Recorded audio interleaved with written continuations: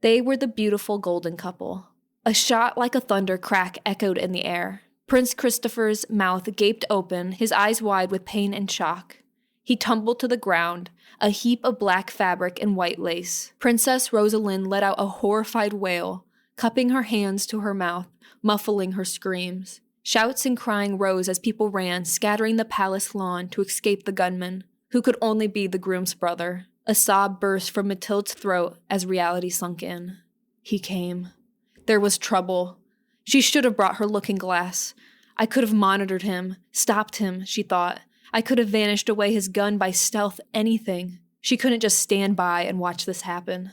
Discretion be damned. She ran, leaving her spot in the gardens and rushing to the palace's stairs. She stumbled over her gown as others crowded around the sprawled form of Prince Christopher. Please let me through, I can help. Who are you, madam? Certainly not a doctor. A well-dressed gentleman spoke with a tone of contempt. Ignoring his words, she dropped to her knees next to Christopher. Her heart thudded as the prince lay on the marble floor with the wound in his chest, his clothes soaked with blood. Shouts of the name Renaud hammered at her ears. She tried to ignore the voices, the angry accusations. Princess Rosalind sobbed over her new husband. Wailing his name, her anguished cries bringing Mathilde a heightened sense of urgency. Blood spread over the groom's coat and blouse, the crimson liquid staining the bride's gown. Mathilde threw out one arm to hold Rosalind back, giving herself enough room to work. Your Highness, Princess, please. In haste, she used magic to rip his white blouse and reveal a small, gaping hole edged with blood. She laid her hand firmly upon it, slippery, warm, almost hot to the touch. He had a pulse, a weak heartbeat. Magic flowed from her fingertips, a warm sensation in her right hand. The blood, the bullet, and the wound vanished, the skin knitting itself together until only a pinkish scar remained. Who are you? Where did you come from? Someone shouted behind her. Christopher's chest rose as he took a deep breath. His eyelids fluttered, opening to search for his new wife's face. Princess Rosalind cried harder, drawing close to her husband's side, embracing him. The joy on her lovely young face was worth the risk. Mathilde's attention was drawn to a bearded guard in a military coat, rushing across the lawn. He raised his gun to fire back at the assassin. 2 shots rang out. More cries of horror surrounded her from all sides. Chaos grew as people crowded together on the ground, screaming and sobbing. A flurry of colorful gowns and coats scattered the green lawn. Mathilde scanned the east tree line, the source of the returning fire. Where is Renaud? She thought. Is he dead? A puff of smoke rose in the trees. There he was, all grown up, tall and handsome, his raven black hair falling over his brow, a long-barreled pistol in his raised hand. His white blouse was light against the green of the forest threshold. His arm dropped to his side, the gun still in his grip. He turned his back and ran into the trees. Mathilde acted without thinking.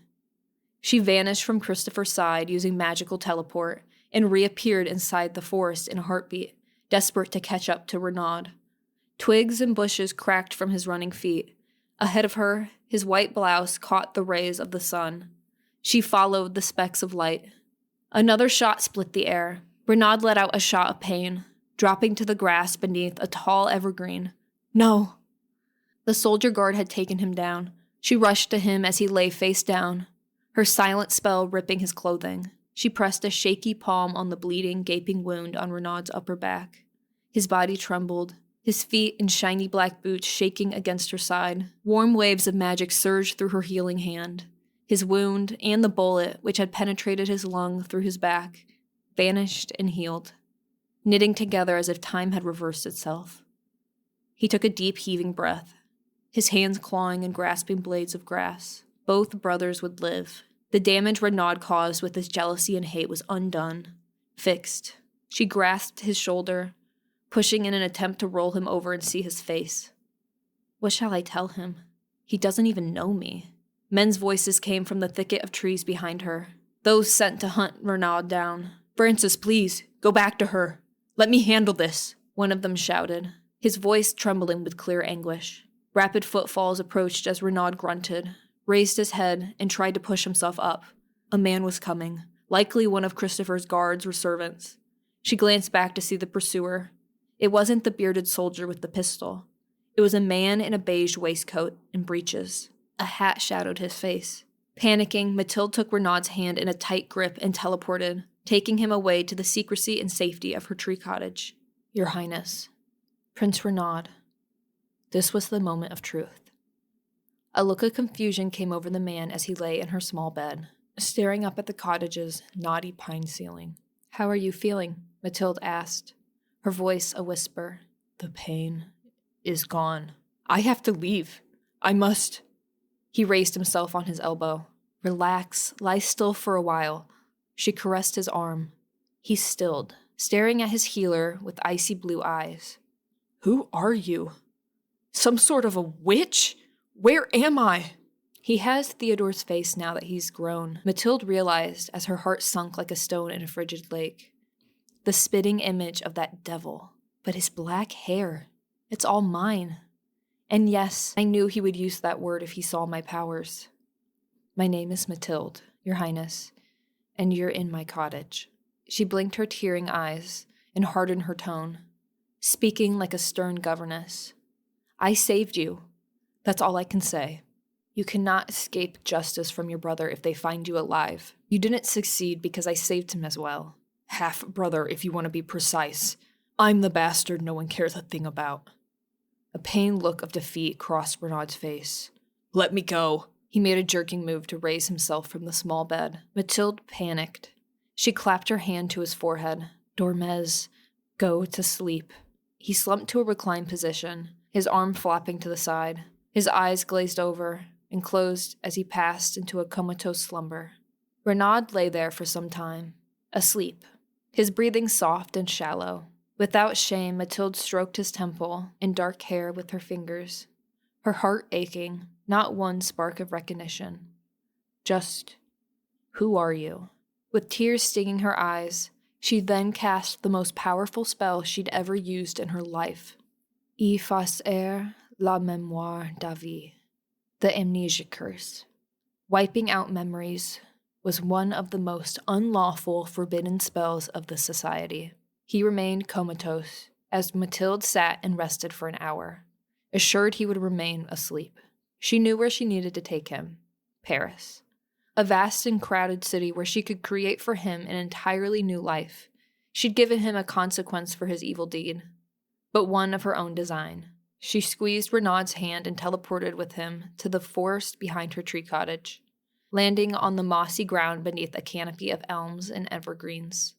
From there, she performed several teleports from one remote place to another. Forests, valleys, near small towns.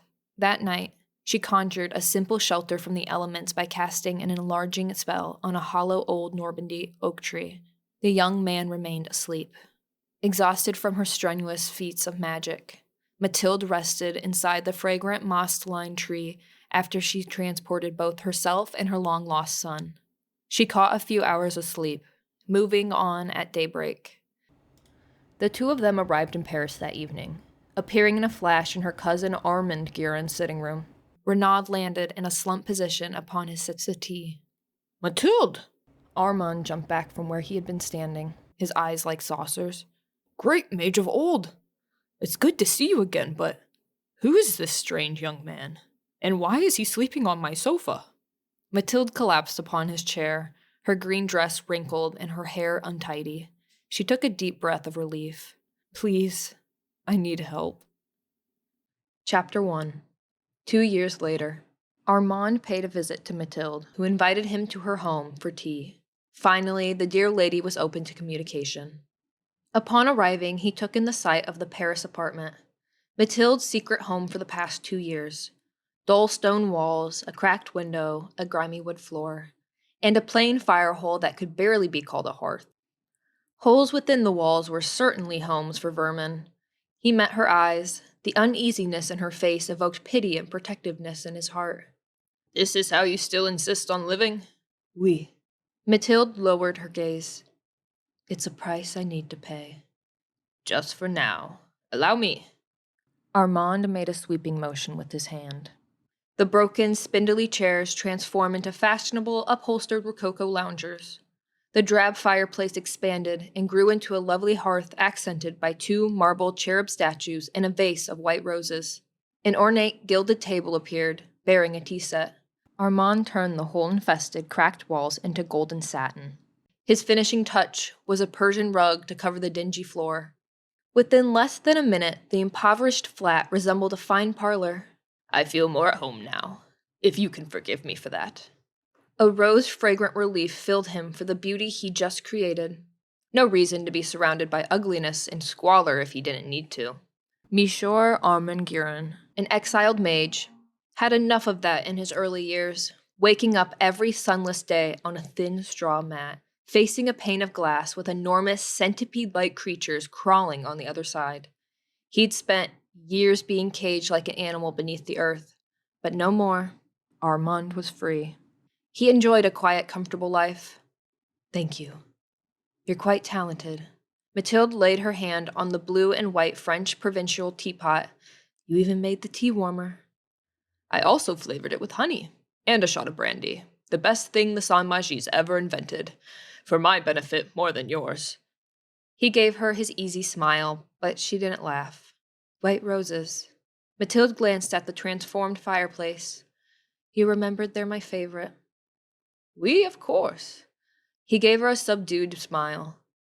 She waved her hand and conjured herself a deep green brocade robe à l'anglaise gown. Her long black hair instantly styled and pinned itself back in a chignon. I indulge in such finery only to see you. Please sit down. He and Mathilde sat and took their tea. The brandy added some good zest. Armand inhaled a deep breath, preparing for the matter at hand. He had no choice but to give her some unpleasant news. Glancing around the room, he spoke in a quiet voice. Before we say more, did you cast an anti-espionage spell before you invited me here? Oui. A golden lock charm against all others. My home is safe. Using golden lock is fine for keeping your home and us hidden, said Armin. But you need another privacy spell for extra security. Use fog. Who would listen to us that we need the fog charm? I've learned some things regarding you and the young man. She set her cup down. What things? I want to let you know I understand and I'll support you. Mathilde spooned a bit of sugar in the cup, stirring it with shaky hands. Merci. Do you mean you will accept both of us? So you know, even though I never revealed it to you. Oui. The moment I saw him, his age is right for the years you were gone. The grief of Armand's long ago past gripped his heart unexpectedly. Mathilde's child is alive, he thought. He grew up. Mine didn't even draw a breath of life. You put 2 and 2 together. Mathilde's shaky, anxious voice dashed his agonized thoughts away. Armand washed them down further with a long gulp of brandy tea, repeating his mantra to himself. Do not envy the living. Let the dead rest. Let them be your hope. Yes, I came to a logical conclusion. So let us be a family, just the 3 of us, said Mathilde. We can reveal ourselves to him, little bits of magic at a time, so he won't be frightened. Right now, he wants answers. It would be odd if he didn't demand answers. The boy's only human. Mathilde raked her fingers over her fine green gown. I made a mistake. I should have exposed it when he first awoke. He might have accepted magic as a normal thing, but now it's too late. You don't understand. Armand's heart raced. She cannot suggest he become as careless as she. I'm old.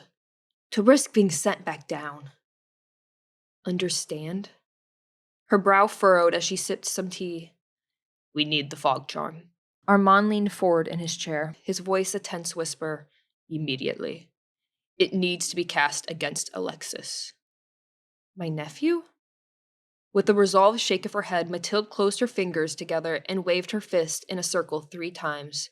Bouillard de raton, she whispered, securing the charm. Silver fog misted the walls and ceiling of the room for a moment, clinging like a ghostly, smoky presence. The glass belonging to Alexis is now silenced and fogged, wherever he is, said Mathilde. Now will you please tell me why he would be spying on me, other than the usual narrow-minded family contempt? Armand watched the fog dissipate. Another sip of tea failed to alleviate the dread in his heart. You're being hunted. His mouth pressed into a grim frown. They know of your crimes. Alexis has known for some time, I've learned. By crimes, do you mean the ultimate crime? Mathilde's face paled. No. Armand shook his head. Thankfully, not that. The mage government hasn't learned the truth of Renaud's parentage. They only know of the healings? Armand nodded. Yes, the spells. But not. He cleared his throat. Your past, or Renaud's bloodline. No one from the society witnessed me perform the spells. Her shaky hand gripped the teacup. What was not seen by the mages cannot be proven. Armand's heart ached with worry as he swallowed more brandy-laced tea. He was certain he'd seen Mathilde's nephew, his own much younger cousin, the mage law officer Alexis Savah. He'd spotted him out in the city with his government-issued spy-looking glass in hand, riding around like royalty in an elegant coach. And there were the mage news scroll stories. With their usual scorn, name-calling, and propaganda, the society hadn't changed much. If the stories were true, it was only a matter of time. He couldn't imagine her, dear little cousin Tildy, thrown down in that horrible place. When you performed those healing spells in public, another mage saw you. He set down his teacup and fidgeted with its handle, stroking it with a knobby thumb and forefinger. Her eyes went wide. I'm the only mage who's ever lived near the castle. Do you remember the maid? The woman caught in the crossfire and killed. She gasped. What? I don't remember a maid being shot. I was confused. I followed Renaud while he tried to escape in the forest, before the guard shot him. But there was an exchange of gunfire. The housemaid died later. Armand's lips sunk in a frown. She was not a mage herself, yet she was born of 2 magical parents. She was the daughter of a now-deceased lay conseil official, disgraced for having a child with no powers. Mathilde set her shaking teacup down. Renaud killed someone after all? He clasped his hand and leaned forward. Yes, and, as I said, a mage saw what you did. I don't live in the society any longer, but I still read their news scrolls. They're calling you a wanted criminal. I could have saved the woman's life as well, even if it was a crime. If you had gone back to heal the maid, you would have 3 charges against you rather than 2. The society couldn't care less about a Saint-Magie housemaid. Armand took another gulp of the tea with a strong urge to transform it into pure, high-proof spirits. I don't regret what I've done. He's harmless now. Mathilde's small shoulders held a rigid posture of defense. Not perfect, but better than he was. Then your acts are worse. What you're doing with his memories could end in a disaster for him. In prison for you. If your nephew finds you, he won't hesitate to have you thrown in the glass dungeon. His throat went tight on the words glass dungeon. I'm aware of the danger. I'm hiding well enough. She took a very small sip of tea. Is the brandy too strong? No, it's quite calming to my nerves. I know you're worried about me, but I can take care of myself just fine, thank you. Alexis learned you were once living near a Saint-Magie royal family, and he's placed you here in Paris. I highly doubt he would care to spend his days here searching for me. Mathilde waved her hand as if the idea were a pesky insect. In a poor Saint-Magie populated neighborhood, that arrogant young man, he's just as prejudiced as my brother against them. It's his job as a mage law officer, so he does venture out of Fontaine and Chantilly into good old mundane Paris sometimes. I'm almost certain I saw him riding in a fine coach, an unusual sight in this part of town.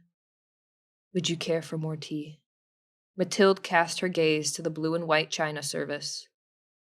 No. No more of my creatively enhanced tea. Armand put up his palm. I'm never going back to being a drunkard. He pulled from his coat pocket a tiny scroll of paper and pointed his finger at it. The rolled paper grew larger, increasing about 10 times in size. It was a copy of the Society's new scroll, Les Nouvelles pour les Sorciers. Here is an issue, the whole story about your allegations. Would you like me to read it for you, or do you want to read it? I shall read it. Thank you. He passed the news scroll to her. She found the front page article. A mage informant, who asked to have his name withheld, witnessed Mademoiselle Savard's heinous crimes and alerted Officer Alexis Savard, a relative of the accused, she read. But who was the informant? I don't know.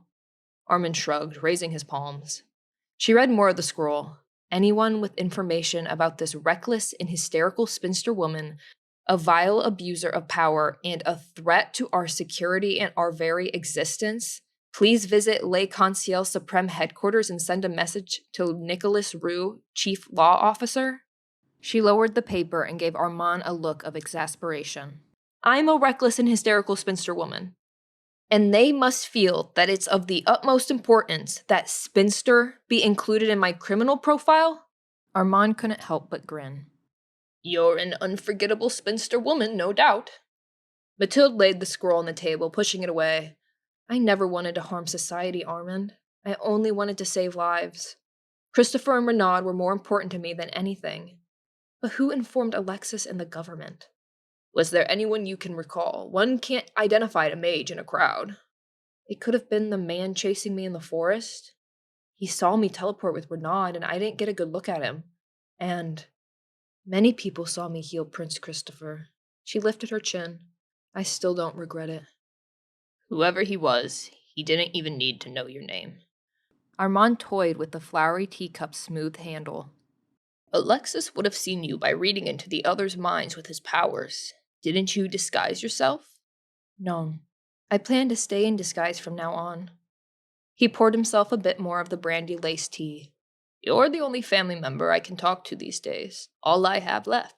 I don't want you to suffer my fate. He downed the last cup. The brandy warmed his head, dulling both the memories of prison and his present lonely existence. Thank you for your loyalty. Mathilde stood and went to Armand to embrace him, kissing his cheek. Her touch was comfort, just like the liquor. Kinship and connection were what Armand Guerin had long been starved of. Mathilde moved to watch out the window. Luke is coming home. She turned to him with wide eyes of urgency. You must change things back now. But, of course. Armand raised his hands to prepare his magic. Wait, Luke? Oui. One of his middle names. I thought it was best.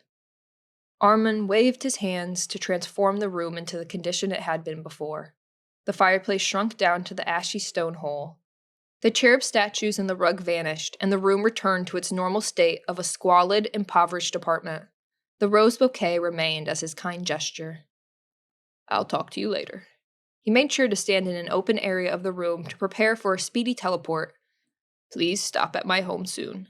But use as many protective charms as you can. Use invisibility when you walk outdoors. Adieu. Thank you for visiting. Though our topic of conversation wasn't something I wanted to hear. She glanced to the window, wringing her hands. But now you know, and you can protect yourself. Merci. She waved her hand to her face. In the blink of an eye, she transformed into her disguise as a poor old woman, some 30 years past her true age. Deep wrinkles covered her fine features. Her lovely green gown turned to rags, and her raven black updo turned to sparse gray wisps. When she spoke again, her voice had changed, weaker and tremulous. Luke just opened the door downstairs. You don't need to teleport away yet. I would like to introduce you. A smile pulled Armand's lips. Very well. But I must look as I did when he saw me in the streets. He swept his finger towards himself and transformed his black coat and breeches into ripped trousers and a stained vest. An untidy gray beard sprouted on his face. The apartment door burst open as the tall man in work clothes marched in with the bearing of a proud peacock. Aunt Mathilde, I'm home. His gaze fell on Armand with a look of surprise. Well, hello. Luke, this is Armand. Mathilde bowed in his direction. You might have seen him around. He has a fruit-selling cart. This was true. Armand's main activity, when not at home, was peddling fruit and other foods for a cheap price, or more likely, free. A hungry child's face lit up with gratitude was worth it. Luke nodded to him. Armand, I'm Luc Bisset. Pleased to meet you, Michor. He held out his hand to shake. Armand politely shook his hand. Pleased to meet you. The former prince's hand was rough, calloused, and firm, his expression friendly. He had bright blue eyes and a narrow nose. Surely from his Saint-Magie nobleman father, whose name Mathilde hadn't disclosed. He resembled his magical maternal side more, so much that the resemblance had given Mathilde's deep secret away in Armand's eyes. Luc had the Savard family's sharply chiseled chin and prideful Cupid's bow mouth. His black hair was clearly Mathilde's. His clothes were that of a pauper, but his broad shoulders filled out his cheap blouse and waistcoat. "I hope to speak to you again, but I must be going," said Armand. "Thank you for tea, Mathilde." Not wanting to overstay, he stepped out the door Luc had opened. He continued down the building's rickety staircase, the smell of mold clinging to his nose. He kept his untidy clothes and beard until he went inside his own house, also hidden from other mages with a powerful charm called Serrure du Riz, or Golden Lock, safe and secure. Chapter 2. Luc knelt at the hearth, laying twigs of kindling wood over hot ash to start a fire. Behind him, the old spinster woman fumbled with a knife. She made awkward, weak chopping sounds, an attempt to turn 4 potatoes and 2 onions into a meager soup. "Do you want me to help?" His feet ached from pounding the pavement, and his stomach screamed with hunger. He raised himself to his full height, his stature filling the tiny room. "Let me do this." Taking the knife from her knobbed and veiny hands, he finished slicing the vegetables. "Any other potatoes?" "This is all we have for tonight, I'm afraid." She tottered to her spindly chair to sit down. "I'll look for another job." Luc cut the last potato. He slammed the knife tip into the wooden sideboard with a loud bang. It stayed stuck. He huffed, anger simmering with him like a pot of the tasteless potato soup they were forced to eat. He tossed the vegetables into the pot with a splash. "The next job you find, come straight home after work. Don't stop for drinks or cavorting. Stay away from ruffians." Aunt Mathilde's voice was tremulous and cracked. "You're ignoring the fact I'm one of the ruffians myself. I laid a good one on that shop owner last week. He tried to cheat me." "Start on a clean slate. Look for work downtown. People like you when they first see you." She huddled in the chair in her ragged dress and shawl, taking up one of Luc's shirts to mend, or try to mend with her stiff, awkward fingers. "You're an optimistic woman, Aunt Mathilde." He hung the pot over the fire, jerking his hands away before he could get burned. "Of course they like me, but there are few people I choose to like." "That's a poor attitude. You must give up your pride." "Where did being humble get you?" He spun around to face her. "You once told me I came from decent means. You haven't come far in life, so don't tell me how to conduct myself. Pride is the only thing I have." He raked his hands through his hair, turning away from the sight of that infernal woman. When he strolled the streets with his head high, attracting the admiring glances of women, he felt like everyone else. His facade was better than the pit of nothingness when forced to be alone. To think but not remember. "The loss of your parents became my failures?" Aunt Mathilde asked, a teary-eyed expression on her wrinkled face. "Why the hell don't I remember then?" "Luc." She gave a tired sigh. "For the 1000th time, what happened to my life?" He gestured to his arms wildly, looking around the room. "It's not just that I'm stuck living in this dump of a place. I know I live longer than 2 damned years or less because I'm not infantile. I could speak and reason as a grown man." Part of him wanted to grab her by the shoulders and shake her frail body until she gave him the answers he needed. He couldn't hurt her. The only person with him when he awakened from the fog 2 years ago. The only one who knew him. Called him by a name. "I know you're frustrated, Luc. Every time I ask you what happened, since you're my only family, you refuse to tell me, or you give me vague answers." "Do not keep raising your voice to me, young man," Aunt Mathilde admonished, holding up her sewing needle. "I'm sorry life turned out this way, and I'm sorry about your illness, I truly am." She averted eye contact with him as she clutched the fabric of his shirt. Her hand trembled with the sewing needle. "Illness?" Luc sighed, attempting to calm himself. "I shouldn't be looking for employment then. People with illness are sent to that wretched hospital on Rue St. Clair. Shouldn't I just go there? Can they fix me?" "No." Aunt Mathilde's eyes scrunched shut. She's going to cry again, of course, he thought with a pang of guilt. Her sewing needle dropped on the grimy floor. Luc stepped forward to pick it up for her. A coarse, pale thread was attached to it. He placed it back into her bony fingers without a word. Merci. Aunt Mathilde blinking her bloodshot, tearing eyes. No, I know you may not have some of the knowledge others have. You're a perfectly capable man. You have it in you to be a great man if you work hard and care about others. You think I can't? He wanted it so much it hurt. To be a great man, to belong, to be held in esteem. Just like those high-born men in their lacy clothing. You've gone through 2 jobs and lost them due to your temper. She clutched the fabric close to her face to see the needle. Stop being a fool. Use those strong arms and that charming face for good. Her cracking voice grated on his ears. All right then, I will. She was probably right. Just try again. Tomorrow at the break of dawn. He churned the spoon through the potatoes, the water finally boiling. The next morning, Luke awoke before sunrise. He combed and tied back his dark hair neatly, polished his scuffed boots before putting them on. He went out the tenement door in the quiet, narrow street, the cobblestones damp with last night's rain. As he walked, he inhaled the morning air in an attempt to awaken his mind and remember. Recent memories of the current year and the last, previous jobs, driving cab carriages, a bar brawl, a fight with the store clerk, and several dalliances with saloon women were there and real, knocking around his head. Before that, fog. Racking his brain, not one new glimmer came up. His mind became distracted once again with the sights and sounds of the city at dawn. A lone carriage with hooves clip-clopping, echoing on the cobblestone. A horse's snort and nicker. He enjoyed those sounds, though his wish to have money for a carriage and horses of his own filled him with envy. Aunt Mathilde told him he could have good things others had if he worked hard. After walking about a half hour, he was in the majestic center of the city amongst taller, more ornate buildings. A cathedral steeple pointed to the brightening violet skies, suggesting fair weather.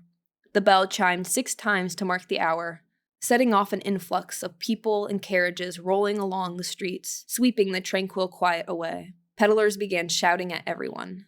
People brought things, perhaps only to shut them up. He threw his shoulders back in confidence. I'm Luc Bisset, he thought to himself. I can work hard, even if fools in the city try to slay my spirit and cheat me.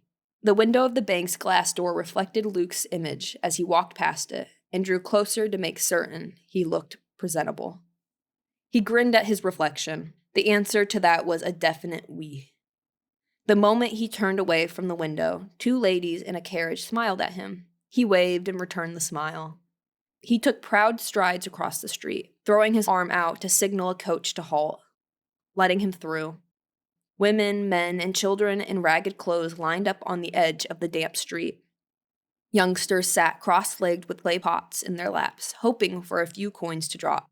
Beggars. He and Aunt Mathilde could suffer this fate soon. When he came within a few steps of a girl with her clay pot, she locked sad brown eyes with him in expectation. Her face was dirty, her curls matted. I don't remember being small like that. I have nothing, he mumbled to her with sinking embarrassment, hooking one finger on his empty waistcoat pocket. Sorry, little girl. I'll give you something when I can. 'Tis all right, monsieur. Her soot-smudged little face forced a gape-toothed smile. He walked on. Once he had a sou or two, he vowed to drop it in one of the endless cups or pots, despite being only an eviction notice away from joining their street corner party. Luke's attention was drawn to a commotion of men's voices around the corner. Behind a fence, workmen carrying bricks and tools milled around with controlled chaos. One of the men's commanding shouts rose above the others. Too slow. The south wall should have a base by next Sunday. Who else will we lose today? Luke drew closer to the building site. His curiosity piqued. You, come here. A stocky-bodied man in a long coat made gestures in his direction. Me? Luke stepped forward. Yes, you. You want me to help. The building crew must need a new bricklayer. Perhaps he could ask to fill in. Do you know how to lay bricks? Are you a strong man? We're desperate here, the foreman shouted. Of course, I'm quite strong. A smirk of pride came over his face. No need to be humble about this. The foreman examined him up and down, taking in his tall height and fit build. I'm impressed. Would you be able to carry a stack of those 1x3 bricks over there? I should think so. Members of the work crew eyed him with a sense of curiosity. Luke took off his waistcoat and rolled up the sleeves of his blouse. Hold my vest for me. The man obliged. He approached the designated pile of massive bricks. Bending to a kneel, he lifted a brick and cradled it under his arm while taking another and another. With a burst of ambitious energy, he hoisted them all and carried the stack of 4 to the boss. Where do you want them? On that row, said the foreman. Do you know how to apply mortar? I think I do. Luke set the rectangular, rust-brown bricks down one by one before handling a trowel and a pot of the thick, pasty substance. You spread it like butter on bread, correct? Yes. Spread the mortar evenly. Don't waste it. Like this? Luke asked, following directions to the best of his ability. Men around him stopped to watch. He felt the man's critical, bushy-browed eyes upon him. In only a few minutes, he had unloaded the bricks and laid them down, adhered the bottom row with a layer of carefully applied mortar. He swelled with pride, knowing he was making a rather good impression. A menial job, but at least a start. Mon Dieu, that is the fastest I've ever seen a man lay bricks, the foreman exclaimed, his caterpillar-like brows lifting. He's strong as an ox, a man concurred. The foreman raised his index finger. If you already have a job, I want you to quit it and join our bricklaying crew as soon as you can. When can you start? Today. I was looking for a situation. A grin spread on his lips. Amazing luck. What is your name, strong man? Luc Bisset. Excellent. 4 leva an hour is what I give this crew. Thank you. It was twice what he made as cab carriage driver last month. I'm glad to join you, gentlemen. By the time 6 o'clock in the evening came after the sun-drenched day, a few other men invited Luke to join them for drinks at a nearby pub. Thank you for the invite, but not tonight. Luke wiped his brow. I need to go home to my family. Wife, eh? Asked Jean Paquette. A young worker in baggy culottes, a wide-brimmed hat, and a blouse too big for his small frame. He'd spent the day engaging Luke in small talk, keeping him pleasant enough company. The fellow seemed rather in awe of Luke's speed and strength. His encouraging face made him motivated to work faster and harder. Good God, no. Luke washed his hands in a nearby water bucket. I'm a bachelor. I live with my elderly aunt. I try to support her. That's kind of you. Paquette took off his sun hat. He used his sleeve to wipe his blemished forehead, pushing back a lock of his messy auburn hair. I'm the only thing separating her from the dirty streets, to be honest. See you tomorrow morning. Luke gave him an amiable nod. Chapter 3. Luke's hands and sleeves were caked with mortar. Sweat rolled down his face in the September heat as he stacked bricks alongside Jean Paquette. I'm watching the shadows to tell time until he calls for a break to eat. Jean smoothed a layer of mortar with his trowel. I'm starving. Luke nodded. Thirsty, too. Care to share your jug of water? Don't mind at all. Jean lifted his water jug from the gravelly, sun-baked ground and handed it over to Luke, who pulled off the cork stopper and took a swig from the clay vessel. The water was warm enough to steep tea in it. Thank you. Mason gave a commanding shout to the crew. Gentlemen, look as if you're working hard. The Marquis is here. An ornate, brass-trimmed carriage had arrived at the building site, pulled by a team of 4 elegant white horses. Who cares? Mumbled Luke. He and Jean slapped mortar on rows of bricks, their clothes picking up more splatters of the pasty substance. It's the Marquis de Brumont. Jean squinted at him under the high noon sun. The owner of the building when it's finished. Some family friends of mine are members of his household staff. That's how I found out about this job in the first place. He stood up straight to acknowledge the noble visitor. A white-wigged man in a champagne-colored overcoat stepped out of the coach, aided by a servant. Mason and the architect greeted him, gushing what Luke thought was an excessive cow-towing manner. Well, let him be impressed by our progress. Luke gripped his mortar trowel as he stood up to observe with Jean. Hopefully our sweat and blood will be worth something to this foolish fop. Shh, watch your tone. Jean shot him a chiding look. I wonder if his daughter is here to oversee their building. She's quite a sight. He kept an eye on the coach. A girl stepped out of the carriage. Luke nearly gasped at the vision as his dusty booted feet seized movement. Dressed in a cloud of pink satin and lace, she clutched her wide skirt as she skipped over the rough ground to stand near her father. Luke's eyes roamed over her hourglass figure decked with ribbon along her dress bodice. The sight of the skin above her neckline made him dream. Imagine how soft it must be to the touch. Her face and hair were like an angel's. Beautiful, Luke breathed. Jean chortled. You have a better chance of this building being finished tonight than touching the hand of that fine lady. You think so? Luke gave Jean a narrow-eyed look of challenge. Good day, Lady Evangeline. Luke heard Mason say to the girl, bowing. It is a pleasure. Merci. Good day, monsieur, she replied in a sweet voice. My dear, I asked you to stay in the carriage. There is no place for you. The Marquis de Brumont gave his daughter a raise of his eyebrow. Father, I only wanted to step out and stretch my limbs and take some air. It's much too stuffy in the carriage. Evangeline fluttered a little pink fan that perfectly matched her gown. She took in the sight of the busy crew. They're working so hard. I do hope they know we appreciate it. Luke couldn't stand it any longer. His heart demanded to be noticed and acknowledged by this beauty. Standing up straight, he set his trowel on the brick and called out to her using her name. Good evening, Lady Evangeline. It is my pleasure to be at your service. He bowed, straightened his posture, and grinned. He took a moment to preen at his hair, sweeping a strand that had fallen over his eye. Her eyes met his with shock, taken aback at this worker's brazen act of familiarity. The lady turned and walked back to the carriage, her golden ringlets bouncing. A footman gave her a hand back into the safe cocoon of the vehicle. Mason gave Luke a look of outrage before mumbling an apology to the Marquis. Pardon the actions of my help. I believe the hot sun has baked whatever excuse for a brain he has. Luke took in a sharp breath, clenching his sweaty fists. His help? An excuse for a brain?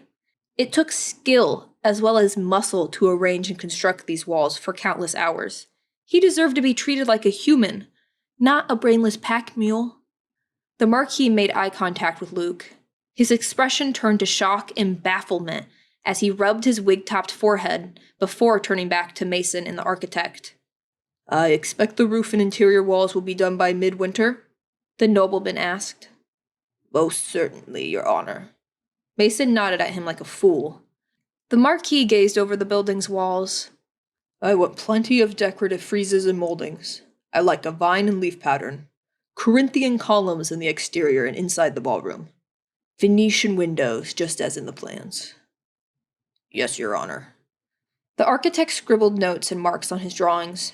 The Marquis joined his daughter in the carriage, tended to by a fussing footman. As they drove away, Mason scowled at Luke, his hooded eyes hidden beneath bushy brows. That was completely out of line, Bissett. You are only to work and keep your mouth closed. Be sure Archibald and I are the only ones who need to speak to his honor and the lady. Luke sucked in a breath, mustering up control to not pummel Mason's head into a pulp. I didn't think I was behaving in an uncouth manner. Uncouth. I've never heard of the word, but I still used it. You were, said Mason. There are unwritten rules when it comes to dealing with the nobility. Even I feel unworthy to speak with them. And you're nothing to them. Nothing? We're building their damn hotel for them. Luke took a few steps towards Mason, his right fist clenched and raised. The desire to pound in that bulbous, veiny nose of his was extremely tempting. Would this Marquis care to haul the bricks himself? Bissett, do you want to be relieved of your duties? Mason snapped. Luke's self-control battled his impulse to unleash his fist. The vision of himself and old Aunt Mathilde sitting on the streets with clay pots, just like those children. His self-control won.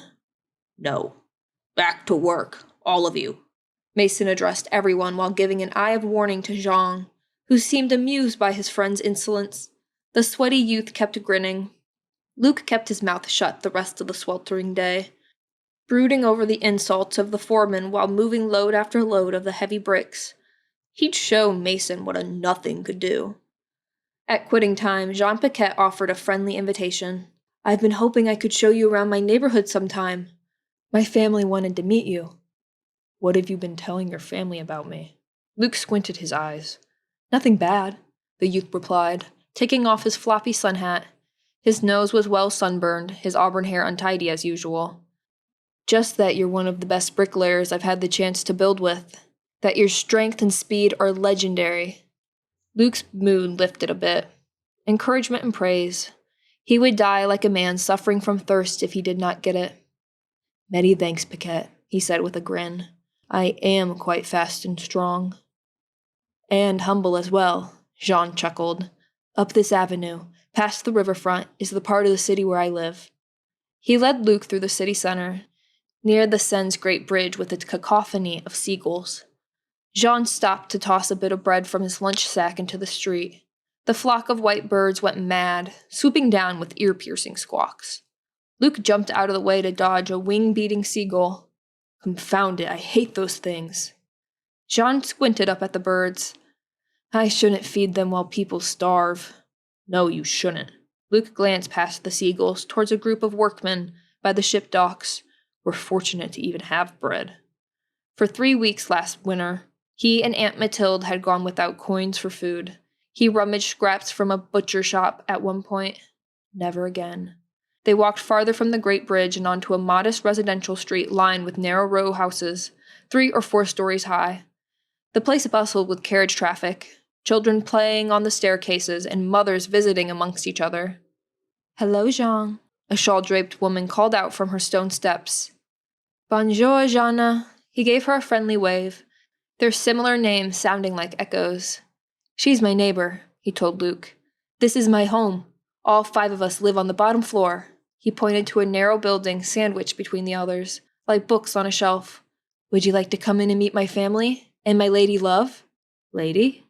Jean had never said anything about having a lady love. Not that Luke had asked. He tuned out most of the young man's talk about other people.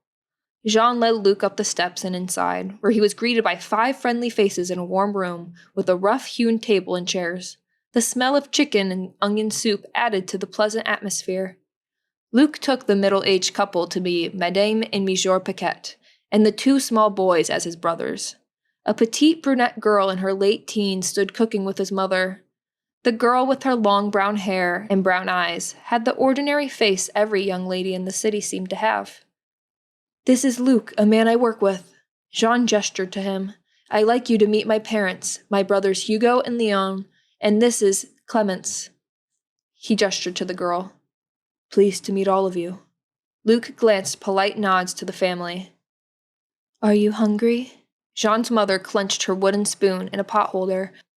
"I can always put more water in the soup." "Yes, merci, madame." "Well, come and have a seat, Luke." The elder Paquette, a balding fellow, gestured to a scuffed wooden chair. "The more the merrier." "We've heard you are quite a worker." Luke sat next to the 2 boys. The slightly older boy had 2 missing front teeth. Did that little boy get his teeth knocked out? Or did they fall out?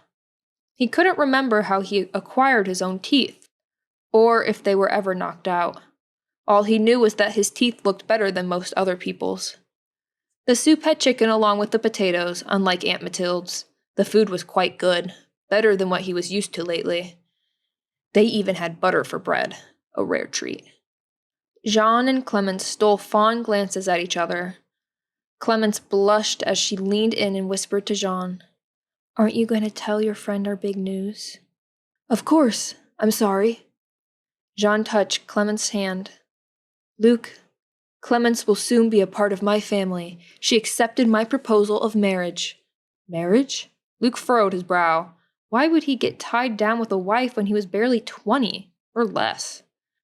Jean's sun-ruddy face broke into an ear-to-ear grin. "I hope you can come to our wedding. It'll be small, though. We don't have funds to feed a crowd. I'm saving up to rent the room across the street." He looked at Clemence. The girl radiated joy with her pink cheeks. She picked up her mug of milk and sipped it, glancing at Jean with lowered eyelashes. "Congratulations," said Luke. "Do you have a wife, Monsieur?" Madame Paquette asked him. Luke controlled his urge to scoff. "No, never married. Haven't found the right one, I guess. So, congratulations, Jean, and—" "Clemence," the girl answered. "Clemence," repeated Luke, giving Jean's fiancée a polite nod. "Congratulations." Jean stood up and pushed in his chair. That was delicious dinner. I think your loaves of bread are softer than even Mama's. Me sure? A small voice piped up. Can you play Kick the Rock with Hugo and me? Luke turned to the two boys. You play Kick the Rock by kicking a rock around the street, I presume? He asked the wide-eyed youngsters. Oui, said the youngest, a boy of about 5 or 6 with a mop of curly ginger hair.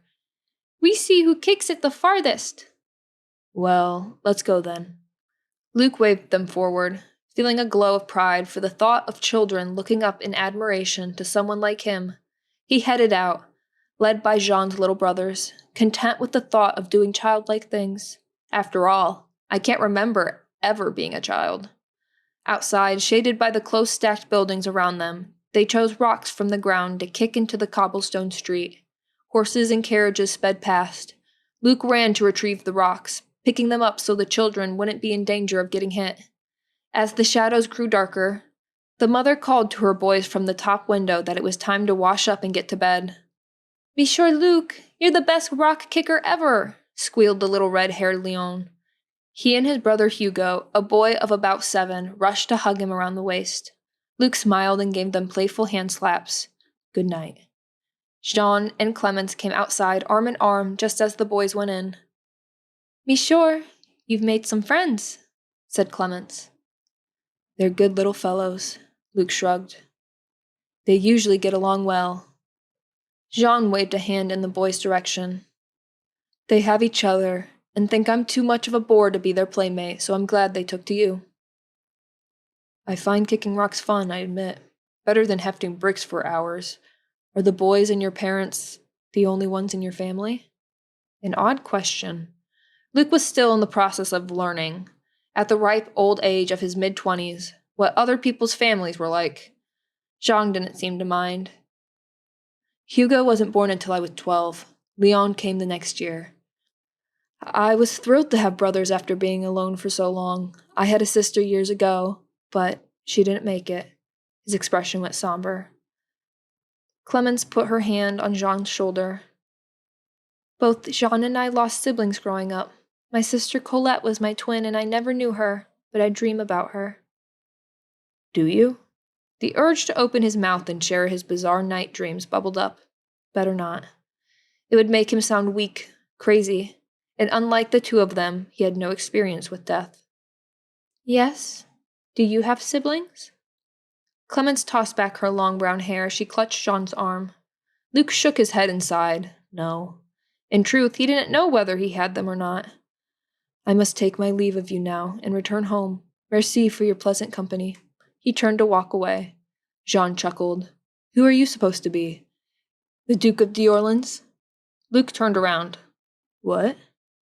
The way you said you must take your leave of us, Jean replied, sounded fancy and formal, as if you were pretending to be some sort of hoity-toity. Luke furrowed his brow. I did?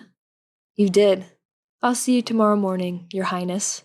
Bright and early, Jean laughed. Good night. I'll see you as well. Good night, Paquette.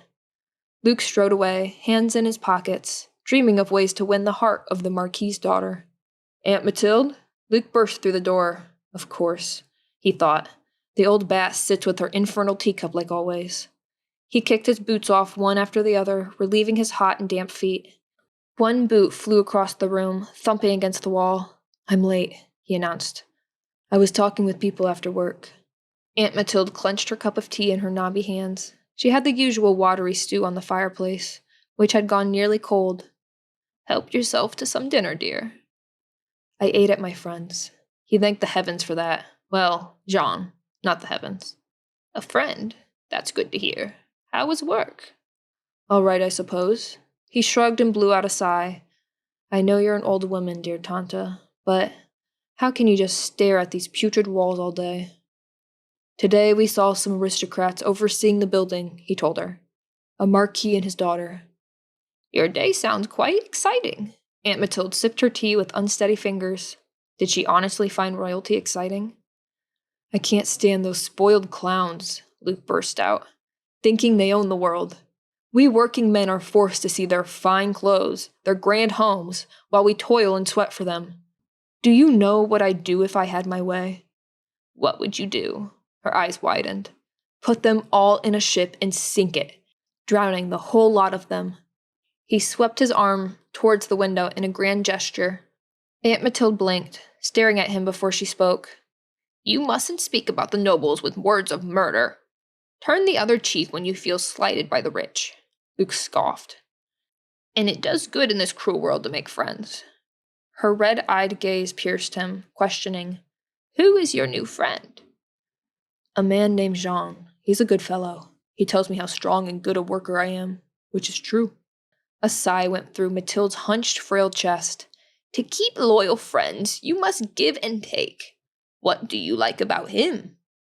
He assists and follows me, and says I'm the strongest, which, as I said, is true. Aunt Mathilde frowned. Why are you so annoyed? Said Luke, pinching his brows. I wish you would think outside yourself once in a while.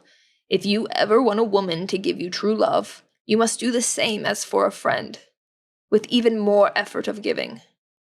True love? I'll never marry, so why bother? He dismissed her with a smirk, turning to the window. Why bring more children into this crowded city when you have to work so hard to feed them? I'd much rather remain a bachelor. I have no great legacy, nor honor to leave behind. Me, a man without a life. He gave a cynical laugh. Good night, Aunt Mathilde. Rising to his feet, he retired to his paper-thin straw cot in his tiny hovel of a bedroom. Chapter 4. Upon waking to the church bells and feeling the baking sun, Luke cursed the return to dull reality.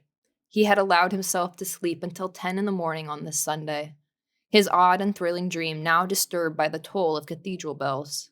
Dreams held much more importance to Luke Bassett than they did to most people. What he saw and heard during sleep felt alive and real. He had just emerged this morning from a dream of being a soldier at war, marching in the front line.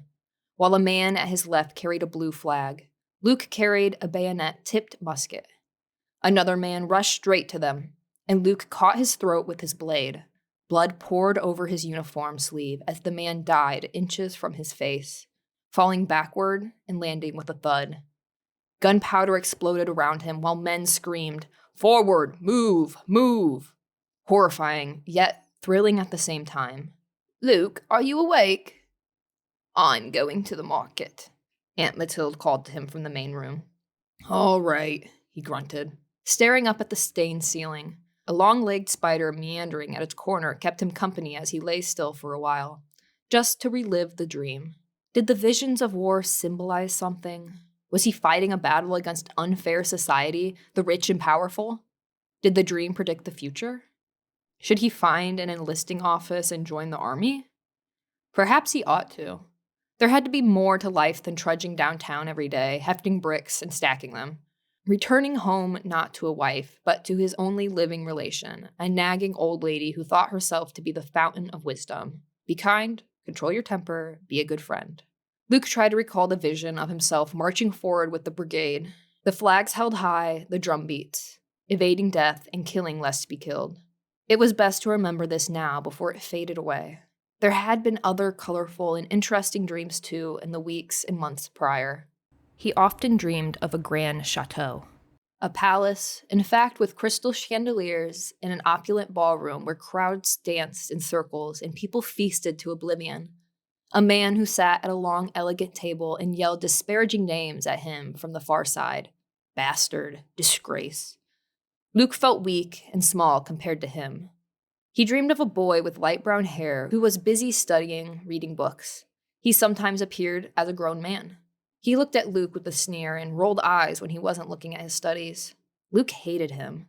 That was the distinct feeling he picked up. In maids, so many pretty maids working in the palace. He raised his weary body off the cot and checked the scant food in the cupboard. Aunt Mathilde left some cheese and apples she bought from the ragged peddler, Armand.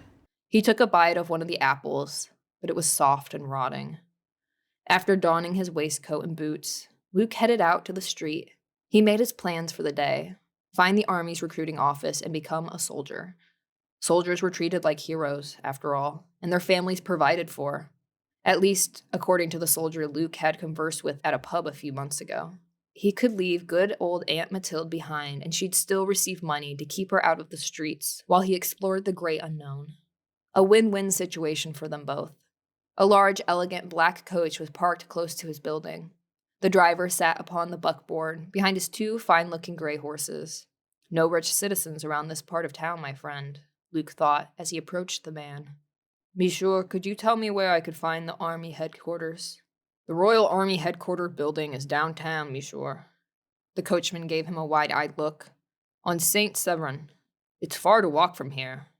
But we charge 5 livres for a ride to the city center. Luke chuckled at the politely veiled request for a sale. Only 4 on me. I'm 1 short, but I can walk the rest of the way if you can drive half the distance. Of course, monsieur. The driver, a slim, dark-skinned young man, hopped off the buckboard to open the brass-handled door for him. Thank you, monsieur. Luke handed him 4 coins and stepped up to sit upon one of the red velvet seats, quite fancy for the price offered. 2 months before, Luke had driven a tiny cab carriage for 10 livres per ride, a job he'd lost after a brawl with a customer. The coach rattled over the cobblestone streets. He felt pleased to be taken to the city center in comfort and style for once. Perhaps someday he could be a war hero and be paraded through the city inside a fine coach such as this, or cheered by crowds as he rode upon a stallion. He was led off a short walk from the Royal Army Headquarters building. A tall man, his blonde hair tied back in a queue, stood upon a group of pedestrians on Rue Saint-Severin. Alexis Sauvage, law officer for Mage Society's government, Le Conseil Suprême, kept a close watch on the coach Luke had ridden. He waited until the let-off passenger was some distance from the carriage. After Luc Bisset disembarked, Alexis rushed down the street, dodging some irksome people who stood in his way, shoving his elbow with impatience at a slow old man. Hurrying to the coach, he leapt upon the buckboard to sit next to the coachman, his assistant spy, Marcel Clement. That was quick, Alexis. The driver's eyebrows raised. I'm almost certain it's him. My glass confirmed it. Let's follow him closely, Alexis commanded. Marcel shook the reins and rushed the horses and coach along the street, dodging other carriages and people. You should hold a horsewhip in your hand to look like the other drivers. Alexis quirked his eyebrows. He leaned back on the seat, trying not to breathe in the smell of the city. Marcel gave him an appalled look without speaking. I'll never use a whip on Felix and Fifi. Alexis heard the other man's thought words in his mind. They're horses, he scoffed. They're half Pegasus, don't you remember? Marcel squinted at him beneath his tricorn hat with an air of indignation. If you treat them the way Saint-Magie treats their horses, they'll kill you. The 2 caught sight of the coach's previous passenger, one Luc Bisset, as he walked up the staircase. Stop! Alexis raised his hand. Marcel halted the horses, slowing them to a park with a skillful handling of his rein straps. Quickly, inside your carriage. Alexis leaned towards the man's ear to whisper. You and I must teleport. They stepped off the buckboard and went inside the carriage cab. Sitting across from each other, Alexis drew close to Marcel and poked his long finger on his temple beneath his hat, staring into his widening eyes. You don't have to read my... Marcel protested. You don't have to read my mind again, trust me. All I know so far is that they're living somewhere on Rue Saint-Étienne. Alexis nodded after reading the other man's thought words. He tapped his companion on the shoulder. A lucky day. Excellent work. I can't believe I let him ride in my coach. Marcel's look of pain and anger preceded his silent thought. The murderer. It crackled in Alexis's telepathic mind like thunder. You did what you must. The mage law officer had no patience for Marcel's sentiments. We must keep following him. To find her. Let's go to the rear of the army's building. More private. He touched the coachman's shirt sleeve. Now. They vanished in a magical teleport. A heartbeat later, they reappeared near a planked wall behind the Royal Army building. They stood in silence as a group of soldiers dressed in dashing blue uniforms and tricorn hats marched by. Marcel peeked through the planks, watching them. What's so interesting about them? Alexis scowled. 4 hours he'd spent in this stinking city, among useless excuses for humans.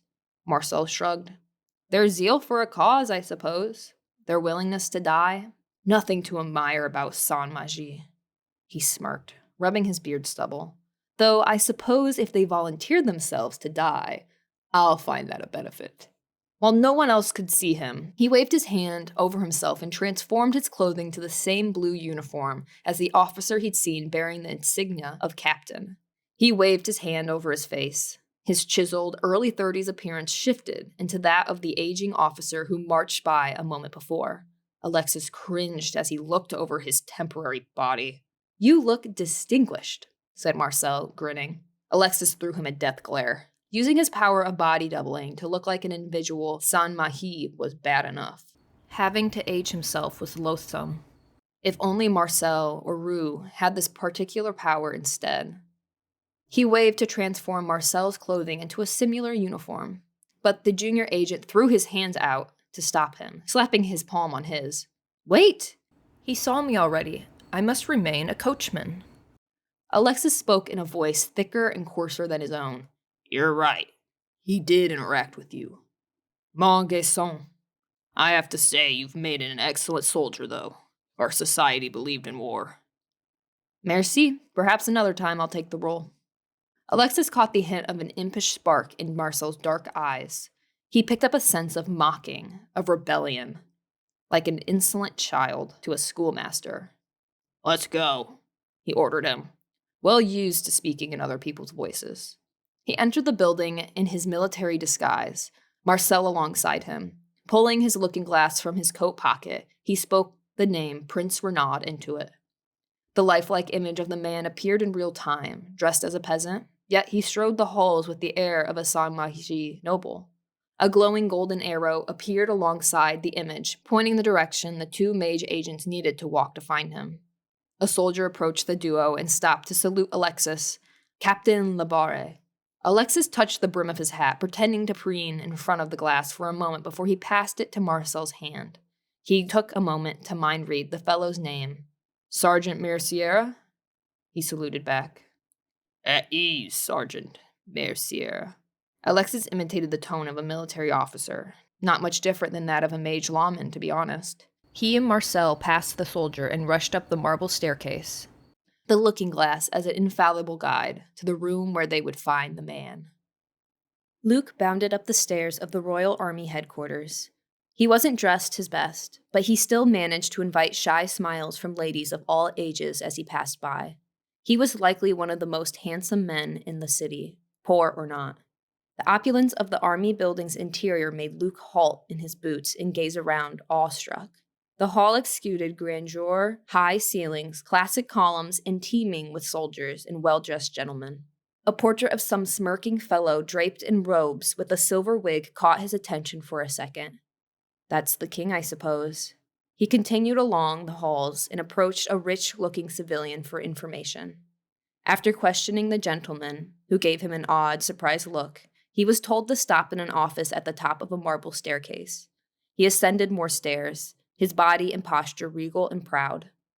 Upon entering the room, he found two officers seated at desks. Both stood immediately. One fellow's brows lifted as if he somehow recognized him. Luke cleared his throat. "Bonjour, gentlemen. I've come to enlist in the army." "Your Highness?" "What?" he replied, dumbfounded. "Your Highness! Do you remember me?" The officer bowed his head. "It's Major Beaumont. You might remember me as Lieutenant Beaumont, but the general gave me a promotion." The middle-aged man touched his rank badge. "I've never met you before in my life, monsieur, or Major," Luke said in confusion. A captain walked in at that moment, accompanied by the same coach driver from earlier. Both men lingered by the wall, probably waiting to take the major to an important meeting. Luke looked back to Major Beaumont. "I beg your pardon, but I don't know who this royal person is. I'm not your highness." It was a nice mistake, at least. "You're not Prince Renaud d'Orleans?" The man gave the officer across the room a shake of his head. "No, I don't know who that is, Major Beaumont. My name's Luc Bisset. I've come to enlist for the Army's reserves." "Well, I'll be damned. You're the spitting image of that prince who was a sergeant in my regiment. We were together for months in the last war. He was but a boy, but he fought like a demon." The major gazed past Luke's shoulder, appearing to reminisce. Captain Dumont used to call him the one-man execution squad, far from the soft pretty boy noble we all see in the famous painting of him. Could you be related, perhaps? I beg your pardon, but I don't know who this prince was. A royal look-alike. The notion intrigued him. Luke's chest puffed with pride as he shifted in his chair. Yes, your face immediately reminded me of the noble boy. Never mind, then. You wish to enlist in the reserves? Yes, sir. I'm willing to be sent anywhere, for any future wars or conflicts. I've been told I have an excellent strength and extraordinary endurance. Major Beaumont scratched his head. I swear, if you weren't Prince Renaud. He cleared his throat and took a form from the desk and a quill pen. Welp, let's get started filling out your information. Name is Luc Bisset. Date of birth? Luke squinted in the man's inquiring eyes. Mon Dieu. He didn't know his birthday. I can't remember. Do you have a record of birth at home? He rubbed the back of his neck. Well, no. We have hardly anything at home. A few sticks of furniture, a straw mat, and a few old dishes. Not one piece of paper. I understand, monsieur. It's important to have that information. We have many recruits lately on account of the revolution across the Great Blue Pond. They have an ally in France. We need young, healthy men to handle being shipped to America. Do you get seasick easily? No, I could assure you that I have never fallen seasick, said Luke. He'd never actually been on a ship, so he would not know.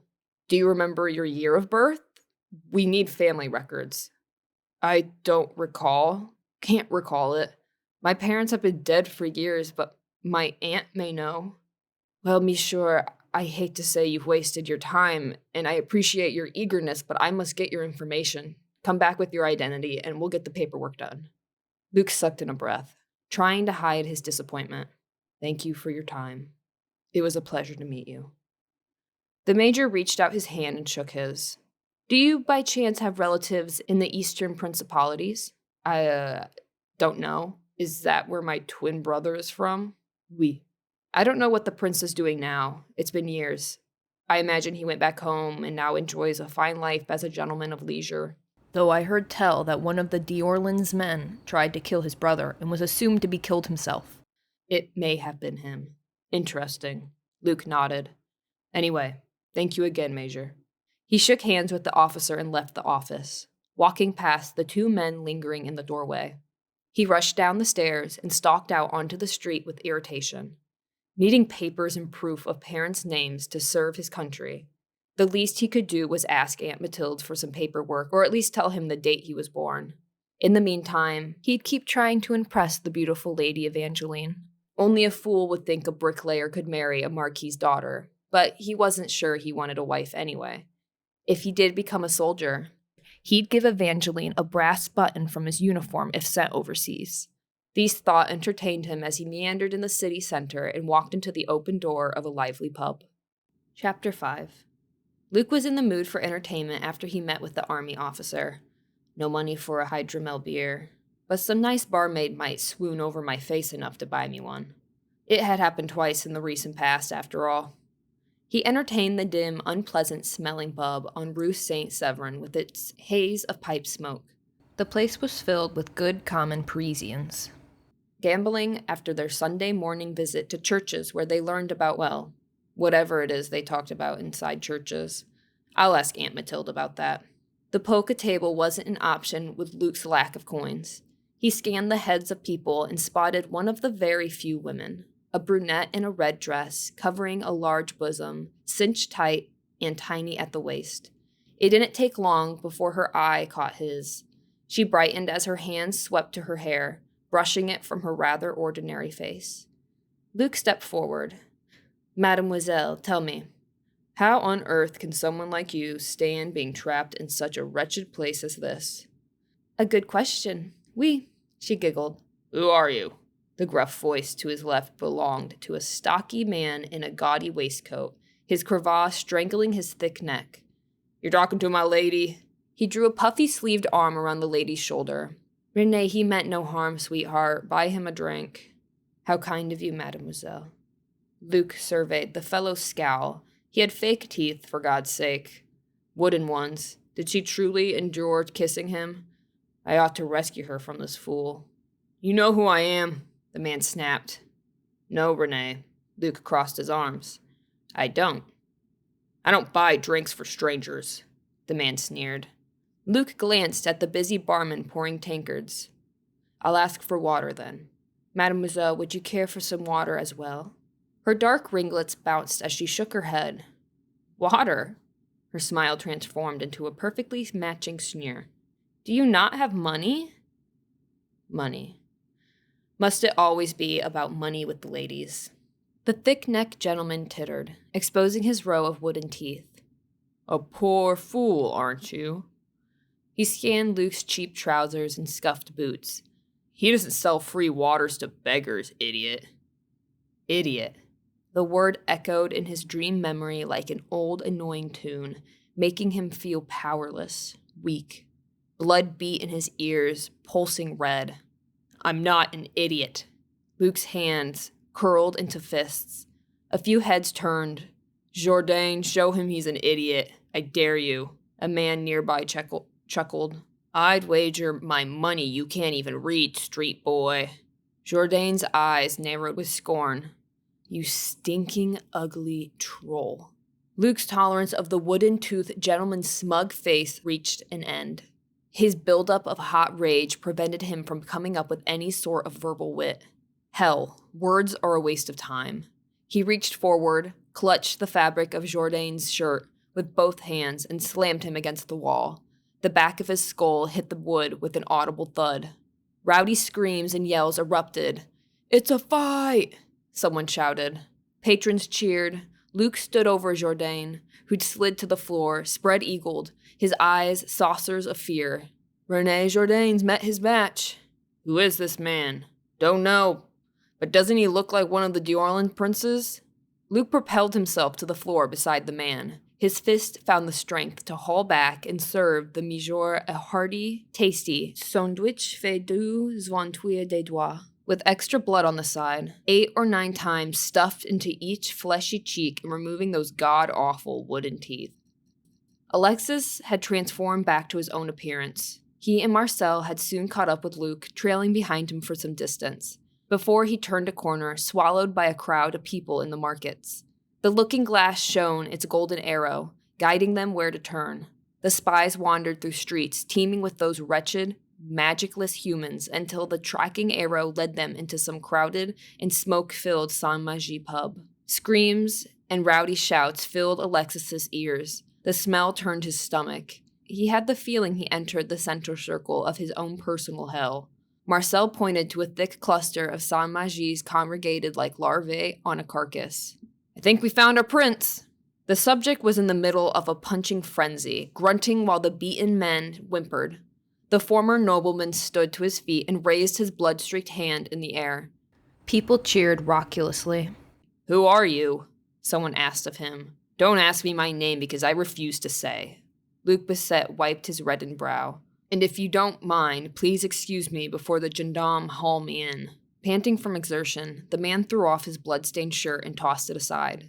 The victim was alive, but missing quite a number of teeth. Poor fellow, Marcel frowned at the man on the floor. Couldn't I just ice his wounds? That is forbidden, Clement, and you know it. Unless you find ice from the barman, of course. Not in the way you're thinking. Alexis kept his tone low, despite the din of the crowd. Let's keep following him. Marcel glanced out the front doorway before he gave Alexis a no-wait, protesting look. I can't be away from Felix and Fifi much longer. If someone else touches them, then go back to your horses and I'll handle this myself. Are you sure? Alexis forged ahead, crossing the room despite the disgusting surroundings. Heathens. Marcel remained a few steps behind him. Luc Bisset, shirtless, with mussed-up hair, walked out the pub's rear door. Alexis would need to walk through the place to reach him. Magical teleport wasn't an option. A tall, burly man approached Alexis and Marcel, having seen the silver-plated looking-glass. Alexis hadn't put it in his coat pocket in time. What's the fancy mirror you have there? His ogre-like face leered at the mage men. Ah, Pierre, look what he has. The large man's lumpy friend chortled. I see it, and more blood's about to spill if he doesn't hand it over. Alexis glanced at Marcel and read his inner thought. I could freeze off your vitals if you attack me, monsieur, but I mustn't. Racked with nerves, he tugged his junior agent's shirt sleeve, taking a step backwards. Marcel backed away as well. The two were forbidden to use their magic to fight Saint-Magie, who tried to harm them by edict of law. The first man, his torso almost as broad as Marcel's entire coach, lunged forward and swiped Alexis's glass from his pocket. He caught his protesting hand with a meaty grip. Merci, good man. This mirror looks like it's worth 200 livres. 300, not a so less, shouted his gargoyle-like friend. It's plated with silver. Share the spoils with me, Pierre. I will not. Finders are keepers. The man grinned as he took possession of the glass. Do you fellows have more treasures to give away, or should we pick all your pockets? Several others crept forward with greedy grins. Alexis wanted one of those fire sticks in his arms. So very badly. One had to give Saint-Magie credit. They did come up with good inventions. Mijor, we have nothing more. He gritted his teeth, wishing he were anywhere else than this dunghole. We're looking for someone. Marcel flashed his hopeful, disarming smile at the stalking vermin. Do you know the man named Luc? The one who just entertained all of you a moment ago. He gestured to the injured Jourdain and nearly killed the man on the floor. The thief eyed the group fussing over Jourdain and pocketed the expensive mirror.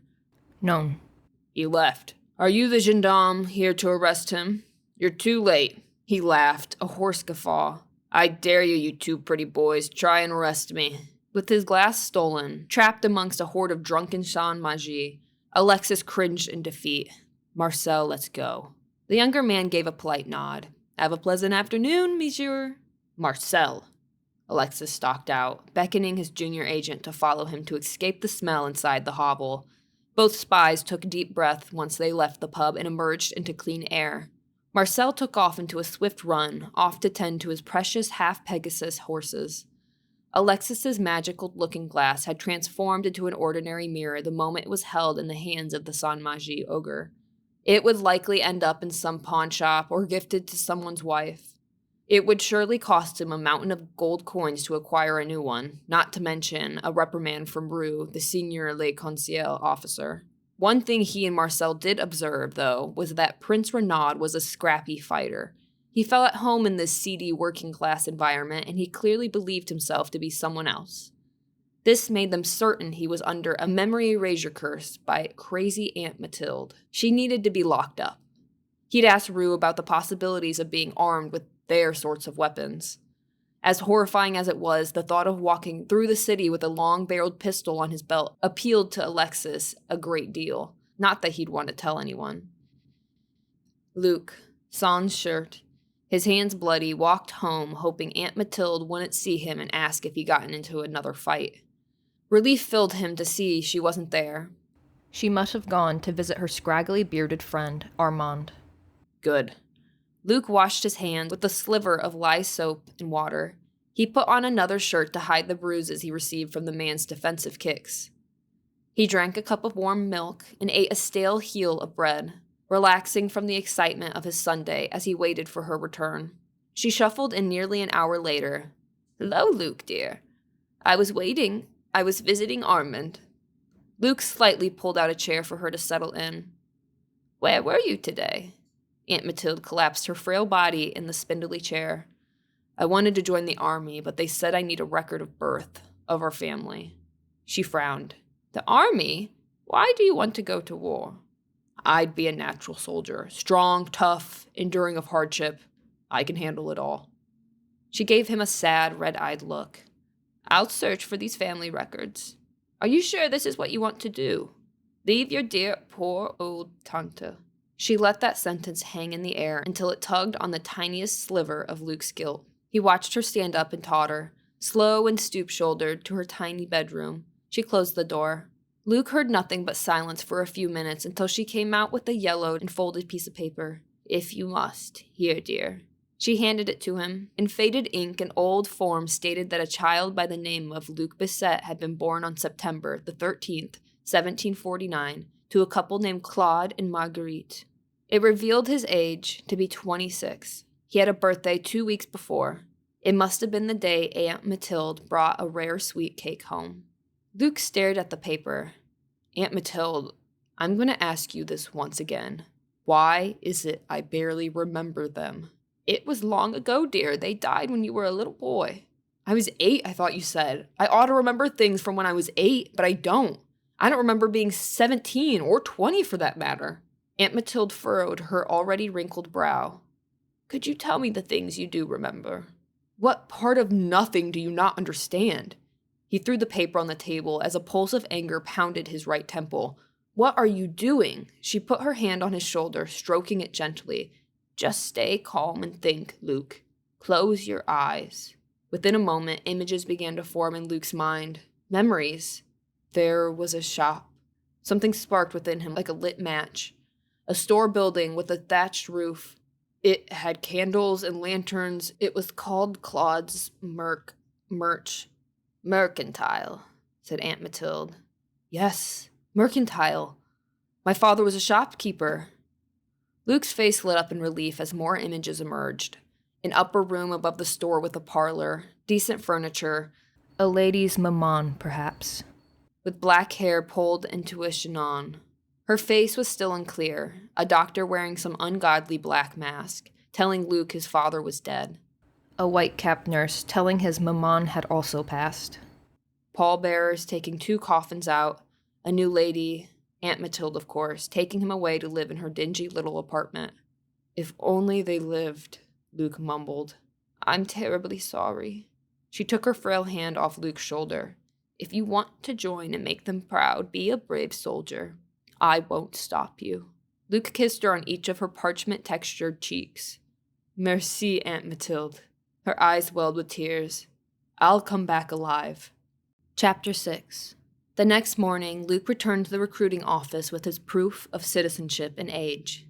Papers. I'm a legal citizen, loyal to our king. He pushed the paper to Major Beaumont. Monsieur Busset, you are slightly past prime recruitment age. However, we could overlook the birth year if you pass a vision test. You would? Then please let me try out my vision. I'm certain I can see well enough. The major directed Luke to put a patch over each eye and attempt to read out numbers and letters in various sizes on a chart. Unfortunately, he could not make out the blurry letters with either eye, even the largest ones. I don't get it.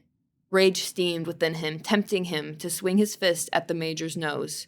I can read most of the signs in the city. Well, the ones he'd memorized at least. Reading was one thing Luke was terrible at, to his great embarrassment. This is considered a disability, monsieur. Major Beaumont shuffled papers. Check in 6 months if more troops are needed. Luke sucked in a deep, deep breath. Control your temper. He gotten away with what he'd done at the pub, with that imbecile. He wouldn't get away with punching out a military major. Thank you for your time. I suppose I'll go find myself some spectacles and a walking cane. He stalked out of the office, his clopping footsteps echoing on the marble floor. Too old and too vision poor to become a soldier of the noble kingdom of France. Luke left the office and trudged off to work, only to listen to Jean Paquette whistle merry tunes and chatter on about his upcoming wedding to his girl. Luke did not see the Marquis or his lovely daughter at the building site again. Mason urged the men to work faster, determined that the outer walls of the hotel were to be completed by the time cold weather set in. On breaks, Luke often noticed Jean with the scroll and charcoal, making drawings of windows, columns, and archways on the creased paper. While Mason walked by, Jean rolled up his artwork and tucked it under his arm. Jean, why are you embarrassed about your drawings? Luke asked.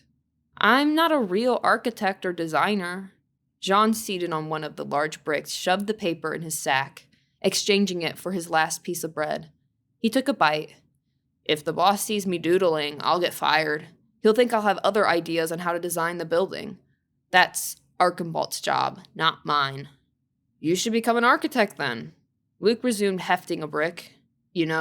Save up some money, go to school. I'll never be able to afford those fancy schools. Jean gulped down the last few bits of his bread and cheese. I'll barely be able to pay rent on the apartment for Clemence and me. We deserve a raise. Luke scowled, bitterness soaring his stomach despite the bits of cheese and dried meat he just scarfed down. Just look at how splendid and magnificent this building is becoming. It's all due to us. Did you tell Mason about your wedding? I did, Jean mumbled, still chewing. And he's not even letting me have Monday free. We won't even get a honeymoon break. I'll make the best of the weekend. It's ridiculous and unfair. You should demand a raise, John. Luke, I can't. I don't want to make waves. Mason fires people for lesser things. Last week, he fired a worker for asking to fetch some water down the street when his canteen ran out. But he himself takes off and goes to the cafe for a glass of wine. Damn him. Luke checked to see if the boss was around. He wasn't. By the way, the Marquis hasn't come by to observe our progress since the first time. I always wonder if he'll come to admire our handiwork soon. You still dream about the Marquis's daughter? Jean cracked a smile. Sometimes, Luke replied with a smirk.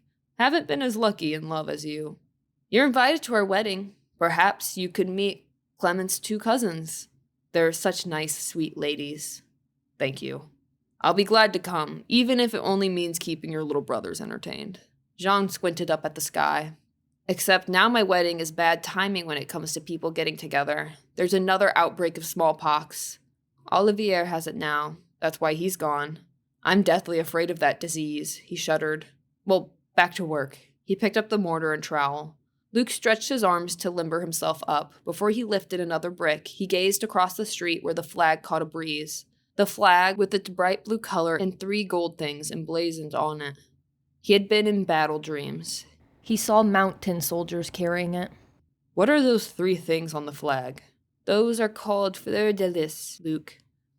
Jean paused for his mortar spreading. They don't look like flowers to me. Why are there 3? I don't know. Jean dipped his trowel in the mortar bucket. It's the flag of our kingdom, so maybe each fleur de lis is for each of the last 3 monarchs we've had. I suppose they're just the symbols of the kingdom. Is the kingdom the whole everything? Luke spread out his arms. Jean shook his head, looking amused. What do you mean, the whole everything? You know, where we live, everything under the sky and all the land. You mean the whole world? World is what it's called? Luke squinted, confused. I thought we lived in the kingdom of France. Jean shook his head again, a silly smirk forming on his face. Well, yes, but we live in both. He was close to laughing. Luke's mood soured. You think I'm stupid. No, you're not stupid. The world is the big thing, you know? All the land under the sky. The kingdom of France is just a part of the world. Our flag isn't the flag of the world. Jean clapped a mortar-covered fist over his mouth, clearly suppressing laughter. There are other kingdoms, Luke. There's England across the sea, Prussia somewhere over east, and Africa down below. But what I remember down below, I mean, if we dig in the ground, we'll travel to another kingdom called what was it? Africa, which is not a kingdom. It's a huge land made of smaller countries, and it's not under the ground. Jean burst into snorts of laughter, unable to control himself. You think I'm an idiot, Luke shouted. I'm not stupid. I have memory problems, all right? I'm so sorry. Jean's sunburned face sobered. You lost your memory, you mean? It's nothing. Never mind. I won't share details about that. Well, I think you must be decently smart. You're well-spoken by the words you use. You talk like a highborn sometimes. Just a while ago, you even said the word splendid and magnificent. I did, didn't I? See? That makes you a smart man. Jean grinned his toothy grin. Smart and strong, he added. His dreams continued, real and lifelike. There was the vision of a different, beautiful young woman with golden hair, her eyes narrowed in contempt and disgust for him. Himself, waiting behind a maze of green hedges near a grand castle, his fingers gripping the cool metal of a gun. That boy, the one who loved to mock him, had grown to a tall nobleman in fancy clothes. Luke watched him come out of the palace's front doors. Hate, burning, jealous hate. The beautiful blonde woman was with him, arm in arm, his bride. He squeezed the trigger. A crack like thunder. Are you all right? Jean asked at work in the morning. Luke stood staring into the distance at the carriage traffic. You look scared of something. What's wrong? He shook the previous night's dream out of his head, trying to pull himself back to waking life and the hauling of bricks. I'm fine, John, just fine. It's a minute until 8. Let's pick up on the south wall. He dutifully grabbed a ladder to move it. Who was the girl? And why did I want to kill that fellow? Having a physical job set his mind to wandering most of the time. And when he wasn't busy talking to Jean, the dream images continued to haunt him, while real memories evaded him. Chapter 7. Emilie and Adelaide Fortier, 2 young household maids, helped Lady Evangeline prepare for an outing. The Marquis's daughter twirled her voluminous blue and silver gown in front of the mirror in her boudoir. It is almost 8 o'clock. Evangeline touched the ringlet curls trailing from her bouffant white wig. Jacques is surely at the door to escort Mother and me to our carriage. Merci for your help, ladies. Your gown is lovely, your ladyship. Adelaide, a plump, buxom maid with a rosy cherub face, stood admiring the noble woman's attire. Emilie, you did such a wonderful job sewing on all the lace. Thank you. Emilie gave her sister a grateful smile. For her, it had been a joy to add the finishing touches to such a beautiful dress. She'd spent hours painstakingly attaching the delicate silver lace to the sleeves and bodice, with precision. Adieu, Adelaide and Emilie. Evangeline inspected the mirror once more. Her real blonde hair had been pinned up under the wig for the sake of fashion, just as her mother wanted. You may have the afternoon until 5 off. She gave them a conspiratorial smile. Just don't tell Mother I've become so lenient. Merci, your ladyship. Emilie gave a demure bow of her head. Merci, your ladyship. Have a wonderful time.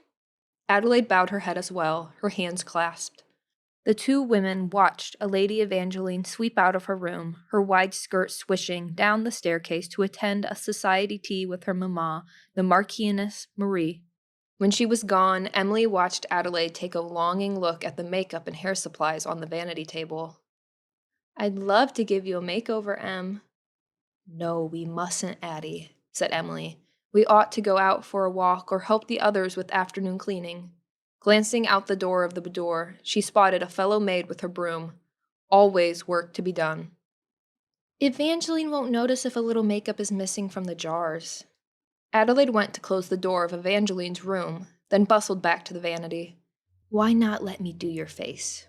She said, a mischievous near whisper. Have a seat. I have my own hairbrush. She pulled a tiny brush from her apron pocket. My face is ruined, Addie. It's not worth any of it. It's no use. Emilie averted her eyes from her reflection in the mirror, with its constellation of pox scars. She looked to the window instead to remind herself of the joy, the gladness of still being alive, having survived the epidemic disease, her family, her coveted job as a sewing and washing maid in the Grand Chateau, a decent occupation for young, unwed women of humble needs. I still have blessings, she thought. She dared to glance in the mirror again. Tears welled in her eyes. The evidence on Emilie's face of being sick and near death for weeks the winter before still hadn't vanished. Her once clear, ivory white complexion was marred by darker spots, some of them roughly indented. It wasn't that she missed being a pretty girl. People treated her so differently now. Those who weren't her parents and Adelaide, of course. At only 21, this was how it would be for the rest of her days. Adelaide rushed to her younger sister to hug her. Oh, Emilie, please let me help. I'm being so selfish. I must be thankful. Emilie blinked back the tears that threatened to fall. I have you and Mama and Papa. I can serve this family. Beauty isn't important. You're a beautiful person with a beautiful soul. Adelaide wrapped her arms around Emilie's petite form. I just want to try something, a little powder and some of this cream. It'll cover up the spots and help you feel better. Thank you for the offer, Addie, Emilie whispered. But I'm not sure. Please, Em. Adelaide clasped her hands. If Emilie didn't have her sister serving in the chateau with her, she wouldn't have been able to bear it. Adelaide could always bring her out of the darkness. As long as they were together, Emilie could still pretend she was living her happy childhood, growing up in a modest row house in Paris, where their parents taught them to read and write, sew and cook. You will make perfect wives someday, her mamma had told them. Have a seat, please. Adelaide pulled the stool out. Emilie stepped forward and sat down upon Evangeline's cushioned seat. An array of cosmetics, ribbons, bows, and hair supplies littered the vanity table. All the things the noble girl needed to go out into her gilded places and be shown off to eligible noblemen. We can just spend a few minutes trying it out. Adelaide rummaged through items on the vanity. I'll just borrow a tiny swipe of the cream and a dusting of the rouge. It would be only temporary. Emilie lowered her eyes to her lap. Her white apron. People take one look at me and make a funny face, as if I'm someone to pity. I don't want to spend all my life being pitied. Adelaide reached for a cloth on the vanity and dipped it in an alabaster jar of water. With an almost maternal gesture, she dabbed Emilie's cheeks and forehead with the cool cloth. Facing her reflection, Emily's eyes burned with the despair she tried to suppress. Adelaide picked up a pair of scissors and began to snip a fringe of bangs in Emily's hair, to cover her forehead. Evangeline is gone the rest of the day. She cut off bits of brown hair. Emilie closed her eyes, brushing hair off her nose with her fingers as Adelaide spoke, snipping and trimming. We can have a nice afternoon off, maybe go out for a walk. Adelaide looked through the jars of makeup, chose one glass vial, and opened the lid. I just wish. Emilie couldn't finish her sentence. The wish was childish. Her throat went tight. Adelaide set down the jar and patted her sister's shoulders. Please don't cry. You're alive and well. Just breathe and smell the nice fall air. Look at the trees getting their autumn colors outside. Life is still good. Emilie looked to where her sister gestured, the window of Lady Evangeline's boudoir. The elm tree was fiery gold, spectacular in the sunlight. She took a long, deep breath. It is a nice day. We could take a walk outside, said Adelaide. Only use a little of her makeup so we don't get in trouble. Emily's curiosity took over. What would it look like? Adelaide dipped her fingers in the tiny porcelain jar and took a bit of ivory peach cream from it. Hers matches your skin tone perfectly. I saved up 20 livres to buy a little jar of my own. I have some on now. You could buy a little someday. Addie, your skin is like peaches. Emilie looked up at the round, rosy face of her older sister reflected from behind. All of this is not for someone like me. She gestured to the cosmetics and pretty things on Evangeline's vanity.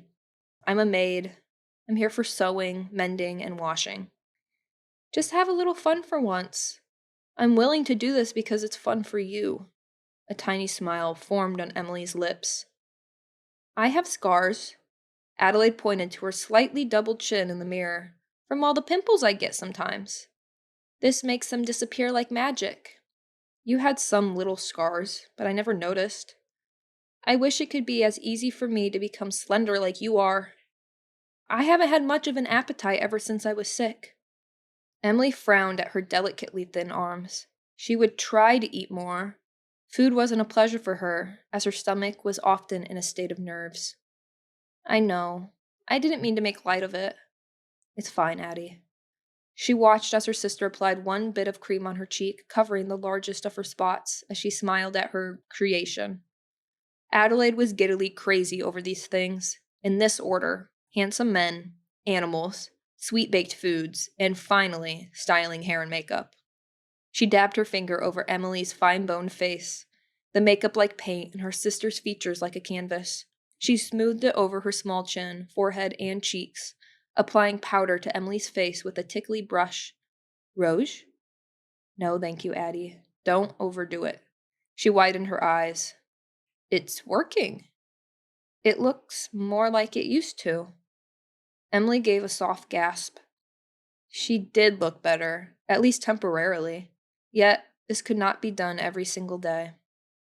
Adelaide pulled Emily's long, cinnamon-brown hair from her mousy bun, combed it, and twisted it at the crown of her head. After several moments of twisting and wrapping, she managed to create a smaller version of a pompadour style before she fastened the tie in a new, neater bun. The cut fringe of bangs fell over Emily's eyebrows, drawing attention to her hazel green eyes. Addie, you must either be bored or you absolutely love doing this. Emily's mood lifted. Her hair was now a near replica of her ladyship's casual hairstyle, though in brunette rather than golden. I must say, a bit of both, Adelaide giggled, her lips dimpling at the corners in a cheeky smile. Keep it like this, Emilie. We'll have lunch and tea with the girls later. I'm sure they'll agree that you look so pretty, dear sister. Merci. A rush of gladness filled her. Although Adelaide had stolen tiny bits from her ladyship's toilette, it was the thought that counted. "You're welcome." Adelaide used her hairbrush to smooth her own light chestnut waves. She took a little flask of lip rouge from her other apron pocket and dabbed some on her lips. "I needed some color." "I only wish you could do the same tomorrow at the wedding," said Emilie, feeling halfway nice looking for the first time since she was 19 and had fallen ill. "I'm not vain, of course, but I only want to get through it without being pitied." Adelaide gave her sister a look of compassion, laying her hand on Emilie's shoulder. "We'll have a nice time. Makeup and fancy clothes or not." She tidied up the items on the vanity table. "Delicious food or family. No need to impress." Emilie nodded, fidgeting with the puff of twisted hair on the top of her head. It will be Clemence's and Jean's day, after all. One October morning, Luke arrived alone at the chapel in Jean's neighborhood and took a seat in the back pew. It was a small, simple affair, filled with Jean's and Clemence's family members. The minister declared the couple married after 30 minutes of scripture readings and exchanging tender vows. Luke found the vows rather nauseating, for richer or for poorer. There could never be any chance of richer for them. Jean and Clemence kissed with unbridled passion after their pronouncement. The true love radiating from the two made Luke avert his eyes. This sort of thing could never be for him, at least the ball and chain part. He was all for passion, and he eagerly hoped to chase some women at a pub or saloon as soon as possible. Afterward, relatives crowded into Jean's parents' apartment, while the overflow of people gathered at the front steps. They all took a glass of celebratory wine, giving the young couple their congratulations as Jean and Clemence stood together. Clemence wore her best yellow and white floral dress and bonnet, Jean his best gray coat. Jean's two little brothers approached Luke, asking if he would play with them. He took a few minutes to roll hoops with the boys along the sidewalk as the two laughed, looking up to Luke with admiration. He supposed it was all due to his tall height and strong build, like a hero, and I damned better live up to it. As he gripped a wooden hoop and rolled it towards Leon to catch and roll back, Luke recalled a dream of rolling hoops. It seemed he was a boy himself in this dream, playing near flower gardens and landscaped hedges. It was as if he only dreamed of childhood, but hadn't consciously lived one, other than the visual memories of some mercantile shop and dying parents that burst inside his head while talking to Aunt Mathilde. It wasn't as lifelike as the dreams. He'd closed his eyes to recover more ever since, but nothing else came. "You missed the hoop, Michor!" Hugo called to Luke as the hoop rolled past him. Pardon me. I wasn't watching, so you won." Hugo raised his hands in victory. "I want cake!" Leon exclaimed. The children rushed to the house, dodging past guests in a beeline to the stairs. Luke rejoined the party of adults. Jean introduced him to his new cousins-in-law. "Luke, this is Emilie and Adelaide." Both young women gave him congenial smiles. His height, his raven hair, sky-blue eyes, and his strong build were apt to charm the fairer sex every time. Always glad to receive some female admiration, Luke remained with them while Jean left to talk to someone else. The challenge was trying to relate with two women who, while nice and pleasant, were not stunning beauties. "Enjoy the wedding, ladies?" He shoved his hands in the side pockets of his waistcoat. "Oui, very much. I adore weddings," said the first. "Yes," replied the second. This girl had something wrong with her face. Pox scars, likely. Irregular brown spots. Unfortunate. Her long brown hair was swept back in a red ribbon bow like a prim and proper schoolgirl, bangs cut to hide her forehead. Her simple red and white dress covered a very slender figure, with nothing for him to see in the bosom. "What do you do, Michor?" asked the chubby one with a sweet, rosy-cheeked face. Her eyes had an inviting bedroom look to them. Quite pretty. She had a buxom chest and loose curls of chestnut ginger hair, yet was rather dumpy and heavy in his eyes. "I lay bricks with Jean." Luke crossed his arms. "That's too dull," he thought. "I'd better elaborate. I hoist the heaviest bricks, of course, with my speed and strength. I've helped our crew put those walls up ahead of schedule. It was surely the hand of Providence that led the boss to me." He ended the statement with a nod and grin, gesturing to his chest. "Oh, well, that's nice," the young woman said rather coolly, her pretty eyes rolling a bit, then casting themselves elsewhere. "Merci for all your incredible strength to help Jean." She hurried back to Clemence to hug the bride once more. Touché, thought Luke with a smirk. "I'm glad that Jean has a good worker like you to help him," the pox-scarred girl said to him in a kind but shy voice. Her face flushed beet red, the spots less prominent. "My sister and I saw the building site the other day. It's going to be grand." "It will." Luke gave a firm nod. She gave him a warm smile, fidgeting with the folds of her floral print dress. "Well, nice to meet you, mademoiselle. I'm off to refill a wine glass." Luke gave her a polite enough nod. He left the girl behind and returned to Jean, joining the conversation with the bride's father and another older man. "Congratulations, Jean, and Clemence, your lovely bride. I must be going now." "Leaving so soon, Luke?" Jean fussed with his lace cravat. "My aunt has been extremely sick. She's over 70, and I can't leave her alone for long." The two older men looked at him with frowns. Jean patted Luke's shoulder. "We wish her well. I'm glad you made it, Luke. And this is Monsieur Fordier, Adelaide and Emily's father." Jean gestured to the bearded man smoking a pipe. "And this is my new father-in-law." He gestured to the other fellow. Clemence rushed to the group of men in a flurry of white and yellow linen, sharing another embrace with both her new husband and her father. Luke nodded to her. "Best wishes to both of you, Monsieur and Madame Paquette." "Thank you for coming, Monsieur." A blushing smile lit upon the bride's young face. "Well, I ought to go." Luke shoved his hands back in his vest pockets, feeling some coins aching to be spent. Hitched up tight, and soon he'll have a family to feed. Poor Paquette, he thought with a sense of relief for his own freedom. He left the house and their celebration to prowl on his own, seeking out the vices he enjoyed before in his extremely short life. Chapter 8. Luke meandered the street after leaving the wedding. He decided on a whim to find that one establishment downtown on Rue Saint-Jacques. Other men on the work crew had talked about it, even saved money for the fun to be had there. He found the building after a decent trek of about 5 city squares. It was called Les Pièges, the trap. He entered into smoky darkness, the smell of cigars and alcohol wafting in the air.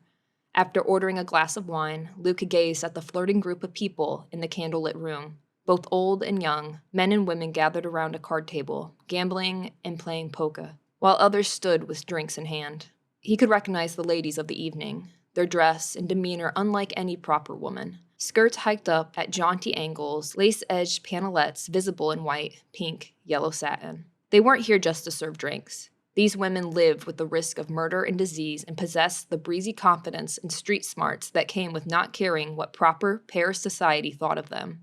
A comely girl, her brown curls piled atop her head and pink flesh bursting from atop her tightly laced dress, sashayed over to him. She gave him a rose-cheeked smile. "Good evening, monsieur. I do hope you plan to stay. I'm staking my claim upon you, in fact." She greeted him in a low, flirtatious tone. Luke could smell rose-water fragrance wafting from her beribboned neck. "I'll stay as long as 60 livres allow me to. Come down the hall." She grasped his hand with one of hers while holding her other palm out in expectation. Luke handed her about a third of the money he'd made the entire week. She led him into a hall to a suite of rooms, opening the door to a tiny, dim bedroom reminiscent of a cheap inn. She struck a candle in the far corner, illuminating a narrow bed and a rocking chair piled with pillows, the only furnishings. The room smelled of a mixture of sweat and strong perfume. The girl returned to him with a coquettish smile, raising her tanned arms to embrace him. He tugged on the back of her dress. The fabric ripped a little. He began to kiss her fragrant neck, his hands fumbling with the small, pearl-like buttons with his rough fingers. Pain. Excruciating pain. He screamed, doubling over in agony. The working girl backed away, her brown eyes like saucers. "Monsieur?" It felt as if a sharp knife was flaying him like a fish in a most sensitive and unmentionable area. Horrible wails erupted from his throat as he crumpled to the ground, begging with loud, incoherent groans for relief. "What's wrong? Monsieur, what do I do?" Too engulfed with pain to sense the presence of anyone, any sound or any voice, Luke lay in a fetal position on the dirty wooden planked floor, Stars swam before his eyes as he caught his breath. He wheezed in his chest as the pain rolled away, then crashed back like a wave. He screamed. It was like fire, molten fire. His legs and feet trembled. The pain assaulted his groin while a stinging sensation pierced the right side of his back, near his shoulder blade. It felt as if he had been shot there. "Monsieur, someone went to fetch a doctor." The girl's voice barely registered.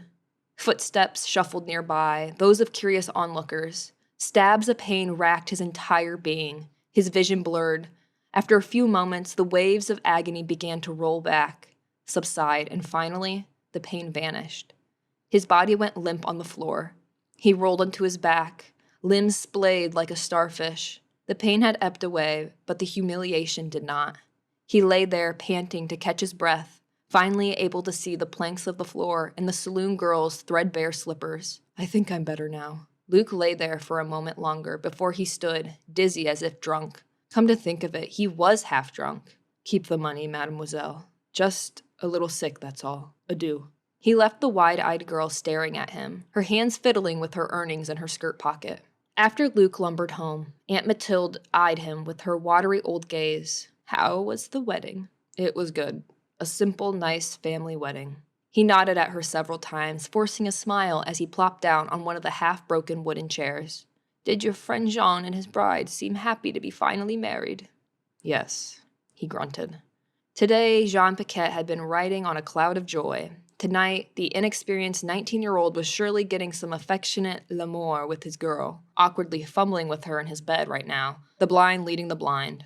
Lucky little fool. "You don't seem very happy. You seem frustrated about something." She worked a needle into a draped cloth in her lap, struggling with her grip on it. Luke shrugged, scowling down at the dingy floor with a vacant stare. Vestiges of the bizarre pain attack had weakened him. The walk home had been exhausting. His legs could barely hold him up. "You aren't indebted to me the rest of your life," said Aunt Mathilde. "Armand offered to help me if you decide to leave. Please don't think I'm trapping you here, dear. I do wish you to find a wife and family someday." "Oh, no." Luke snapped his head up to look at her. "I don't think that at all." But he did. "I cannot wait to be alone without this old hag. Depending on him, telling him what to do, treating him like a child. And a wife? No beautiful and charming woman would want a mere bricklayer whose brain didn't function enough to remember his own past. And how could he ever be a father? I wish you'd tell me what's bothering you." She fumbled with her needle and thread. "Have you been feeling ill?" "Yes." He avoided her gaze. "I can handle it. Just a little pain once in a while," he lied. "It was God-forsaken, severe pain, and it only happened once." "Where does it hurt?" She set the garment and needle aside. "Nowhere, never mind." He stood and headed to bed, exhausted and weaker than usual. "I sure hope I'm not getting sick. I need to work." He crawled and huddled beneath the wool blanket. Chills surged through his body before he finally succumbed to sleep. While seated on the uncomfortable chair waiting for him to sleep, Mathilde thought back to their conversation. She'd given in and used her mind reading, her lecture d'esprit powers, to pick up on Luke's inner thoughts and motivations. She tended to suppress and control her mind reading, using it in moderation like sugar and tea. It simply wasn't pleasant to read others' thoughts, to have them wafting through her mind while her own thoughts were difficult enough. When Luke said he didn't feel she was trapping him in his life, it was a blatant lie.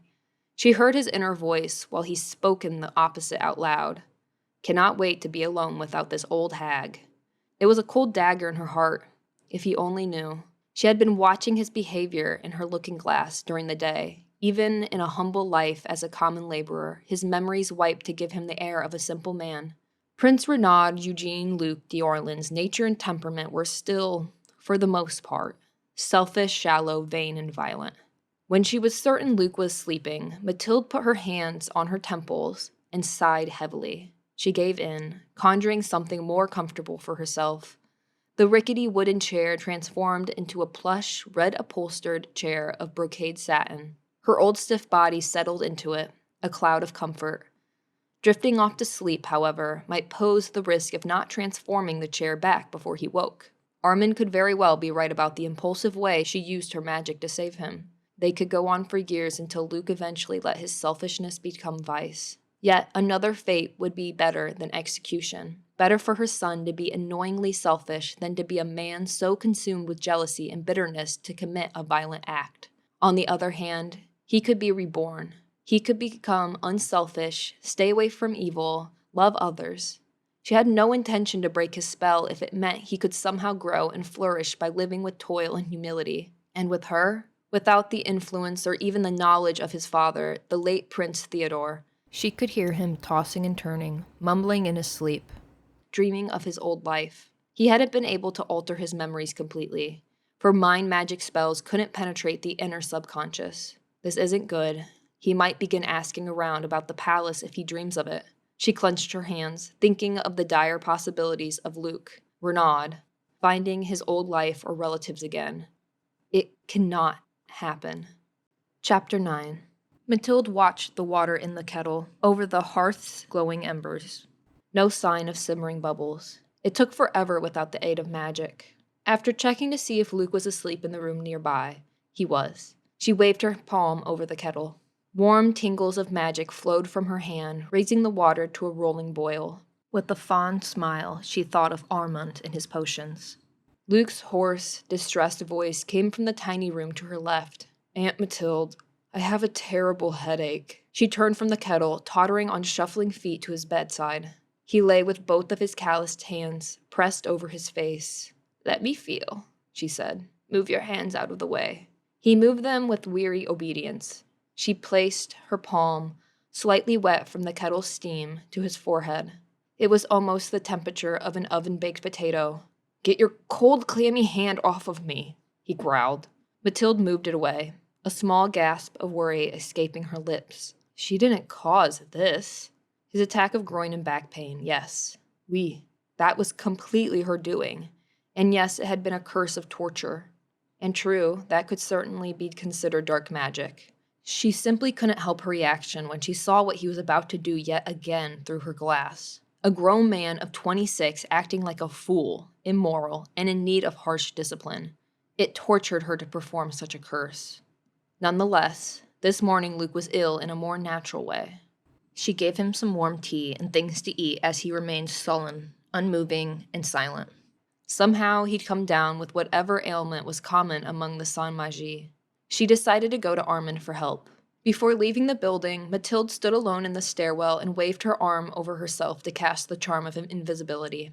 Outdoors, she stepped through the lively street, trying to avoid people bumping into her as she scanned their faces. Old and young, well-dressed and ragged. Any one of them might be a mage. Invisibility and disguise were her best defense. It wasn't long before she arrived at Armand's place, climbing a few stairs to a rough-hewn wooden door with cobwebs. 140 Rue Cinquième. The doorknob shivered with golden light on its surface. Armand's golden lock charm made his house a safe, invisible haven. She knocked 3 times. He opened the door. His eyes shifted left and right. Who? Armand. Come in, Mathilde. He gave a wry smile. His thin frame dressed as a fine gentleman in black today, rather than a transient-looking apple peddler. He wore a dark waistcoat and shined shoes. His long graying locks were neatly tied back. You look good and chipper today, she said. Merci. She entered and reappeared out of invisibility, still in her elderly form and huddled in a tattered brown cloak. What looked like a plain, impoverished building on the exterior was charmed inside to look like a nobleman's small parlor suite. A violin floated in mid-air, playing itself at low volume.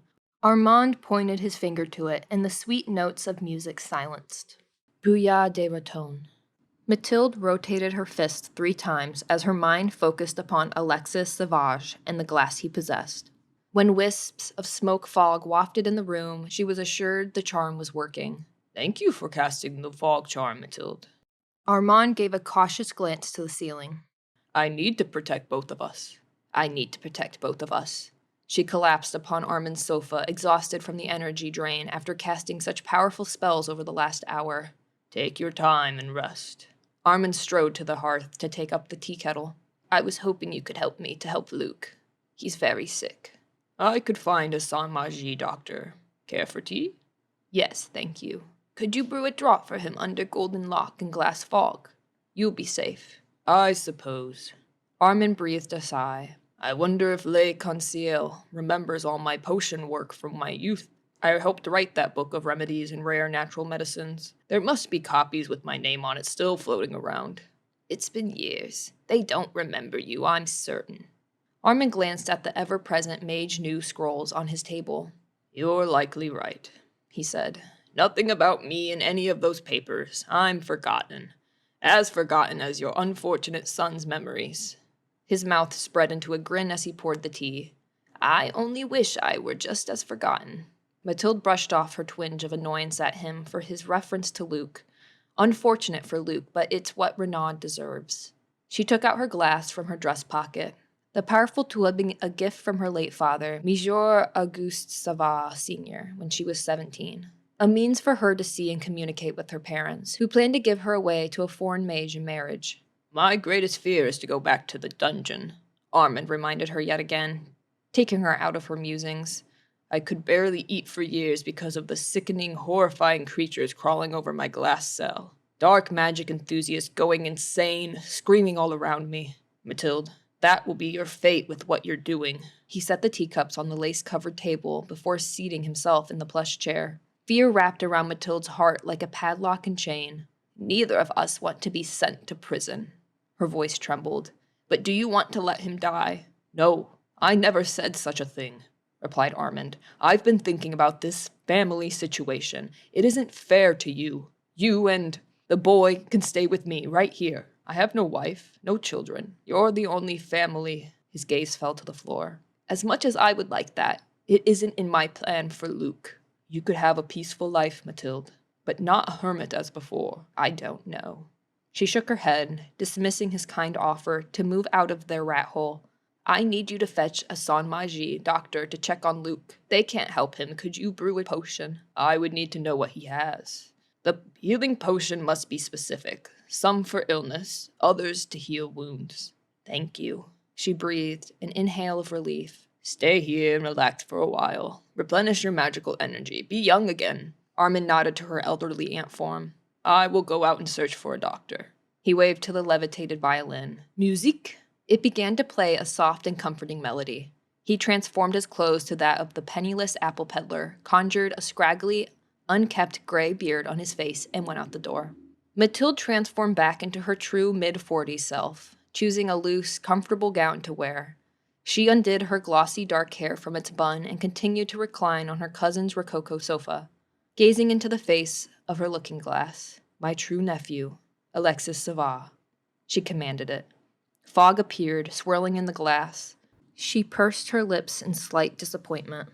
Le Conseil Supreme's building in the Mage Village was always covered by the fog charm and other protective spells of privacy. She couldn't watch over her relative. Alexis Savard sat in the main law office in Le Conseil Supreme headquarters, engaged in a rather dull and unpleasant meeting with the chief officer, Nicolas Roux. We have meetings at 8, 10, and 4 o'clock tomorrow. Roux read from a scroll. Martian, Hiver, and Bell will present their vision plans and philosophies. Alexis felt himself slumping in the chair. Why these meetings? Only one candidate of the 7 LCS members vying for Mage Lord had a good chance. The spacious office's windows were festooned with black curtains darkening the room. Rowe had arranged candles beneath the portrait of the recently deceased Mage Lord, René Chevalier. The old man had been Rue's friend.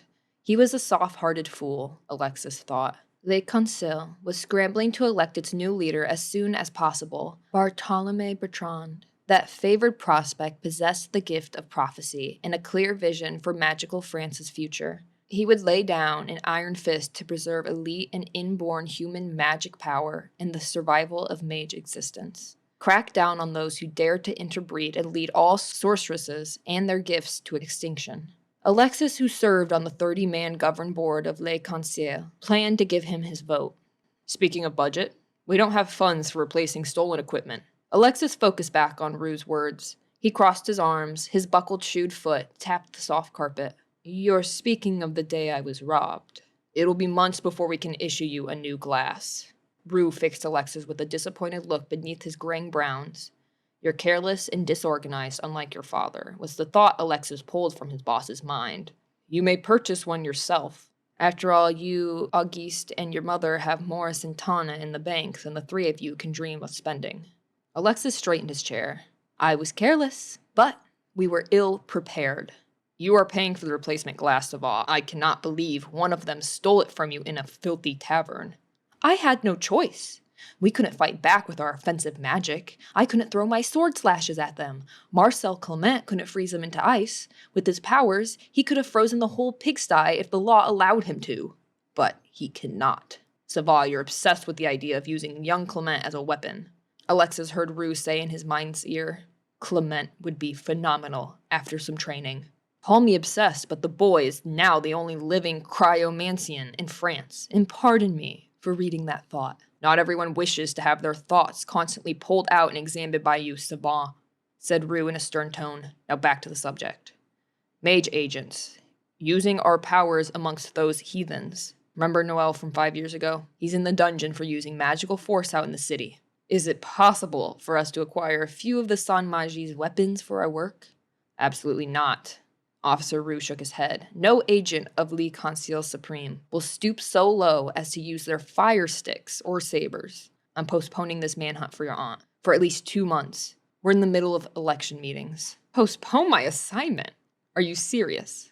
We must hear and judge all the candidates, Saval. You can look for your aunt in your own free time.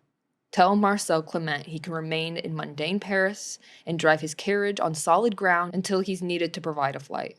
Alexis gave a scoffing shake of his head. That's what he wants to do. That's what he wants to do, considering he and his mother both reside there. Madame Clement is about as much a Saint-Magie-loving traitor as my Aunt Mathilde is. Then why don't you still employ him as your junior agent if he's the son of an ostracized traitor? Rue picked up his pipe and lit it. His potential. He'll prove useful for Le Conseil, and he relies on me. Alexis pointed his thumb to his chest, his silver LCS lapel badge. I let his mother live out of her pathetic life in hiding, but only if he obeys me. It's for our mutual benefit. Out of the kindness of my heart. He gave Rue a look of sincere duty. If he stops heeding me, he and his dear maman will suffer consequences for their family's disgrace. Rue shook his head with an air of exasperation, puffing on his pipe. You may go now. Alexis nodded, glad to be let free for the day. Merci. Chapter 10. Luke lay in agony. Pain and fever surged through his weakened body. He slept for most of the first day, dreamless and coma-like. When he awakened the next day, his mouth and tongue were full of painful sores. He begged for water, which Aunt Mathilde gave him in a stone mug. It only slightly relieved his mouth, which felt as if it were stuffed with dry cotton. A man came into his tiny closet bedroom, a dark cloth tied over his face as a mask, and carrying a leather bag. Monsieur? I am the doctor your relative called. Docteur Vernier. I would like to check in with you, if you don't mind. His bloodshot eyes over his mask grew wary, apologetic. Luke lay still and endured the fellow pressing on his chest, listening to his breath, and staring at his exposed skin for several minutes, before he thankfully left the room. I'm sorry. The doctor mumbled to Aunt Mathilde, who stood at the doorway. Smallpox. The same as so many others in this city. You must keep your distance. Wear something over your face if you come near him.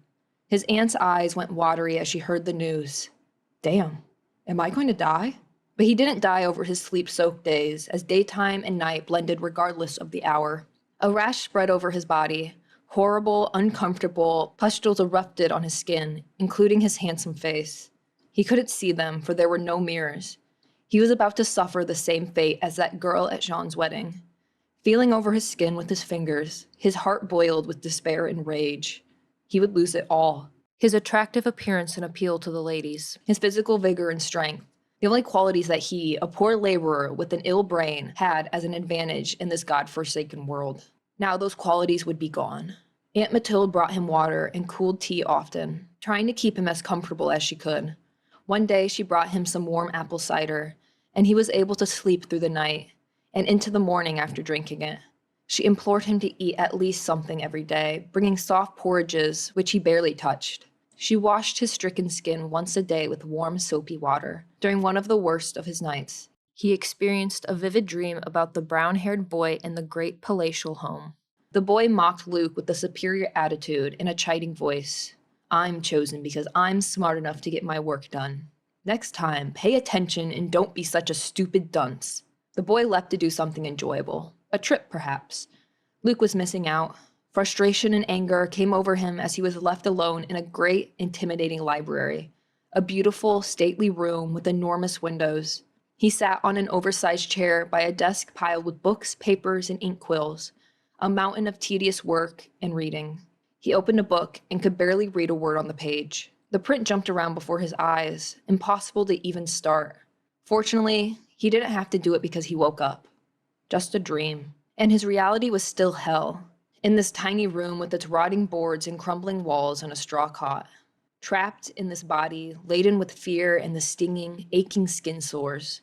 A spider crawled near his head. He brushed it away. He glanced to his right, sensing a presence. Aunt Mathilde poked her head in, her wrinkled, pale face topped with a white cap. "How are you feeling, Luke?" "What do you think?" He turned his head away, covering his face with the wool blanket. She stepped out with the shuffle of her sad little feet. He heard her sobbing. Remorse came over him then. Actual concern for Aunt Mathilde. What if she were to get it? Aunt Mathilde? He moved the blanket a little. "Yes, Luke." Her hunched form reappeared in the doorway.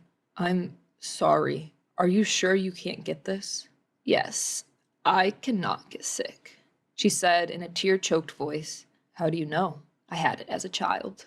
What happened to me as a child? To make my mind different from everyone else's? Was it another disease? "I don't know, Luke. You'll exhaust yourself talking. Get some rest, dear." She stepped out of the room, her slippers scratching the rough wood floor, quieting with distance. He pulled the blanket over himself, trying to keep the sores on his face from rubbing the wool-covered pillow. His back ached from lying in only one position. Scraping, scurrying noises came from the floorboards by his feet. With disgust, he guessed it to be a rat or mouse. His body throbbed with pain as he sat up to look for it. Nothing. He turned to his right, seeing movement. He expected to catch a glimpse of Aunt Mathilde leaning over the fire, cooking. Another woman was bent over the kettle instead. A stranger. She was an elegant-looking lady, her straight black hair arranged in a glossy bun. Her pale, milky complexion had the look of a lady who wasn't young, but wasn't old either. She stood straight and wrapped her red velvet cloak around her shoulders, her back to him. She vanished into thin air. A ghost?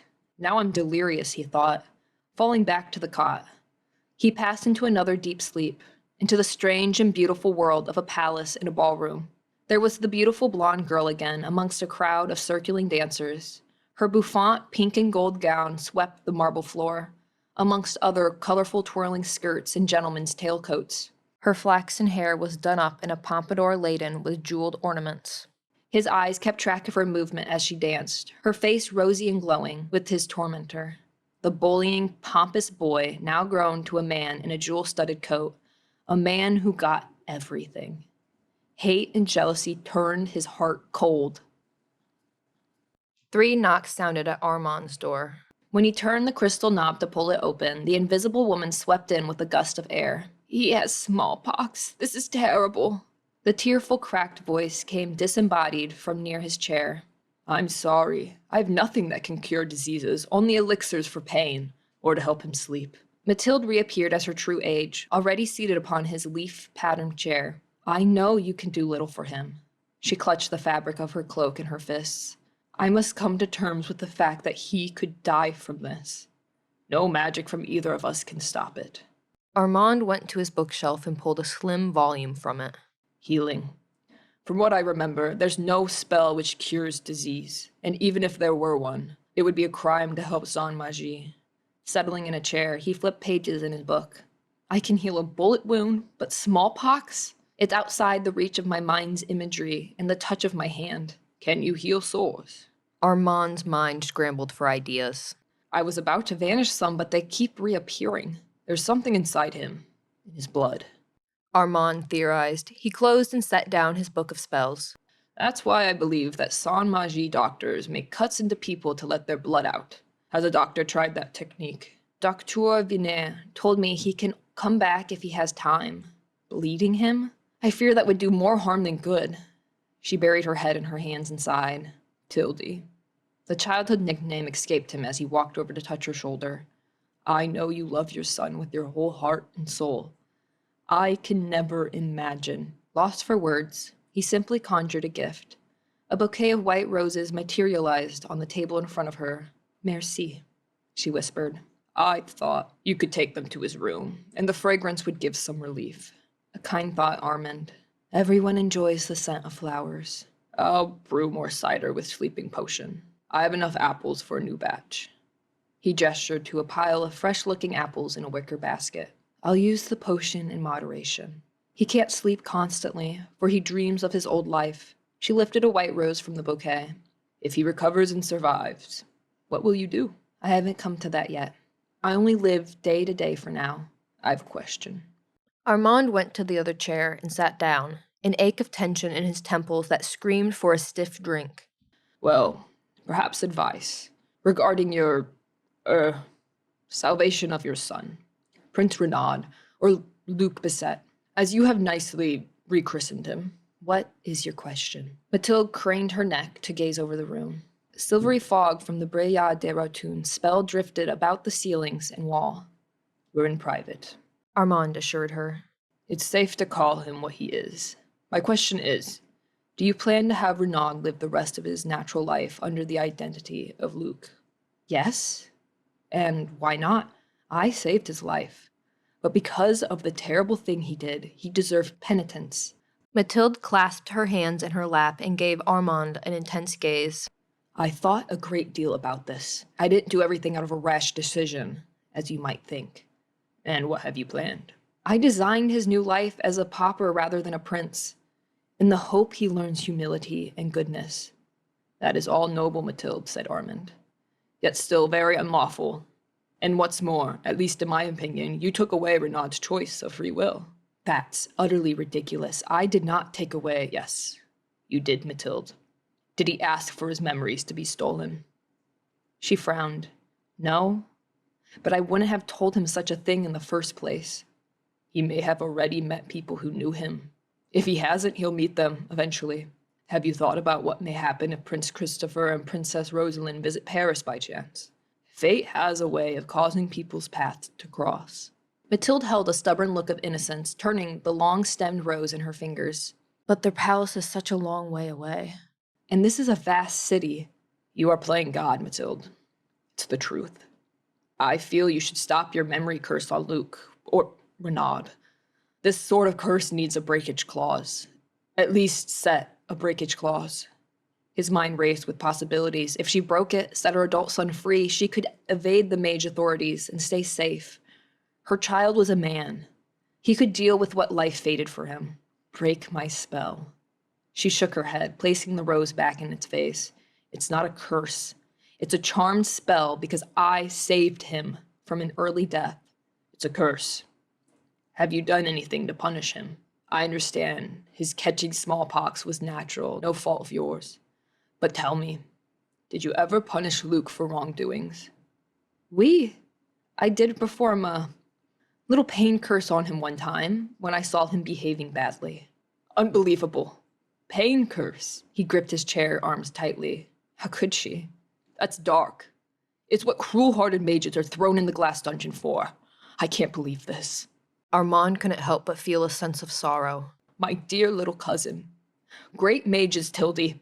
I remember when you were a child. A charming girl, the belle of Fontaine and Chantilly. I vow to refrain from doing such things to him again, said Mathilde with a penitent air, her voice trembling. You're a puppet master ruling over a puppet. Sorrow stung Armand's eyes as he became more disturbed about this, what Mathilde had become. I know you love your son. If my child had lived, I would have wanted... He broke eye contact with Mathilde and stared at the ceiling. Her father, the baker, he said her stillborn was a girl. I'd want my child to live free and make her own decisions. A wall of tears hit Armand's eyes and throat. His voice cracked. Jean and the baby she carried. 30 years ago it had been. The pain unearthed itself after he buried it under liquor and studies. I'm sorry to remind you of her.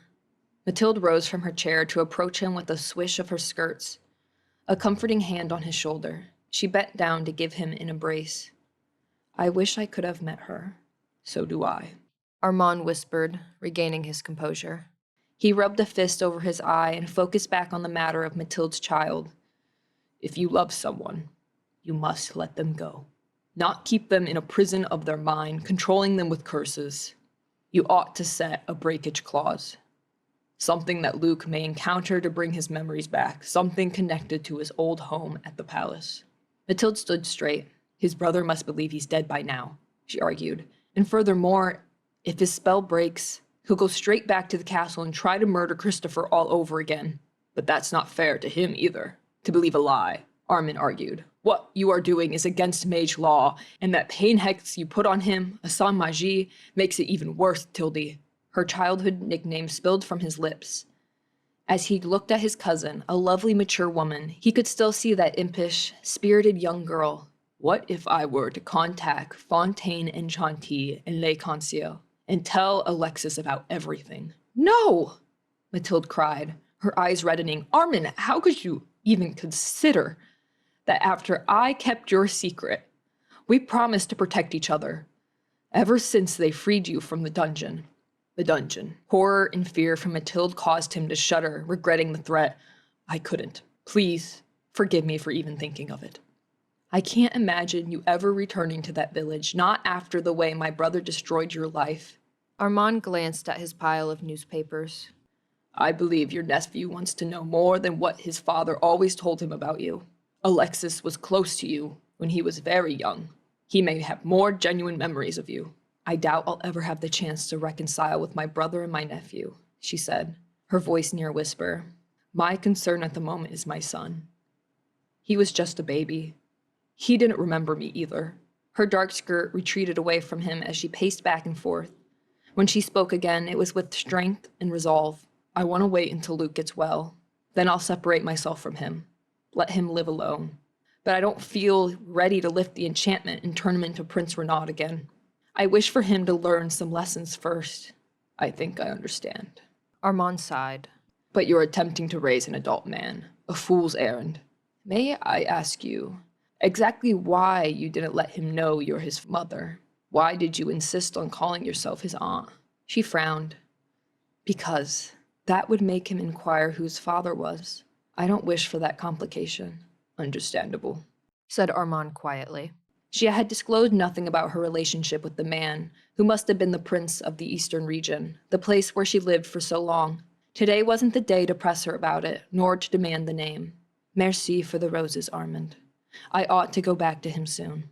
Mathilde took the bouquet of roses and teleported home. Chapter 11. As winter brought a chill and the people of Paris enjoyed the novelty of snowflakes, Luke's fever broke. He lay on the cot in a puddle of sweat, his strength drained. Aunt Mathilde came in to bring him bread and a cup of cider. Do you have a mirror? He whispered in a hoarse rasp. The old woman frowned, her wrinkles deepening. You need to eat and drink, not stare into a mirror. She set the cup and bread next to his cot and walked out, mumbling something that sounded quite like, staring into a mirror can drive one mad. Can you bring me a sharp knife, then? He called out. To slice my wrist and bleed to eternal sleep? It's what I want if I don't get better. He felt his face. Dry scabs from the pustulas, some of them loosening, like those of wounds. He begged all of Providence and the angels to let this nightmare be over soon, so he could be well and whole, look good again, and be able to leave this tiny room. While he sat up and drank the warm cider from the mug, he heard a knock at the apartment's door, and Aunt Mathilde greeted someone. Damn, a visitor? It was Jean Paquette. He peeked into Luke's tiny bedroom and rapped his knuckle on the doorless entry. Luke, it's me. His work breeches and boots were splattered with mortar from the building site. The thought came to Luke that he missed working, being productive and normal. Jean? Luke whispered. I'm glad to see you're alive. The disease is still out there and you, he halted his advancing steps. You don't look so good. Luke watched Jean's eyes widen, his mouth forming into a silent gasp. What do you mean I don't look so good? Well, he had an odd, cringing look, his eyebrows raised. My aunt won't give me a mirror to look in. I know it's because I must look like absolute hell. To be honest, Luke, you do. But you're alive. I hardly feel alive at all, he mumbled, an ache of despair filling him. I'd rather not be. Luke, don't say that. Snap out of it. You will get better. And it turns out Mason has a heart after all. He says if you recover from this, as soon as you're up to it, you'll get your job back. He hired a temporary man, but he's nowhere near as good as you. He's better than me now. Luke's voice was a choked whisper. Do you remember Emilie at our wedding? She had it 2 years ago. She's been healthy and fit as a fiddle, working as a lady's maid for nobility. She has scars. Many people do. Jean clung the wall of the doorway. And you have life left to live. Mon ami. Couldn't it still be contagious? Luke scowled as resentment boiled within him. Jean drew a tiny step closer. It's been 6 weeks. If you've gone through the worst of it, you'll improve. I miss you at work, Luke. Even your bragging. You miss me. You miss the old me. You're still you, no matter what. Luke turned his head to look at the cracked wall, where a few cobweb strands reflected the bit of sunlight. I may as well be dead, he muttered. I wish it hadn't claimed me. Luke, do you remember that beautiful Marquis's daughter? Jean asked him lightly. If you get well, perhaps you'll see her again. The grand opening of the hotel is delayed a little. Please leave, Luke hissed, his eyes fixed on the cobwebs. Luke, go. Jean backed out of the doorway and turned into the main room. I'm pleased to meet you, mademoiselle, Luke heard him say to Aunt Mathilde. She spoke to him in response, though the words weren't clear. Something about hiding knives. She's talking about me, telling him what I said, he thought with anger. Through that night, Luke found an escape through the mostly pleasant dream episodes. Other girls, not the mysterious blonde lady, but others, in extravagant gowns and piled-up hair gave him smiles and flirtatious touches. A ballroom shimmered with golden brass and 100 candle wicks. The dance being held was slow and dull. He wanted to take a girl alone somewhere, more private. But which one? The maid's? He approached a lovely maid in a dove-gray uniform and crisp apron, wrapping his arm around her small shoulders. She backed away, freeing herself from his proximity. What, you don't like me, mademoiselle? He said to her with a chuckle. Your Highness, pardon me, but I am a madame. She gave him a firm lift of her chin, anger sparking in her dark eyes. A rust-bearded man in a military uniform walked over with a frown. He grasped the hilt of the sword on his belt. This is my wife, your Highness. The dream shifted to a forest. He ran like mad through a sun-dappled thicket of trees, passing through a blur of evergreens. The phantom pain of a shot in his back jolted him awake. He gasped at the sensation. Even the dreams were turning out to be torture. Luke, Aunt Mathilde's voice croaked from the next room. Are you feeling better? No. My back hurts. Everything hurts. Do you need me to bring anything? Tea? Bread? No. Stinging pain lingered from his back to his chest, as if a bullet had pierced all the way through. I was a soldier and a royal, he thought. Was this a memory of a long-ago life, dying in battle in his old body? Later that day, he stood on weak legs, his stomach roaring with hunger. He shuffled into the main room while Aunt Mathilde sat sewing. Luke, you're up? Aunt Mathilde looked up, surprise on her face. Come and have some of the soup I made. It's in the pot. He didn't answer her, simply taking a bowl and filling it with soup. Heavy on potatoes and light on chicken. While eating, he cursed his need for nourishment in life, thinking of the agony of it all. Why live? No future of fulfillment, being accomplished or useful any longer. He wanted out of his pathetic life. At the family home of Emilie and Adelaide Fortier, Adelaide answered the knock on the door. Clemence and Jean, come in, she greeted. She shook off her apron, covered in flour from a day of baking. The cramped little house was filled with the mouth-watering aroma of sweet shortbread. Adelaide was enjoying her rare day at home immensely. Smells delicious in here. Jean inhaled the air as he and his wife draped their cloaks on a door hook. Would you like me to make tea? Adelaide led them to the kitchen. Papa and Mama are out, but we're just here relaxing. Well, I bake to relax, she giggled. There's a plate of shortbread biscuits. Help yourself. She sampled another treat, the sweetness and warmth dancing on her tongue and giving her a burst of joy.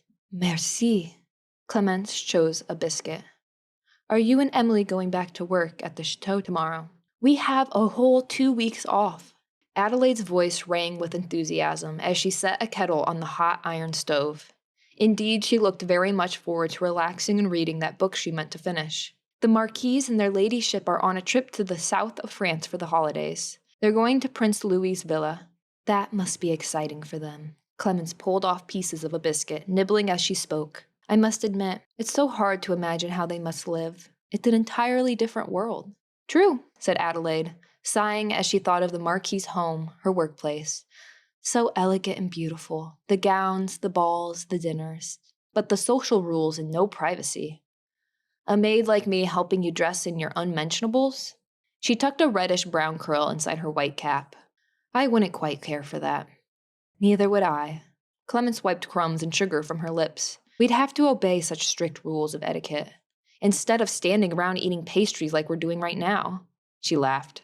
For my future, I only wish for a warm little home with, she glanced over at Jean, whose cheeks and ears reddened, at least 2 children. No pressure on me, of course. Jean stuffed his hands in his vest pockets. The 2 women giggled. I wish for that as well. Adelaide tidied the stove with the wash rag, thinking of her dreams for the future. A cozy little cottage and a husband and children. And a cat, definitely a cat, for the children to play with. She added with a wishful laugh. Someday we'll have them, Addie. Clemence stepped to pour herself a cup of tea before Adelaide could offer to pour it. I'm glad you both have some time off. If you'd gone with the family, you would have to endure Evangeline's gossip about the royals and spend hours getting her prepared to present herself to the monarchs. You wouldn't have had a moment of peace. True, Adelaide laughed. Is Emilie home? Jean interjected, concern etched over his face. I'd like to talk to her. She told me she was going to nap in her bed, but I can see if she's awake. Adelaide went to fetch her sister. Emilie sat in her childhood bedroom with her sketching paper and charcoal in hand. She added the final touches to her drawing of birds, copying them from a book that lay on her lap. A half-eaten bread twist sat on a cloth nearby. She took the cloth and wiped charcoal from her fingers. As her sister pushed the door open and peeked in, she pulled her ruffled cap lower on her face. Is there company? Emilie, did you like my biscuit? Care for another? Adelaide's gentle eyes were filled with care and concern. It was delicious. She hadn't been hungry, but she tasted it. Her sister was just as talented in the kitchen as at Evangeline's vanity table. Clemence and Jean are here. Jean wants to talk to you. I like your drawings. Lovely birds. Merci. Could you come and speak to him? Yes. Emilie set the charcoal piece nearly finished drawing and her book on a table. She followed Adelaide into the small main kitchen and dining room. Jean stood with 2 biscuits in hand. Bonjour, Emilie. I need to ask you a favor. A favor? What is it, Jean? It's my friend. Jean made a slight wince. He has smallpox. Well, had smallpox. He's been home suffering all this past month, and I'm worried about him. Oh, no. Adelaide paused from wiping flour from the wooden baking counter. Emilie gave Jean a solemn look. I'm sorry about your friend. Emilie, I was hoping you could help him since you have time off. Jean gestured with his half-eaten biscuit. To go to his place for just a few hours, try to get him to eat and get his strength back. His aunt has been taking care of him. She must be at least 70 years old. She needs a break. I could help him, said Emilie. I already had it 2 years ago. I can't catch it from him again. You met him at our wedding. The tall fellow, Luke, remember? Emilie's face tensed, apprehension coming over her. Oh, him? Is there something wrong? Clemence asked. I don't know. I don't think he would want me to take care of him. He wouldn't. Just for today, Jean pleaded. I can fetch a carriage and we can ride together. I can pay you 10 livres. Emilie tensed at the memory of that extremely good-looking man, his arrogant, rude attitude and striking blue eyes looking right through her. The pain of being disregarded, not worth his time because she wasn't pretty. Well, she didn't care to see him again either. Emilie, I could go with you, but I haven't had it before. Adelaide's words took her out of her painful musings. I promised Mama I'd finish sweeping the fireplace, and Addie, you don't need to risk seeing someone who just had smallpox. Emilie poured a teacup from the stove. Jean spoke. I know Luke isn't exactly, well, the best at conversation. He doesn't have the brightest candles burning upstairs. Jean, that's not very nice. Emilie crossed her arms and gave a little laugh. She couldn't help herself. Adelaide burst into giggles. Jean held up his hands. I mean, he's not truly dumb. He just doesn't know what to talk about when it isn't about himself. And you're the only person I know who's caught it and survived. How could I help someone like that? I've never seen a man in his state of mind before. Jean's face sobered to a frown. Even though the disease ran its course, he said he wishes it killed him. And his aunt told me she hid away her sharp knife so he wouldn't hurt himself. Emilie put her palm to her cheek, feeling those dreaded bumps and valleys which once had been baby smooth. Does he have the scarring like me? Yes, he's a vain man, so used to having people admire him wherever he goes, so of course he's devastated. I thought you could help him, as a survivor. Adelaide glanced back and forth from Jean to Emilie. I could cook and clean for your friend if Emilie doesn't want to, she offered. Jean shook his head. No offense to you, Addie, but you aren't, the type of personality Luke could endure right now. Neither am I. He needs to hear from someone who's been through the same. I'm not always happy enough to cheer anyone, Emilie found herself admitting. Not that I don't love you all. I try to have joy in the life God has given me, but it's hard.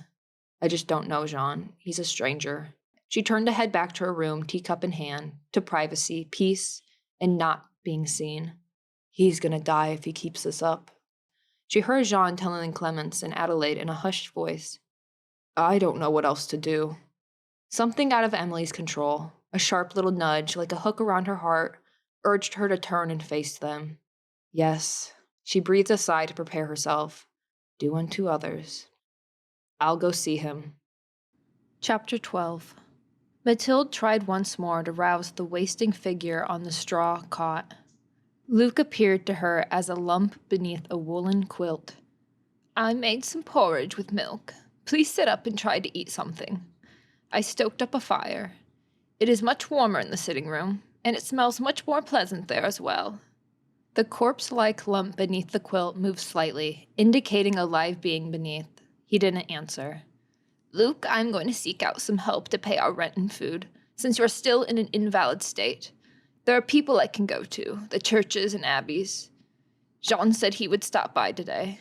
Please be pleasant for him. With that, Mathilde set his breakfast down before him and prepared to leave. She made certain there was a warm fire ablaze in the hearth, discreetly stoked via magic. She pulled her oval silver-rimmed looking-glass from its hiding spot beneath a pile of cloaks, drab dresses, and other clothing from her old aunt persona. Her glass in hand, she vanished into thin air. A rushing breeze caused the front door to slam. Luke heard the door close. Hunger and chill won out over his self-induced hibernation. He threw the suffocating covers off his face, sat up, and ate breakfast. Again, he hated the fact he weakened to hunger and given in. Standing up, he stretched his stiff and tired arms for a moment and took the bowl to the next room to put in a water basin.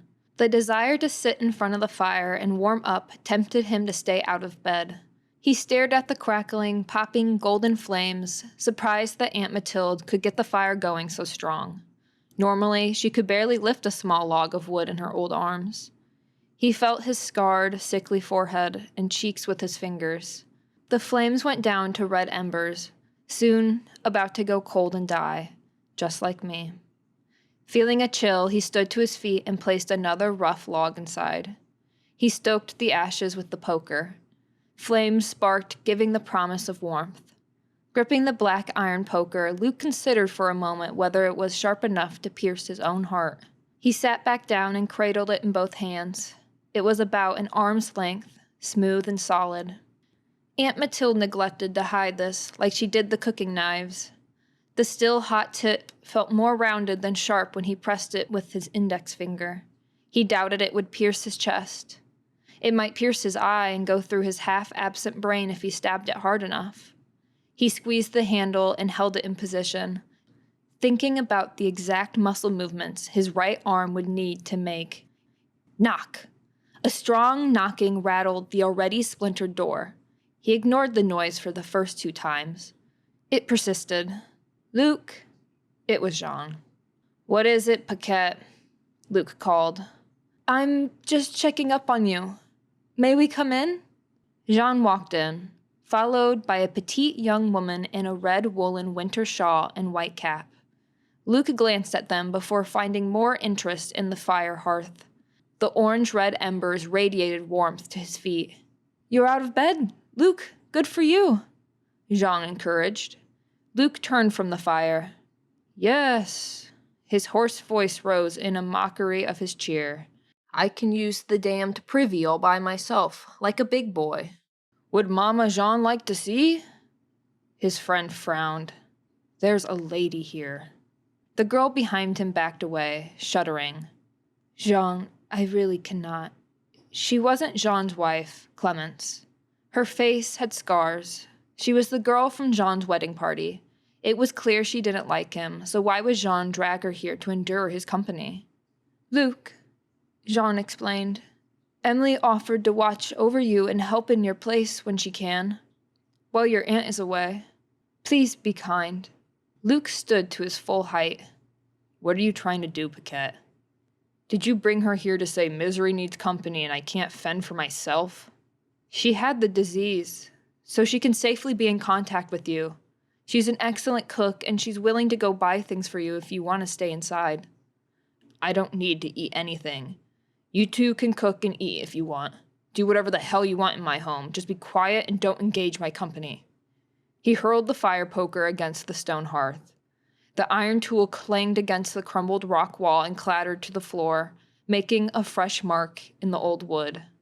Emilie took a step back, her face etched in what he could only take as disgust.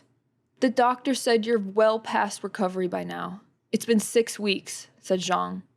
"You're too valuable a worker to lose. Emilie offered to help until you can help yourself." He gestured to the girl, Emilie, who continued to stare at Luke, hating him. "Go ahead and hate me then." The man's black hair was unkempt and matted, falling over his pock-spotted face. Emilie could still recognize the handsome features, but his bitter expression and angry tantrum overpowered whatever pleasant countenance he still possessed. His clothes were wrinkled. He wore no shoes. He scowled at her, then flopped himself back on the chair. His messy, longish hair whipped around in front of his face as he turned back to the fireplace. "Jean, please stay," Emilie pleaded. "I do not want to be alone with him. I changed my mind." "I'll stay, Emilie. It's Sunday. Clemence is at the sewing circle with her mother." "Don't expect a hospitable host," Luke muttered. "I don't recall handing out invitations to join me and my rats here at my maison de mode." "Luke." Jean drew a deep breath of endurance, catching Emilie's gaze. She glanced, nervous around the wall crevices. One sighting of a rodent and she'd be gone. "If you want to sit and provide vulgar commentary, it's your choice," Jean continued. "But Emilie and I thought we'd tidy up the place and go to the market to pick up some food. Anything you'd like?" "A gun, Paquette. Then come back and shoot me." Something red-hot boiled up within Emilie. She walked over and stood between him and the fireplace, staring down at his bowed head of matted hair. "Monsieur, for the sake of all things good, stop it right now. Stop feeling sorry for yourself." She heard herself shouting. He sat motionless, his bloodshot gaze falling on her apron, shifting back and forth. "You don't know what I'm going through." He gave her a look so icy it could have extinguished the fire. "Being just a mere woman. You aren't me." "You selfish oaf!" Emilie cried. Anger from the past 2 summers and winters unpacked itself, spilling from her lips. "Just because I'm a mere woman doesn't mean I'm not worth listening to. I remember feeling the same as you, just for a while, and it nearly poisoned me."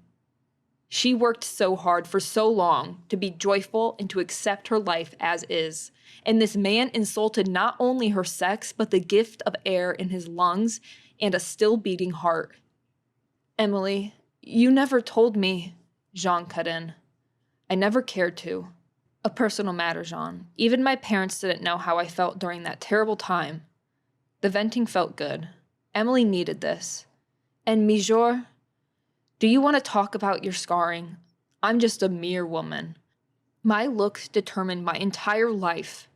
She held her stance as she stood in front of the man, hands grasping the sides of her apron, her voice calmed. "If I remain a spinster, I could live in poverty." "So you don't live in poverty right this moment?"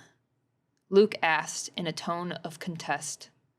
My sister and I have good positions as maids in a noble's home, Emilie declared, blinking as bits of fireplace ash stung her eyes. She glanced at Jean. He shrugged. His wide-eyed expression read, I'll just let you two debate, never mind. You get to spend most days in a fancy chateau. Not a bad life. Luke gave a dismissive shake of his head. A lock of black hair swung over one eye. He swept it back. But then, I suppose you do have a point about spinsters. Look how my aunt has lived. Look at all this merda. He gestured a hand around the room. Enough with the language, Luke. Jean took steps next to Emilie. And if you keep talking about wishing to die, with the gun remarks and all, I'm going to the church and getting the priest so you have your last rites given. Go ahead, as soon as possible. Emilie, go buy a little food at the market. I'll stay here and watch over him. Jean stood by Luke with a newfound authority over his older friend. Thank you. Emilie voiced returned to a gentle, pleasant tone. Having kept her red shawl on, she walked out the apartment door and practically flew down the staircase. On the street, her steps quickened to a run past the carriages, horses, and pedestrians. Coins jingled in her pocket, money that Jean, in his sainthood, had given her to buy food for this Monsieur Luc person and his poor old aunt. Heaven had a special place for kind souls like Jean and Adelaide. Unbelievable. How Jean gave the shirt off his back for this boorish man, unfortunate as he was. And her sister? Adelaide had asked, mostly out of guilt, to join her and help, but Emilie gave her a ripped petticoat of hers to mend, a favor just to keep her home. The skirt would be sewed untidily, of course, but it meant Adelaide wouldn't be subject to this man's vitriol. Emilie reached the market square, a cluster of crude tables piled with crates of vegetable, eggs, and fruits. Crude canopies were set up overhead to shield the products from the elements. Meat hung over the heads of the hawking sellers, legs of lambs, enormous hams, dangling sausages. Lively, chattering voices of women in shawls and bonnets filled Emilie's ears. Upon closer earshot, most of the customers' words were either appalled or angry complaints about the prices. 10 sous for one batch of carrots. Those onions have brown spots. You're a cheater. With the coin Jean gave her, she flitted amongst the crowd and chose staples to buy. One small cheese wheel, a brown package of the cheapest cuts of meat from the butcher, one decent white onion, and potatoes. She brought them to one of the men collecting the coins. His eyes widened beneath his brown hat when he caught her gaze. Another painful reminder of her appearance and people's fear of the smallpox epidemic. Her heart sank as she carried the sack of groceries away from the markets. Along the cobblestone street, surrounded by rolling carriage wheels, clopping horse hooves, chattered men rushing to meet their quota for a day's work. A boy calling out his services with his shoe shine pail and brush. Why would anyone here care if their shoes are shiny, she thought. After walking 2 city squares, she found Monsieur Luc's residence again.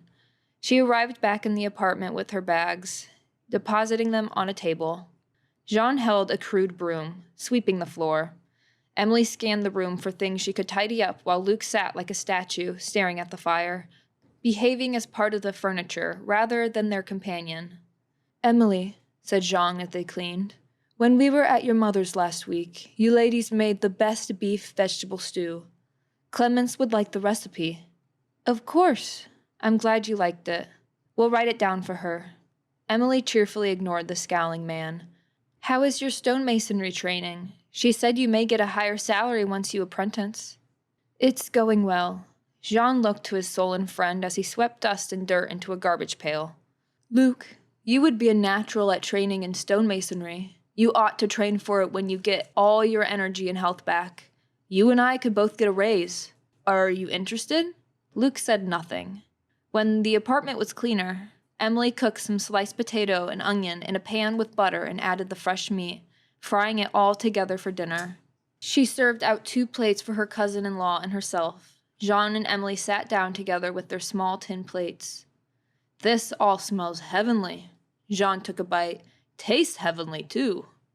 This is one of our favorites at home, said Emilie. Venison from a forest stow.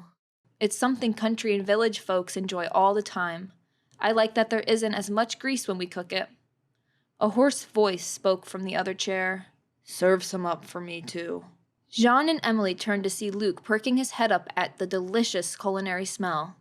Luke, I'm glad you finally want to break your hunger strike. Jean stood up and fixed another plate. Could you join us at the table like the well-spoken gentleman I know you are? Luke gave Jean a silent scowl, joining the two at the tiny table. Emilie tensed as the unkempt man sat with them. They ate without saying a word. When they finished, Emilie stood up to put dishes in the basin of fresh water they fetched. Luke, come over to my parents' place again. Jean put his plate in the basin. My brothers have been asking about you. They want to know if you're well. Luke went to plop back on his chair near the fire. Jean stood and put the last sticks of wood upon it. We're heading out. Emilie will come by in the morning. Jean gave Emilie a look of apology as she finished wiping off the last of the dishes. As she laid the cloth down, the two bid a kind adieu to the man, still staring morosely at the fire. They wrapped themselves in warm cloaks and took their things to leave. Chapter 13. Emilie and Jean trudged outside on weary legs after their evening and dinner with Luke. The chill in the air increased as the sky darkened to twilight, even at the early hour. Emily's feet ached, her toes screaming for a dip in warm, clean water. We still must walk all the way home. A man's voice called out to them from the side of the street. Would you care for a lift in my taxi coach? Only 5 livres.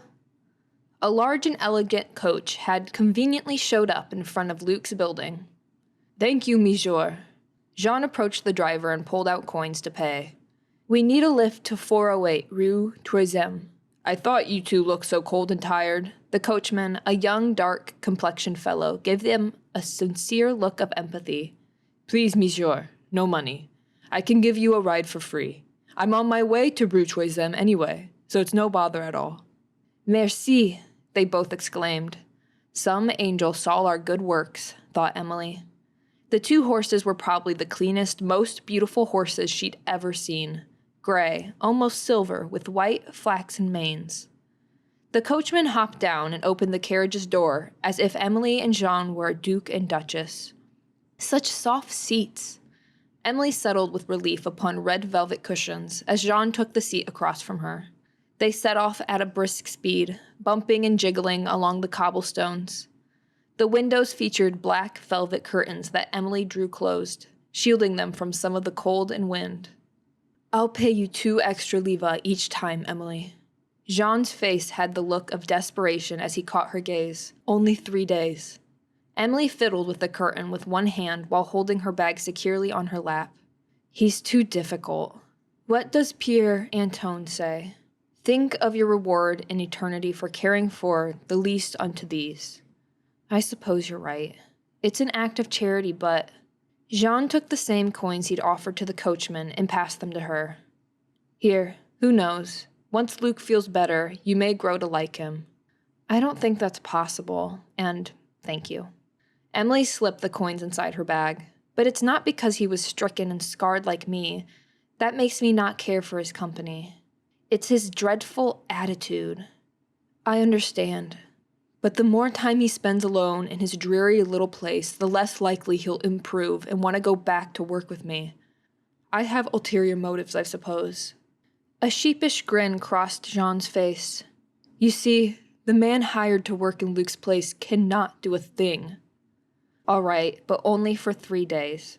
Jean called out the window for the driver to stop at Emilie's family home on Rue Troisième. They disembarked the coach just in time. It had become twilight dark, time for the oil torch lamp to be lit in front of the Fortier's house. Adelaide stood at the lamp, lighting the cozy flame. Welcome back, she greeted them, a spent matchstick in her hand. Jean gave the sisters a parting wave. Well, I'm starving, girls. My wife promised me onion soup and chicken. Have a good night, Jean. Our best wishes to Clemence. Emilie gave him a wave. Thank you, and remember, just 3 days with Luke. That's all I ask. He huddled in his thin cloak, his steps quick and eager on the cold cobblestones. Emilie turned her attention to her sister. Adelaide was taking extra time to bid a cheery thank you to the coachman. Merci. Please come again, and stay warm in this weather. Adelaide stood fiddling with her blue wool shawl, sweeping back a curl of her hair with her finger. I hope to. Have a good night, ladies. The coachman took off his tricorn hat to tip it. He gave Adelaide a bright smile as he drove away. He's quite handsome. Adelaide whispered as she wrapped her shawl around her. Emilie smiled. Perhaps you might buy a ride downtown alone. Then you could get to know him, she encouraged. Her sister lowered her eyelashes, the corners of her lips dimpling. Perhaps.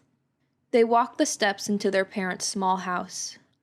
Emilie was hit with the smell of fresh baguette bread along with the comforting scent of the wood stove's fire. How is it going with Providence's gift to the world? Emilie suppressed a little laugh. Oh, Addie. He's Monsieur Luc Bisset, actually. And all I can say is I'm extremely glad Jean is paying me. Some men and their ungodly manners. I don't envy you. Adelaide picked up the floral-sprigged petticoat draped over a chair. I finished sewing your skirt. Emilie noticed the crooked, rushed stitches of dark thread, but decided not to mention it. Merci, Addie. They joined their mother for some tea and family bonding time, their favorite part of being home. After parting ways with Jean as he went to work the next day, Emilie climbed the rickety staircase of Luc's apartment with sheer dread. She stood for a moment at the top of the stairs. Monsieur Luc Bisset? There was no answer. She let herself in. Monsieur, it's me, Mademoiselle Faudière. I'm here to cook you breakfast.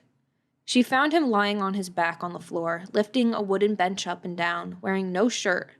Oh, I'm sorry. She averted her eyes. She'd never seen a man other than Papa without a shirt her entire life. Warmth flooded her cheeks. He looked very nice without that shirt. Doing my exercises. He set the bench aside and pulled his loose blouse back on. You can look now. I apologize for leaving my door open. I imagine doing exercises can help you get your job back. Did he apologize? He may just be human after all. Jean truly hopes you get it back, she added in an attempt to encourage the man, for Jean's sake, not his. Jean needs to not depend on me so much at work. Luc stood to his feet and placed the bench upright on the floor, avoiding eye contact with her. There are loaves of bread and smoked fish in the larder. You can just start cooking. Emilie frowned, bracing to endure the 3 or 4 hours ahead, which would likely drag twice as long, though so far he seemed in a more decent sort of mood this day. She placed fish into the only wrought iron pan she could find. She watched the coals glow a bright red, the only eye-pleasing color in the entire place. It took a lifetime until they became hot enough to put the pan on. After she made him breakfast, she took a seat next to him, her back stiff, arms wrapped around herself. He glanced at her for a split second, a deep frown replacing his irritable scowl. Dark circles framed his eyes. I'd rather you not look at me. I can go outside for some fresh air then.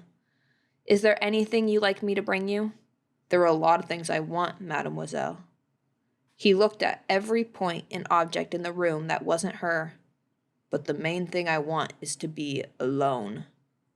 So you want me to leave for a while? What do you think? I think I'll be very happy to take your leave for now. I'll be back at 10. She gave him a little relieved smile, to emphasize the point she'd rather be anywhere else but with him. Taking her shawl, bag, and scarf, she walked out of the apartment, skipped down the creaky stairs, and went outside to the front step. She kept her bonnet low upon her face, now a self-conscious habit. Sitting on the front step stairs, she reached into her handbag for a scroll of paper and charcoal, feeling the urge to draw something. Drawing always seemed to relieve her tension. The old, multi-gabled building across the street drew her interest. Charcoal rubbed off her hands as a likeness of the building's form appeared on her paper. Long ago, the house may have been elegant. Now it appeared as if it could be haunted by specters as well as a hovel for rats. Horses pulling small cabs and coaches rushed past, with squeaks of harnesses and wheels. Emilie sketched the rectangle of a door. People walked and chatted. None paid her any mind. A man in rags approached Emilie's side of the street, pushing a wheeled cart. Shyness coming over her, she hunched over her sketchbook. Good day, mademoiselle. Would you care for some apples? Emilie looked up. The man's cart was filled with apples and bags of cornmeal and flour. I have no coins with me, monsieur. But they're not for sale. They're free. The ragged-clothes man said with a kind smile on his gray-bearded face. He glanced at her sketchbook. Very good drawing, he praised. Thank you. And you look like the sort of girl who likes to bake with apples. Emilie had little tolerance for peddlers. Knowing the free part had a catch to it. I do. Not as much as my sister, but I truly cannot. Here. A bag of my best apples. And I'll throw in this as well. Finely ground wheat flour, perfect for making a pie or pastry. Despite Emilie's protest, he set the food items on the stair step beside her. Merci. That is so kind of you, if this is free, but how can you possibly earn a living if you're giving it away? The man laughed and grinned. You ask too many questions, child. Enjoy your apples. He nodded to her and rolled the cart away. How thoughtful.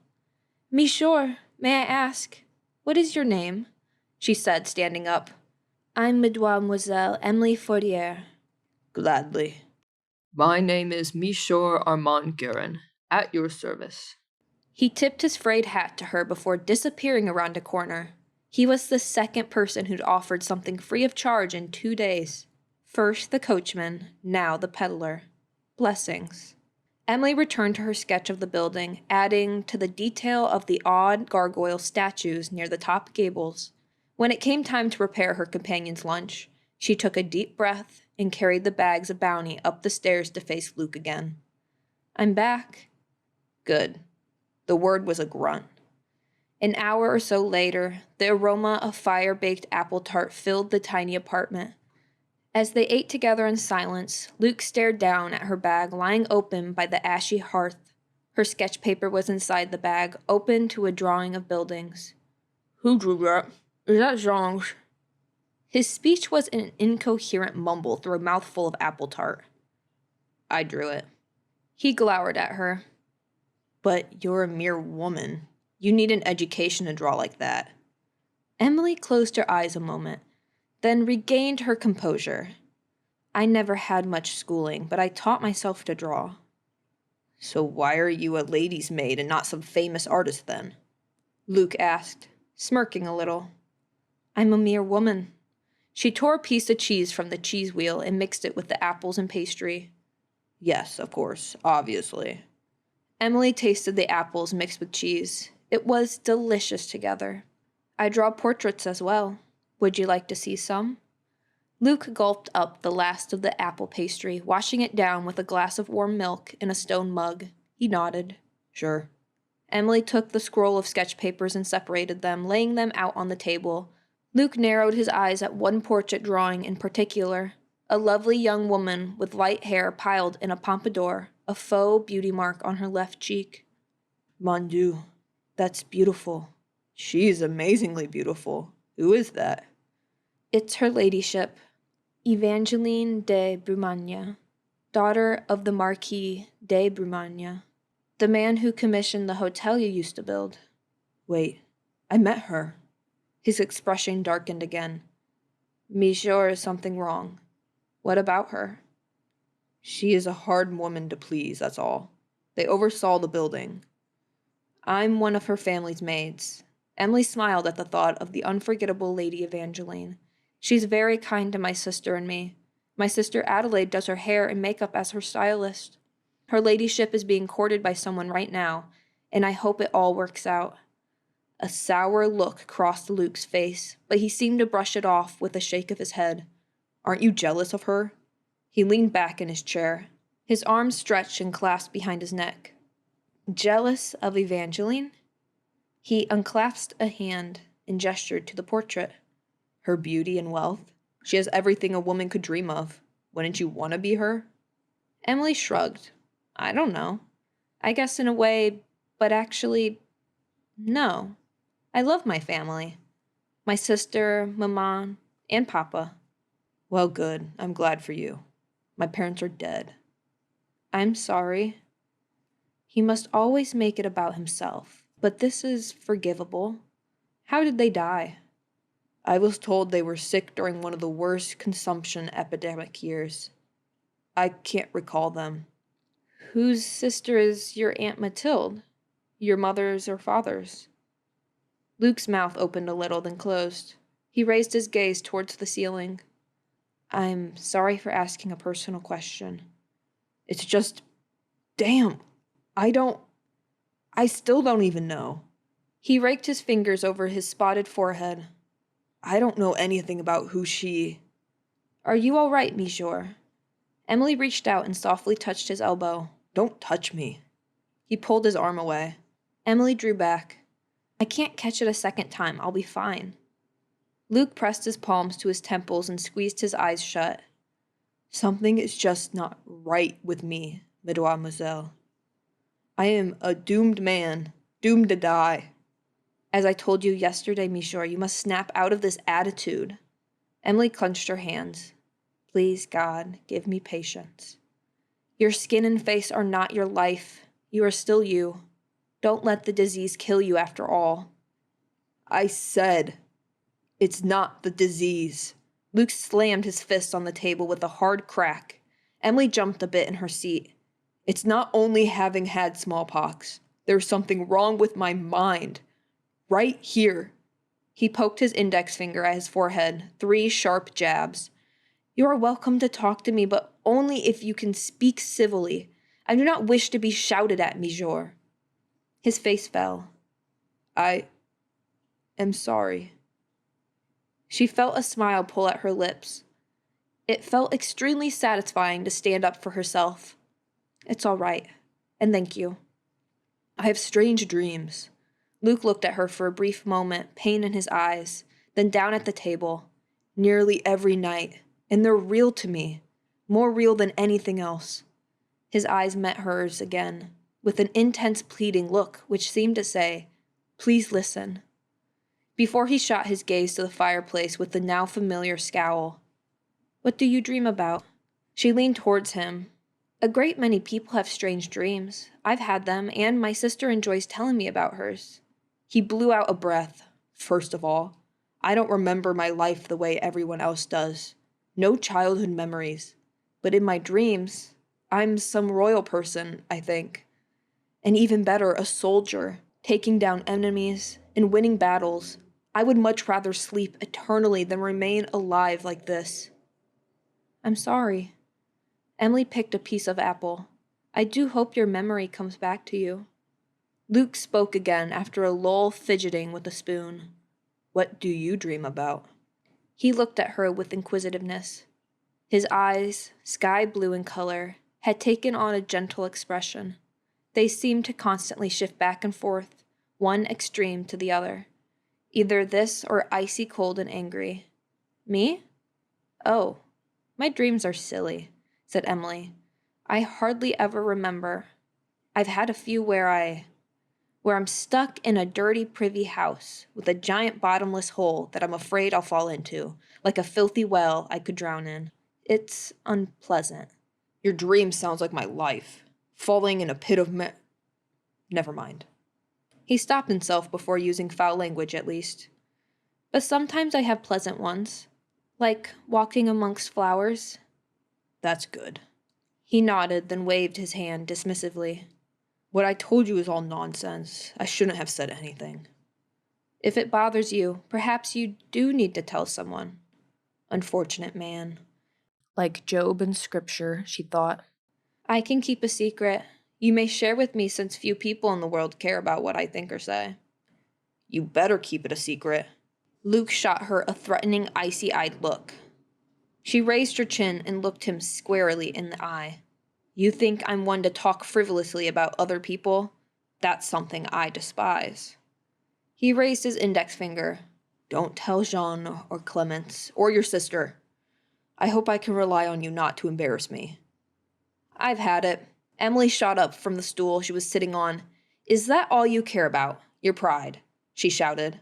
I never meant to embarrass you or talk about you, and you're being terribly rude. I just cannot understand why Jean thinks you're so wonderful. She bustled over to the hooks on the wall where her cloak and scarf hung, preparing to leave. He shrugged and stared at the table, fiddling with the spoon. Then perhaps I should not exist in this world to demand anything. His dark, pathetic expression returned. Jean told me the next time you talk about wishing to die, he will go to the church and consult a priest. She threw her cloak over her shoulders in haste. I will tell him what you just said. He's done with work in an hour.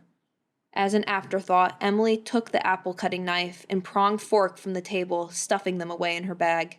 Please don't do anything foolish. His eyebrows knitted. If you're not here to watch me do foolish things, it ought not matter, should it? His voice came out raised, laced with stinging sarcasm. You're impossible. Emilie yelled in exasperation, wrapping her warm scarf over her head and neck. She rushed to the door, slammed it, and fled down the stairs. Luke was about to shout, "My life is impossible to live," but the door thudded behind her and she was gone. He stood and went to the cracked window. The small figure in the dark red dress and brown cloak ran across the street in swift steps. After he could see her no longer, he returned to the chair by the hearth. Dimness settled over the dreary apartment as the fire died down. Aunt Mathilde was gone somewhere. Jean had no time for him. His cooking companion was gone. He was alone, just as he wanted. But he didn't want this. People milled around outside the dingy window. People with families and pasts. A couple held hands, trailed by a parade of plainly dressed children. The man wore a tattered coat and hat, but his smile was evident even from Luke's vantage point. I just want to have someone to hold hands with, like that man. I want to be like everyone else. To belong. Chapter 14. Armand returned to his house on Rue Siquiam. Pushing his cart. The wheels bumped over the doorstep. A few apples dropped to the floor. No waste. They'd be used for cider to mix with the potion. Closing the door, he waved his hand over himself and transformed his tattered peddler's clothes into a black waistcoat and breeches. He vanished the unkempt beard. Good afternoon, Mathilde, He greeted. She had taken leave of her nephew for a while, appearing as her elegant mid-40s self in a dark red dress. Reclining on his rococo settee, she paged through a book entitled 100 Spells for Happy Housekeeping. Gentle swirls of smoke like fog drifted in the air like that of a pipe. Armand's own fog charm set and active. There is good news.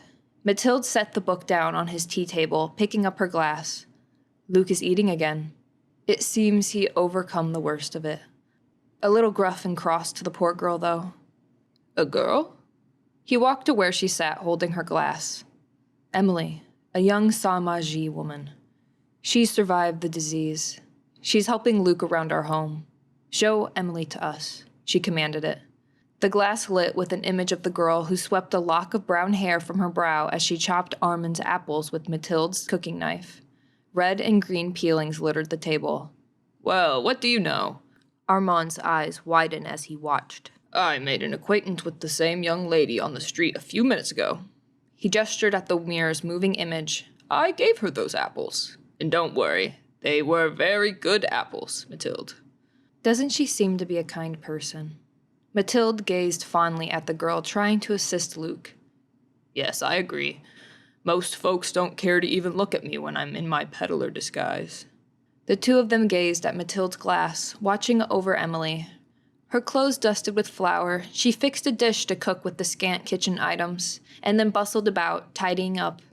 Emilie attempted friendly small talk with Luke, and Armand heard Luke's deep male voice in the background responding to her questions. Their conversation sounded decently civil.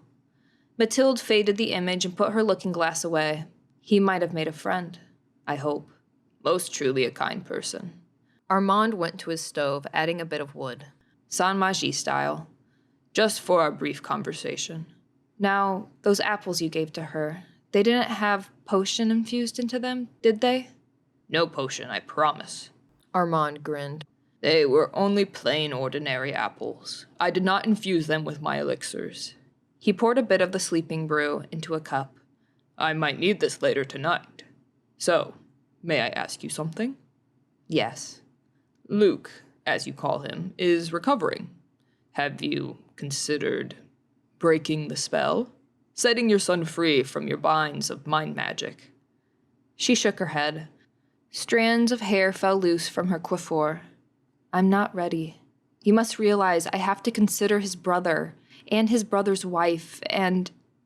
Her mouth pursed into a frown. I'm sorry to ask about it. It is a great dilemma. What do you think might happen if you break the spell? What do you fear most?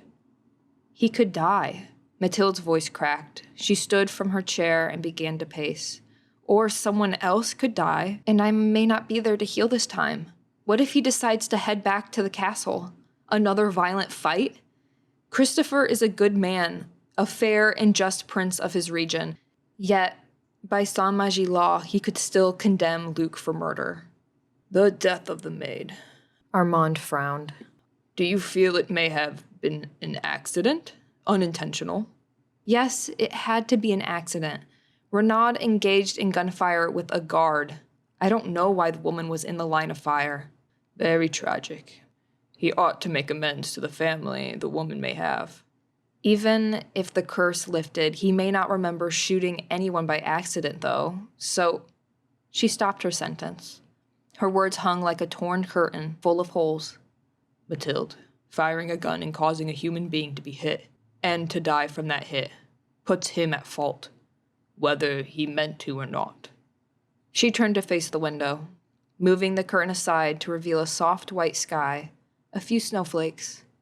He's getting consequences from me. His rebirth into a life of struggle and toil. Turning Renaud into someone else will not force him to be a good person. He must decide for himself. And he needs to pay for the crime. Think of the maid's family. She shrugged her shoulders. Time will tell. Someday. You were with his father. You gave him life, the same way a sans magie woman can, by nature. Which to me is a miracle in itself. But all the magic in the world cannot change his heart and soul. Just as all the magic in the world couldn't make Luke's father love me. He could barely hear her words, just a whisper. You never revealed to me the name of Luke's father. You only told me that he was a sans magie prince. He was already married, and he was a repugnant swine. Prince Theodore. She averted her eyes as she said the name. Were you in love with him? I don't know. She turned to face him. I can't say if it was love or not. I was 18 years old when I met him. After I ran away from home, from Fontaine and Chantilly. I never wanted to tell even you about those 2 years. When you were 18? 19 years old, what exactly happened? He searched her eyes. Mathilde clasped her hands in front of her gown, prim and ladylike. When I was 17, my parents betrothed me to Maximilian Groth of Bavaria. I wouldn't have been happy marrying him and leaving France. So I left. Fair enough. Armand shut his eyes for a moment and thought. No one wants to be forced to marry someone they don't love, he said. When I was young, I opted out of the mage marriage market. I wasn't thrilled with the idea of my parents buying me a wife. As a boy, you could opt out.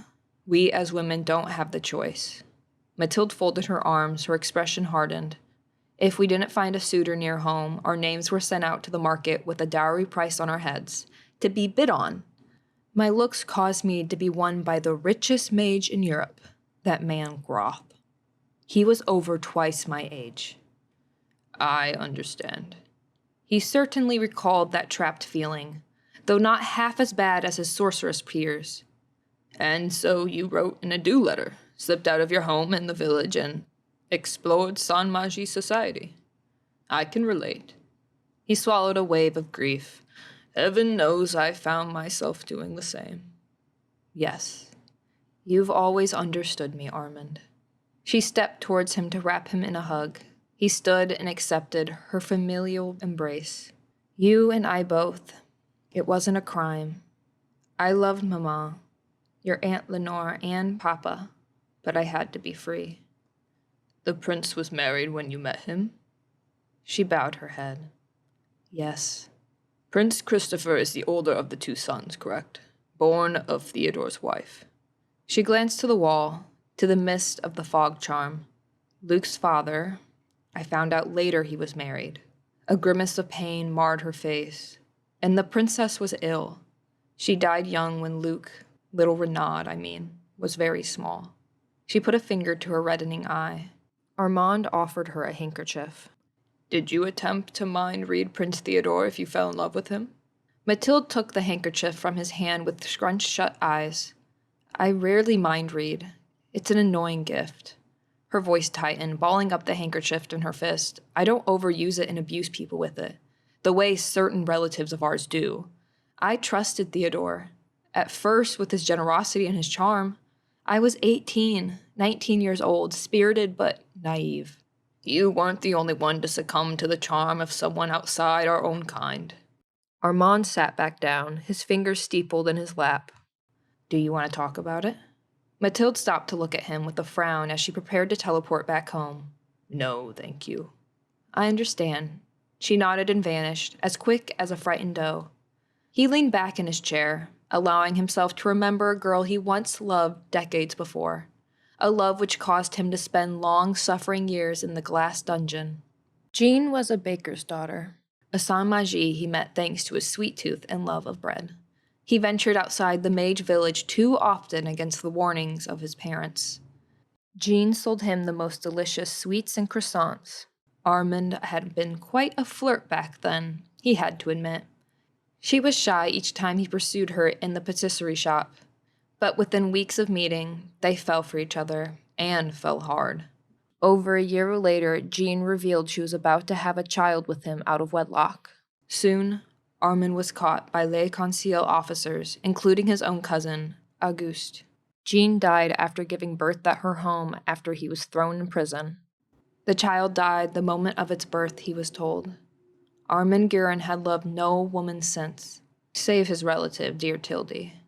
His heartbreak and Mathilde Sauvage were only two of countless stories over human history of a mage person falling for a sans-magie and suffering the consequences. Ever since then, he made his decisions with his head and logic, never trusting his heart. Chapter 15. In the fashionable section of Paris, a little grove of crabapple trees lined a cast-iron gate. Light snow fell upon the bare branches of the fruit trees, covering them with festive white. An impressive-sized coach, pulled by two light gray horses, stopped near the trees to let off a pair of passengers. "Have a good day, monsieur and mesdames." The coachman gave his usual polite wish to the paying customers.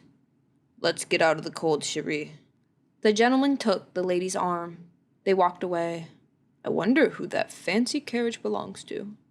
It's mine, Marcel Clement said to himself once he was alone. Come along, Felix and Fifi. He spoke kindly to his horses, jingling their reins. Nearing the grove of snow-dusted trees, Marcel whispered, Entrier. He led the horses and coach straight beneath the canopy of snowy branches, enjoying the feel of snowflakes falling on his face, hat, and shoulders. Nature's icy crystals. With his unique gift, he still couldn't recreate the design of a snowflake, but he didn't mind. Mamma, in her wisdom, always said he wasn't meant to be a little god. The driver and coach went through the secret portal to the town of Fontaine and Chantilly. It looked like a quaint and pretty village. Thatched roof houses, shops, and the government building, all gaily decorated for the holidays. Golden and pine bow wreaths hung on doors, and lamp posts cast a magical glow on the narrow streets. Mage families walked out and about the street. Small children ran ahead of their mothers and grandmares, peeking into shop windows and enchanted flying toys and fantastical pet creatures. Marcel looked with wistfulness at the happy children crowded around the enchanted pets in the window. He was born here. He used to love this place as a child. Now he merely endured it, going in to report for work duties and spending as little time here as he could. He drove past the children. A group of 4 young mage ladies in fashionable bouffant wigs and various hues lingered near a clothing shop. Spotting Marcel's arrival, they rushed over to him like a flock of flashy, colorful hens. Ooh, he's back! Marcel! Marcel, when are you going to take us for a flight up in your coach? He halted his horses. Bonjour, ladies. He tipped his hat. I'm sorry. It's just that, I haven't had the time. I've been so busy. The winter solstice ball in 2 weeks. Aren't you going? One of the girls batted her eyelashes at him, fussing with her bright pink wig. No, I didn't know that, he shrugged. I'll try to see if... Clement. Alexis Savat approached Marcel from the direction of Le Conseil Supreme headquarters building, a clear, I have an assignment for you look on his face. Leaping to the coach's buckboard next to his junior agent, Alexis nodded at the group of young women. Bonjour. Bonjour, Officer Savat. The pink-wigged girl greeted him, waving her gloved fingers in flirtation. I will talk to you later, ladies. Lily, you must come over to my estate for a glass of wine. Alexis's gaze lingered on her exposed décolletage, barely covered by her fur cape. Tonight, 8 o'clock. I'll be there. Lily primped her wig. We'll be there, chimed in the others. 7 o'clock, ladies. Alexis waved to all of them with a self-impressed grin. I have brandy and oysters, not just wine. Lily and the other mage girls left, giggling as they skipped the narrow street. Marcel groaned inwardly, which he hoped Alexis would interpret as, You're a legend, I'm jealous, and not his actual, you are beyond depravity. Marcel, listen. Alexis's expression went stern. He rubbed the blonde beard stubble on his chin.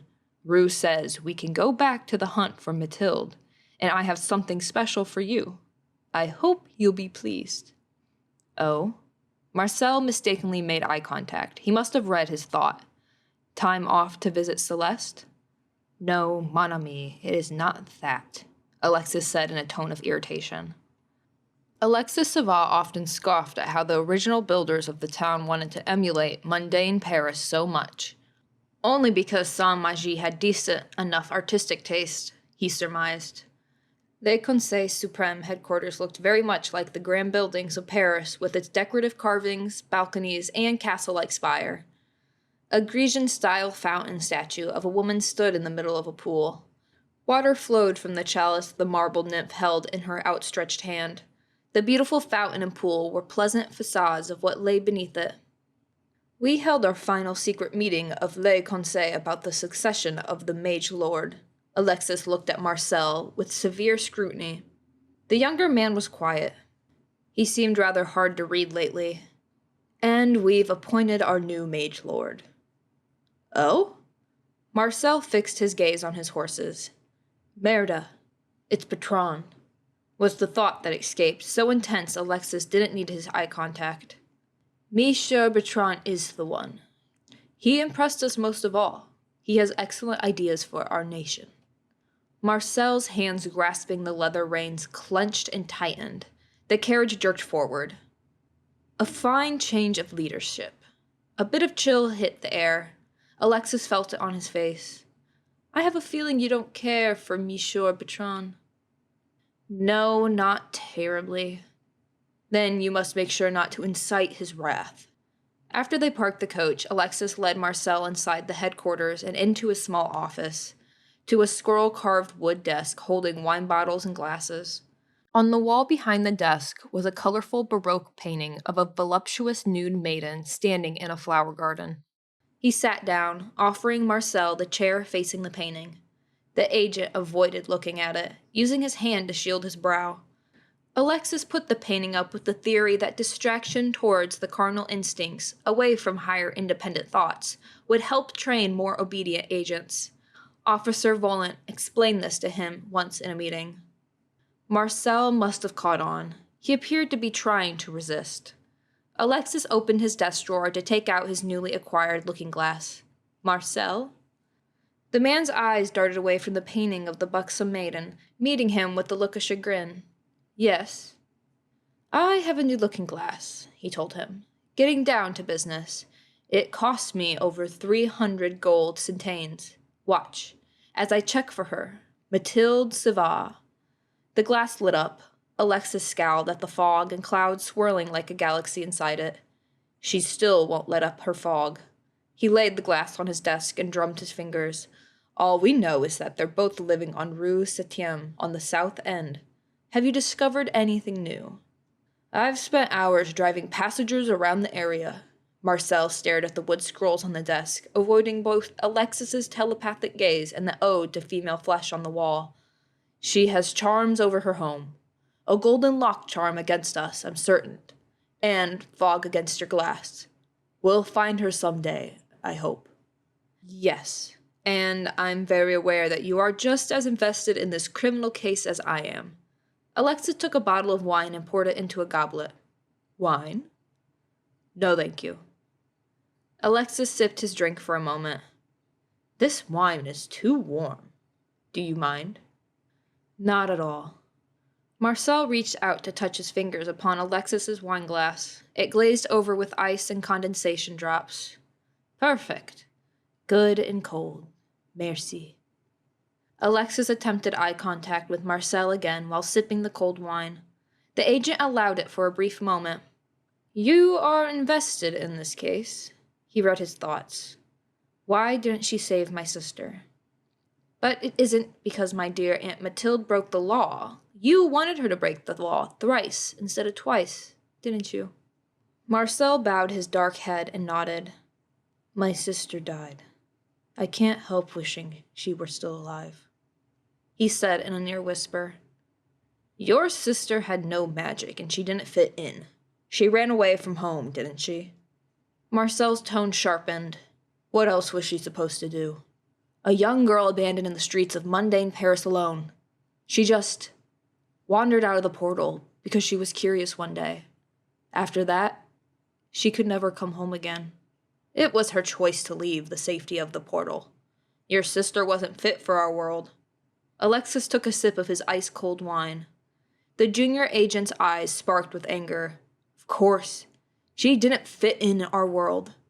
And in their world, she was in a danger of being captured in the streets and hurt by the worst kind of sans-magie men. You don't pay attention to their society very much, do you? I pay little attention to sans-magie, Clement. They only needed attention when a case involved them. Otherwise, they were like insects to be endured when he had to go amongst them. Besides, you said she ended up fine, that she married one of her kind. Yes, she did end up fine. Marcel had a pained look in his eyes as he leaned forward. Other than that little detail you forgot, that she died at 30 and left behind a child. The temperature in the room plummeted. I'm glad she met her husband so soon after she was cast out. They had a happy but very short life together. Again, I am sorry for your loss. She got no justice. Marcel threw out his hands. A brisk breeze hit Alexis' hairline. Jason's killer was rescued and mind altered by your rogue aunt. Alexis set his wine goblet down. Passion and zeal resided within this man as long as something pushed his emotional triggers. With this rare and presumably deadly gift, they were worth pushing. You have fire in you as well as ice. I need that in an agent. Alexis leaned back in his chair as a chilly breeze hit his nose. The ice mage's negative emotions were conjuring involuntary cold, as usual. As long as Prince Renaud is free, you better believe I'm invested in this case. Marcel's brown hand clenched the edge of the polished dark desk. Condensation drops formed where he touched it.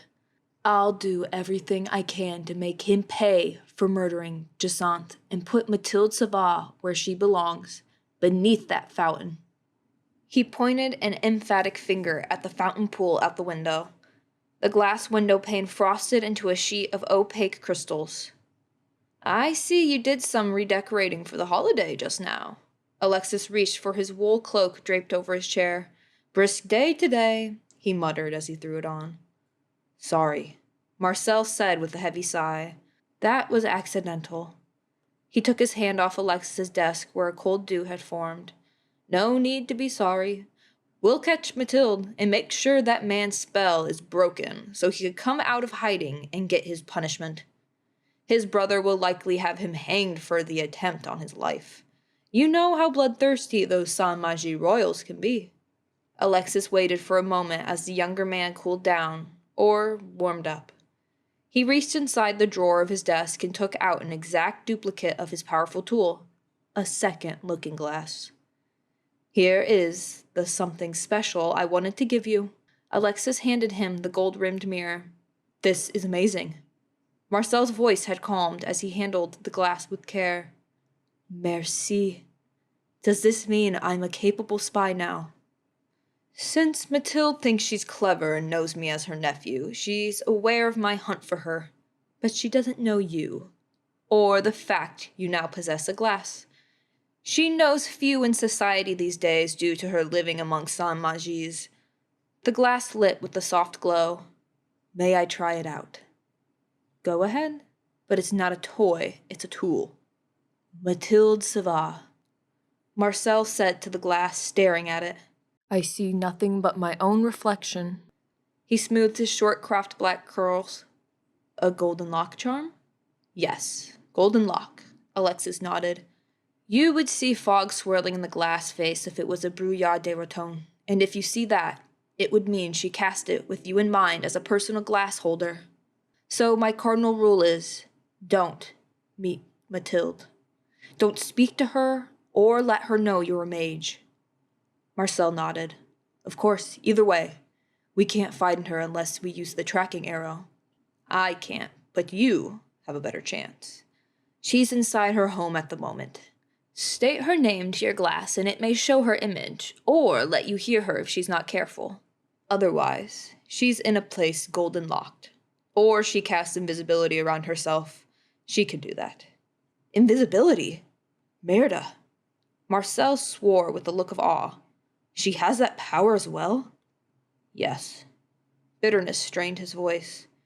Mathilde won our family lottery when it came to personal gifts. She has 4. Healing, mind magic, disguise, and invisibility. Damn. Marcel flashed a hint of his usual impish smile. Are you jealous? It's not funny, Clement, Alexis snapped. Just follow the tracking arrow. It should point to her location even if she's inside her golden locked building. Same for the cursed man. Marcel's face sobered. What should I do if I come in contact with the alter ego, Luc Bisset? You can strike up a conversation to learn details about his memory curse. Don't let him see your coach outside his home too often. It looks odd in his neighborhood. Marcel nodded. Of course. Just keep watching where the arrow points. I can do that. Once you're close to Mathilde and can see her, contact me using your glass. I've charmed them so we can speak with each other. I will teleport to you, go to her, and make the arrest. I would rather not teleport myself into a busy street in public. Use your discretion. Merci for the glass. Marcel gave Alexis a wide-eyed look of eager duty. I'll be glad to spend every day on the hunt for both of them. Chapter 16. Emilie ventured out of her parents' home, carrying her bag with art supplies, some sewing, and a bag of her favorite hot tea. She'd certainly need the comfort of a hot cup of tea in Monsieur Luc Bisset's company. I'll try to help him again, just because I'm so worried about what he might do, she thought. But it's his last chance to treat me as a person. If the man started behaving like a tantrum-throwing 3-year-old again, Emilie vowed to cut her visit short. Jean stood in the street, ready to walk with her. He carried his tin box with his lunch in one hand, his other hand stuffed in the pocket of his worn-out overcoat. Good morning, Emilie. Nice day today. There won't be many more now that snow has been flying. Good morning, Jean. I was thinking it would be a good morning to just walk over to Monsieur Bisset's house. How is he doing? They walked the narrow stone street together. I was just about to ask you how he's doing. Emilie quickened her pace. Didn't you go see him after work? Jean lowered his eyes to the ground. I went home. I didn't think he'd be serious about the things he said to you. Fear struck Emilie. What if he tried to end his life like he went on about? Jean, we need to get to his house as soon as possible. She walked faster, dodging puddles from the previous night's rain. I didn't think he was serious. Guilt sobered his face. He has so much pride in himself. At least he used to. Jean, when you're sad or angry, and sad like he is, you just never know. Jean walked in a hunched-over position, staring at the ground and his boots. I'm sure he's bluffing, Emilie. He's dramatic. He loves attention. He looked at the passing carriages. I'll pay for a carriage cab. Let's just keep going towards his house until we find one. I won't have time to visit Luc, but I will in the evening.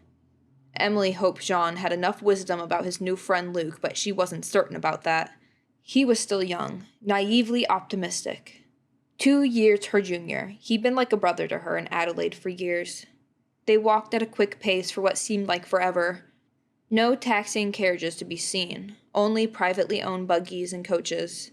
They're never around when you need them. Jean gave a slightly disgruntled huff.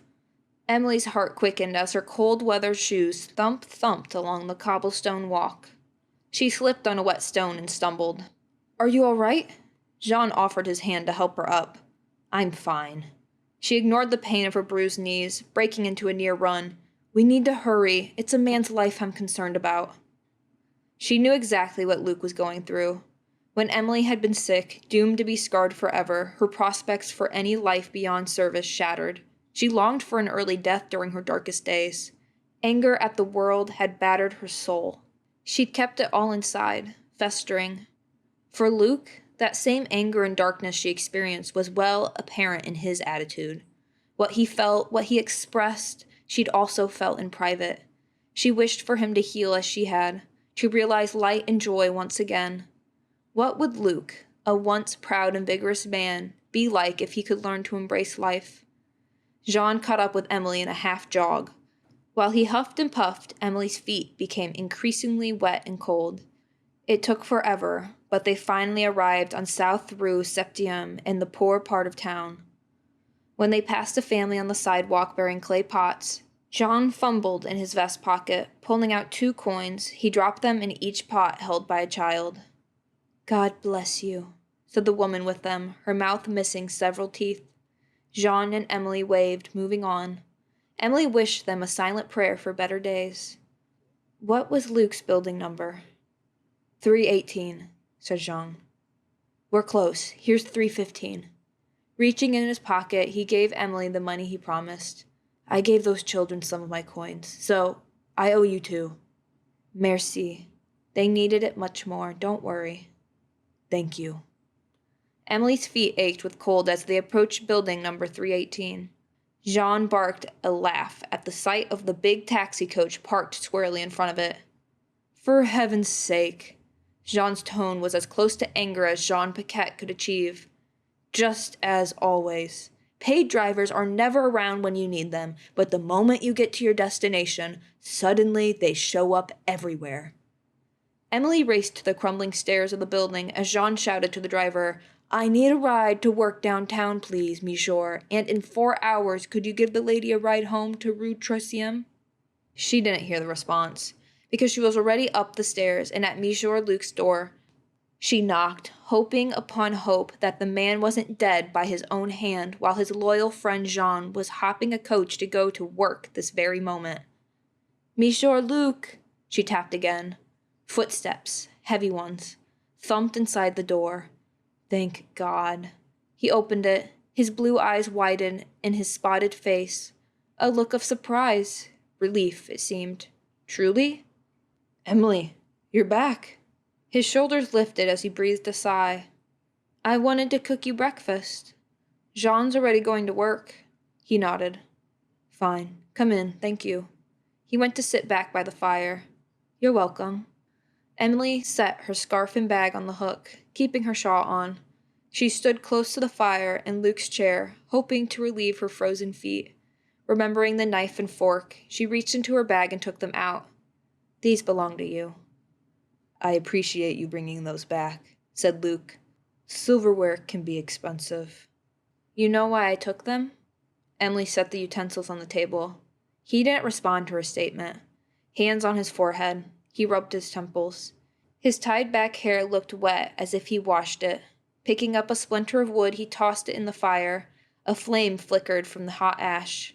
"I can understand how hard it must be," she said after a time of silence. "I felt terrible when I was sick because I couldn't serve at the Marquis' family chateau. Adelaide had to stay out of work because the family wanted us quarantined. My parents and Adelaide kept their distance. I felt so lonely and ostracized.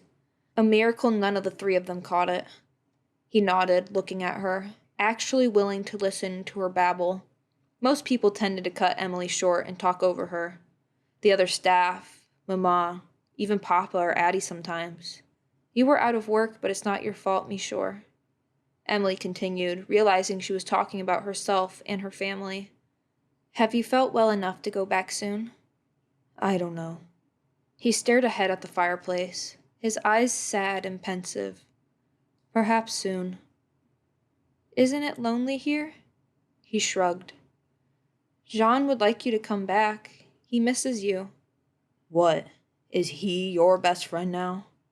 Luke's calm mood took on an edge again. He's family to me, just as much as Adelaide is.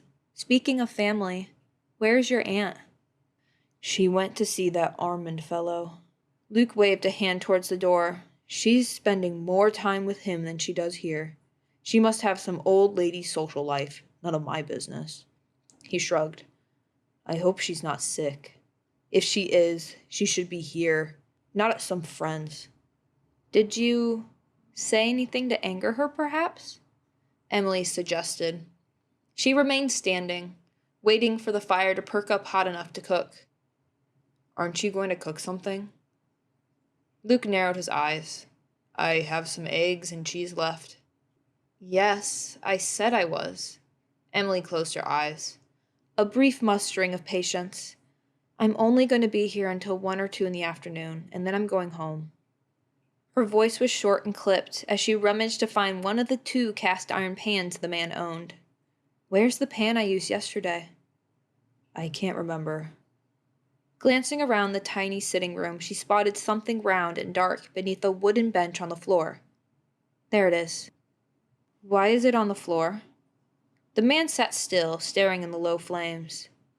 Monsieur Luke. What? He snapped in a thundering voice. It was as if he were a poisonous snake she dared to disturb, rearing its head to strike her with venom. She blinked, taking a step away from him. You don't need to yell at me, Emilie shouted back, hurt making her eyes water. I shall not cry in front of this man. All I asked was why is the big iron pan on the floor, instead of by the stove where it belongs? I don't remember putting it on the floor. You don't remember things you did today or yesterday, Luke. Her voice softened. Is your memory getting worse or something? Who made you the doctor and expert on my memory? His voice was lowered, though just as venomous. No one. I'm trying to help you. Emilie stepped over to where a wooden bench sat, pushed close to the lone window. She bent to pick up the cooking pan. It was rather heavy in her one arm. She held it with 2 hands as she carried it to the hearth. Heavy. It was next to that bench he'd been lifting up and down. Wait, were you using the pan to lift up and down to make your arm stronger? He turned to look at her and cocked his left eyebrow. Yes, I suppose I was. Just like the bench. She felt his gaze upon her as she took the fire poker and stirred inside the fire to revive it. Why, do you think I'm weak? Too weak to be a man? He stood from the chair and snatched the fire poker out of her hand, proceeding to stab the fire with quick thrusts. Golden ashes leaped from the fire hole, scattering close to the hem of Emilie's long dress. I never said that, nor was I thinking it. She stepped back from the glowing ashes. Luke beat on the fire as if it were trying to bayonet someone to death. It's all about your pride again, isn't it? She crossed her arms. Of course, it's a man's job to stoke the fire. Luke snatched one of the tiny pieces of wood and flung it inside. And put wood in it, and a woman's job's to cook, right? He tossed the fire poker to the floor. It clattered on the hard wood. Do you need to keep talking like this? I can talk to you as much as I would like, she snapped. Now, do you want me to boil water in this pan for eggs or not? Or do you want something else? Shall I go find you something at the market? I refuse to be spoken to like a child. Luke gave Emilie a harsh look of anger. His blue eyes that seemed vulnerable earlier, were now ice cold. She felt ugly again. Then I refuse to cook or help you in any manner today, she shot back, her voice shrill as tears pricked her eyes. She swiped up her coat and bag. I'm walking home, which I'm very much looking forward to doing, for the day is unseasonably sunny and warm. Good day, monsieur. Chapter 17. Emilie rushed out of the apartment, down the stairs, and into the street. A lovely day indeed. Sunshine made the December day feel crisp rather than cold. People around the city had decorated for Christmas with holly wreaths and ribbons. Coins jingling in her bag, She visited the shops on Rue Quatrième to buy her Christmas gifts for Maman, Papa, and Adelaide. It didn't take long to choose a lace kerchief for Maman and kiln-fired pottery pipe bowl for Papa, and an ivory-handled hairbrush for Adelaide. She noticed a set of little tin soldiers, toys for children, remembering how Monsieur Luc Bisset dreamed of being a soldier at battle, and the fact he was rather childish himself. She bought them. Jean could wrap them and give them to Luc as a gift. The store owner gave her that look. She imagined he'd seen the evidence on Emilie's face she'd been sick. He offered a forgivingly low price for the pipe bowl as he secured the delicate items in paper and burlap for her to carry in her leather shoulder bag. She walked out of the shop. Thoughts of the upcoming holidays and her family caused her steps to quicken with anticipation. As far as Monsieur Luc Bisset was concerned, he could take her kindness or leave it. A grown man in his middle 20s, for heaven's sake, he was not her responsibility. Yet, those tiny glimpses of warmth in a searching soul against the cold of that infernal man piqued her sympathy. She didn't like it one bit. I need to stop caring. She admonished herself as she carried the large, now heavily full bag strapped over her shoulder. Why was he so glad to see me at first if he hates me so? When she arrived home, she hid her bag with gifts beneath her bed. "Emilie," Adelaide called from the kitchen. "You're back already?" Emilie joined her sister by the stove. "I couldn't do it. He was horrid," she sighed. "A rude, selfish beast, Addie. I had to tell him I could not serve him if he treated me like a piece of dirt on the bottom of his boot." Adelaide put a piece of kindling on the fire, stoking it to heat the tea kettle. "Good for you. He needs to have his pride adjusted. I think he must have been one of those men spoiled by his ma, the way you speak of him." "I imagine he was." "Emilie, something came up." Adelaide gave her a look of slight discomfort. "Do you know who stopped by while you were gone?" "Who?" "Madame Chambon. She informed me His Grace and their ladyships will be coming home around New Year's, and that you and I will have a new place to work." "What do you mean? Are we dismissed?" Worry struck her. She liked sewing for the noble family. It was the best job for a woman of her station. It suited her interests and natural bent. Predictable, safe, orderly, no need to be social. "No, of course not. Neither of us. And you're such a good seamstress, they never let you go. We're being transferred to His Honor's summer home." A reddish-brown lock of hair fell over Adelaide's eye. She brushed it behind her ear. "They need maids to prepare the chateau for move-in. Valois chose the low-rung girls without a say in the matter, which means us. We are maids, Adelaide, for the household's beck and call. We would never have a say. There'll be a work crew of men, and so they need maids to cook and clean in the mansion while it's being worked on. She said we don't have a choice, because hands are needed." Adelaide poured a cup of tea and sipped it, hiding a frown. "I like that idea. It means I can go away from, you know." "Good, because unfortunately, we must pack and leave the day after Christmas." Adelaide's lips formed an unhappy pout. "Right away in the morning." "So soon?" Disappointment sank in her heart again. "I was hoping for more time with Mama and Papa." The sister's mamma came into the kitchen wearing her dress gown for around the house. "I heard you girls will work at a new place." "Yes, we're going to serve at their country home and help the men on work crew," said Adelaide. "That's nice." Their mother's eyes widened. "A work crew of men?" She gave her daughters a knowing smile. "You could meet a nice one. You never know." "Mama, please don't keep hoping," Adelaide sighed. "If we, not so much Emilie, but especially me, if I'm not married by now, I never will be. I'm just the plain, fat little spinster hen on the shelf, Mama. That won't change, and I have to accept it." She put her teacup down and rushed out of the kitchen, about to cry. The door of their bedroom slammed as if she were a girl some 10 years younger than her 24. Emilie frowned, rubbing her forehead. Adelaide, as sweet and cheerful as she was, had a temper and gloom she could only express when not in service at work. Emilie felt much the same sometimes. A remorseful look came over their mother's face. I didn't mean it that way. I was older than Addie when I married your father. She's not an old maid yet. Yes, I know. Emilie lowered her voice. But being an old maid is what she's most afraid of? She adores men. The problem is they're extremely hard to understand. Exasperating, frustrating. Amen to that. Mama smiled gently. Who is it that frustrates you? I spent part of the day today trying to be nice to a man, Emilie admitted. Trying to help someone who's down on his luck. You did. That fellow who was sick, Jean's friend with the bad temper? Yes, Jean's friend. He caught smallpox, the poor man. Oh dear, very kind of you, ma petite. Mamma poured a cup of tea. Tea? Yes, thank you. She accepted the second warm cup Mamma poured. I was going to help him again, but his attitude is atrocious, so my favor for Jean's friend is over. You have good sense and judgment. I'm glad of it. Maman took the cup of tea and headed to the daughter's bedroom to see Adelaide to comfort her. Addie, petite, the elder woman said to the closed door. Please let me be alone. Adelaide's quiet, tearful voice came from the other side. Mamma, give her some time, said Emilie. She spends so much energy every day trying to be cheerful and happy, a good servant. But she's human. She gets sad and lonely sometimes. I wish she would tell me more about what is bothering her, whispered Mamma, clutching the tea mug in her hand.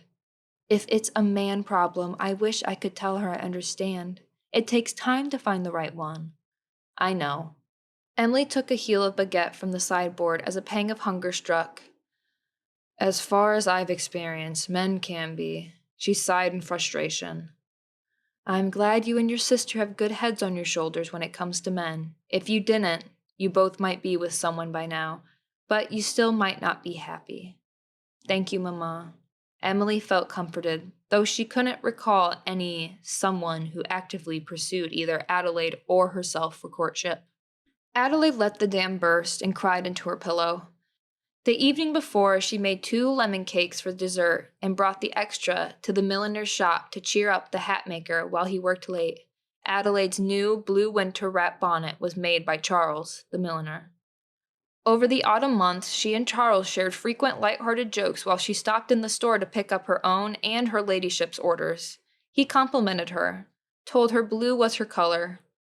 He was in his early 30s or more. Adelaide wasn't certain. His hairline receded slightly. His laughing hazel eyes crinkled, but he had the most alluring stubble and mustache, tall and slim, which she adored, for that was her physical opposite. She knocked on the shop's door the night before. Charles' baritone voice said, "Come in."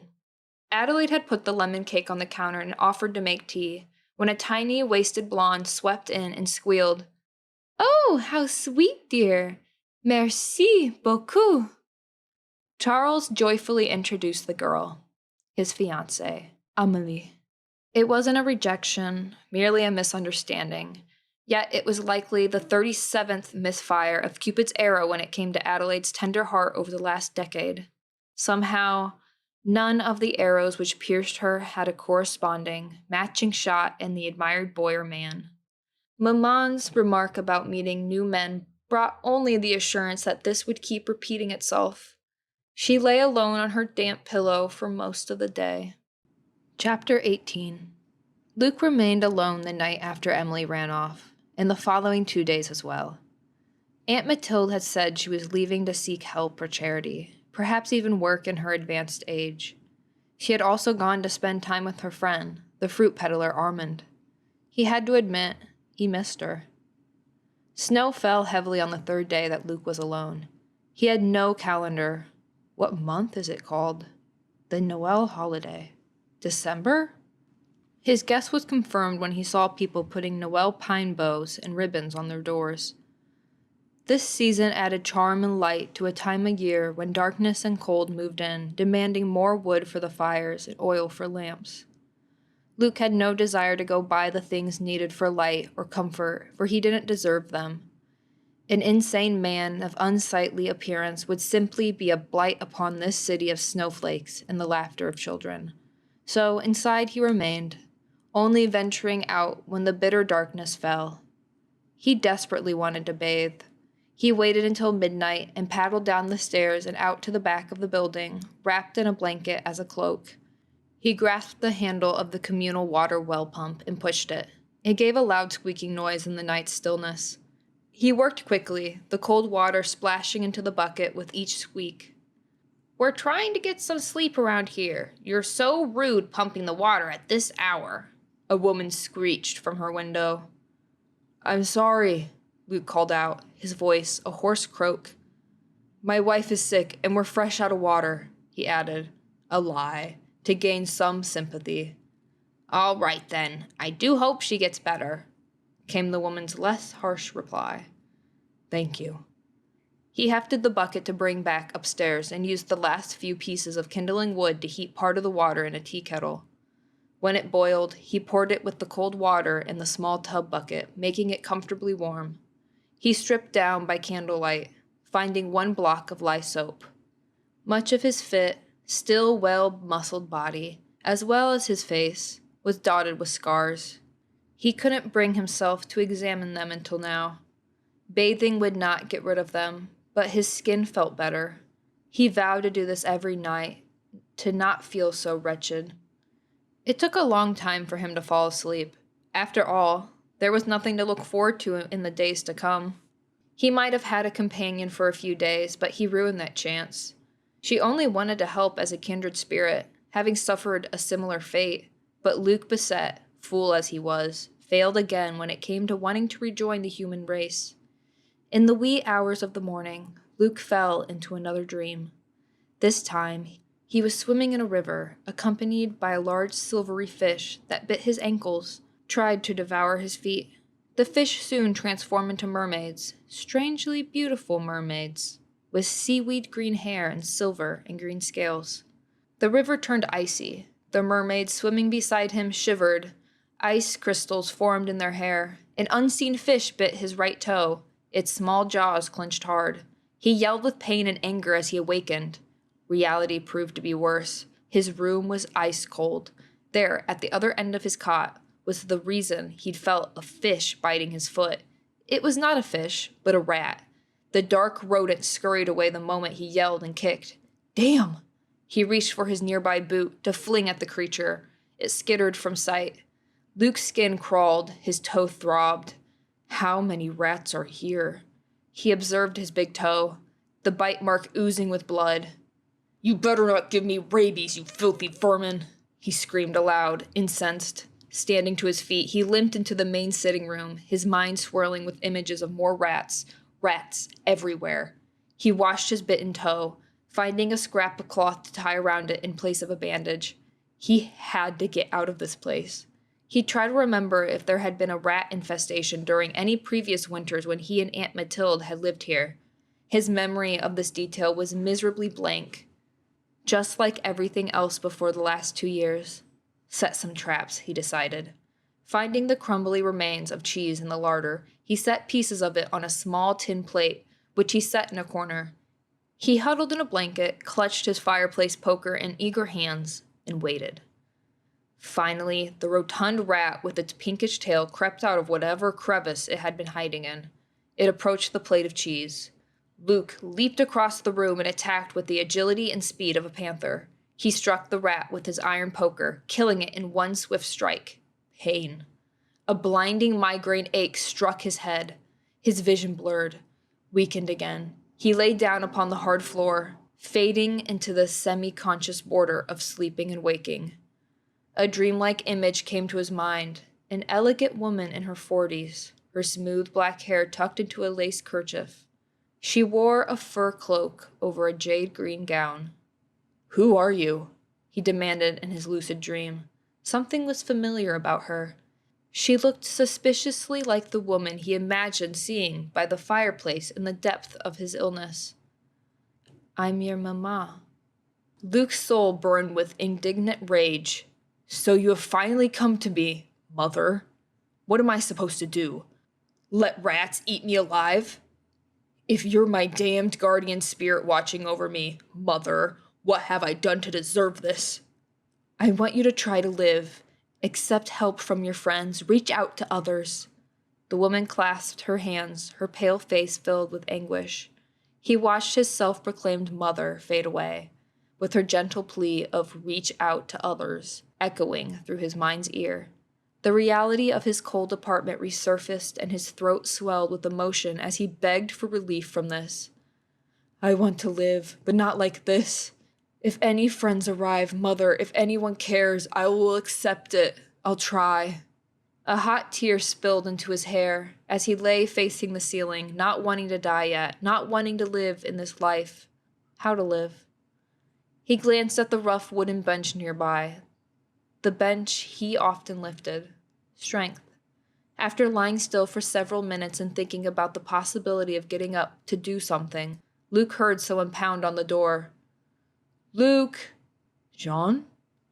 Can you let me in? Jean's voice was unusually stern and demanding. Come in, please, he called out, his voice sounding pathetic once he uttered it. Jean came in alone, his eyes widened at the sight of his long-ill friend splayed on the floor next to what appeared to be a dead rat. What happened to you? He exclaimed. For heaven's sake, it's freezing in here. You have no firewood left. Are you sick again?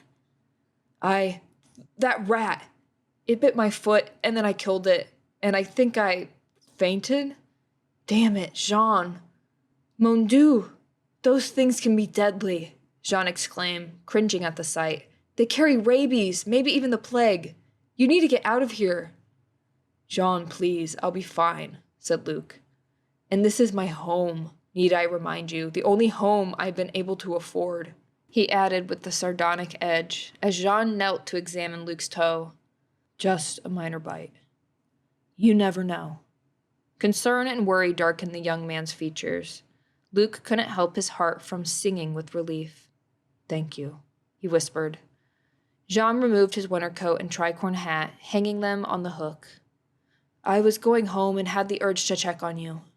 His brow lowered. Luke, my God, what's become of you? What do you mean? You were once so full of pride and strength, and now you've allowed yourself. Never mind. I'm not good enough to be your friend now? No. Jean closed his eyes for a moment, raking a hand through his longish auburn hair. I mean, we used to be a team when we started working on the hotel together, and I've always looked up to you. I still do. I highly doubt that. Luke squeezed his eyes shut to fight the miserable sting forming. Jean stood up from his kneeling position. You've been through hell, mon ami. I understand it wasn't fair. No, it isn't. What have I ever done to deserve a life like this? This is no life. It's hell on earth. I don't know, but you're strong, still young, so you can get through this trouble. There's a reason I came here today. Well, there are two reasons. Jean cleared his throat and crossed his arms. One, that I wanted to tell you how disappointed I am with how you treated Emilie. I didn't mean to hurt her. I wasn't in the mood for visitors, he said through clenched teeth. I couldn't let you hurt yourself without finding someone to watch over you. She told me she thought you were an interesting person to talk to, at least for a while. She did? A miracle, but yes. Are you still planning to come with a clergyman? Luke's tone turned sour again. No, not yet. Jean sighed.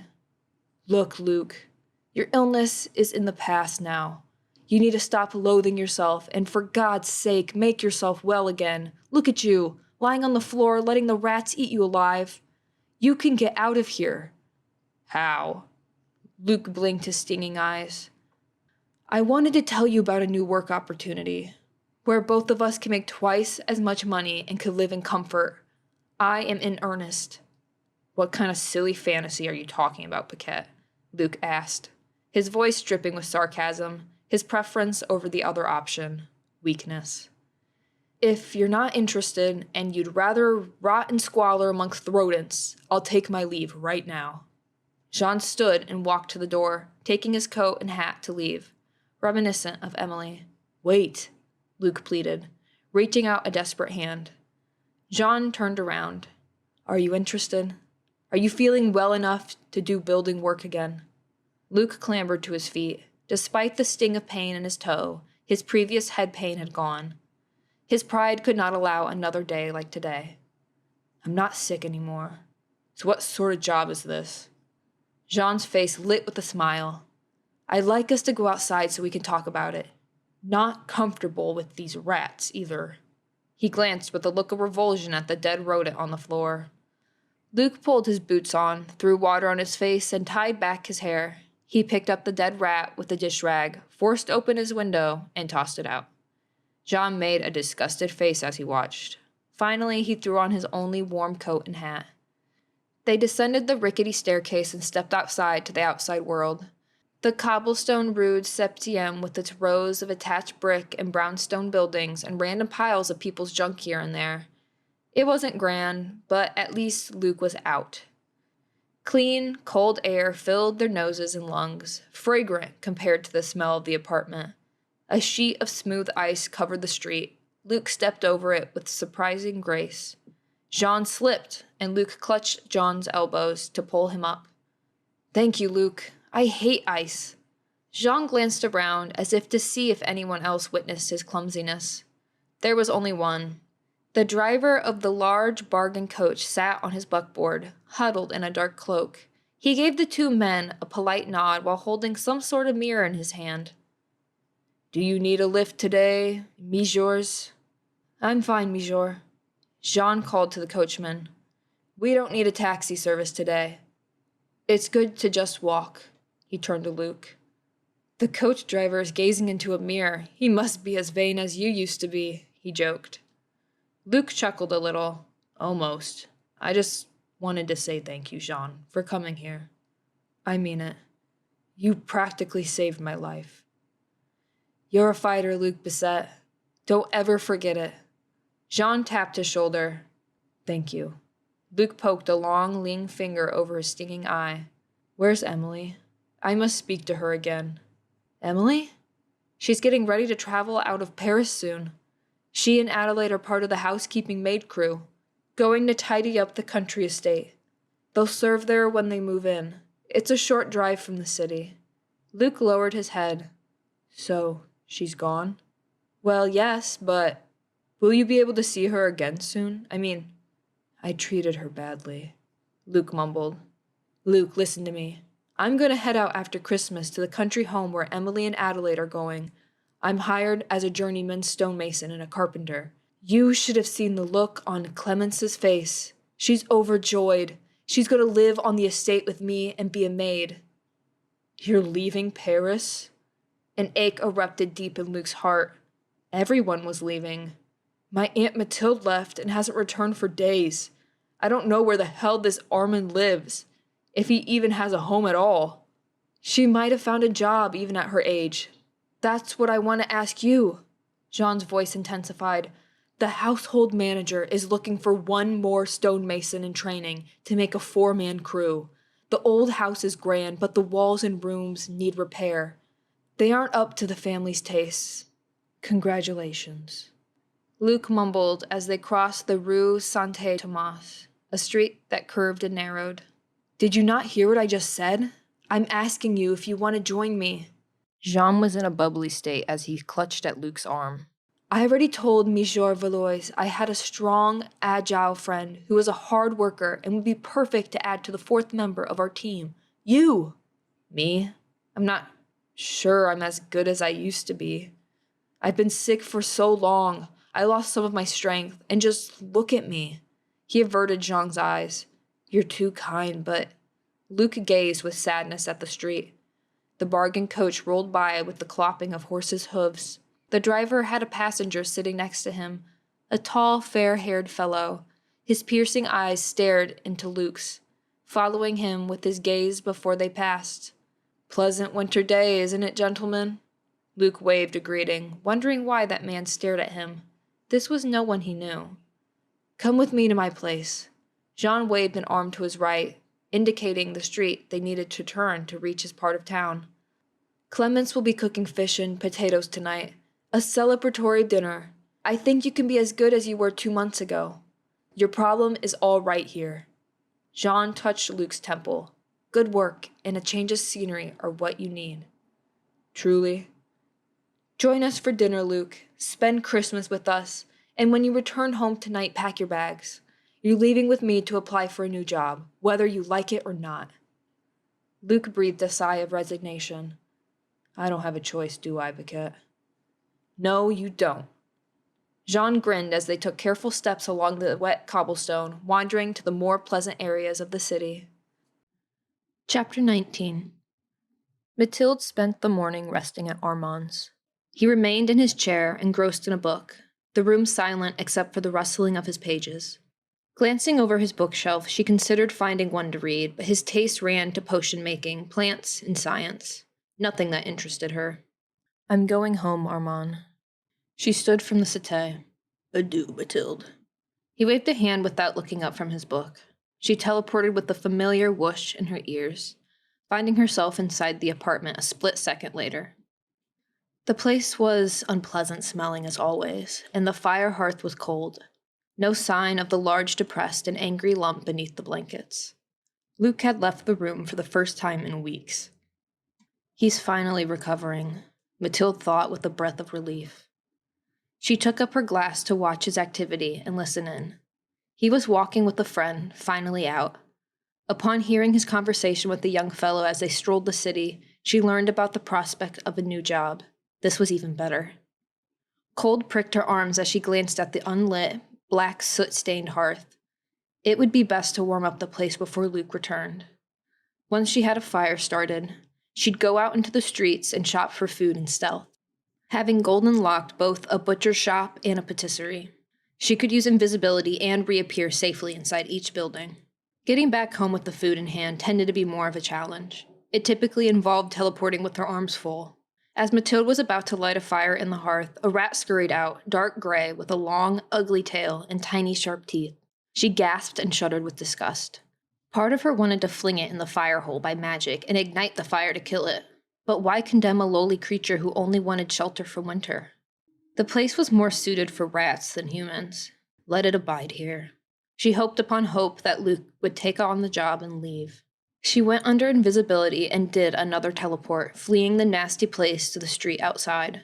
Flakes of light snow drifted, dressing up the old buildings with a sugar-like layer of white. Wood smoke from dozens of chimneys made a pleasant fragrance, even in the rough part of town. She didn't dare reappear out of her invisible state. She stood against a neighboring building for some time, shifting her position and pacing to avoid people hitting her. A coach had parked near her apartment building. In the drab environment, the horse's pale silvery gray color and fair manes stood out as creatures of beauty. The black carriage's trim and handles were made of golden brass.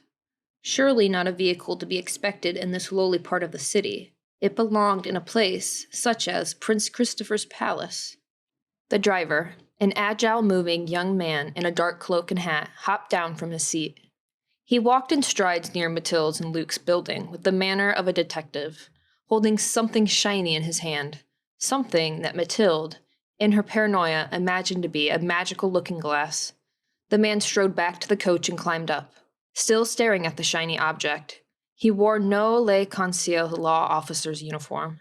A sign on the coach advertised a taxiing service. The notion that the Parisian coachman would be a mage working for a Le Conseil Supreme was extremely unlikely. Most mages, especially government warlocks, thought themselves above such mundane work as taxi carriage service for sans mages. If the man was mage, he'd be seeing a lush evergreen tree instead of her apartment building, her golden lock charm set at full power. She tried to quell her anxiety as she made slow steps down the street. A poor elderly woman in one world, a chaste criminal in the other. She dodged people while crossing the street at the point where it curved to the right. A sudden roll of wheels rattled over the cobblestones, a rush of accelerating horses' hooves. The noise came from behind her. The same coachman, shaking his reins with haste, steered the horses and the coach directly in her path. He sped up his vehicle, the muzzle and wide eyes of a silver-gray stallion bearing down on her, about to knock her down and crush her into the street. With a whoosh, she teleported straight back to Armand's before she was trampled. Upon landing in his sitting room, she drew in deep breaths, her heart pounding. She clung to the back of a chair, dizzy. Armand was startled from his nap on the settee. Good heavens, Mathilde. I'm back. Would you like me to make you anything for dinner? Armand raised himself to a seated position. He looked at her with tired red eyes. I cannot discuss anything pleasant with you until you promise to break the spell, he said. I've been thinking. Do you realize what else could happen to him if you don't? I haven't thought too much of the negatives. Mathilde held her chest, catching her breath. Armand rubbed his wrinkled brow. You're a clever and bright woman. You always have been. Unfortunately, until 1760, girls weren't allowed to attend l'Académie des Arts Magiques. Yes. Mathilde took a seat in the nearby comfortable chair. If only the law had come about when I was a young girl. I'd so wished for it. I even wrote a petition to Les Conseils. I remember. Armand sighed and clasped his hands. Anyway, there were things I read and studied in school about magic and the human mind. One thing I remember reading was if a mage erases a sans magie person's life memories, the memories cannot remain suppressed. They bubble up in vivid dreams, sometimes nightmares. It can drive the person mad. Luke isn't mad in that sense of the word, Mathilde argued. He's only angry and bitter over his circumstances. Armand's voice tightened. It isn't only the fact you're playing God with your powers and ego, Mathilde. You could destroy him if you don't lift the spell. She shook her head. How awkward will Luke feel to suddenly come to his memory and know he's Prince Renaud, the would-be killer of his brother. And the killer of a woman on Prince Christopher's staff. Mathilde's face fell in despair.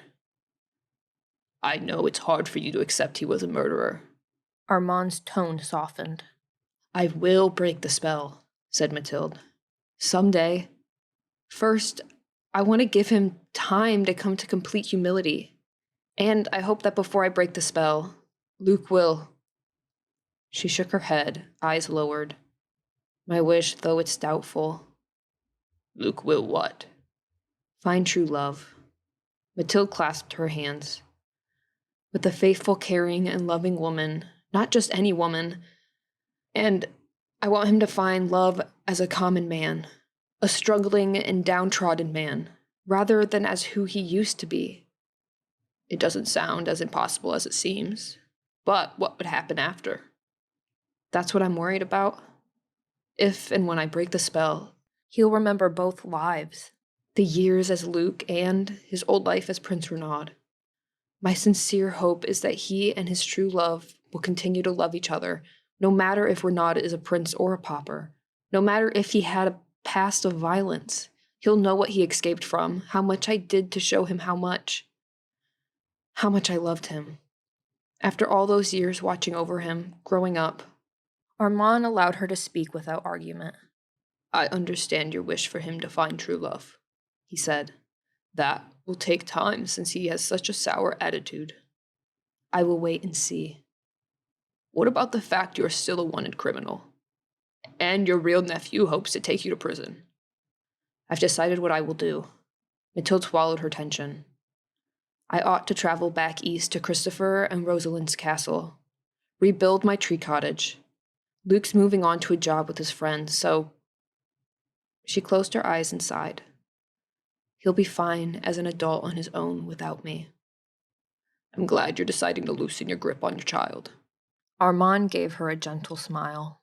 It's a good idea to leave Paris, but you shouldn't burst in on a royal family and their staff to talk about painful things. The staff knew and loved that woman who served alongside them. Bringing up the topic of Renaud will open up healing wounds. I'll do what I've always done. Stay in my tree cottage, watching the family through my glass. Did Renaud witness your powers on that day? Yes. He saw my magic because I teleported him with me to my cottage. I panicked, and so I simply erased his memories. Armand rubbed his forehead. Correcting a mistake with an even bigger mistake. Mathilde's mind spun with regret, searching for ways to fix the mess she created. They believe Renaud is dead. How can I tell them? I just don't know what Christopher and Rosalind will do if they find out Renaud is alive. Only one way to find out, Mathilde. Tell them. They didn't find his body in the forest. Her eyes fell to the news scroll, open on the tea table. It featured the portrait of a stout, wigged man with bugged-out pale eyes, his neck strangled by his lace cravat. His image gave her an unpleasant feeling. Who is that man?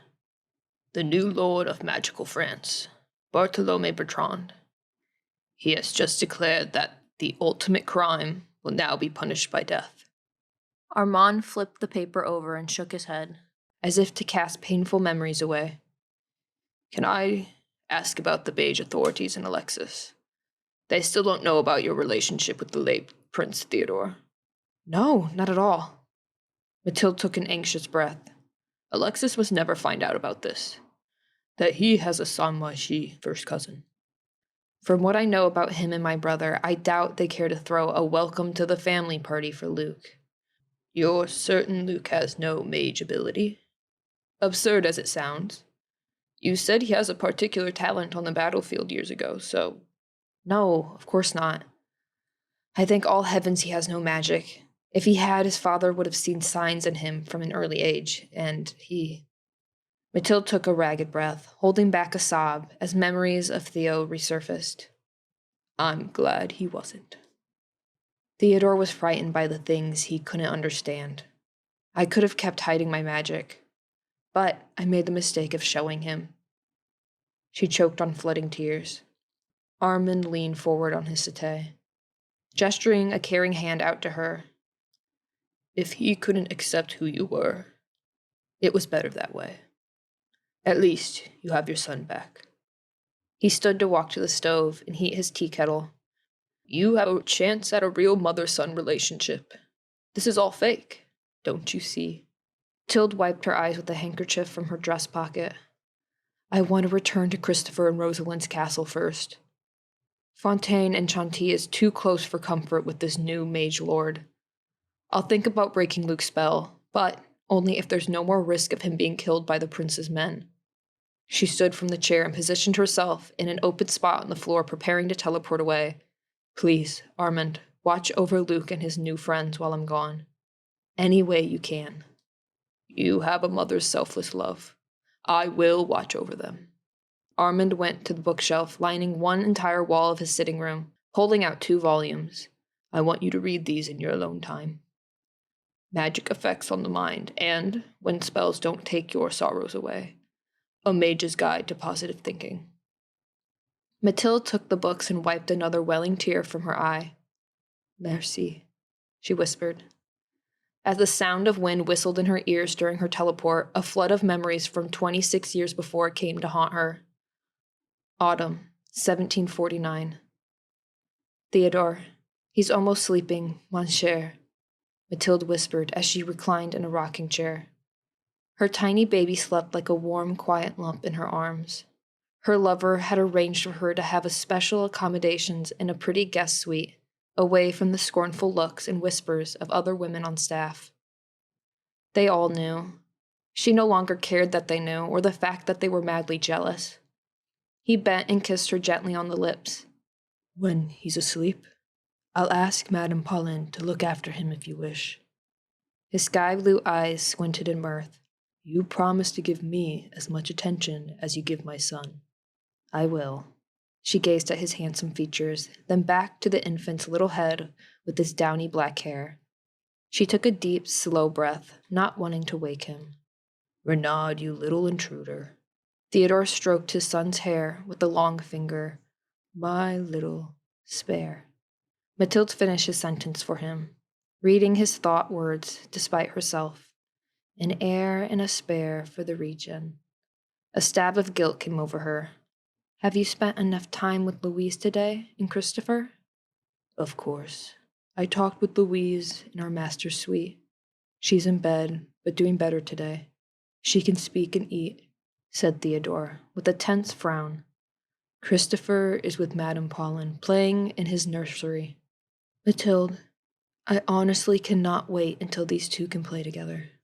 They'll be loving brothers. Mathilde cradled her baby, wrapped in the finest blue silk bunting. Theodore nodded, straightening his posture as he stood tall. If Louise recovers, she'll accept him. I know it. I am no worse than Jacob in the Holy Scriptures in my desire for sons after all. I cannot help it if I love 2 women at once." He gave a little laugh. A smile of both joy and naive love lit up Mathilde's young face. "I truly wish for Louise's recovery, Theo. If she does, I promise to keep my position cleaning rooms, even if it means giving Renata up to the governesses, for Louise's sake." Theodore touched the child's tiny head. "Don't worry. I'll take care of everything. I'm in charge here." He put a palm to his chest. "I'll arrange for you to be relieved from any cleaning so you can raise your son." She smiled, relief flooding over her. "Merci. I love you so." Theodore spoke abruptly, cutting her off. "Thank you, Mathilde, for giving me a son as beautiful as you are." Chapter 20. Luc and Jean walked the streets to Jean's part of the city.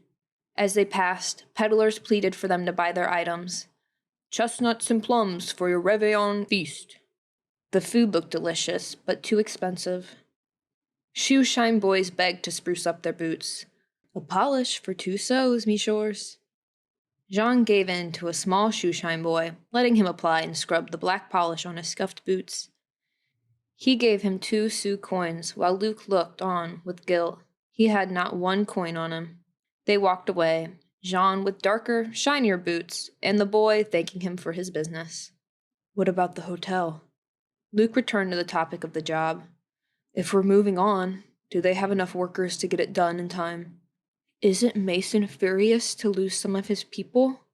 "Mason can hire others easily." Jean's breath came in puffs as he spoke. He tugged his felt hat brim down to stay warmer. "I worried my days were numbering at the building site. Found out through my wife that the Marquise de Brumont needed workers. Clemence put in a good word for the Marquise' household manager about me. She told Emilie and Adelaide, and they told their bosses. Ladies' tongues yield great power." "Good for you. And so, it's stonemasonry training?" Jean nodded. "And you'll be doing the same." "It sounds good enough to me." Luc truly felt in much higher spirits than he'd been in weeks, months even. Good work is good work. They neared Jean's place, across the street from his parents' building. Clemence answered the door to their tiny flat. It smelled delicious inside. Fish and potatoes baking with the scent of oak wood. She flung her arms around her young husband. They laughed, whispering endearments to each other. A pang of envy stung Luc's heart as he observed their happy display of domestic bliss in newlywed life. This could never be for him, even if he decided he wanted such a thing. He was too damaged, his face and body scarred from disease. Half a man without a recalled life, little knowledge about common things most people knew and took for granted. And his current place of residence, a smelly building teeming with rats. What sane woman would adore and respect me now? Hello, Luc. Glad you could join us. Clemence turned to look at the guest, with a sweet smile, her brown eyes kind. "Thank you." Luc lowered his gaze to the ground, remembering he is no longer devilishly handsome. From now on, when women would smile, it was only to be polite. "He's coming with me." Jean broke from Clemence's embrace and tapped his hand on Luc's shoulder. Clemence clasped her hands with cheer. "He was hoping you would take the job with him, Monsieur Luc." Luc remained quiet as he ate dinner with the couple. They were friendly enough for certain, yet their happiness together felt a bit alien, unrelatable. Jean took a sip of milk from a mug and turned to Luc. "It'll be just like before, you and me, building together. Even better, because old Mason won't be there." "True," Luc nodded. "Don't miss that man's voice one bit." He looked at the couple, and his throat felt tight. "I appreciate your help, Jean. I truly do. Just, you coming over earlier, tell me about the job." "I had to check on you. Emilie made me remember." Jean stood pushing one of his rough-hewn wooden benches back from the table. "You've proven yourself a real friend, a godsend." Luc extended his hand for Jean to grab. He took it. When Luc let go, he swiped at his stinging eye. Clemence rose from the table. "I'm going to turn in and rest, sweetheart. The holidays and getting ready for the new job have worn me out." Get some rest, Cherie. Jean stood and cleared plates, placing them in the cooking pot full of water and wiping them with a rag. You're washing dishes? Luke squinted his eyes. Seemed odd for a man to do this chore. Aunt Mathilde used to be the one who insisted on washing dishes. Though he rarely saw her doing them, they were always clean. Of course, he said. She's exhausted. You heard her. It's what a good husband does. Luke nodded. I'll keep that in mind. Would you like help? No, I enjoy having my hands in the warm water. It'll take me no time. The memory of Emilie bustling about his apartment resurfaced. Tell Emilie hello for me, if and when you see her. You'll see her when we arrive on the 26th. Jean shook water drops off a spoon over the warm stove. She'll be glad you came. I don't know. I wasn't that kind to her. Luke frowned. I doubt she'll be glad. Well, whether or not she is, will you be glad? To be away from your old place with the rats? Luke took a deep breath. Extremely glad. Although I don't know if I'll ever be truly happy. Had he ever felt happiness? A few fleeting moments, perhaps. He'd felt a taste of what could be called gladness or pride, or a mix of each. When he was praised for his strength at the bricklaying site, when girls used to look upon him with want and lust, those moments of carnal fun in candlelit saloon rooms, that would happen no more. He'd even felt a spark of gladness when Aunt Mathilde said things suggesting she loved him, in her own nagging and cantankerous way. And Jean still believed in him, held him in esteem. Jean studied his expression. You can't expect other people to make you happy. You have to make it for yourself. Luke nodded. That made a hell of a lot of sense. Thank you, Jean. I'd better take my leave now. He stood and went to the front door to venture into the chilly evening streets. Do you have fare for a carriage? Jean threw a cloth near the sideboard. The simple tin dishes now stacked and clean. Getting cold and dark. I can lend you some coins. No. Luke grabbed the doorknob. I'll walk. You need to think about saving up money. For architect school. You remember that? Jean's face lit up. Of course, said Luke. You have a talent for drawing buildings. You and Emilie both. Hell, I can't even draw 2 straight lines. His lips spread in a genuine smile. Jean mirrored his grin. Good night. And remember, Christmas Eve, come and spend the holiday with us. I will. Bonne nuit. He walked the streets with brisk steps, wrapping his coat tightly around him, shivering as the night set in. His ears froze after forgetting to bring a hat, but he didn't mind. Warm contentment had come over him ever since he decided to take on the new job with Jean. A sense of hope. After a chilly but invigorating trek, he arrived in his neighborhood and turned the familiar corner onto Rue Septième. A spring in his step, a physical exercise gave his mind and body a pleasant buoyancy after over a month as a shut-in. Soon I can pick myself up and leave this place, Luke thought with anticipation. A horse whinnied a short distance away. A coach. The same fancy coach, which had an odd way of circling through Luke's neighborhood all the time, was parked on the side of the now quiet and dark street. The horse's cries sounded distressed. What's wrong, Fifi? Are you hurt? The driver was stooped over examining one of his team. The mare bucked her head up and down, her whinny high-pitched as she tapped her front hoof on the cobblestone. Fifi, hold still. The man felt around her neck and withers, petting her up and down. Hello there? Do you need help with your horse? Luke called as he approached. The driver turned to the sound of Luke's voice. You? His eyebrows raised. Me? Luke chuckled, gesturing to his chest. Didn't know I was that well renowned. I mean, the man faltered. Bonjour, monsieur. Yes, I think my horse is injured, or sick. She was fine a moment ago. Did she step on something? There could be a stone in her hoof, he suggested, ignoring the man's odd reaction to him a moment before. She may have.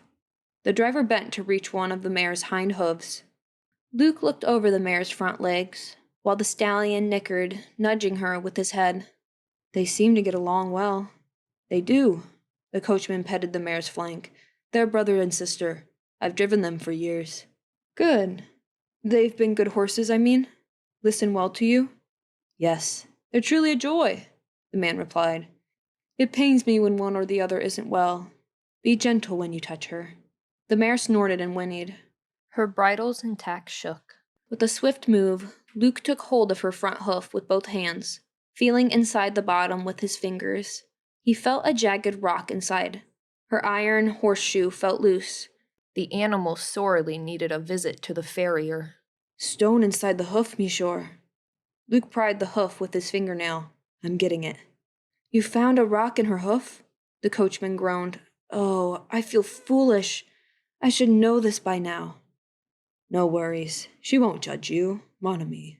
Luke used his thumb and forefinger to squeeze and twist the rock while the driver held on to the horse's ankle. She whinnied, squirming as he tried to get the source of the problem. Monsieur, are you still holding her leg steady? Of course. The coachman gripped the mare's lower leg in both of his hands. It's all right, Fifi, stay calm. Luke twisted and pulled. The rock came loose. I've got it. The two men let the horse's leg rest on the ground. Luke showed the driver the pointed, sharp rock in his hand before he slipped it inside his coat pocket. She's gonna be bruised for a while, he told him. Put something cold on it like ice, or have her stand on snow. She needs to go to the farrier for new shoes. The other horse as well.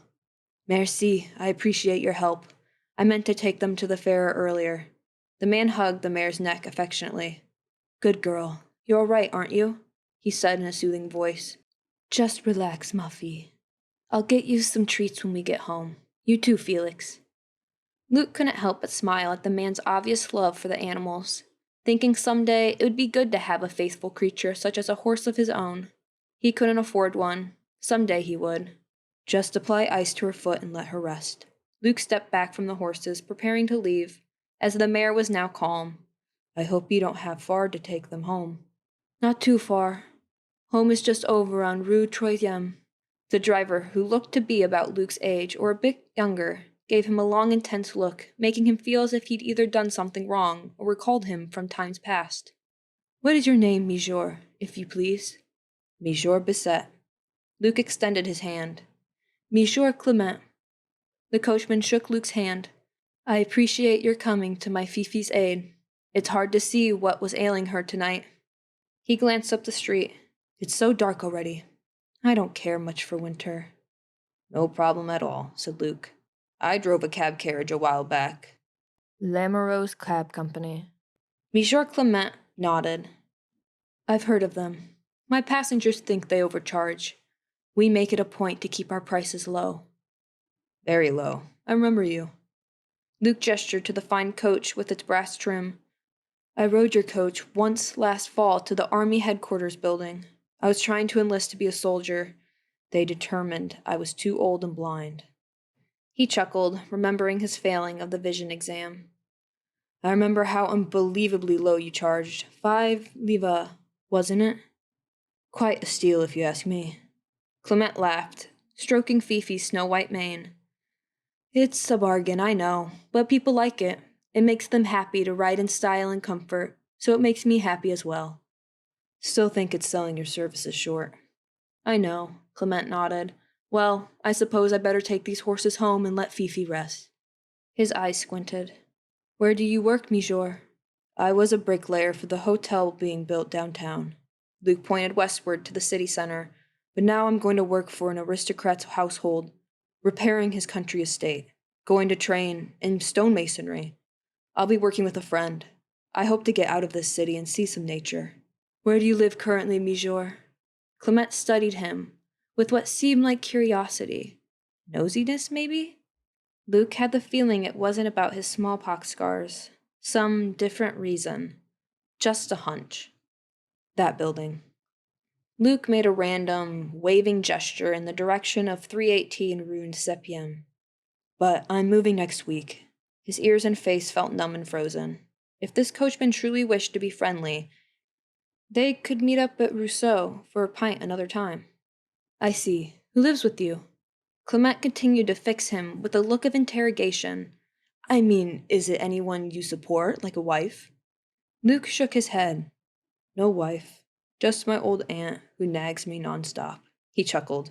Why the personal questions, mon ami? No particular reason. Luke laughed. Well, good. I'll ask you one. Do you have a wife or a girl? Clement frowned, looking down at his boots. No, it's not easy to meet ladies when I work so much. Fellow bachelor, then. It's tough sometimes. Luke gave the man's shoulder a tap of camaraderie. Ever go to the Saloon Les Pieds on Rue Saint-Jacques? He grinned. I think they'd like you there. Clement shook his head, seeming oblivious to Luke's rather risque suggestion. I don't know what that is. Anyway, about your aunt you spoke of. Will she be all right with you leaving her? Does she still live where you do? You're a very nosy gentleman, Monsieur Clement. Exasperation frayed Luke's nerves. Take your questions and save them for the morning, when people aren't dead tired. It'll save you from a bloody lip. He raised a closed fist to the man, a half-joking threat. Clement just laughed. Sorry, I guess I was a bit rude. No worries. I would never punch you out in front of your dear horses. His ears felt as if they were about to fall off with frostbite. He was dead tired, and he was certainly not looking forward to sleeping in his home crawling with rats. Good night. Take your dear Fifi home, and ice her foot well. I will. Clement grabbed his hat from the coach seat and put it on. But, may I ask you another question? Luke snorted a laugh. All right. Mon ami, ask away. But only under one condition. What is it? Is your question a life or death matter? The man's lips hung open a moment. In a way, yes. Is that so? Luke shuffled his booted feet. Odd one here, but I like his honesty. What I want to ask is... Clement cast his eyes skyward for a moment.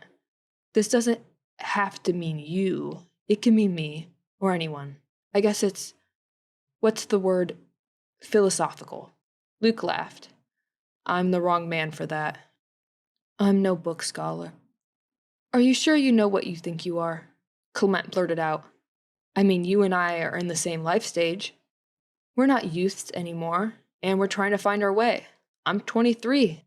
And Merida, I don't even know. Do you know who you are yet? Do I know who I think I am? Luke wrapped his arms around himself, his ears and nose numb. Damn. That's a hell of a question. Not always, but I want to. What I mean is, I'm in the middle of deciding who I am. And I'm going to do it, which for now will be a training stonemason for a wealthy man's home. And with hard work, it'll lead to a better life, I hope. He looked at Clement, whose gaze was empathetic and thoughtful. Is that the answer you want? Clement nodded. Well, good. Luke nodded back. And I hope you can decide who you are and work on it the same. Take care of your horse. Me sure. Good night. Luke turned on his heel to walk home, hunching against the chill of the Advent season, tiny snowflakes hitting his face. Soyez Noël. Clement called to him. Merry Christmas, Luke said with forced cheer, raising his hand for a final wave. Christmas was the coming Monday, and he would spend it with Jean and his wife. When he stepped into his apartment, he flung his boot at a loitering rat in the corner. It scurried beneath the boards. He started a fire and tried to sleep, knowing this would be one of his last nights in this sad abode. Jean said the living conditions were decent where they were going. Wait, he thought.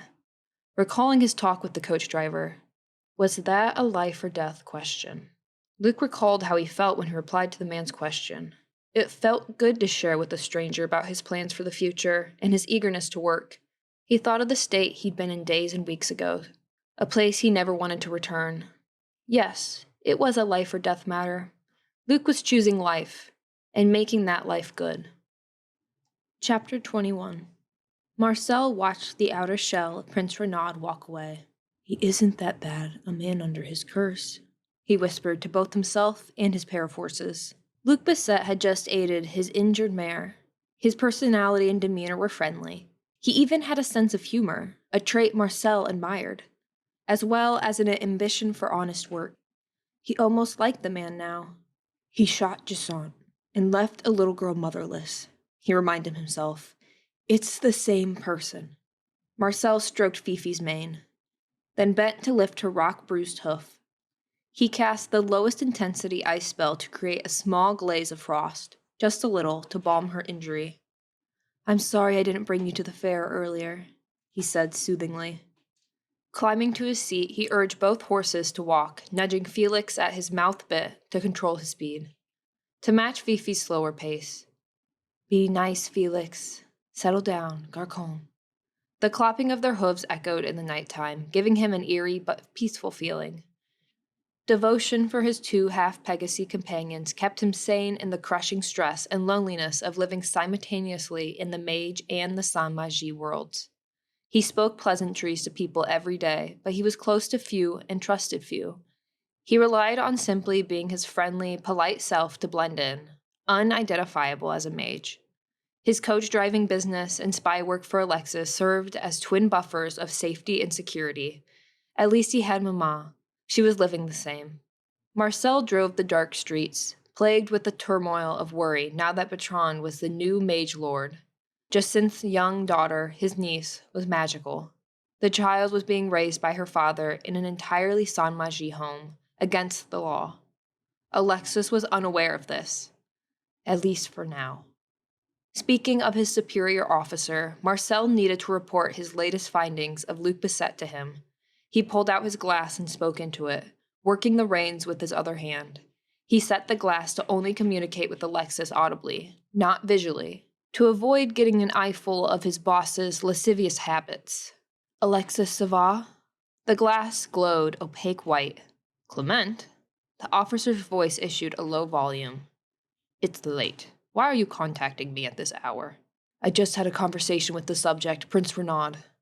His whereabouts? Alexis asked, a hissing irritation in his tone. Marcel heard a woman's voice in the background sighing. Oh, work again?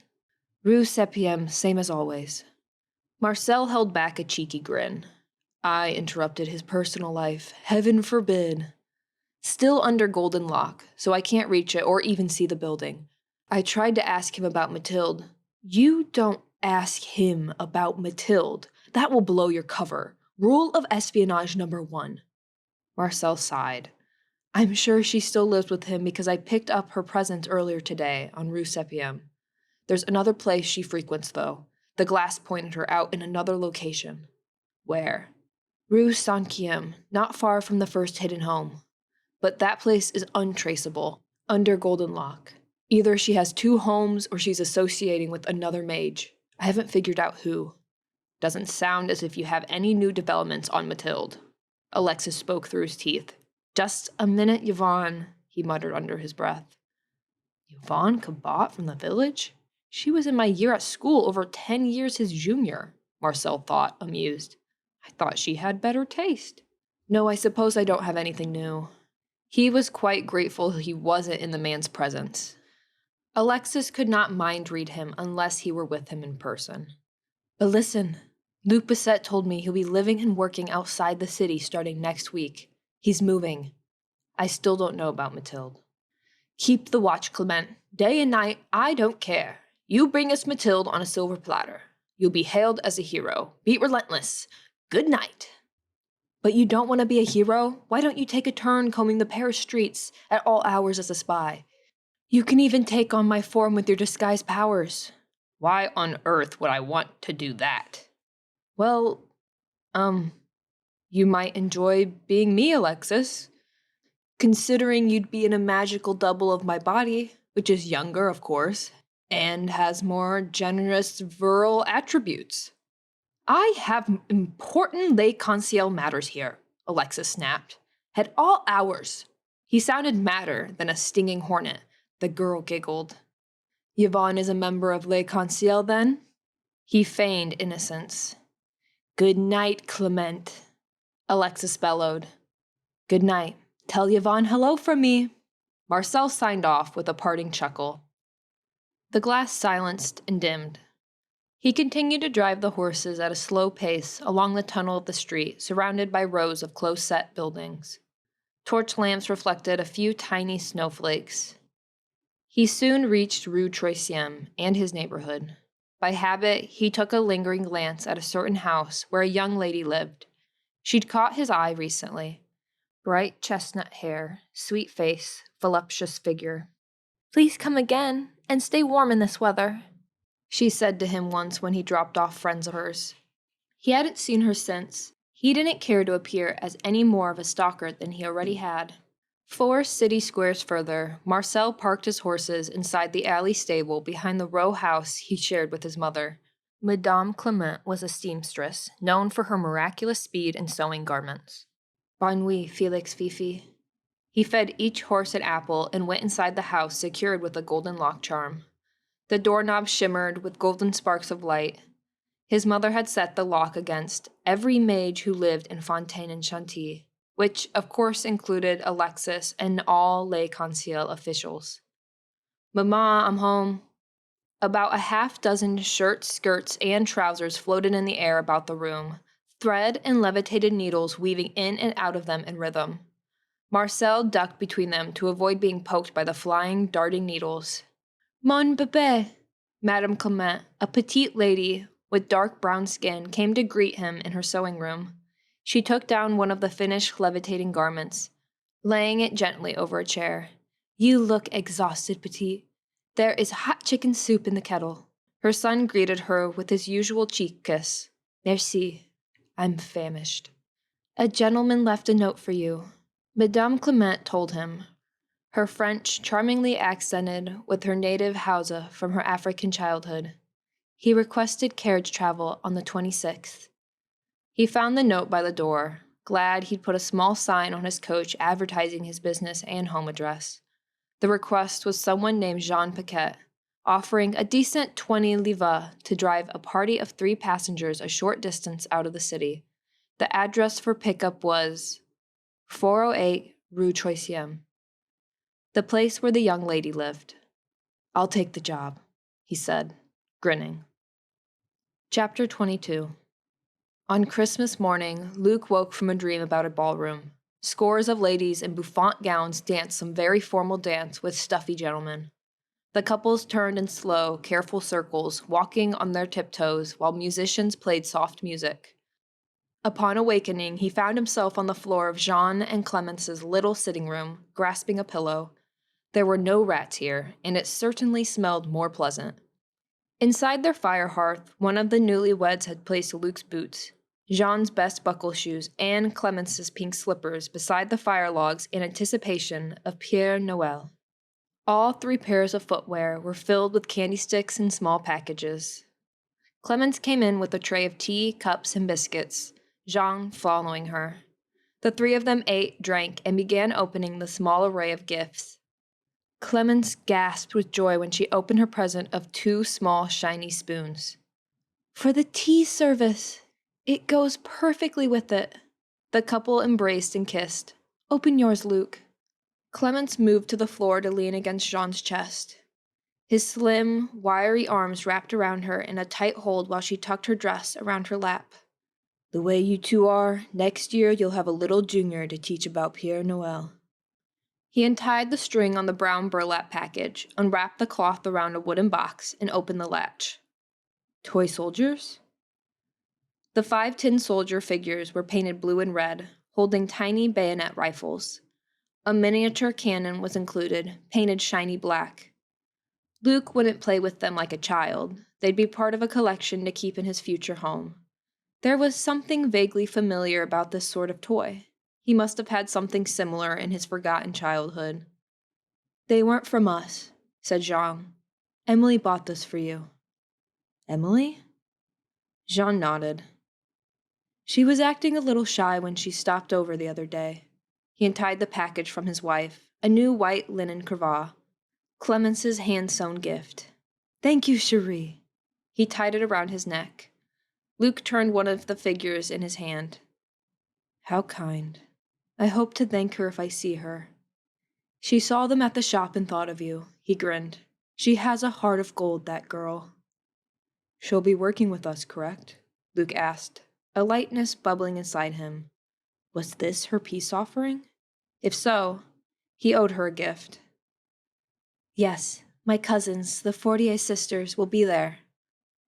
Clemence gripped Jean's arms with her hands as she leaned against him. "Adelaide isn't thrilled to clean that place, but Emily's happy. I'm leaving tomorrow with them about 10 in the morning. As soon as we arrive, we'll get food stocked and prepared for the entire crew, which you 2 will be a part of." She turned her head back for Jean to kiss her cheek. Jean gave his wife a squeeze around the waist. You and I are heading there on a wagon, late afternoon, Luke. Looking forward to it. Luke fiddled, played with the toy soldiers. Clemence, do come in and warm up. Adelaide opened the door to Fortier's home. Did you have a nice Christmas? We did, thank you, Addie. Clemence walked up the step and into their cozy front room, her arms filled with bags for travel. Are you both ready and packed? The charter coach is picking us up soon, Jean said. Adelaide bundled up her warmest winter clothes as Emilie did the same, donning their long shawls and matching red scarves. That's all you're bringing? Emilie had packed light. We will be issued maid uniforms, Adelaide. No need for our entire wardrobe. She fastened the button on the neck of her red shawl.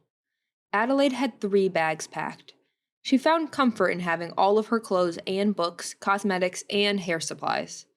They gave her the feeling of home, of being pampered. She just had to bring her new hand-sewn pillows and quilts and, everything. You packed up nearly our entire house. Emilie laughed lightly at her sister. I don't want to miss anything. Emilie, Clemence sat down in a padded rocking chair to rest. Jean convinced Monsieur Luc Bisset to come work with him. He is? I'm very happy for him. Emilie lit with a smile. Really? But, Emilie, Adelaide interjected, You thought of him as a completely insufferable beast with a monster temper. He's following us to the estate? Emilie frowned. Adelaide. Her stern tone was the one that always boiled Adelaide's blood, considering Emilie was her younger sister by over 2 years. Why are you defending his bad manners? He wasn't feeling well. Sometimes people are irritable and cross when things are going badly for them. I know you can be much the same, dear sister, so don't be so judgmental of him. Remorse nudged Adelaide's heart. She didn't know this Monsieur Luc Bisset, other than the day she met him at the wedding party.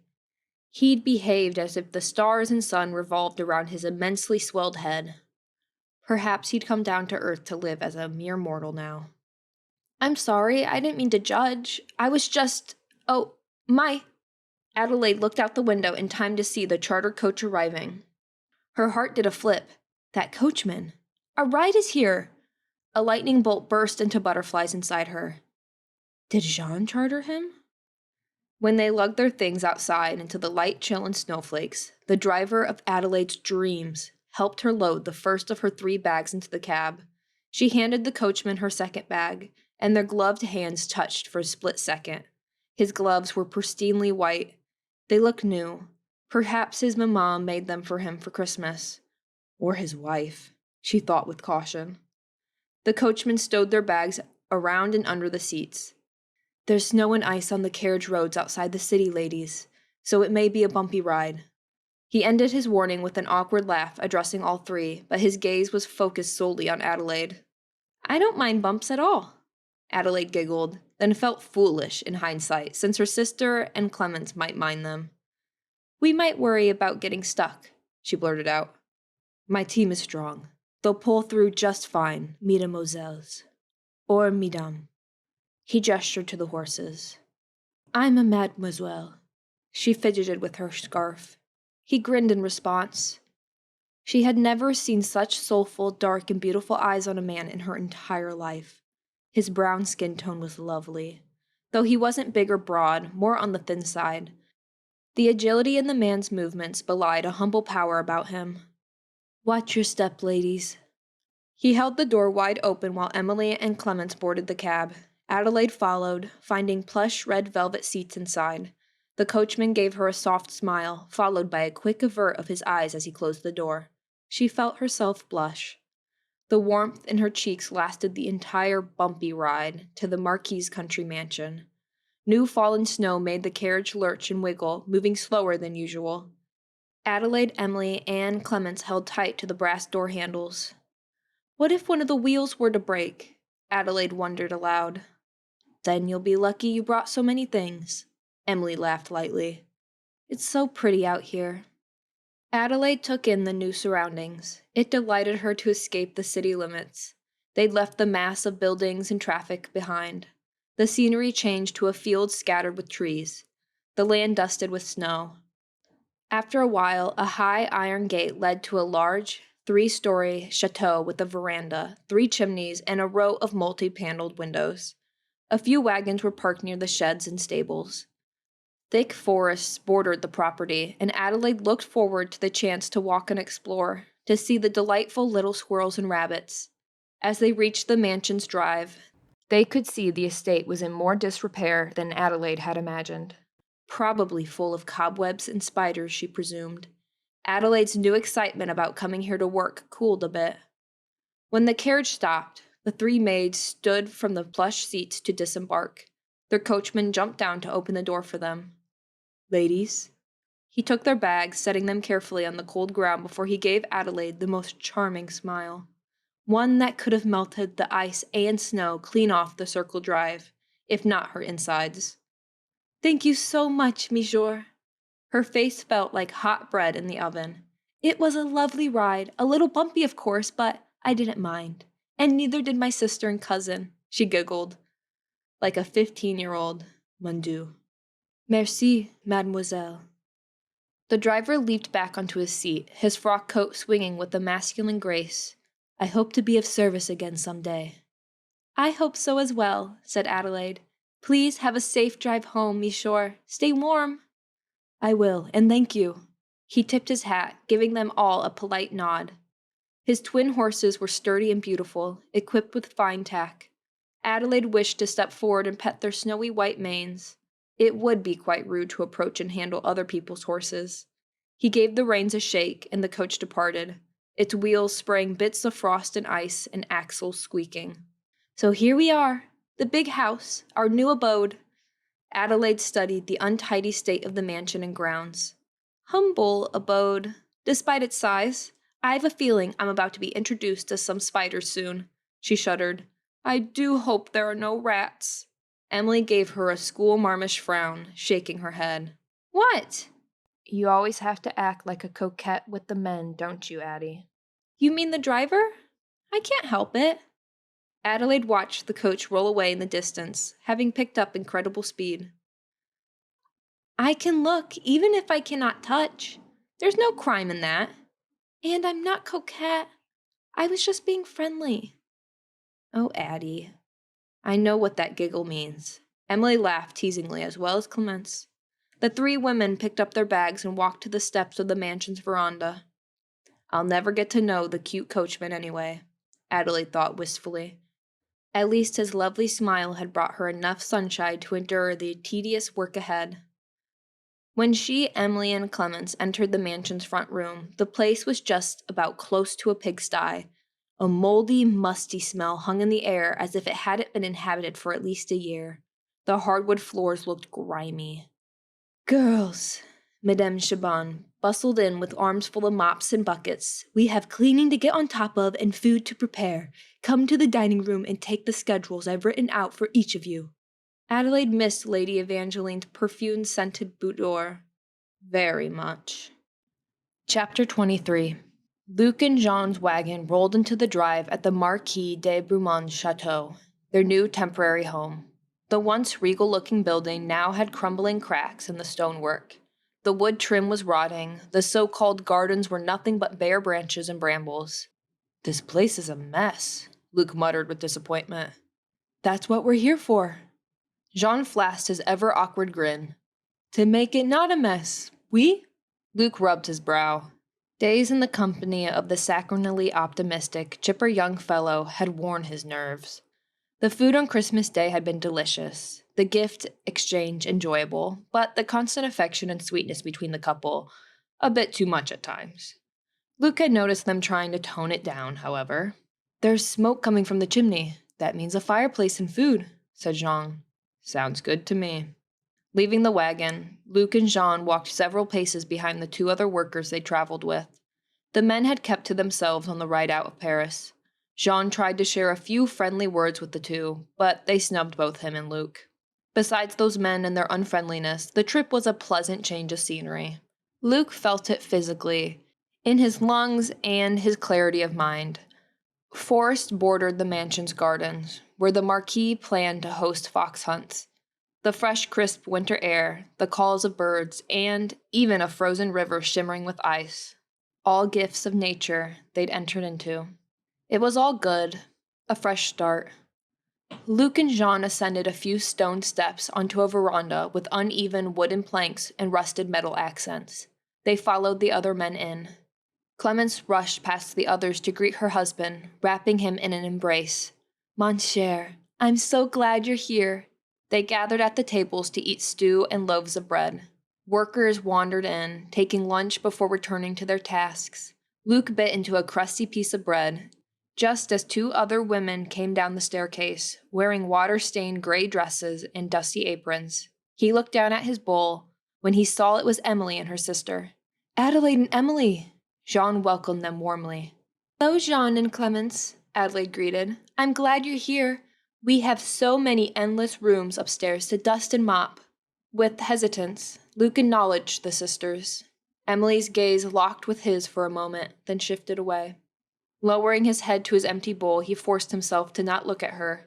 His heart rate quickened with a vexing emotion. Guilt?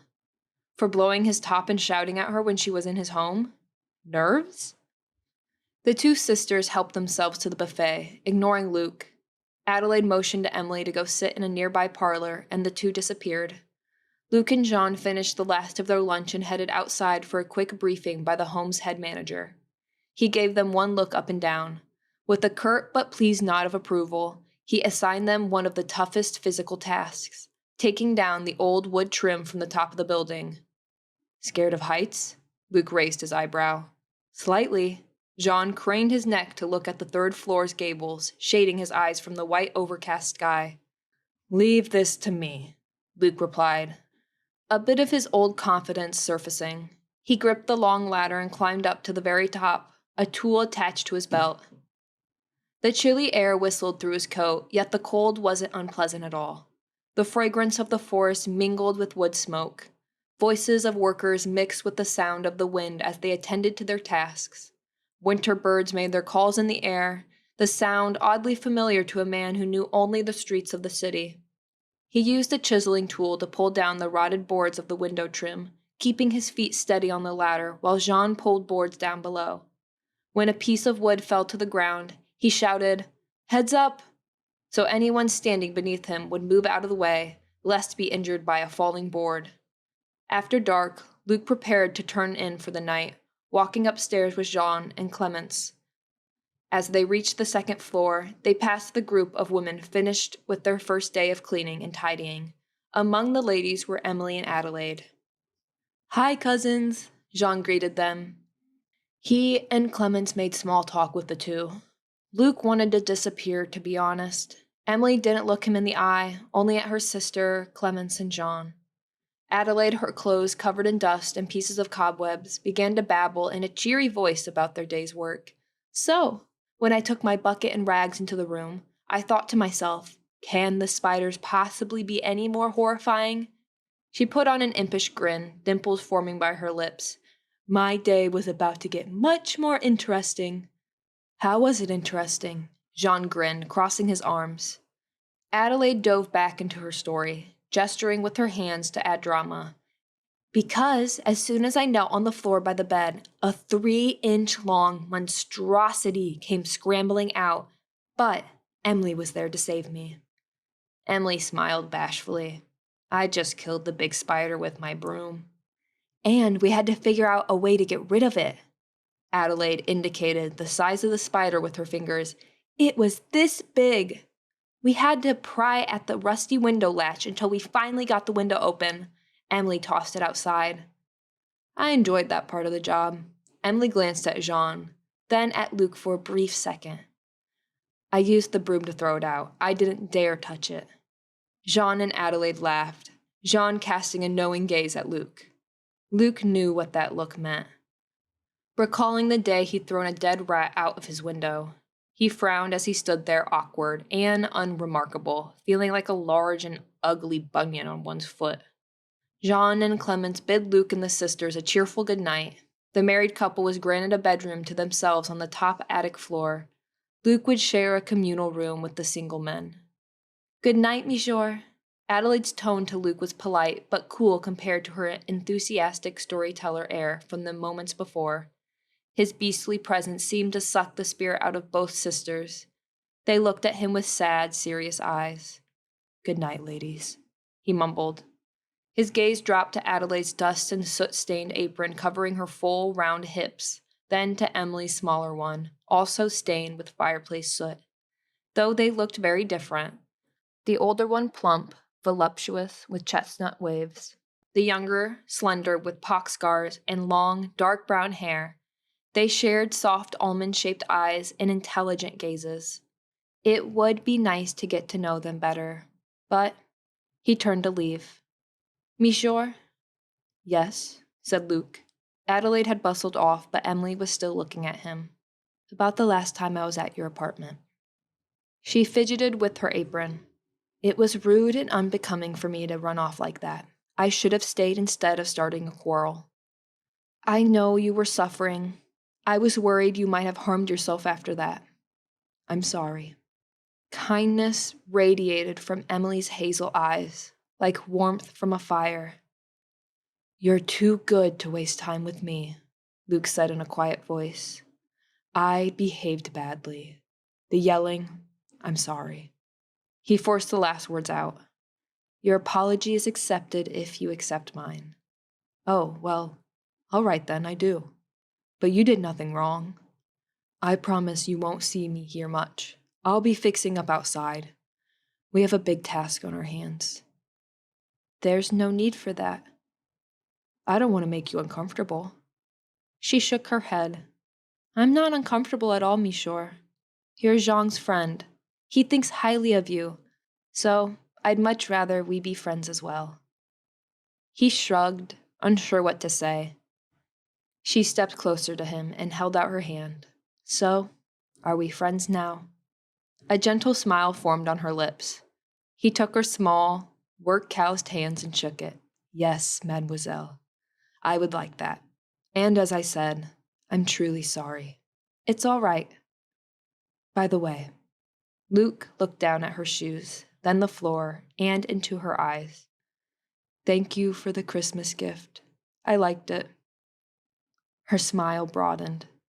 "The toy soldiers? You're welcome. I thought if you didn't like them, if you thought they were for children, you could just give them to Jean's brothers." "I didn't. Grown men keep them in collections, just like coins." "Really? I guess I don't know much about what grown men do." She lowered her eyes to the floor. She was shy, though he had already been witness to her outburst of tempered spirit. Men's voices chattered from beyond the closed doors. "Would you like me to escort you to the women's rooms upstairs?" He glanced up the narrow stairway, aware of the smell of dust and mold in the house. It wasn't pleasant, yet better than where he'd lived. "Yes, merci." Emilie clutched her stained apron, shaking the dust from it. They walked up the stairs side by side. She showed him to the room she shared with Adelaide. Ladies' laughing voices rang out in a neighboring room. "Good night, Monsieur Luc. I can't remember your surname now, only your given one." "It's Bissett. But I like being called Monsieur Luc. It makes me sound like a teacher of little children, which I could never be." He gave a sad chuckle. "Jean said you were kind and playful with his little brothers. You would make a good father someday." He shrugged. "Perhaps." Emilie smiled. "Good night, Monsieur Luc." She opened the door and went in to join her sister. He left the women's floor as fast as possible before some maid in her nightdress scolded him. He craved some alcohol. A familiar smell of rum and pipe smoke greeted him when he came into the men's room, along with the cacophony of loud snoring. It was the two not very friendly men they'd ridden with from Paris, Roland and Levasseur. He was quite glad they were sleeping. Luc and Jean whiffed down the breakfast and tea to get the day's task started. Clemence, Emilie, and Adelaide soon joined them. The three women dressed nearly identical in gray dresses and white aprons. "Good morning." Luc's gaze went to Emilie as he lifted his mug of warm, farm-fresh milk. Jean and Clemence had become absorbed in a conversation about what bank to save their earnings for their new home, while Adelaide listened in support. "Did you sleep well?" Emilie directed the question to him. He blinked for a moment, wondering if her question was simple good tidings, or if it meant she was inquiring about his problem he'd been too quick to share.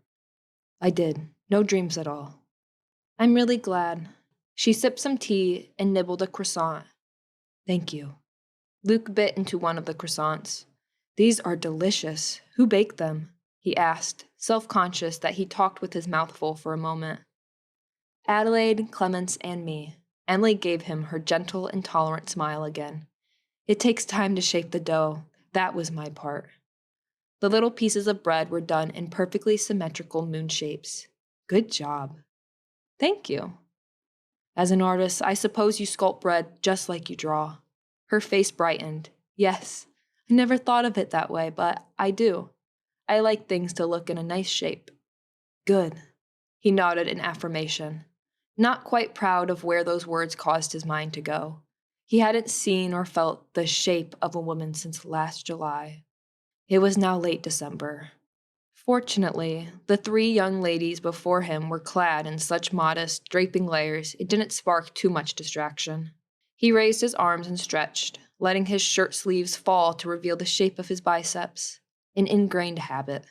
She lowered her gaze and examined the bread, not speaking.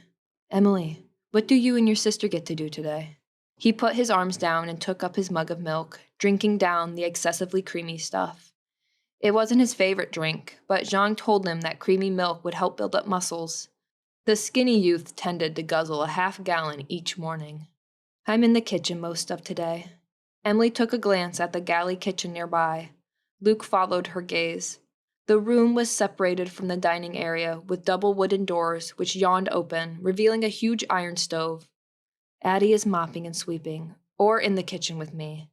It's not as big as the Marquis Chateau kitchens in the city, but I like the view here." She glanced at the uncurtained window. "The snow is nice to look at." "I agree. I was thinking the same this morning." Luke recalled the dawn skies when he stepped out. "What a sunshine. It's truly amazing. We don't see that in town." Her eyes lit up. "You saw it as well? I wanted so much to paint it." "I hope you have time to do that," Luke encouraged. Jean's voice jarred his attention. "Luke, let's get out on the roof. No dallying, all right?" "I promise I'll talk to you later, Mademoiselle Emilie." Luke jumped from his chair to get busy. Chapter 24. The chateau staff stayed busy with their back-breaking work, getting the old place up to the Marquis and his family's tastes. The maid's use of polishing oils and plenty of water, mops, and elbow grease took away the moldy, dusty smell. Luke and Jean's pet project was getting the old wood removed from the exterior to replace with red brick. The place began to feel much more like home. One afternoon in January, Emilie and Adelaide left the house and walked outdoors to the river bank through a wooden trail. Emilie's nose was cherry red and bit with a little chill, but it felt wonderful to be out. "Adelaide, we can't be out here for long. Madame Chabon wants the dining room mopped and some bed linens mended by Sunday. We can't waste time." "Elaine said he'd be here, catching fish beneath the ice." Adelaide wrapped her red woolen shawl around her. "After cleaning all the filth and dealing with those monstrous spiders, all I asked is to be outside for a while. I look horrid, though. I wish I had makeup on." "You don't need it here, Addie." "I can't wait until the family comes here to stay. I miss Lady Evangeline and her vanity table and toilette. I miss the smell of perfume and tying her ribbons. For goodness sake, I'm a lady's maid meant for touching lace, not nasty cobwebs." In other words, you miss borrowing things from her toilette. "You don't need makeup, Adelaide." Emilie stepped over a fallen tree trunk. Adelaide followed a few steps behind her. "But you do need to follow Madame Chabon's orders. I don't want to get in trouble if we're gone too long." "I hope he didn't leave already." Adelaide stepped over the tree. She squinted, shading her eyes as she glanced from one end of the frozen creek to the other. They soon heard footsteps, the sound of crunching ice and snow in the path. "Elaine, are you here?" Adelaide called. "I hope it's not a bear." 2 men appeared, the middle-aged fellows who accompanied Luke and Jean from Paris. They eyed the girls with unfriendly scowls. "What are you doing here?" one of them demanded. "You women belong in the house, doing the house chores." "May I ask why you're here?" Adelaide argued, one hand on her hip. Emilie's sense of danger made her body stiffen in a cringe. "Is it your business?" The man gave her a look of cruel disdain. "I thought you two were hired for construction," Adelaide spoke in an accusatory manner. "Wandering about the woods doesn't exactly look like construction to me. Are you—" Her eyes widened. "Why do you have a knife and a rope?" Emilie shuddered, wishing Adelaide obeyed the head maid. The man gripped a small knife. "Hunting." The second man wound a rope around his hands. "We were about to set some snare traps for furs. We were bored." "Levasseur, what do you think?" The first man smirked. "We haven't touched ladies for months. I'm taking a claim on the mouthy one here." "I'll take the little one." The other, shorter man stared Emilie down. Emilie froze in her tracks. She turned to run. The moment she took 3 steps, she heard Adelaide's muffled scream. The taller man gripped her sister's arms. Adelaide kicked and tried to fight him off with all her strength. When her glove fell off, She tore at his eye with her fingernails. "Ugh, you miserable wench!" she escaped his hold and pulled away. Emilie silently cheered, until Adelaide stumbled on the uneven ground and threw out her hand to steady herself. The man caught her arm again. "Leave me alone!" she screamed. He pulled out her knife and aimed it at her face. "No, no, are you crazy?" Adelaide backed away, her eyes wide with terror, hands stretched out to defend herself. Emily's feet felt glued to the ground. Her heart thudded. "I need to go for help." The other man approached her, scowling contempt etched on his face. Waves of fear shocked her brain as she held up her hands to shield herself, too stunned to even scream. The squat block of a man, his brown, threadbare coat missing a button, took hold of both of her arms, squeezing them in a vice-like grip. Emilie screamed. She kicked her booted foot backwards. This wasn't happening. She tumbled to the cold ground, hearing Adelaide screaming, "Stop! No!" The man shoved Emilie, and her head hit a tree root. Everything went black. "Jean, did you hear something?" Luke called down from his perch atop the ladder. "No, did you?" A moment later, they heard it again, much louder. A distressed scream coming from the riverbank not far away. "It's one of the women," Luke exclaimed. He had a fairly good idea where it was coming from. "I'm going down." He clambered down the ladder, leaped from the 5th rung, and ran across the mansion's ground to the wooded area leading to the river. After running through a forest trail, a terrible sight that made his stomach lurch confronted him. Emilie and Adelaide were on the ground, wrestled down by Roland and Levasseur. Roland held a knife to Adelaide's throat. Levasseur fumbled with the rope, tying Emilie's hands. She appeared to be knocked unconscious. Rage and horror seared Luke's brain. Those fools. How dare they? Energy surged through his body, and rational thought left him as he stormed to Levasseur. He yanked him off of Emilie from behind, grabbing the collar off the man's shirt. He hoisted him upward and landed a sharp blow to his jaw with his fist. The thug tumbled to the ground, groaning as he lifted himself again. Levasseur tried to strike Luke with his looped-up rope, using it as a whip.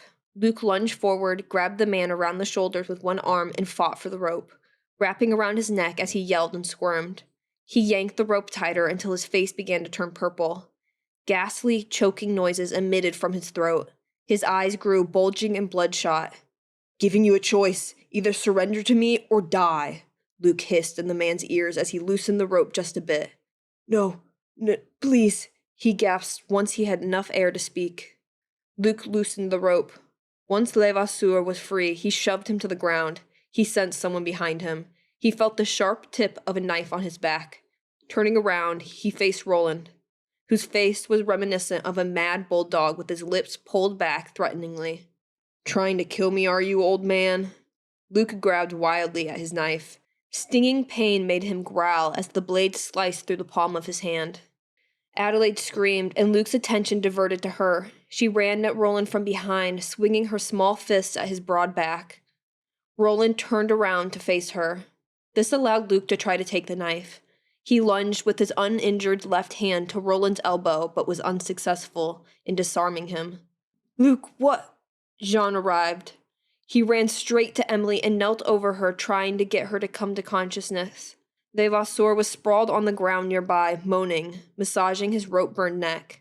He eyed Jean, scrambling to his feet to attack him. "Jean!" Luc commanded. "Watch out!" Levasseur stalked behind Jean, the rope still wound halfway around his neck.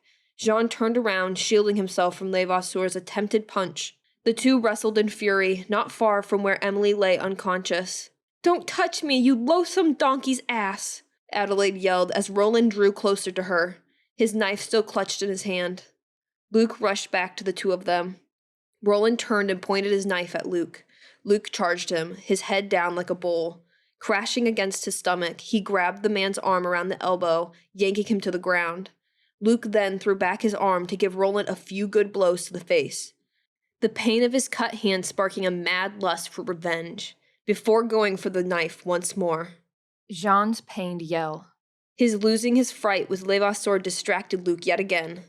The other thug had Jean pinned to the ground, striking the smaller man repeatedly in the nose and drawing blood. Luc rushed to Jean's aid. He yanked Levasseur off his friend by the shoulders and hurled him to the side, kicking him in the rib for good measure. "No!" Adelaide's yell was fierce. Luc turned around to see her backed up against a tree trunk. Roland still wielded his knife. "Should have taken it when he sliced my hand." Adelaide held a broken-off tree branch in her hands. She struck her attacker in the head with impressive force as he inched closer to her. Growling, Roland caught hold of the other end of the tree branch and used it to poke her in the stomach with a rough jab. She dropped it with a grimace of pain. Roland raised his knife to her. Adelaide stretched her arm to fend off the blow. Luc took 2 great leaps and dove between Roland and Adelaide, using his body to shield her. He felt the knife slice his skin through the layers of his vest and shirt, pain searing his back as he fell to the ground. In slow motion, Luc's brain registered the blood-tipped knife falling from Roland's hand to the ground. Luc was just about to reach over and pick it up. "What's going on?" A new male voice bellowed. Monsieur Valois, The Marquis's household manager, had arrived. Levasseur and Roland groaned in pain. Luc froze in his current position on his hands and knees, his clothes torn and bloody. The knife lay on the ground. Adelaide stood against the tree trunk, her face red and damp From exertion and tears.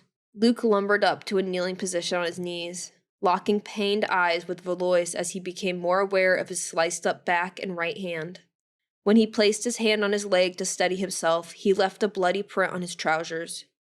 "They were attacking the ladies," he panted. "Jean and I tried our best to stop them."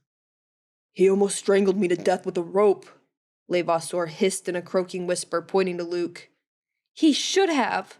Adelaide glared at both men. A venomous look was etched upon her usual sweet features. "You hurt my sister, you vile beast! And you tried to kill me!" Emilie stirred and made a move to sit up. Her eyes blinked open, looking dazed.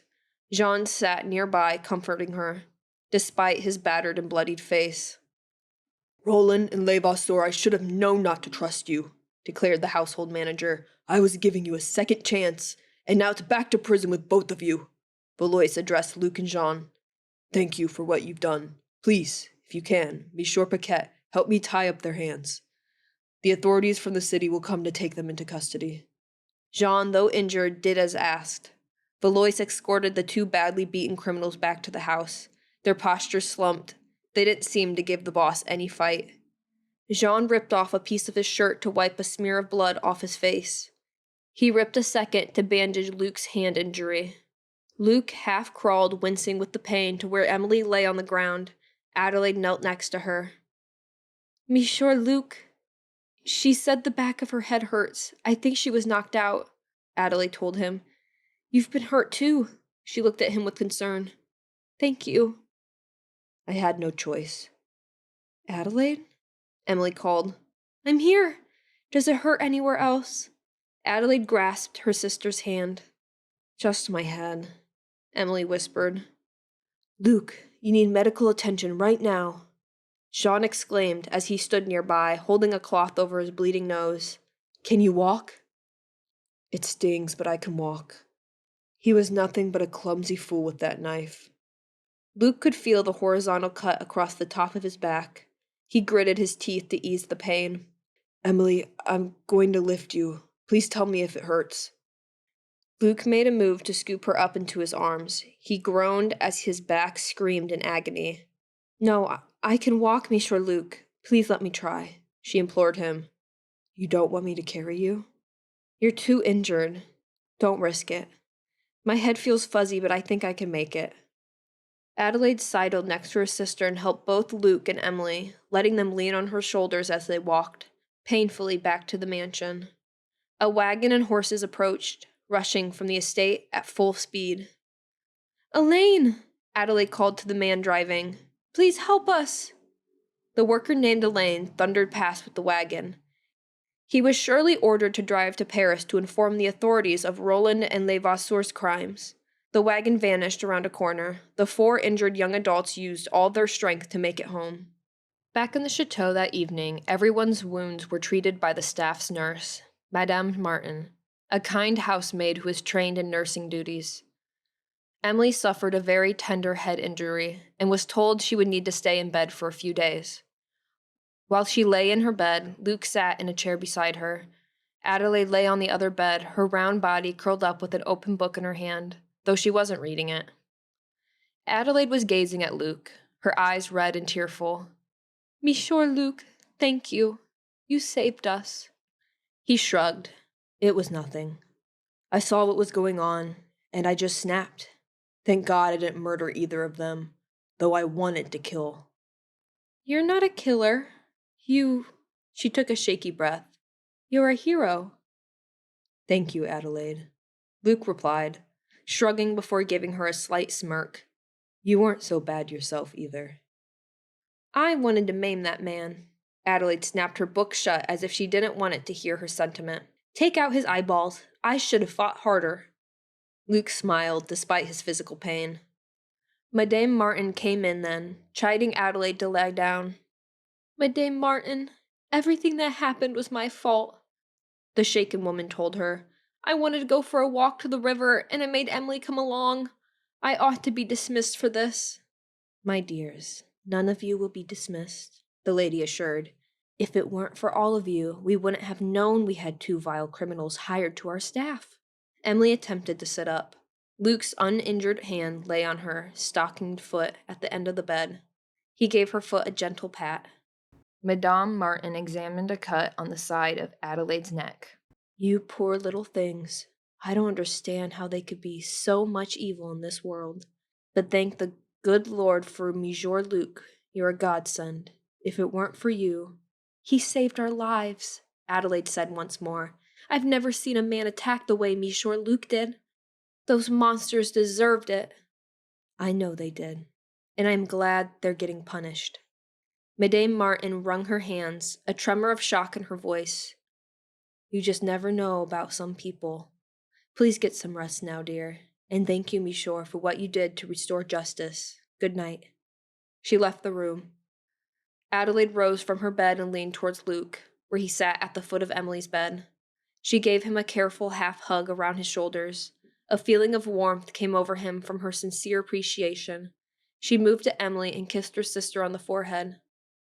Go to sleep soon, dear sister. You have quite the bump.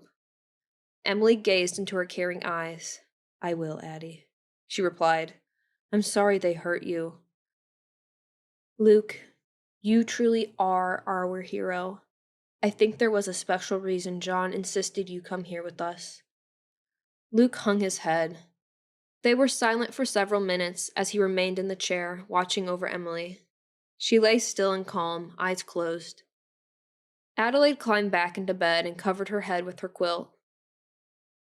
You look sad, Emilie whispered to him. She opened her eyes, her gaze gentle and compassionate. They were going to kill you both. But they didn't. No, because I wouldn't allow it. No one was allowed to hurt this girl. Ever.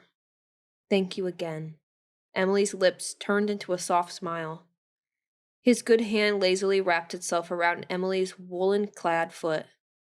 He stroked it absent-mindedly with his thumb, massaging it, feeling the warm peaks and valleys of her heel, up to her toes. After a moment, he pulled his hand away. I'm sorry. I shouldn't be touching you. I didn't mind. That felt nice. I don't think I've had my foot massaged since I was a child. Luke shrugged. All right, but only to help your head pain go away. He gripped her foot and ran his thumbs across it again, watching her yawn, close her eyes, and relax against the pillow. After some pleasant moments of basking in the thoughts that he'd been so heroic and that the ladies were safe on account of him, he stood up. Wincing with the great sting in his back, he prepared to leave from the men's quarters. Good night, ladies. Good night, Monsieur Luke. You're truly a warrior, our gallant knight, Adelaide said from beneath the quilt, still awake. Her gushy words were not false flattery. In his short, odd life existence, women paid him admiration and compliments in the past, but no other compliments touched his soul as these did. He went up to the shared room, to the bunked beds formerly Roland's and Levasseur's. On the bottom bunk sat a new man, whom Luke wasn't quite sure he met before, but he looked vaguely familiar, a thin man at least a quarter-century older than him, with a long queue of salt and pepper hair. He wore baggy trousers and a long nightshirt. Bonjour. Are you my, what is it called? Roommate? The fellow grinned. Oui, Luke nodded. I'm going to sleep. Good to meet you. I'm Monsieur Guerin, here to help in the kitchen. How did you get here so fast?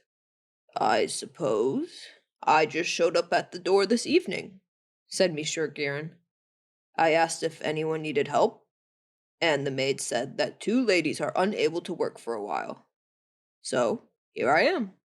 He gave a friendly nod. Wait. Luke recalled where he'd seen this man. Haven't we met in the city? Did you have a scraggly beard before? I had a beard. Guerin rubbed his chin, and yes, we've met. I'm a friend of your Aunt Mathilde's. The apple-selling business didn't do well, I'm afraid. Good to find a familiar face. Small world, is it not? A small world indeed.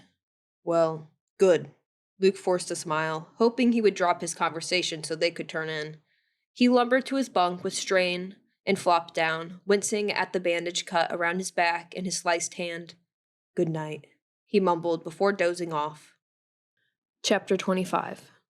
Upon his perch on the ladder, Luke breathed in the wood smoke-fragrant air. Ah, Jean, this is invigorating. Makes me feel like a new man, don't you think? It's a little cold on my cheeks, but I'll survive. 10 more minutes until the ladies put on hot tea and cornmeal mush. Jean replied from the ground, his voice cheery. The same thing as always, Luke laughed. If you're starving, you can't be choosy. Weeks had passed after the incident with the 2 attackers who'd been tried in Paris and sent back to prison. Winter plodded on. Though the calendar said late February, the frost and chill remained. The food supply in the mansion dwindled. Ice and snow made wagon travel difficult. The 2 stopped work and went inside the kitchen for a short lunch. Luke burst through the door and caught sight of one of his favorite people. Emilie flitted around the tables, preparing the midday meal rush for the workers. A charming, ruffled cap covered her head. She wore a white apron tied in a bow around her little waist. The simple gray dress she wore swirled gracefully around her as she poured tea and set bowls on the half-dozen round tables. As Luke passed, they locked gazes and exchanged polite bonjours. Every mealtime, it was the usual pleasantries. He didn't seek her conversation, keeping a polite distance since the fight incident. She knew too much about his crazy mind already, and sharing more was unwise. Luke and Jean spooned up bowls of the same cornmeal with a bit of smoked meat and mugs of milk, sat at the long table, and scarfed it down as fast as soldiers at camp, eager to finish their day's project on time. That night, Luke turned down a worker's invitation to a brandy-soaked card game in the men's quarters to join Monsieur Armand Guerin in the kitchen. He didn't care to gamble or risk 1 precious sou. And besides, he often mistook a 6 for a 9 or a 3 for an 8 on the playing cards, just like the vision test with the letters. It caused him to lose every time. Monsieur Luke, why aren't you upstairs after such a long day? Armand stood alone by a basin in the candle-lit galley, scrubbing a pot. Water sloshed around, dripping on the wood-planked floor. No one's sleeping yet, Luke replied. They have a card game going on. Everyone's gambling away their earnings. Bachelors. he added with a dismissive wave of his hand. Quieter down here. Are you not a bachelor? I suppose I am, but I am not like the other bachelors. Luke raised his chin. Mind if I scrub pots with you? I don't mind at all. I'm a bit behind every night on this. Luke took up a large soup tureen to scrub, watching the galley servant wipe pans with awkward, clumsy hands. Are you having trouble? The man seemed to be getting nowhere, washing and scrubbing, but the pans were still not clean. I have a touch of arthritis, Armin replied. It takes me a little longer to get things done nowadays. I hope you feel better. Luke found another wash rag and began wiping a pot. When I'm working, I still have soreness in my back from when I took down those rank, cowardly monsters, saving the ladies' lives with my fighting skills, and you like to blow your own trumpet, don't you, son? What? I'm not a musician. Armin smiled and he squeezed a dish rag. I mean, you seem to have a high opinion of your abilities. We already know of your strength and bravery. Oh, I beg your pardon? He continued scrubbing. Of course, everyone already knew about Luke's brave but dangerous deed. Everyone had thanked him many times over. A pang of guilt had been eating at him lately. Aunt Mathilde. He had no idea where she was. She could have succumbed to disease after all, and if so, it was Luke's fault. Not for having the disease, for failing to seek her out and ensure her welfare before he left for a new job. His hands busy with the cornmeal-covered pot, Luke noticed Armin's frustration with making his dish rag work. He made an odd back-and-forth waving gesture with his hand and stopped, looking at Luke with chagrin. Is your hand sore or something? Luke asked. Yes. If I wave it around, it exercises my wrist, you see? Limbering it up. He grinned. Well, you must be tired. It's 11 at night. Luke took the pot out of the basin. The water was dirty. He lifted it and carried it to the rear door to dump it. I'll get you some fresh water. The cold of the night air felt good at first, then began to shiver. Armin followed him outside. Merci. He watched him wield the pump outside the door, refilling the basin. While Luke performed the task, he decided to ask the question plaguing his mind. Armin Gurin, the man Aunt Mathilde visited and talked about, who knows what, hadn't told Luke where she currently was. Have you heard from Aunt Mathilde? I've been thinking about her and I'm worried. She could be dead. Why do you think she's dead? Luke carried the clean water back inside, setting it back on the countertop. Taking the rag back in hand, he stared out into the dinner area, thinking, she's old and frail. She was trying to get some charity help because I caught smallpox last fall and couldn't bring in money. Haven't seen her since December. He sighed, balling up the dish rag in a tight fist. Never said goodbye. Thought she knew what she was doing, but I left Paris without looking for her first. If she is dead, I know Mathilde enough to believe she's perfectly fine. Luke rubbed his brow. The funny thing is, as close as we supposedly were, she said she raised me growing up, but I don't remember a damn thing about it. Armin looked at him with intent. What does that feel like? I have this mind problem. Luke told him before he could stop himself. I don't recall much of my life, or what her surname even was.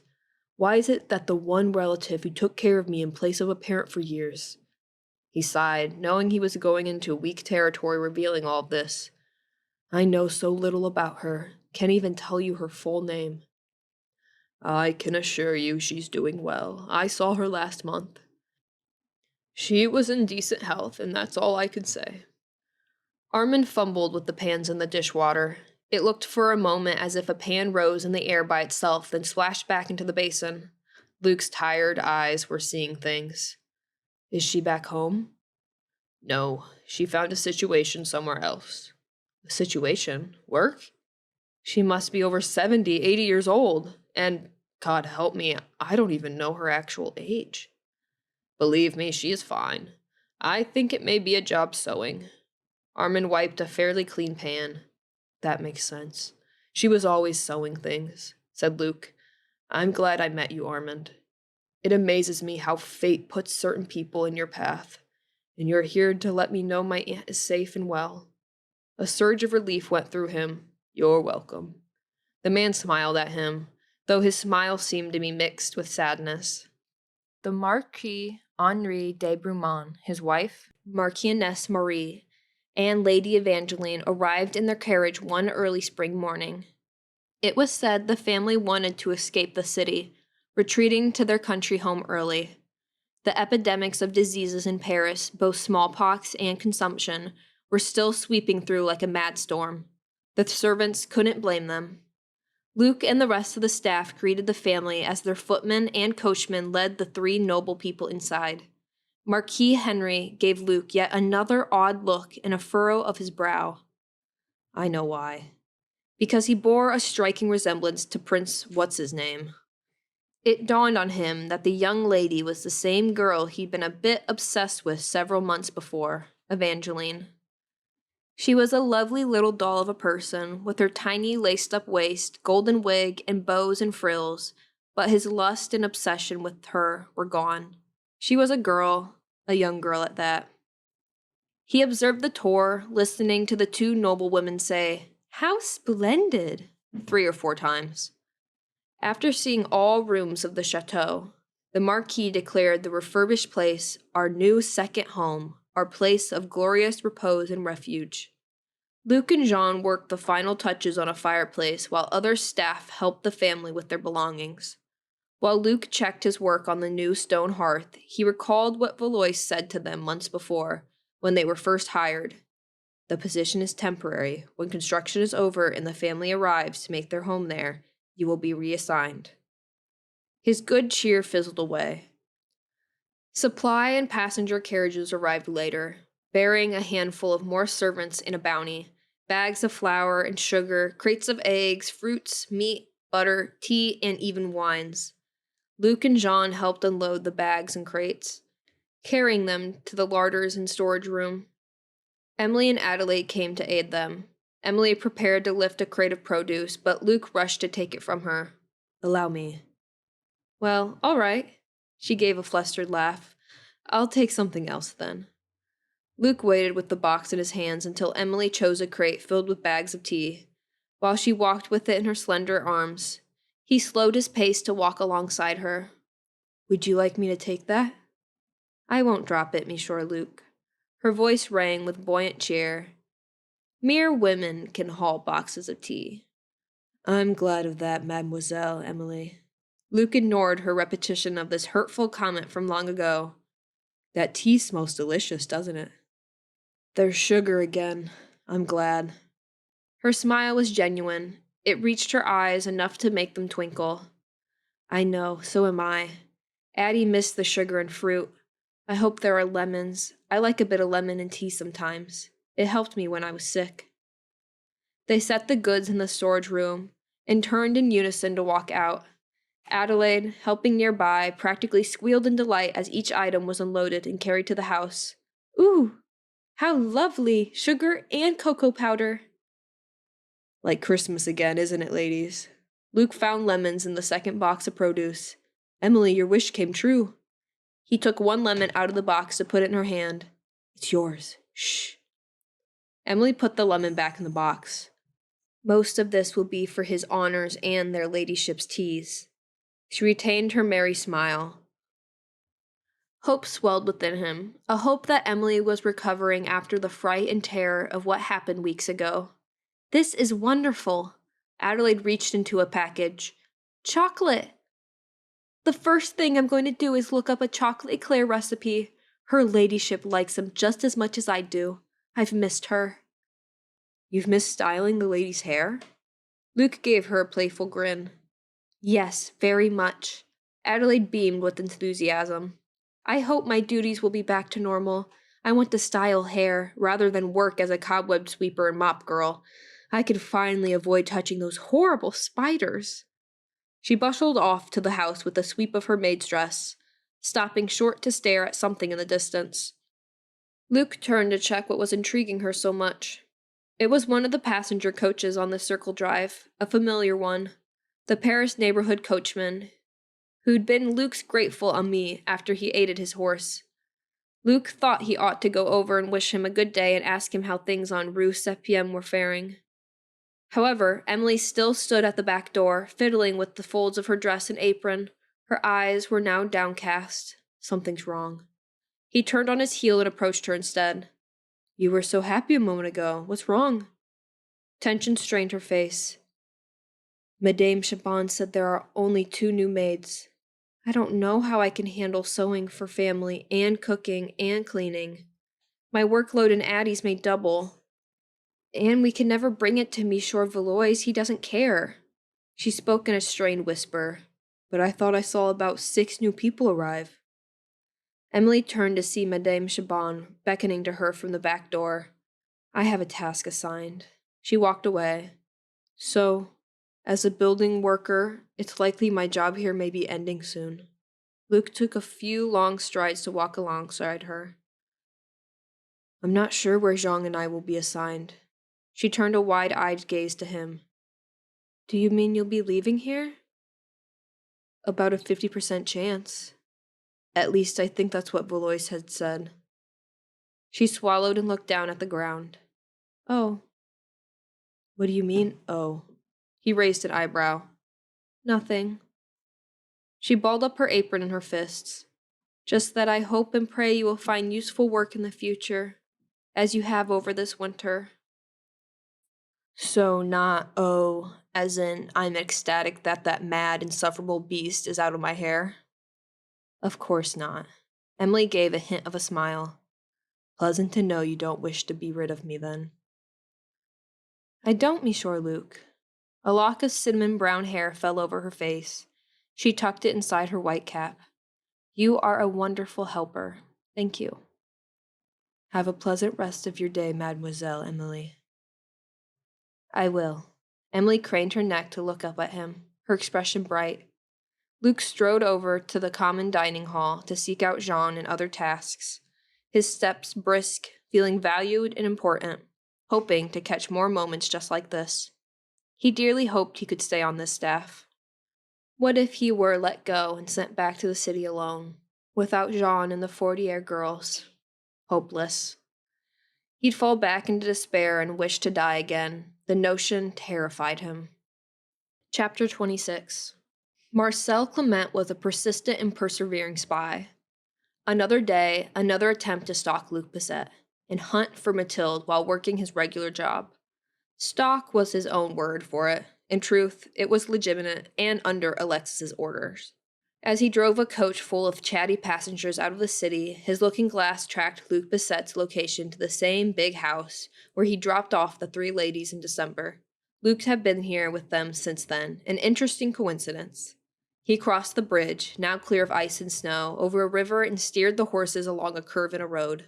He arrived at the gate of the nobleman's chateau. The place looked much more well-kept now, and Marcel admired how Saint-Magis could do such tough work that hard way. Just like his big sister, Jason, who used to do house chores and take care of him when he was a boy. In return, he would play naughty pranks like hexing her broom to fly when she tried to sweep with it. Maman would come home, find out, and swiftly hex the broom to swat the behind of his 7-year-old self. Her lesson was clear. Saint-Magis can be smarter and more special than us in so many ways.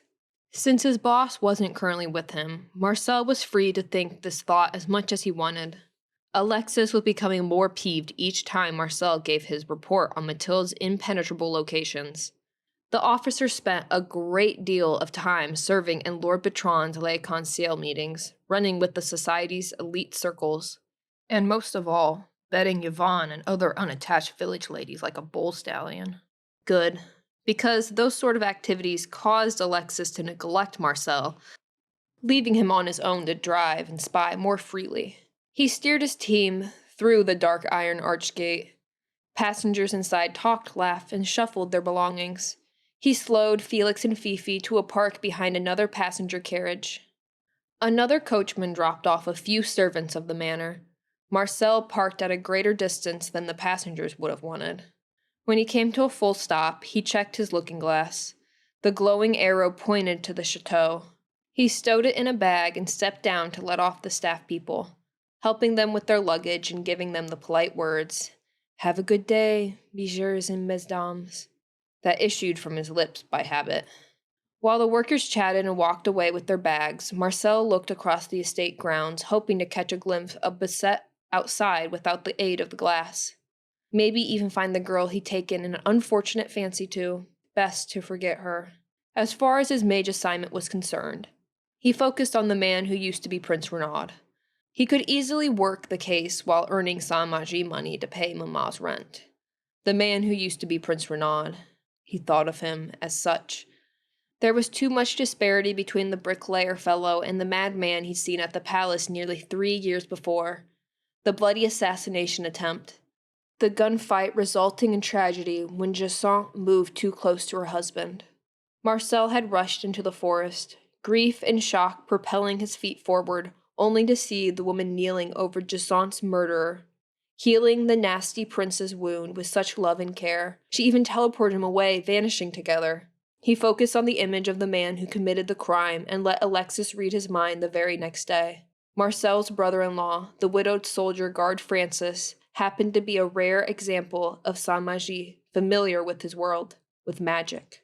Instead of lies covered with more lies, Marcel was able to tell Francis the full truth of what he'd seen, and that he'd do everything he could to track down Renaud and his kidnapper. Francis, I don't know how to tell you this, but that mage woman took off with him.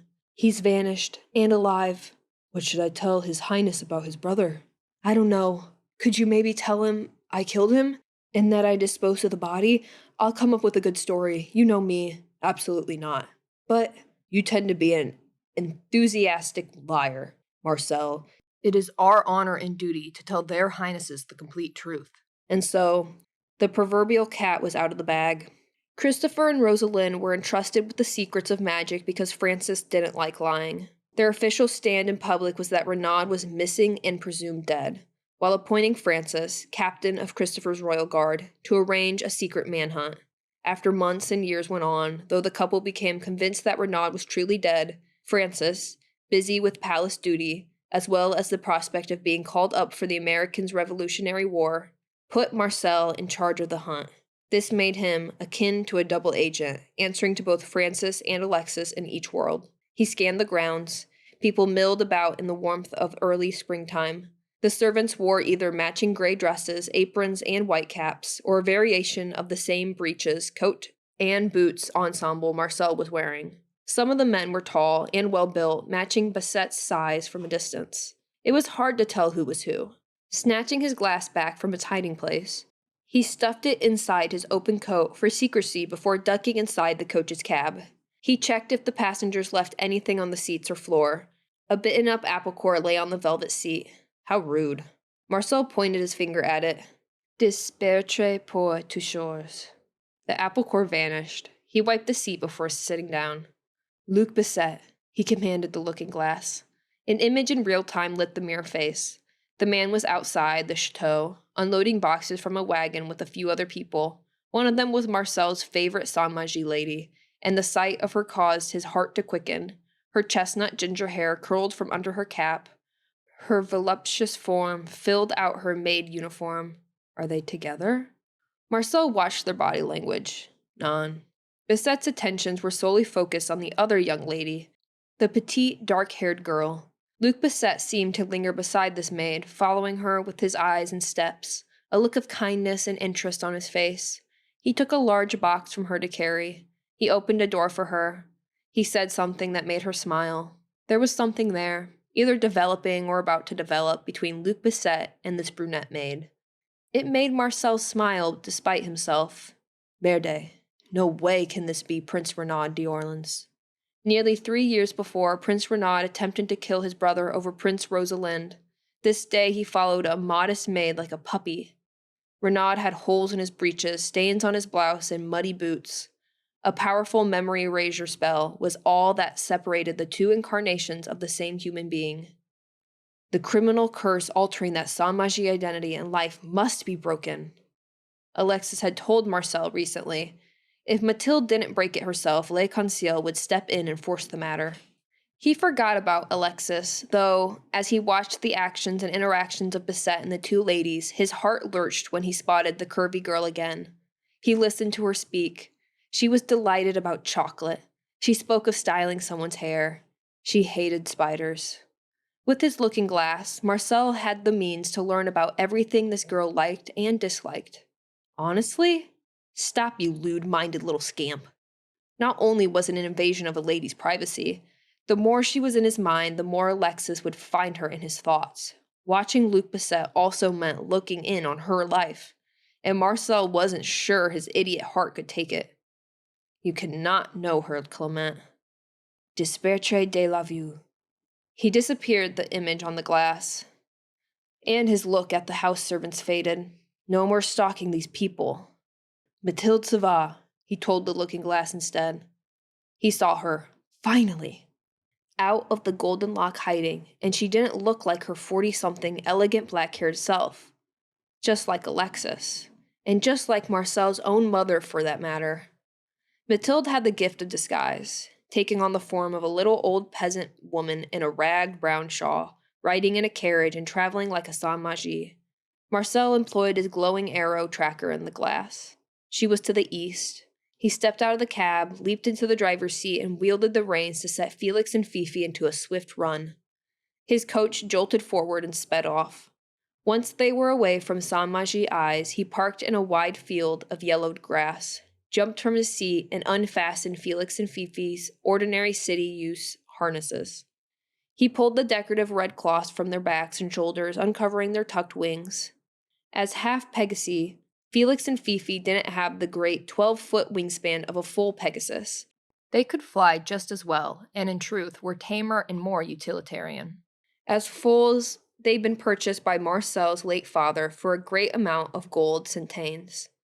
He caressed the strong, snow-white feathers, allowing the wings to unfurl, stretch, and move. As each of the 4 wings beat, picking up speed, they blew a gust of air into his face. He ducked away, laughing. Be patient now. Hold your horse wings. The wings resembled those of a great white heron, Or egret. about the length of a man's arm and the width of a washtub. At full speed, they blurred to the look of a snow gust. Fifi began to levitate. Wait just a minute, you two. Stop.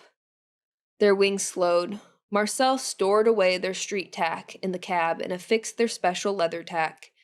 Instead of side by side, he hitched Felix and Fifi one behind the other to give their wingspan room. Felix took the lead. Once they were secure, he rushed to his seat and took up his special set of reins. With a shake and a jiggle, the team rushed forward. 2 sets of wings beat a chill breeze onto his face. Soon they were airborne, lifting higher and higher until the forests and meadows spread far below him, a pattern of whites, golds, and greens. He took in the beautiful view of Paris from the vantage point of an eagle.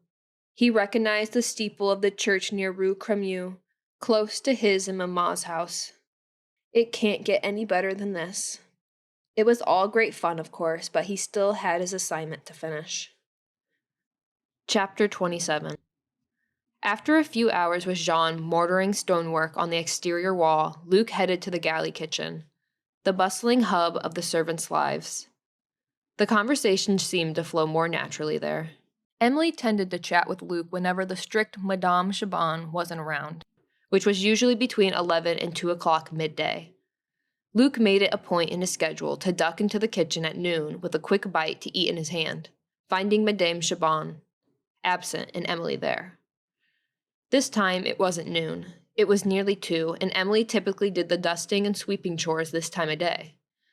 A pile of filthy pots and pans that should have been washed by Armand littered the galley. In an hour, they would be needed for cooking dinner. "Armand?" he called. Only Madame Chaban was present, checking the dining room for cleanliness, running a white cloth over tables and chairs with stern-faced efficiency. "Madame, where's Monsieur Guérin?" She pursed her lips and shook her head. "He disappears for hours on end, Monsieur. I've been in this kitchen since 6 in the morning and no sign of him. Don't you share a room with him?" "Yes, he's always up and gone when I wake before 6. "I swear the man has no rhyme or reason." The managing maid scowled as she shook her dust cloth. "I'm certain he'll be dismissed soon. I would do it myself, but only Monsieur Valois makes the final decision." I've talked to Monsieur Guerin countless times, and he keeps disappearing. The girls must be told to pick up his slack. Emilie came through the dining room, dust rags in her arms. Madame Chabon, I finished upstairs dusting. Is there anything I can keep busy with for this hour? Madame Chabon gave her a stern look and pointed a directive finger to the mountain of dirty pots and pans. Yes, here. I would appreciate it if you helped take care of this. Her tone was rather clipped and demeaning. Luke pursed his lips in annoyance. Treat her like a person, damn it. Emilie nodded. Yes, madame. She walked to the messy pile and took up a water-soaked rag, her body stiffening as Madame Chabon observed her actions like a hawk. Luke took a few steps towards her. Good afternoon, Emilie. Good afternoon, Monsieur Luke. Emilie's eyes seemed to perk up before her troubled and tired look returned. Even in her drab gray dress, she moved with grace and dignity. Her long brown hair fell beneath her maid's cap, cascading down her back. Madame Chabon's back was turned. Luke hoped she didn't notice Emilie's current expression as she tried to wash the pots with vigor, her arms working in jerky movements. Have you seen Monsieur Guerin? It's unfair for her to keep doing that fellow's job. He should have done all this. No, I haven't seen Armand. Emilie pulled another pan from the chaotic pile of dirty cookware, setting it inside the tub of warm water with a splash. A look of panic came over her as she glanced around the sideboard. There aren't any soap bars? The pans won't be clean enough without them. We must save on soap bars, Emilie, said Madame Chabon, in a matter-of-fact tone, still within earshot. Her voice had an edge, as if she sensed Emilie was complaining. It takes a lot of time and work for us to make them. Livestock fat is hard to come by, and it must be fresh. I understand. Luke spoke up. There isn't any livestock fat and supplies to make soaps? I thought an entire wagon load of supplies just came. Madame Chabon shook her head, her forehead wrinkling. No, only foods and larder staples like sugar and tea were delivered today. I'll talk to Elaine and have him run the wagon to the Peltier farm to collect pork trimmings. I'll have to send a message if I can't find him. She left the kitchen on a mission to contact the worker. That's kind of her. Luke shrugged his shoulders. Hope she'll get Elaine to fetch what we need. He stood next to Emilie and picked up a cleaning rag. He's another one who isn't all that reliable. I hope. Emilie focused on her frantic washing. Adelaide and I don't have enough hours in the day to get everything done. She gave a weary smile. Emilie? Luke said softly. Her red chafed hand splashed in the tub, trying desperately to scrub some hardened substance off the large pot, her elbow jerking back and forth. If Elaine is busy, I can take a drive to the farm myself, Luke offered.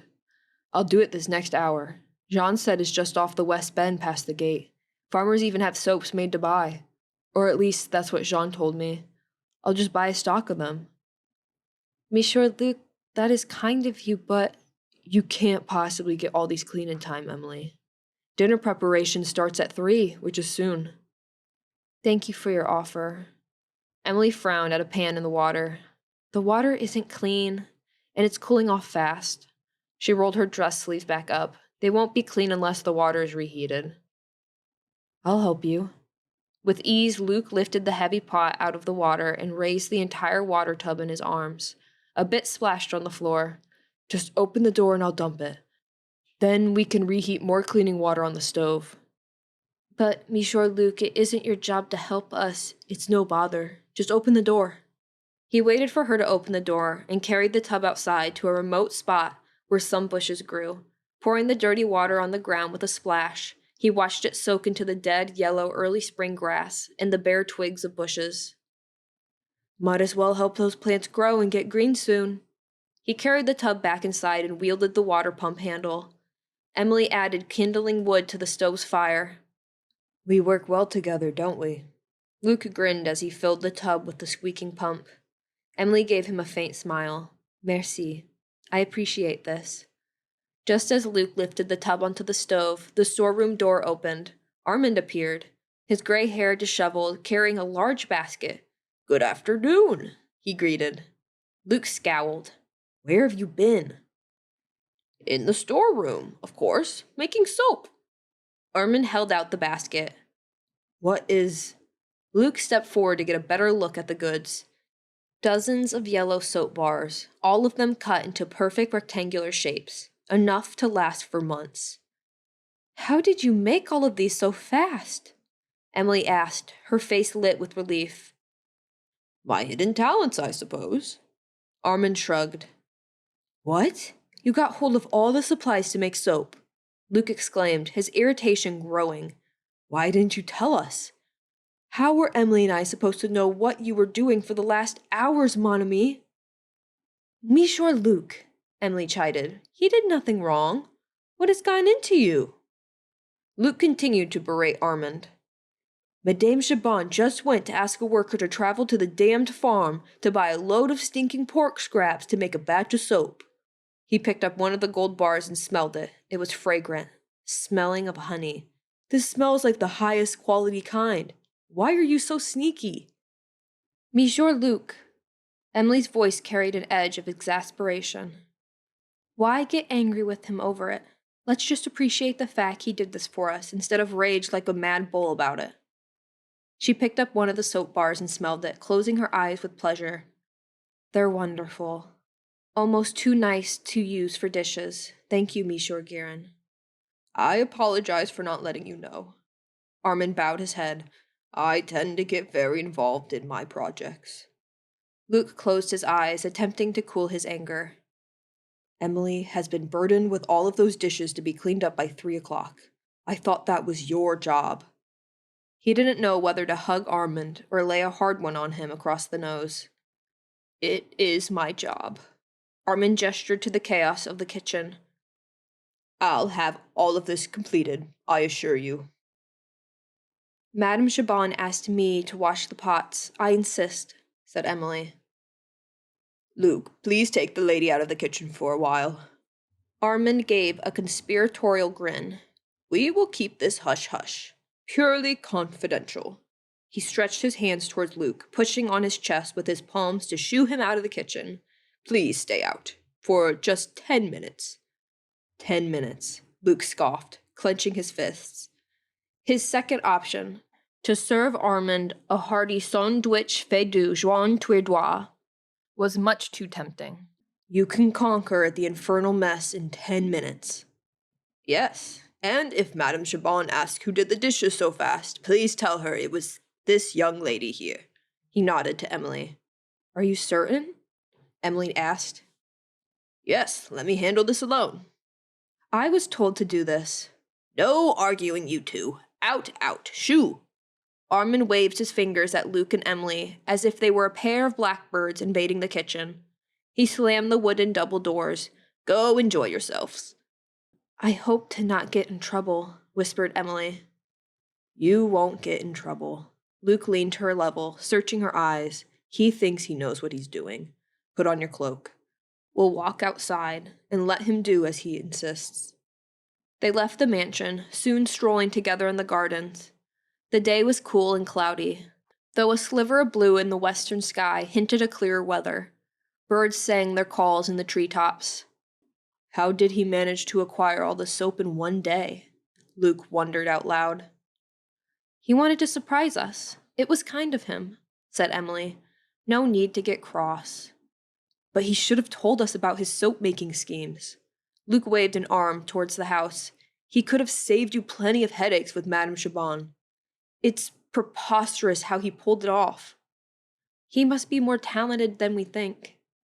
Or he's a thief, and he stole it from someone. Her ladyship's toilette, possibly? Luke. Emilie's tone of voice, when she said his name, was all he needed.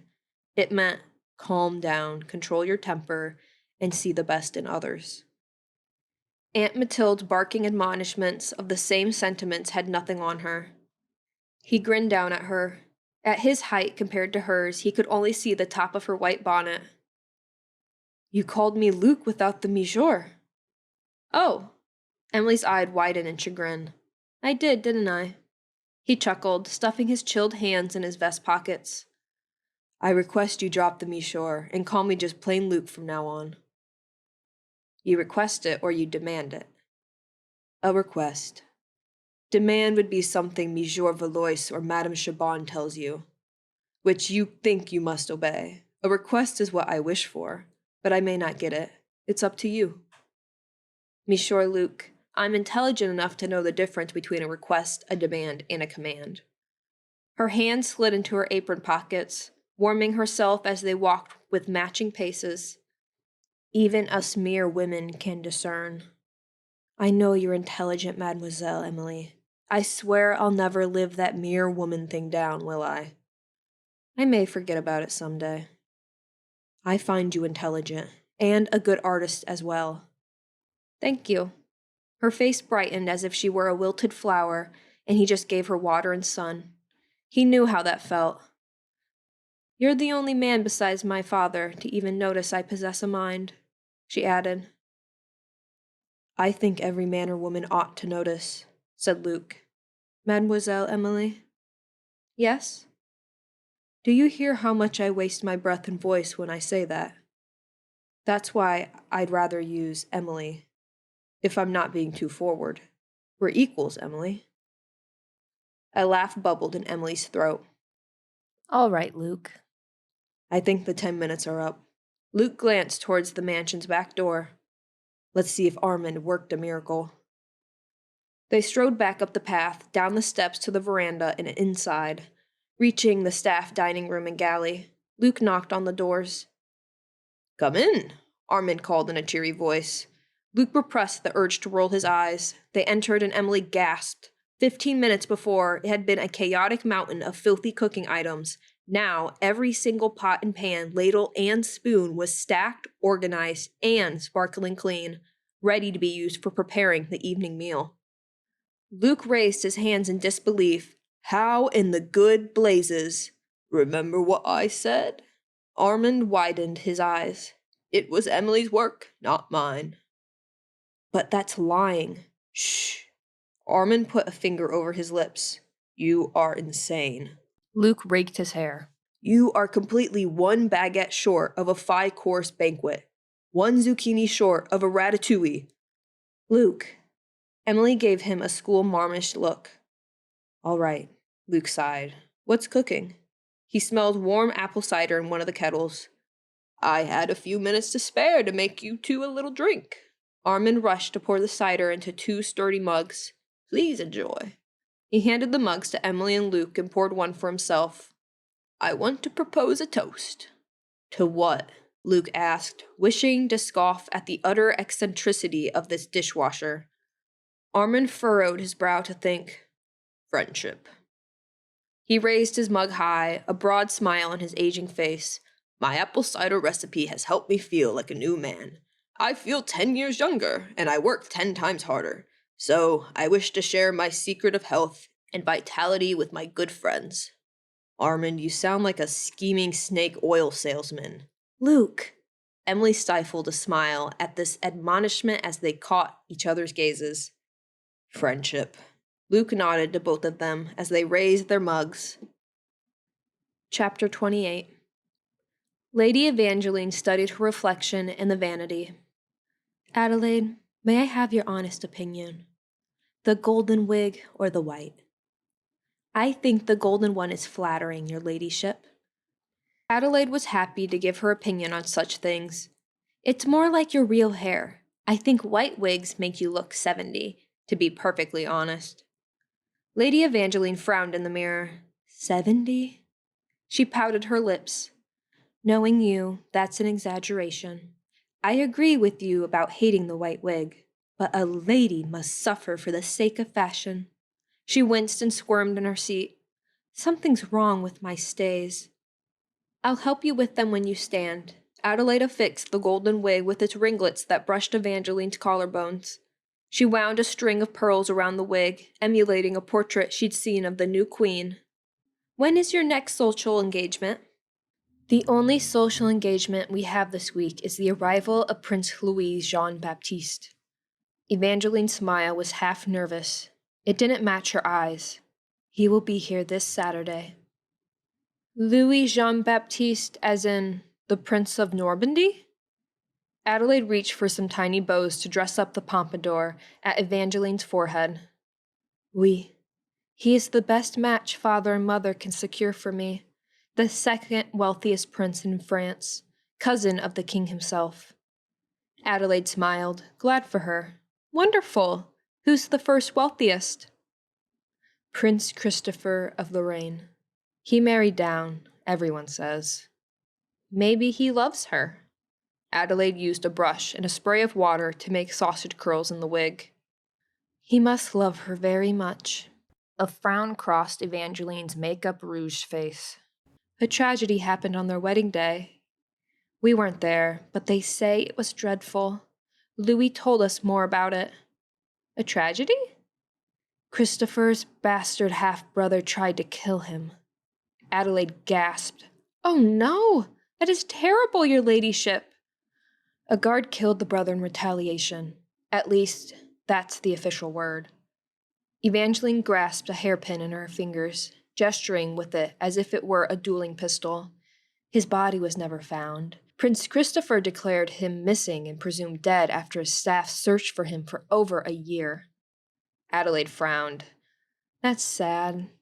A palace housemaid died during the gunfight. No, she gasped, her eyes widening. People say the younger brother was madly jealous, not only because he wasn't the heir and didn't get the main inheritance, but because he courted Christopher's wife first. That is so sad. Adelaide's eyes teared up as she set down the hairbrush. Her voice went tight. This was too close to home. And a housemaid died? That bothers me very much. There is more. Evangeline spoke in a hushed whisper, preening the golden ringlets draping from her wig. They say Christopher was healed miraculously by a lady who showed up out of nowhere. A guardian angel, perhaps? Adelaide frowned in the mirror, righteous anger coming over her. But why didn't she heal the maid? Why did she let her die? I don't know. Evangeline blinked at Adelaide's spark of emotion. I shouldn't have told you about all of that. It was dreadfully rude. The story disturbs me. People can be so violent and cruel in our circles sometimes. It makes me worry about our own family. I'll hope and pray for the safety of all of you, your ladyship. Evangeline smiled at the other young woman's reflection. I missed you. You and Mademoiselle Emilie are among the few people I know who aren't faux nice, or thoughtless or cruel. Merci, said Adelaide. She blinked back tears, thinking of how, as a maid, her life seemed of such little value sometimes. Disposable. At least Evangeline cared. We're very pleased with the stonework and woodwork on my new fireplaces and chimney, gentlemen. Luke listened to the Marquis, who sipped a glass of wine with the Marchioness and Lady Evangeline. This morning, the nobleman had called Luke and Jean to meet specifically with him. A plate of cheeses and fruit were on the table nearby as the butler filled wine glasses behind it. The Marquis waved to the refreshments. Help yourself. Luke breathed a sigh of relief. Having expected to be in trouble, he grabbed a wedge of cheese. Thank you, Your Honor. Nerves came over him in the presence of the beautiful daughter in her golden, pearl-draped wig. He'd met Evangeline before, of course, and acted too forward with her. Does she remember me? That was many months ago, and he'd been ravaged by disease since and didn't look quite the same.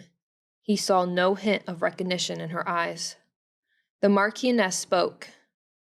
Henri, Evangeline and I shall be leaving for the city with Monsieur Moreau soon. We must take our leave. She nodded to Luke and Jean. Good day, gentlemen. The two ladies stood and went out the arched doorway. Monsieur Luc Bisset. The Marquis steepled his fingers. I have heard your name mentioned today amongst the staff in regards to an incident earlier this winter. Incident? Luke's heart rate rose. Could he be considered in the wrong for the brutal way in which he fought against Roland and Levasseur?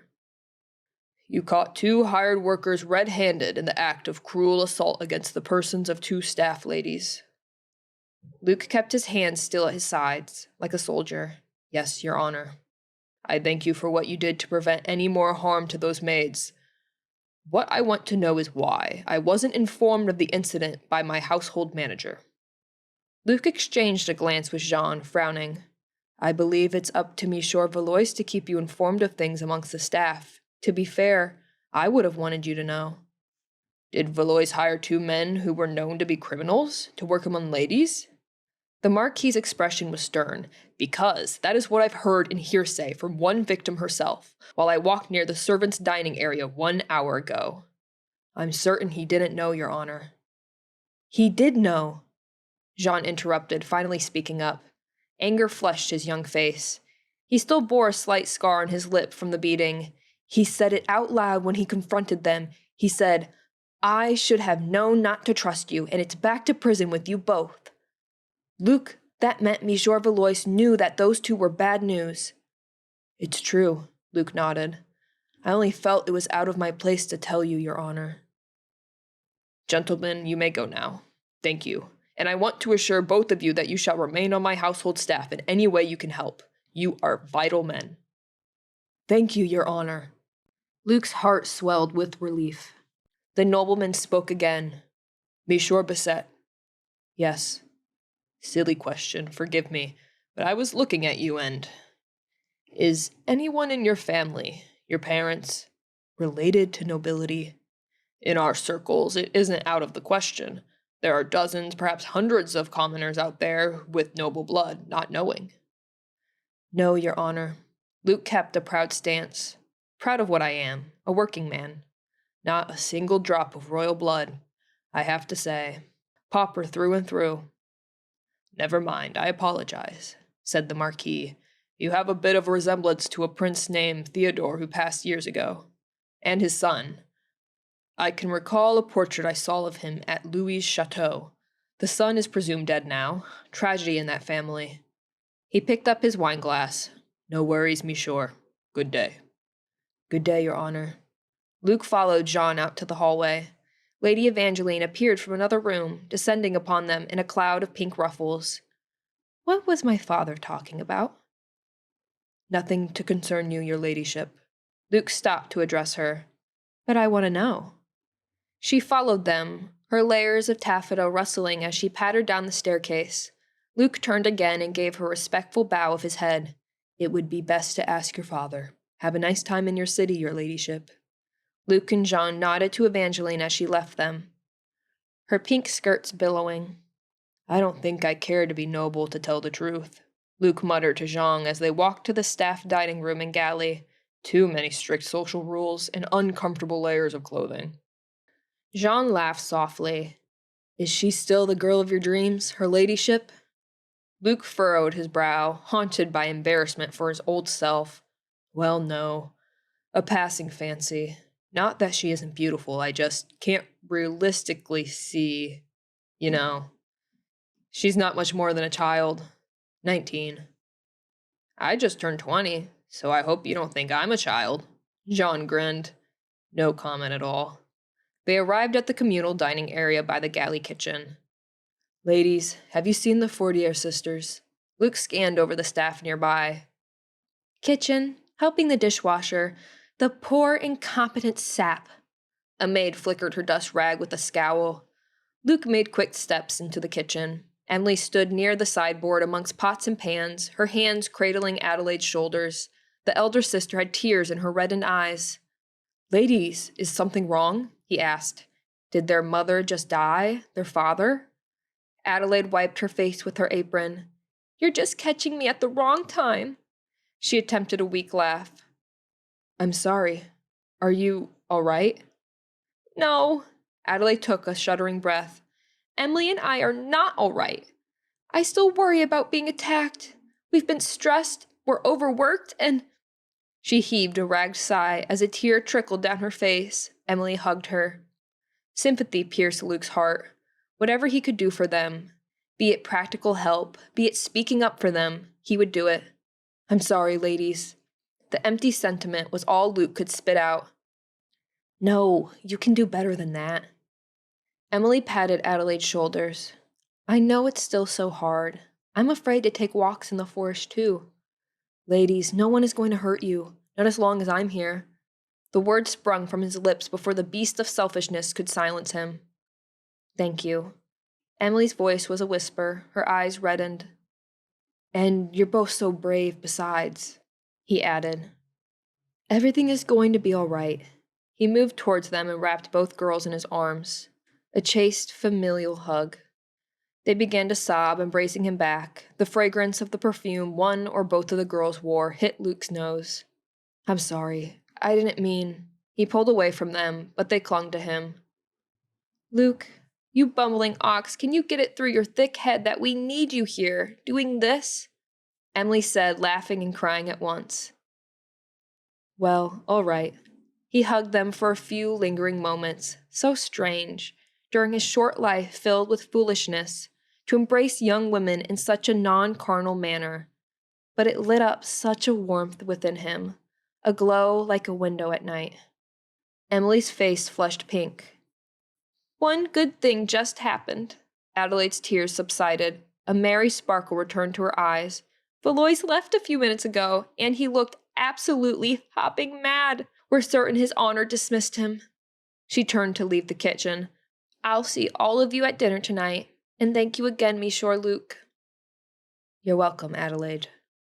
Luke then spoke to Emilie, his voice lowered to a whisper. I'm glad I can do what I can to make you both feel safe. You do help so much. Emilie gazed at the floor, smoothing her skirts. You've been a wonderful asset to all of us here, especially me. Thank you. Luke's lips widened in a smile. Emilie raised her eyes to his. They held a lingering look at each other, and an even warmer glow lit within him. Trust and friendship? Of course. Those things are good. He glanced to see if anyone else besides Emilie was in the kitchen at that moment. No one, not even Armand. Where's Armand? He asked, breaking the awkward lull in their conversation. The maids seemed to think he's useless. He went to the storeroom to make flaked soap. Emilie tucked a lock of hair in her cap. He said flaked soap cut into tiny pieces will make dishes clean faster. Ah, our resident mad genius of the kitchen. Does he need help? Luke began walking to the storeroom, where Armand came out of his door, his arms full of little bags. I made flake soap. The dishwasher gave a proud, awkward grin. Hello, Luke. I learned we have no household manager now. Valois just left in an angry huff. Addie told us the same. Emilie reached out to take one of the little burlap sachets of soap and smelled it. This is wonderful, Armand. So he's been dismissed? Luke narrowed his eyes. Or quit? I suppose either one. Armand set the sachets near the dish basin. I'm relieved. Emilie put the soap sachet she'd taken inside her apron to use for dishwashing. She'd be too modest to use it for luxury bath. He never treated us like people, she added. Never got to know us. We were just objects to be ordered.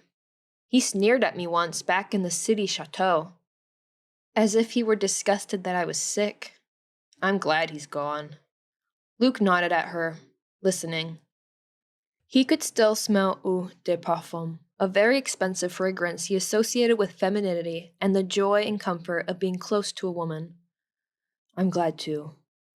Emilie, may I ask you something? Yes? Please tell your sister she needs to stop using her ladyship's cosmetics. And you too. The fragrance on the hair and clothes of you both is something I haven't smelled until today. I have a keen sense of smell. I don't want you in trouble. You can? Then I should change my dress soon. Emilie stiffened, fidgeting with her apron. No worries. It's not as if Lady Evangeline would come into the galley and find out. The perfume is very pleasant. As nice as the bread you bake. He watched her make a quick pivot towards the dining hall. I'll speak to you later. She turned to look at him, her eyes bright. I will see you later, Luke, and again, thank you. She bustled away, her apron-tied skirt swaying with movement. All is well. His heart and mind agreed. Luke, do you have a moment? Armand returned from the storage room. Yes, Armand, I have some moments. He watched him carry an earthenware jug in his arms. Do you want me to help you? Luke took the jug from the older man's arms before he could protest. This isn't some sort of spirit or brandy, is it? The last thing some of the crowd of workers here need. No, it's more of my best apple cider with no liquor. I made it myself with the apples I picked. It's early springtime. I thought apples grew in autumn. He set the jug on one of the galley countertops. I kept some from last year. They were soft and going bad, but they made fine cider, said Armand. I'd like you to taste it before I make any more for the noble family, if you don't mind. I don't mind. Luke took a mug and poured a little, tasting it. It was delicious, sweet with a little tartness. Thank you. You're welcome. Armand grinned from ear to ear. His hands clasped together. He's so odd. You're proud of this, aren't you? I suppose I am. You're blowing your own trumpet, Armand. Luke smirked at him. Well, I must join Jean and do some fixing projects. Have a good evening. He strode outdoors, wondering if Armand was scheming to take trips to the city to peddle his product and make himself a load of money. It was good cider, he had to admit. Armand stepped back into the storage room. He waved a hand at the stone wall and an extra door materialized. The door shimmered gold, his personal golden lock charm to hide from the sight of spies. Inside the secret conjured room was a small stove, his cast iron cauldron set upon it. A wooden countertop was there for his workplace. It held stores of ingredients for healing potions scattered upon it, a bounty of apples, a juicer with a turn crank, and other random items including feathers and stones. His cauldron was half full of an amber brew. A book of recipes lay on the countertop nearby. Armand studied his recipe once more. The healing draught of true love. Strain juice of 12 apples. Add 2 thimbles of pomegranate juice, a cutting from an aloe vera plant, a white dove's tail feather. He glanced into the cauldron, counting the agate stones which lay at the bottom of the simmering apple juice mixture. 7 agate stones. Oui. Brew at low heat for 5 hours. He read the potion's claim. After it is drunk, the person shall be quickly healed from ailments, remnants of ailments, and injuries each time he or she feels an emotion of true love for someone. The stronger the love, the more healing. Effects will last for life if the potion is done correctly. Armand only needed to offer some of the sweet cider to Emilie, as well as Luke, and then simply wait. Chapter 29. Prince Louis Jean-Baptiste of Normandy, the second wealthiest prince in France, and the top contender for Evangeline's hand, arrived and settled in the guest suite one Sunday morning. Luke joined the staff to give him a polite welcome as he walked with the Marquis and Marchioness through the chateau rooms. While Luke was in the same room as the prince, standing with Jean, the nobleman gave him the oddest look, as if he'd seen a ghost. Wait, I forgot to nod, or bow. He quickly bowed his head. Your Highness. Prince Louis gave a bewildered shake of his head and continued on his way. While the highborns entertained in the rooms indoors, Luke took a walk around the mansion's grounds.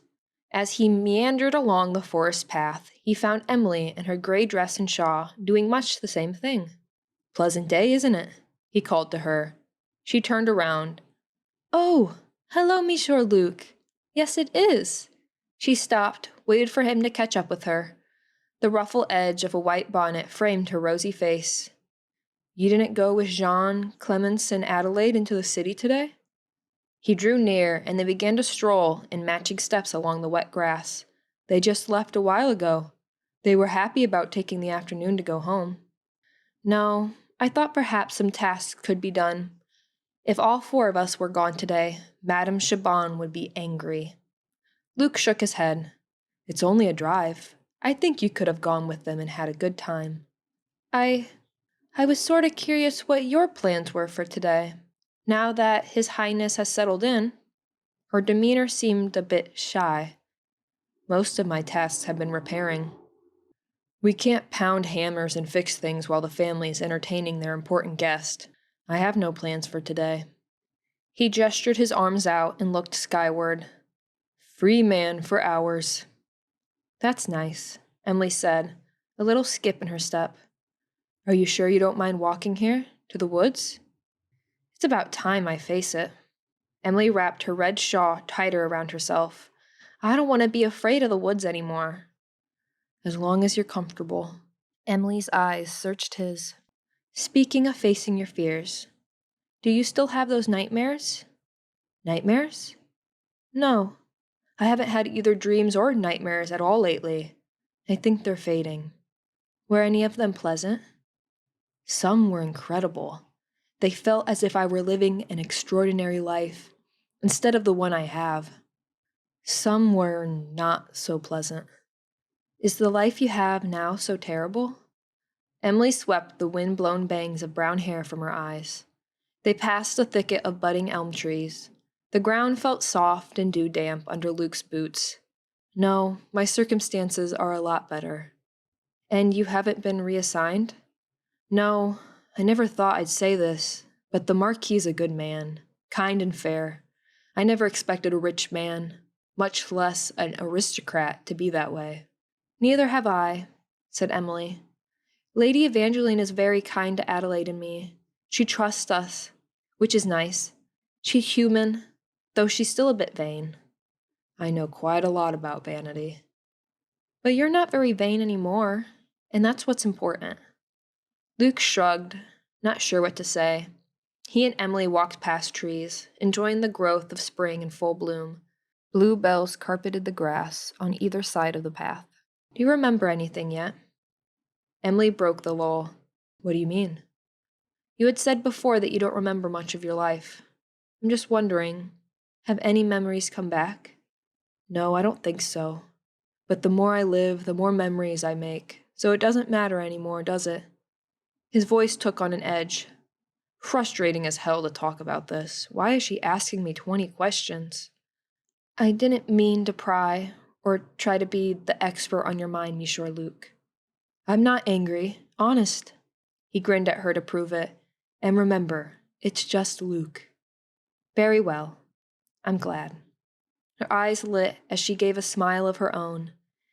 I just feel it's very sad you don't recall your boyhood. Only tiny fleeting moments. Luke shrugged. My father was a shopkeeper, but that memory is vague.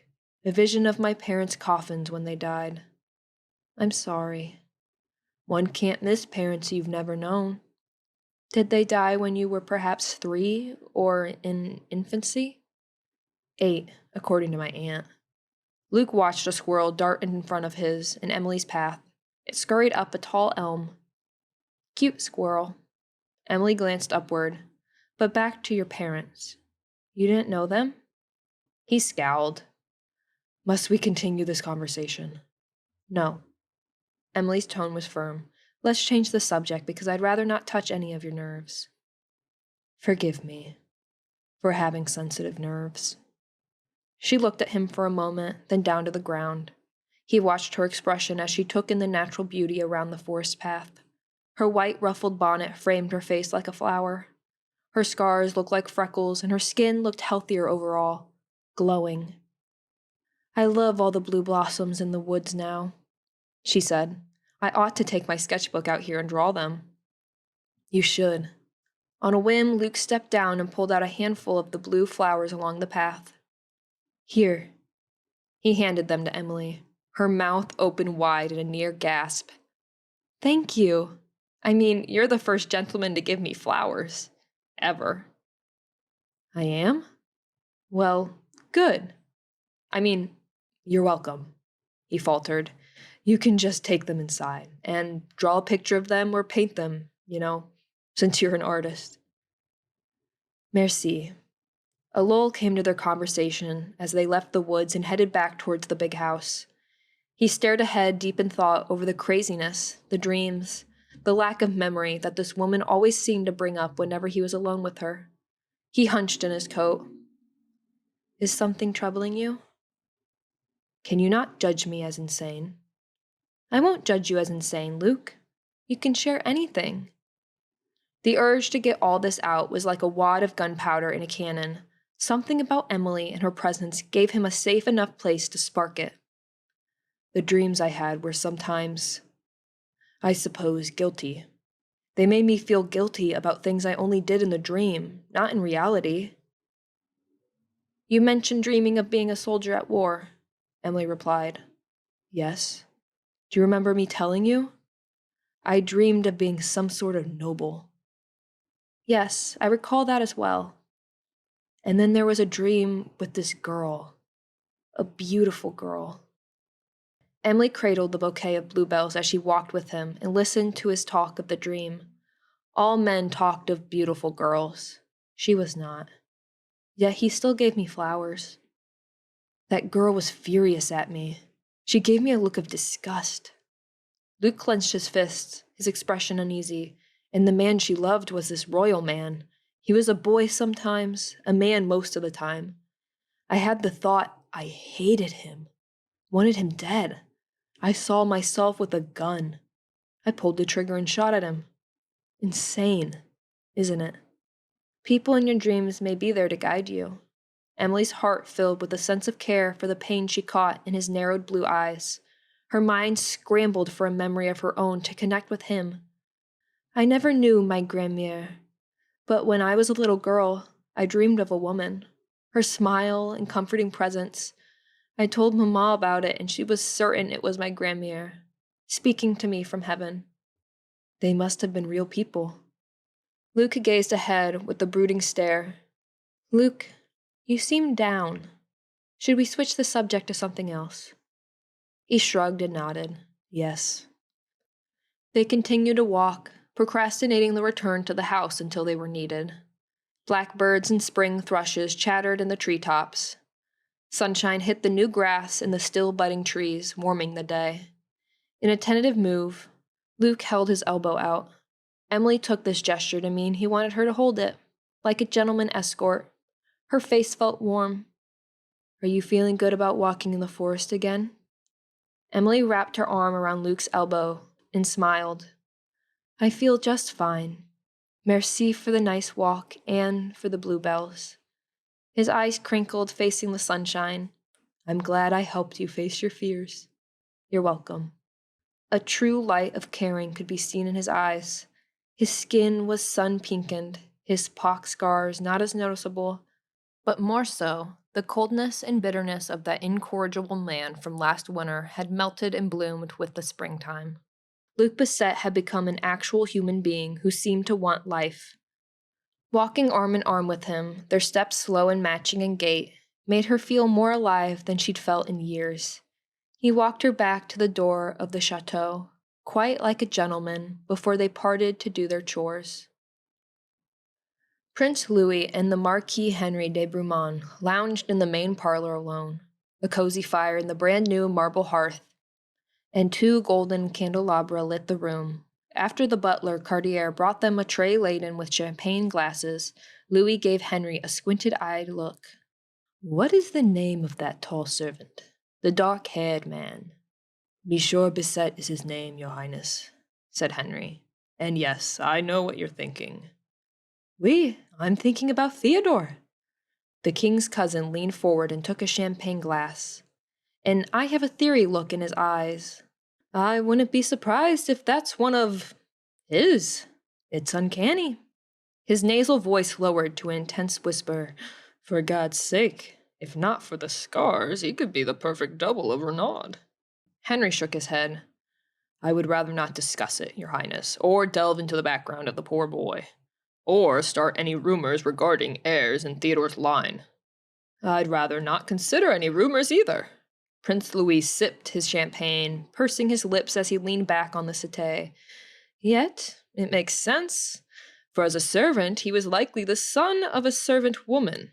Rumor has it, Theo enjoyed all sorts of ladies. Can't blame him. He was only married a few short years, long enough to produce Christopher. Renaud was his only claimed bastard. It's sad. Missing and presumed dead. Louis glanced to the satin-curtained window, then to Henry. Could he still be alive, you think? My cousin and his wife refused to say much about it. Henry took a glance at the doorway, checking for servants. None were in his sight. I don't know. What about this servant fellow? No, Your Highness. He cannot be your relative Renaud, Henry said in an attempt to quell His Highness's gossip. I even asked the fellow outright about being a relation to your family. He had no inkling. The poor boy, pauper through and through, his exact words. He bowed his head. Your Highness. I suppose. Louis set down his glass. I'd much rather discuss how your daughter would feel about me taking tea with her at 4. Alone? Henry, despite his lesser title, gave Prince Louis a stern look. If it may please your honor. You may meet with Evangeline for 1 hour, your Highness, and later we shall take the evening meal together as a family, plus 1 guest at 7. Merci. Prince Louis gave the elder Marquis a respectful nod. I truly look forward to the pleasure of calling upon your lovely daughter. Chapter 30. Mathilde traveled eastward across the land, taking on the appearance of the old Aunt Mathilde. She rode through towns in chartered carriages, stopping to conjure up hideouts to sleep in remote areas, just as before. She golden locked every single one of her hideouts from Alexis's sight. Within a few leisurely days, she arrived back in the region ruled by Prince Christopher. When she reached the outskirts of Montville, she took on her true age of 46, still young enough for vigor. She traveled up the hillside path on foot, wearing sturdy shoes. Anticipation and nerves prodded her along despite near exhaustion. A drizzle of cold rain and a dark gray sky chilled her body. It was the same time of year as the day she left 2 years before. The spring bloomed much slower than on that fateful wedding day. Tall spires of the castle came into view. Mathilde took a deep breath as she beheld it again. This castle had existed for nearly 3 centuries, the home of generations of nobles, princes, dukes, and the Eastern getaway palace for kings, wishing a break from the political bustle of Versailles. It looked the same to Mathilde as when it had belonged to Theodore. Mathilde's first destination was the forest that bordered the castle on the east side. Near a bubbling little creek stood the thickest evergreen tree, where she made her home decades before. She recalled hastily transforming the secret cottage back into an ordinary tree on that fateful afternoon with the sleeping Renaud at her side. Préparez les bisous. Mathilde swept her hands out, like an artist painting a huge mural. The tree trunk thickened, growing wider until it formed the shape of a house, the top of the tree forming the shape of a pine needle festooned pointed roof. The squat little cottage kept its branches and pine boughs on the sides, jutting from it willy-nilly. 2 small windows appeared, then a tiny pipe chimney for a stove.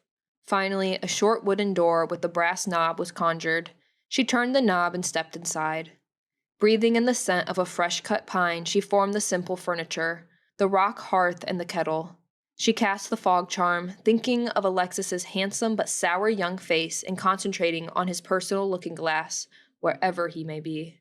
Serrir du riz, she proclaimed. A golden shimmer lit the doorknob, just like her and Armand's homes back in the city. With this golden lock charm, the cottage would be hidden from Alexis Sauvage, one individual mage. She had little magical energy at the moment to cast the charm against every other mage on Earth except myself and Armand, as she'd done in the city.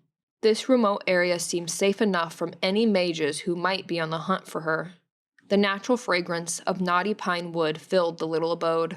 Exhausted from her magical feats, she took a nap in the blue-quilted bed, feeling home again.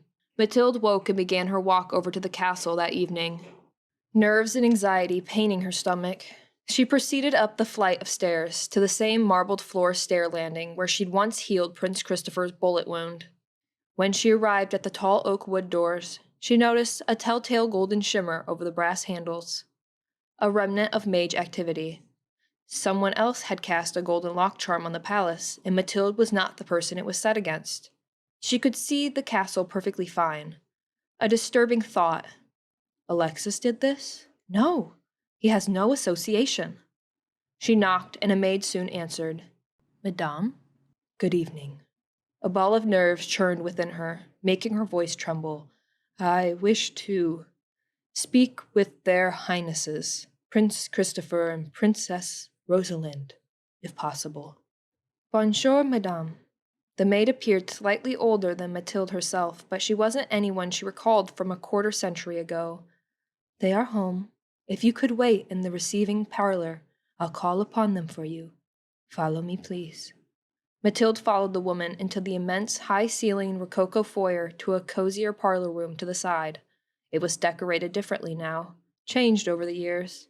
The centuries-old walls were now brighter, light ivory. The foyer was less gloomy. Old paintings of the past kings and nobles loomed overhead. She resisted the urge to look for a portrait of Theo, or Renaud. Your name, please, madame. Mademoiselle Savard. Forgive me, mademoiselle, for the mistake. The maid's tone was apologetic. She turned on her heel to go seek the couple. Mathilde took a seat on a floral upholstered chair. She wasn't alone 10 seconds before a child entered the room. A pretty girl of about 10 years old with dark hair, a tan complexion, and striking brown eyes. Madame, would you care for some tea? She gave a charming, poised curtsy. Mathilde smiled at the girl's eagerness to be of help. You may, if it pleases you, she said, not bothering to correct her madame. The girl nodded and turned, skipping down the hallway. Minutes later, the door opened and a beautifully dressed young couple appeared. Mathilde swallowed the urge of emotion from seeing Prince Christopher again since she saved his life. The image of Theodore, strong jaw, light brown hair, and stunning sky-blue eyes. He gazed at her with a furrowed brow. Rosalind, a blonde beauty in a flowing lavender gown, looked at Mathilde with an expression of shock. Mademoiselle Savard is your name? You're the healer. I remember you. You're back? Christopher gasped. You saved my life. He lowered his voice to be proper. Why did you leave and not tell us who you are? Mathilde bowed her head. Your Highnesses, I could not stay, but I had to return to ask for forgiveness. Forgiveness? Christopher narrowed his eyes in a most Theo-like way. I don't understand. Please sit down, mademoiselle. Princess Rosalind gestured to the chair. Mathilde sat after Rosalind took a seat across from her. Her fingers trembled in her lap. I want to talk to you as well. It's regarding Prince Renaud. Christopher recoiled at the name. There's no reason to apologize on his behalf, mademoiselle Savard. But there is. Mathilde said in a shaky voice. I had the power to. I could have prevented it. I had the power to go back and heal the woman he killed. The couple stared at her, wide-eyed. Mathilde had the urge to confess right there that she was Renaud's birth mother, even in the next breath. She prepared to tell them the truth. He was alive. Was it ever proven, she asked them in a low tone, that Prince Renaud is dead? Christopher's sudden expression of anger made her change her mind. His thoughts, his inner voice, were all so intense she could audibly hear it with her mind magic without even trying to pull a thought. The captain and the others couldn't find his body. He's dead to me until he decides to come here himself and show his face. Her heart sank. No, she could not reveal to this man that Renaud was alive. At least not now. It doesn't matter anymore. The prince averted his gaze as if he didn't want to dredge up that painful memory. My brother is gone. I'd like to ask you a question about the powers you have. Are you one of the Mage Society's folk? Mathilde drew a shocked breath. You speak as if you know. Yes, I know your people exist. Christopher spoke with an air of interest, no hint of scorn. He steepled his fingers and leaned forward in his seat. I've been trying to understand them. Possibly meet more of them without endangering the ones I've associated with. I find this such a surprise. Who?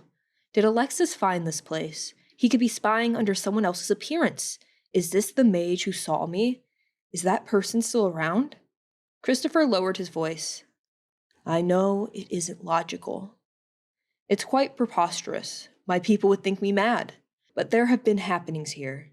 Your healing of my wound that day. And there are other people we know. Someone close to us. He glanced at Rosalind and clasped her hand. Rosalind and I need to help someone. His sentence trailed.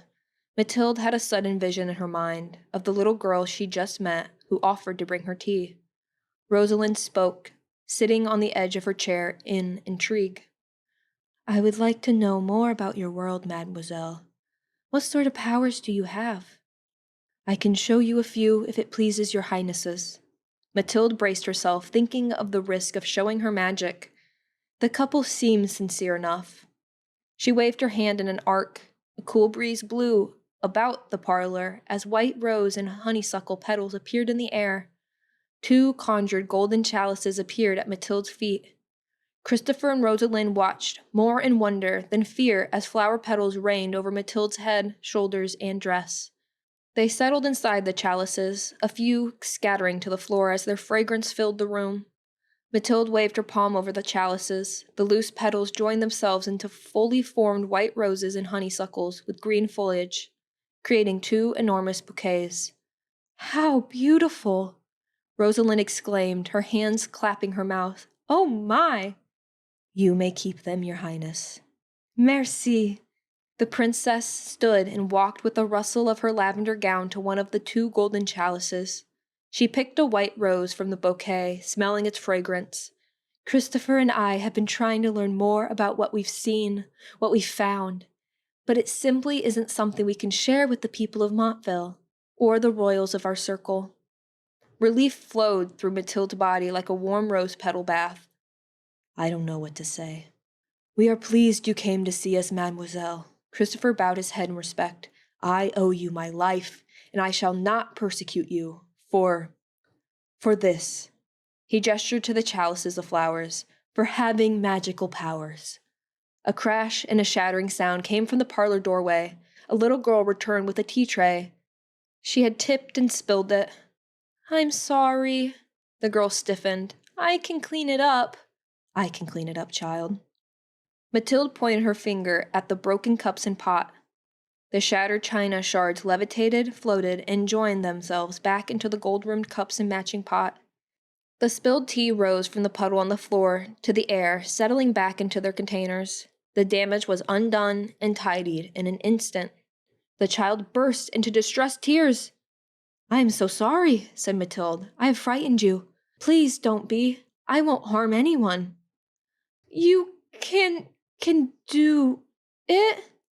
She shook with sniffles and sobs. Princess Rosalind rushed to her. She took the heavy tea tray out of her arms, set it on the floor, and hugged her as if she were her own. "Oh, Celeste." Rosalind stroked the girl's shoulders. "It's all right, sweetheart. I'll go get your papa right away. Don't try to act as a servant any more today." "Young lady, I never meant to frighten you." All 3 adults' eyes were on the crying little girl, now shaking and hyperventilating with clear distress, even terror. "I thought you were talking about me. Have you come to take me away?" Rosalind looked up at her husband as she wrapped Celeste in her arms. "Christopher, go find the captain, please."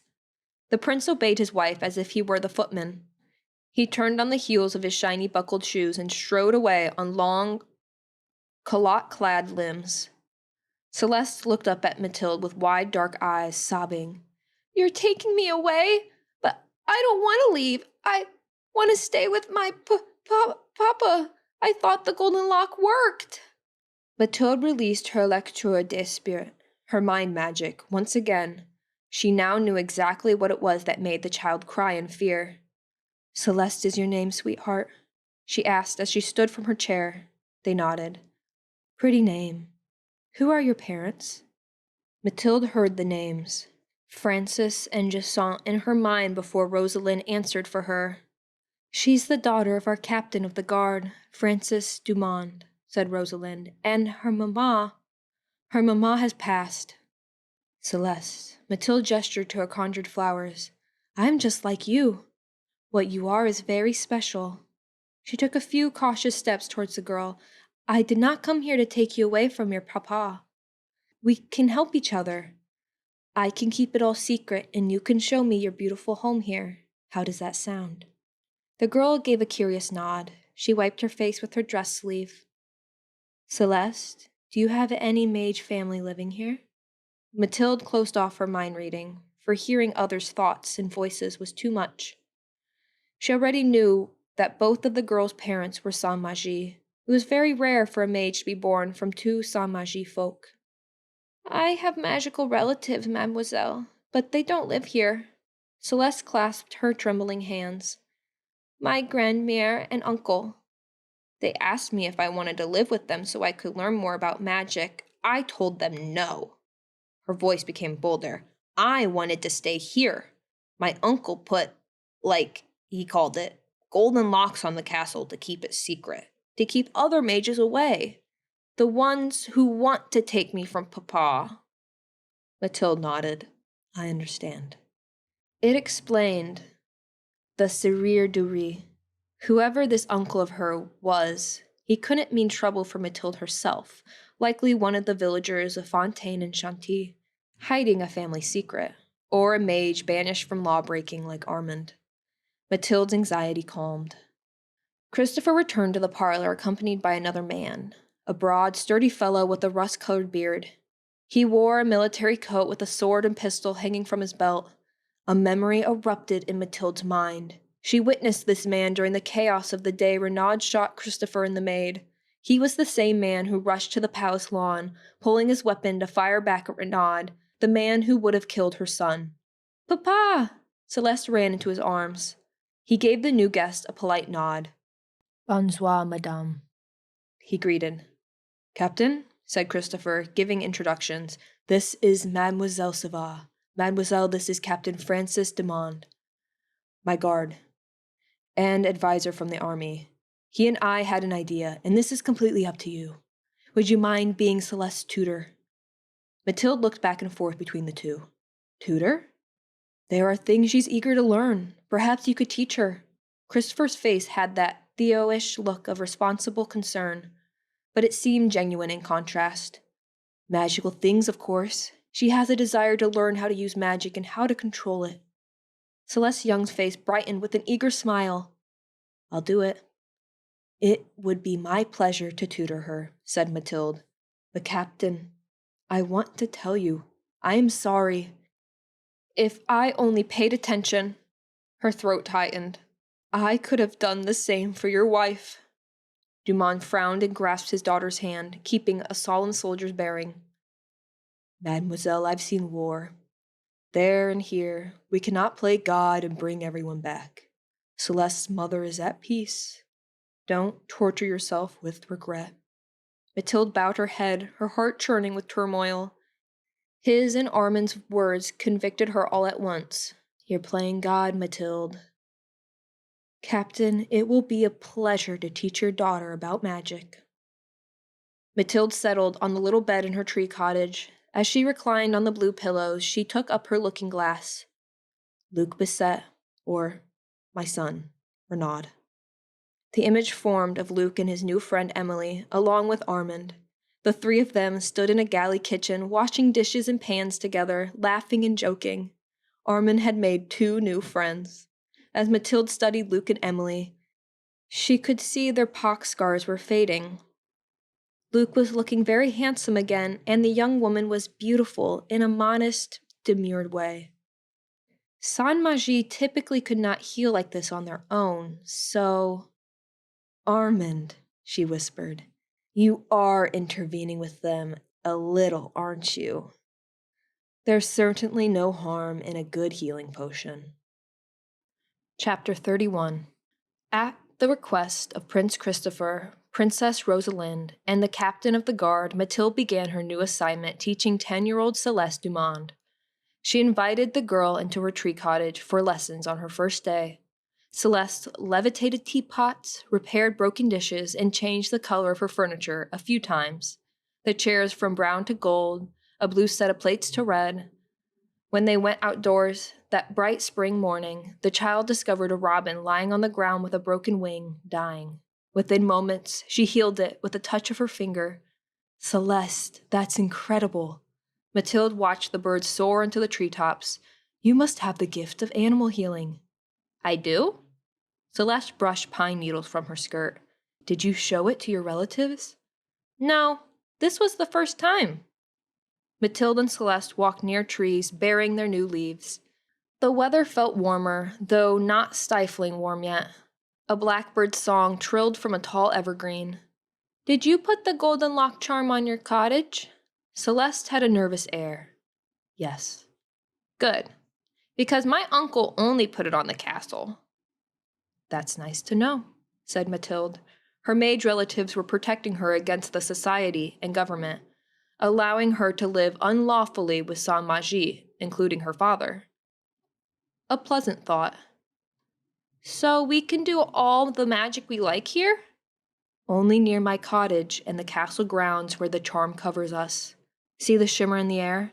It's the border. It'll be your decision when you're older whether or not you wish to leave. A look of relief came to Celeste's face. Merci. I don't want to be sent far away to mage school. That's why I was so scared when I met you. Do you have any more questions about the society? Have you been to the mage village? She asked. My uncle took me there after my mama died. He and my grandmère let me stay at their house in Paris one Christmas to help me feel better. How kind of them.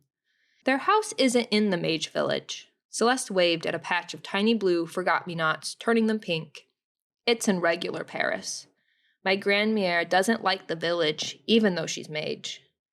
She turned the flowers back to their original blue.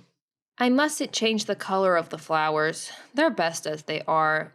Grandmère says God makes flowers and people in all colors, dark and light. She's from Africa, where people are dark. She moved to France long ago. Your grandmother sounds kind and wise. Oh, she is. It sounds like you enjoyed that trip very well. Their grandmother must be a rebel against Les Conseils. Did you like the village when they took you there?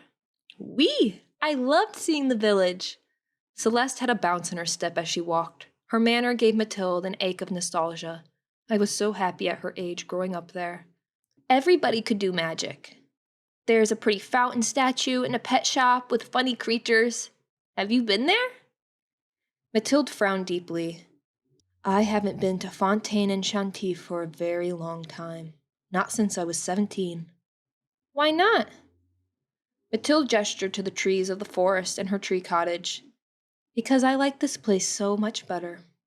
So do I, because Papa can't enter the village. Celeste lingered near a patch of wild mushrooms on the ground. She knelt and pointed her finger at them. Transformer en glace. Nothing happened. Mathilde watched her curiously.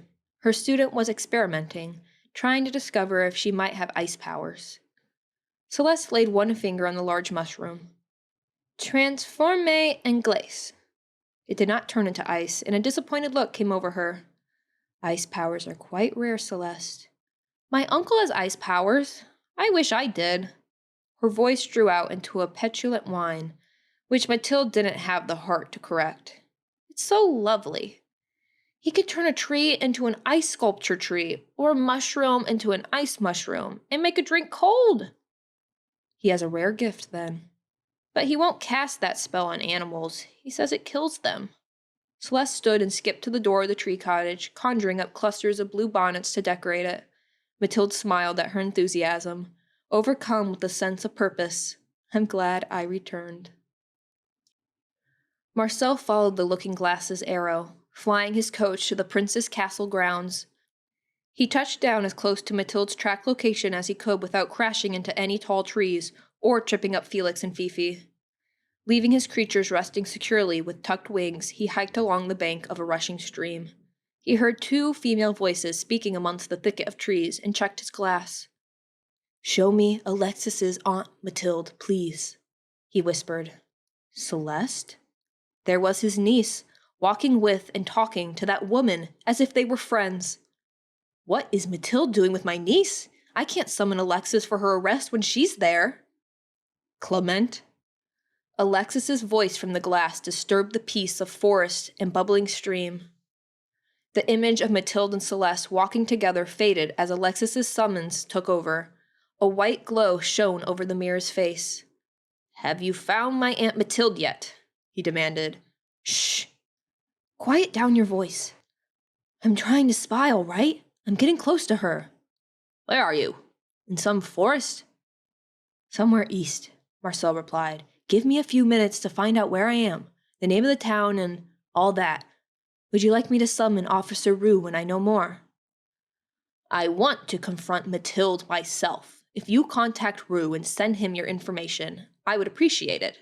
but only Rue, not the other law officers, and especially not that fool LeChance. I don't trust him near any family members of mine, even Mathilde. No worries, Alexis. Marcel spoke with quiet empathy, assuring the officer of his commitment to duty. Not all the Les Conseil law officers got along with each other. Alexis often raged about an officer named LeChance, with special venom. You need a break from the meetings with Lord Bertrand and the other officers, he added amiably. Not to mention all the ladies you're trying to wine and dine in court all at once. Will you ever pick one to marry? An exasperated sigh came from the man's voice in the glass. Clement, just give me the details on Mathilde soon, please. If you don't do your duty for Les Conseil and for me, I'll be investigating your mother's actions in mundane Paris. She's pushing her boundaries by serving the Saint-Magie as their seamstress, you say. Lord Bertrand has no trust or tolerance for mages living outside the portal. That includes her and you. I must go. Call me. Marcel clutched the glass with cold fingers. I'll call again soon. Their communication faded. His glass face turned back into a mirror. I can't let him come here when Celeste is living with her father. His anxiety brought a frosty chill to the glass's handle. Shrinking it down to a tiny size, he tucked it into his boot, then waited for Celeste and Mathilde to walk away. Their voices faded. The forest was silent. If Celeste were to spot him, she'd squeal, "Uncle Marcel!" in her excitement. His entire mission would be foiled. He continued to hike along the stream and found a well-kept cottage, fashioned from a tree. Hunkering down in a hiding spot behind a thick pine, he waited for whomever lived there to return. Chapter 32. Luke went to breakfast to find Emilie and Adelaide at a dining hall table. With eager quickness in his steps, he joined them, plopping down on an empty wooden chair. Good morning, ladies. Did you sleep well? Very well, Adelaide greeted him before she glanced at Emilie. I must go upstairs to help her ladyship. She shoved her cinnamon croissant in her mouth and sipped the last of her tea, rushing off to work. Her steps pattered down the hall. She seemed eager to leave once I showed up. A feeling of being snubbed made Luke lose his smile. She didn't mean anything against you, Luke. It's not always about you. Emilie softened the gentle admonishment with a sweet smile. Of course, you're right. She fiddled with a balled-up napkin in her hand. Her ladyship has the prince to entertain for a bit longer, so she needs her stylist. But also, I think Addie thought you and I wanted to talk alone. About the things we like to talk about. She glanced at the window while she spoke. When she looked back at Luke, her hazel eyes lit with a spark. Her cheeks, less scarred now, were a rosy pink. Happiness. She looked downright happy. Well, that makes sense. Guess we have a special bond lately, don't we? He gave her a playful wink before digging into his plate of eggs. A special bond indeed. Emilie was his haven over these months, his guiding star, his joy. Emilie lowered her gaze to her cup of tea. She picked it up and drank, and when she set it down, her face was the color of their strawberry jam. I'm glad I've been able to listen to you, although I'm quite sure Jean can be a good confidant. Jean's just fine, but you... He paused with his fork of eggs, a few inches from his mouth, distracted by footsteps approaching their table. Madame Chabon.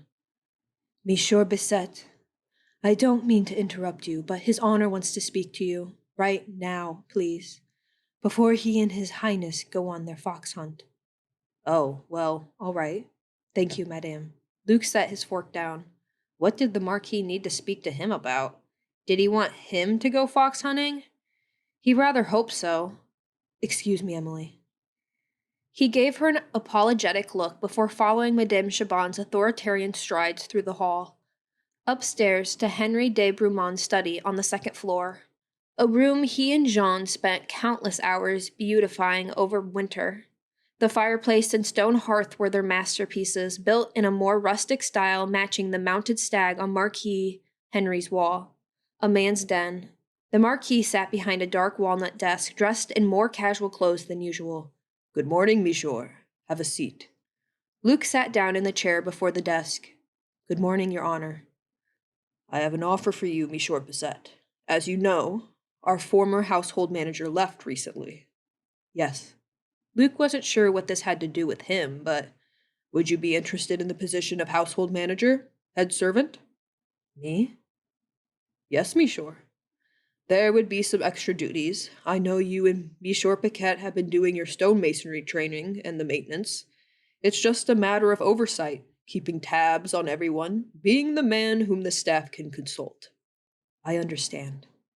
The Marquis shuffled papers on his desk, reading over them. Discipline of those who aren't following their superiors or shirking. Hiring when needed. You'll be our right-hand man to accompany us when we travel. Travel? Luke's excitement perked up. He'd never been out of the city or this mansion's ground in his entire recalled life. We. And finally, the buying and selling of supplies. My bookkeeper does the finances. You must work with him on expenditures. Luke straightened his chair. It didn't seem half bad, and it gave him a sense of importance to boot. Yes, I would be honored. Thank you. I hope to have you start on this soon. First of all, there's Monsieur Alain Leblanc. He's been taking the supply wagon out at late hours, and others have complained. He must be banned from using it. Someone else needs to make those trips from now on. Luke gave a knowing smile. I agree. The Marquis handed him some papers. Here is a list of daily duties. Read and study them, if you please. Thank you, Your Honor. He gave the usual polite bow. As Luke walked out of the master study, he tried to read over the list of duties, in utter frustration. The handwritten notes were hard for him to decipher, just like the eye exam and his difficulties with numbers on playing cards. He could read. He wasn't a dunce. He could read many words by sight, on signs in print, just as long as he memorized them. But this? Illegible. With a sigh of embarrassment, he took the papers outside and found Jean, who read to him the notes out loud. I hope that helped. Jean handed the notes back to Luke. Smudges of grayish mortar stained the front page. Congratulations, you're a lucky man. He picked up his trowel, continuing his work on building a new structure. You'll get to travel with his honor and see the whole country. I'm looking forward to it. Cheer and hope surged within him. I appreciate your help with his handwriting.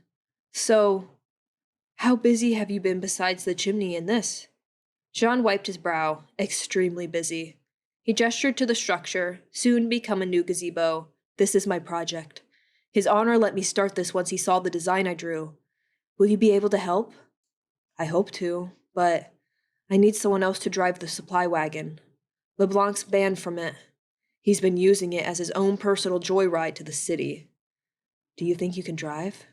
I can't. Stonemasonry training, building, and Sundays I help my parents in town. And of course, I have a wife. Jean raked his hand through his hair. Are you going to be able to train and be the chateau boss at the same time? I hope. Looks as if I might have to do some supply runs, though. He sighed. My days will be filled. The more work, the better. Mon ami. Jean continued tackling his gazebo wall. Luke rolled up his sleeves to do the same. He'd talk to LeBlanc later. After helping Jean with his gazebo building, Luke found Elaine LeBlanc and had a meeting on the veranda with the young man. Elaine frowned, crossing his arms like a sulking schoolboy, as Luke gave him an admonishment. His honor sent me to tell you the supplies wagon is no longer yours to drive. Luke spoke matter of fact. You take it out too long when others need it, along with the draft horses. Aye, all right. Elaine cast his eyes downward, digging his boot toe in the grass. But you could do other projects in the stable. Mucking stalls, tossing hay, things like that. The fellow seemed relieved. I like horses. Thank you. He nodded. You're welcome. So far, so good. At about 7 in the evening, Luke was called by Madame Chaban to Marquis Henry's study one more time. He wasn't alone. Prince Louis Jean-Baptiste sat in a plush chair at Henry's side, his cravat-clad legs crossed and cradling a glass of brandy. A candelabra flickered in the corner. Luke's stomach dropped. A jolt of anxiety. What now? He remembered to bow. Your Highness, Your Honor? Monsieur Luc Bisset, I believe you have met Prince Louis. Henry swept a hand to the young man in his silver wig and white neck cravat. Not formally, no, Your Highness. He bowed his head once more for good measure. Have a seat, monsieur.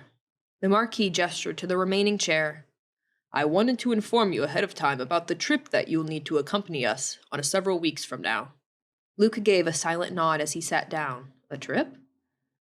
Yes, we will leave the 25th of May and return the first week of June. About a week for the whole journey to the Lorraine region. Have you been to Lorraine? Or what? No, Your Honor. He recognized the name. It was what Adelaide called her favorite kind of quiche pie. His Highness will be there as well. Henry gestured to Louis. We are all going to Lorraine to celebrate Louis's cousin's birthday, and we will stay at their castle. There will be a ball. It will not require much work other than serving as my right-hand man. Luke nodded. Thank you for the honor. What would he do in a castle? You may bring 2 other staff members with you, for a retinue group. The thought of inviting Emilie sparked in his mind. Yes, Emilie and Jean? Or Adelaide? But only 2. Prince Louis's intense gaze unnerved him. It was worse than the probing scrutiny the coachman gave him the night on Rue Septième. Monsieur. Louis set his glass of brandy on the desk. Pardon me for asking, but does the name Christopher d'Orleans mean anything to you? Luke shook his head. I don't think so. The surname sparked a memory. The army major. I've heard the surname before. Your Highness, someone told me I look like a noble with the name d'Orleans.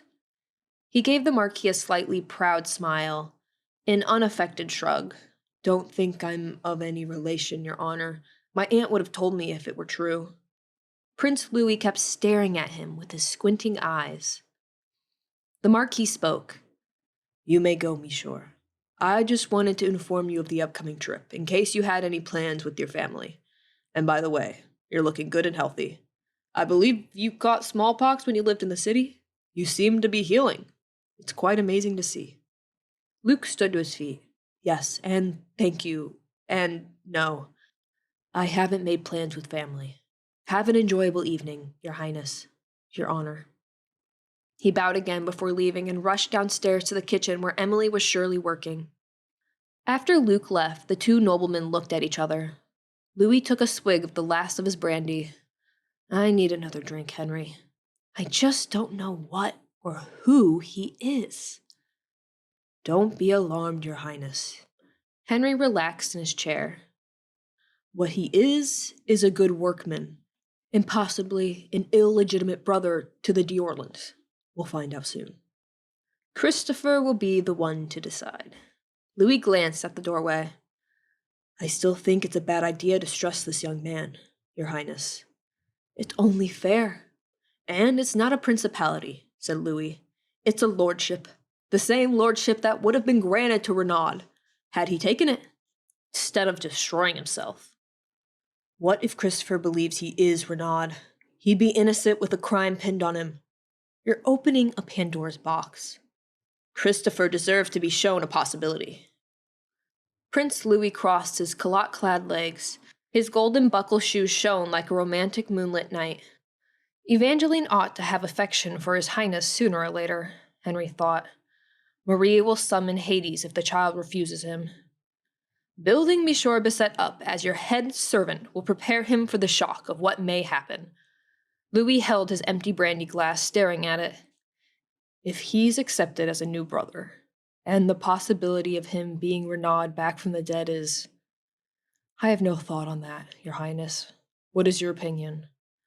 Louis sniffed a laugh. If he is, he's a damned good actor.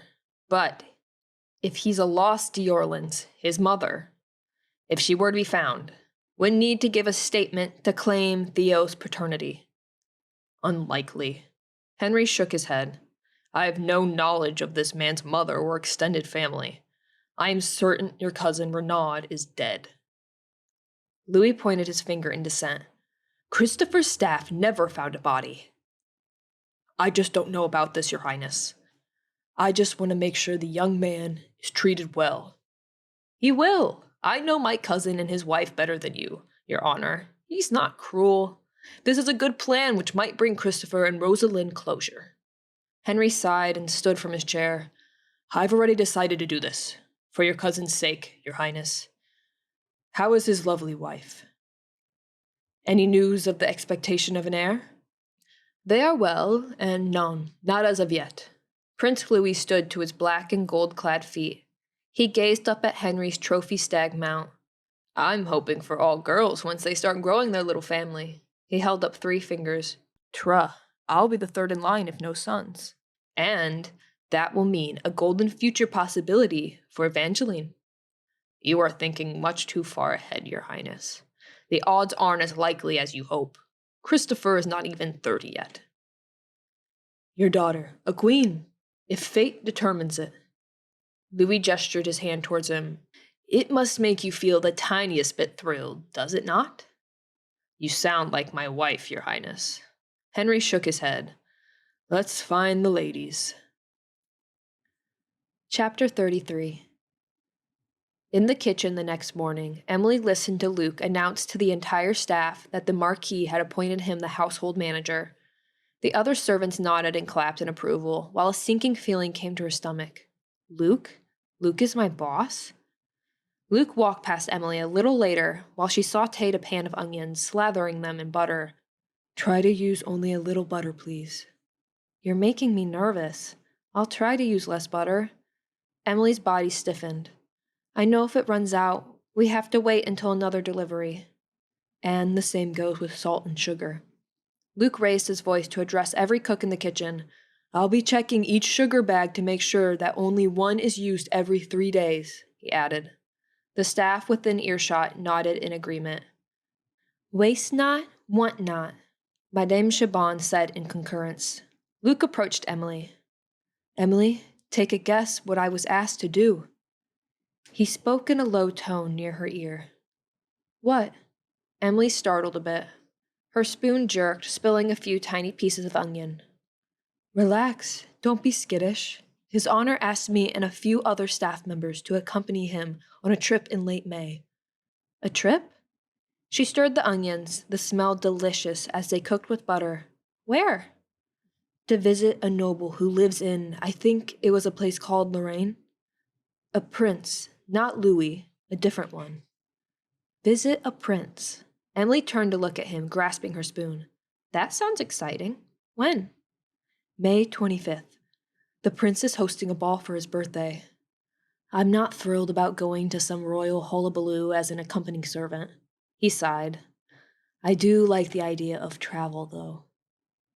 You may enjoy yourself. Emilie bustled to the hearth to stir the soup in a kettle. Perhaps. And there's another decision I must make. Luke glanced around, not wanting Madame Chabon to hear. I'll choose a few servants to accompany us on the trip. And so, I'd like you to accompany me. The pan full of buttery onions began to burn. Emilie rushed to take them from the hot stove. She spooned them into a bowl. Me? You'd want me to come with you on a trip to the palace of a prince? Of course, why not? I don't know. She glanced around. Madame Chabon was out of the galley, but Adelaide had returned, giving Emilie and Luke a curious stare as she put on an oven mitt. What's going on? She gave a little laugh. Something private? I must go fetch more onions. Emilie rushed to the storeroom, where the vegetables were kept. Luke walked directly behind her. Why are you following me? She was unused to the tall, male presence constantly in her shadow. Making sure you don't waste onions. Luke walked in casual strides, his hands in his waistcoat pockets. I'm household manager after all, so I'm doing my job, watching you. Emilie opened the storeroom door and headed to the bags of vegetables in the cramped, dim room. She found the crate of onions, only 3 were left. This is all that's left. She picked up the 3 overripe, soft onions. They sprouted green roots. I know, instead of cooking these, we should plant them. What did you say? I think we should put them in a pot in a sunny window with dirt, and grow the plants until it's warm enough outside that it won't be frosty. Then we'll have some onions to last. The 3 plants can multiply into many more onions. Same with all the other old vegetables sitting here. Luke drew closer to Emilie and took one of the onions in his hands. Whose decision is that? His brow knit as if he were cross. Emilie froze. She just caught herself making suggestions to the man who was now her boss. The nature of the relationship was different. Better to accept it now than later. It was my decision, I beg your pardon. Luke began to laugh. That's a brilliant idea, he exclaimed. That was your idea of a joke? If she had a towel or a rag in her hands, she would have given him a playful slap with it. The familiar lightness bubbled within her. Luke always seemed to make drudgery fun over the last few months. Luke stepped backwards. Forgive me, Emilie. I didn't mean to tease you. She crossed her arms as her lips fought a smile. You're forgiven. Just this once. I'm going to make a new announcement to the others. All of these vegetables are to be planted, so we can save trips to the farms. Thank you for solving the problem. You're welcome. I do like gardening, but now I feel as if, now that you're the household manager, you're trying to test me. Find fault with me. Why would you think that? I'm not trying to find fault with you. He frowned, his eyes going somber in their blue depths. Emilie grasps her apron skirt, wiping her hands. Now it will be hard for us to be friends, and talk like we've been doing. I've always felt uneasy with employers and authority. They make me nervous, and now you're one. You think that? Yes.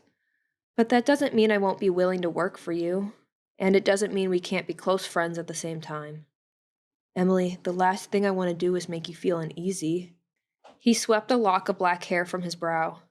Did you just say we're close friends? You're a pleasant company now. I'm fond of you, even if you're impossible sometimes. His big grin returned. How fond of me? Stop, Emilie whispered, her cheeks burning.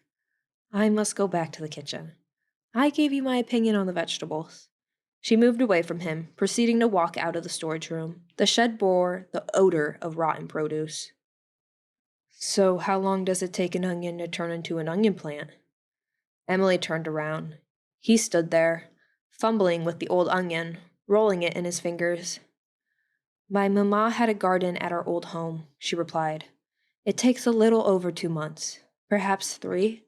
If we plant them in pots now and move them outside in a few weeks, we'll have a harvest by July. Thank you.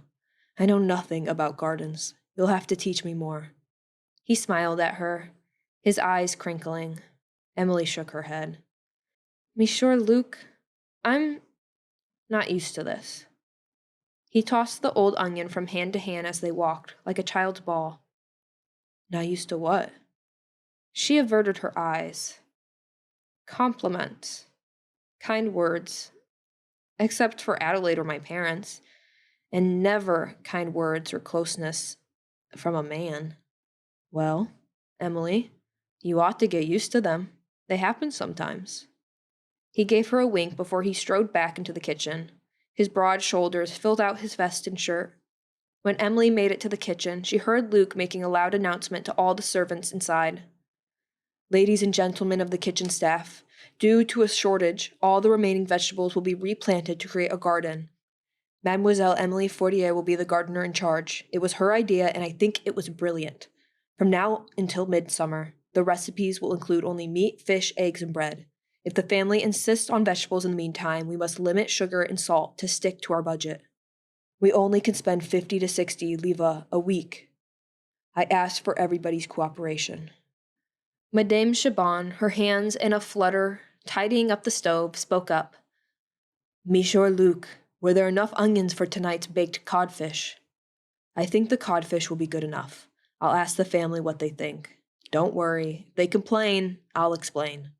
He tapped his chest. What do you know? That rhymes. He pulled a grin at everyone before leaving to attend to task with Jean. What were you doing in the storage room alone together? Adelaide approached Emilie from the other side of the kitchen. Giving my ideas on what to do about the vegetable shortage. I just now thought of planting the old ones and creating a garden. Then he took my idea and made it law. She gestured out the window. I'm surprised he did. Monsieur Valois would never listen to us ladies' opinions. Adelaide's face lit up. Of course, he loves your opinions. I think he's crazy about you. Emilie peeked in the oven to check the pans of codfish. He respects me, and that's nice of him. Nice? Adelaide gasped. I never thought you'd use that word to describe him. But he has changed. He's changed so much. He is nice and funny and handsome? Her sister filled in. The head maid left the kitchen. The two Fortier sisters stayed to watch over the fish. His face has character. Perhaps to me, yes, but he couldn't be interested in me. So don't give me false hope. It has to be true then. You fancy him. Adelaide reopened the oven with her mitt-covered hand. I think it's done. Emilie, tonight, I'm going to ask Elaine if he wants to join me for wine on the veranda. Instead of gamble with the other men like always. Perhaps you can ask Luke the same? Adelaide, Emilie sighed. The two removed the pans of onion-dressed codfish from the oven, setting them on the wooden sideboard. The butler would do the rest. Adelaide took off her oven mitt and wiped her forehead under her maid's cap. I'm done for the night. Emilie caught sight of Armand tidying up. So am I. Out the window, she spotted Luke and Jean constructing the gazebo in the yard. I think they're working until nightfall. Emilie led Adelaide outside so they could watch and say hello. The evening's weather was humid and warm for spring. Frogs sang their gentle, high-pitched song from the nearby river. Luke gave Emilie a grin and a wave with his trowel, but otherwise stayed preoccupied with the project. Adelaide spotted Alain Leblanc walking from the stables to the house. The young man was tall, muscular, and dark-haired, rather like Luke, but he seemed more of a quiet type, preferring to drive into the city rather than socialize with the maids or any staff. Adelaide took her cap off and ran a hand through her soft waves of hair. I think he's a little shy. He's fairly easy to talk to. Wish me luck. She tightened her apron sash snug around her waist to emphasize the hourglass in her figure, and strode off to the veranda.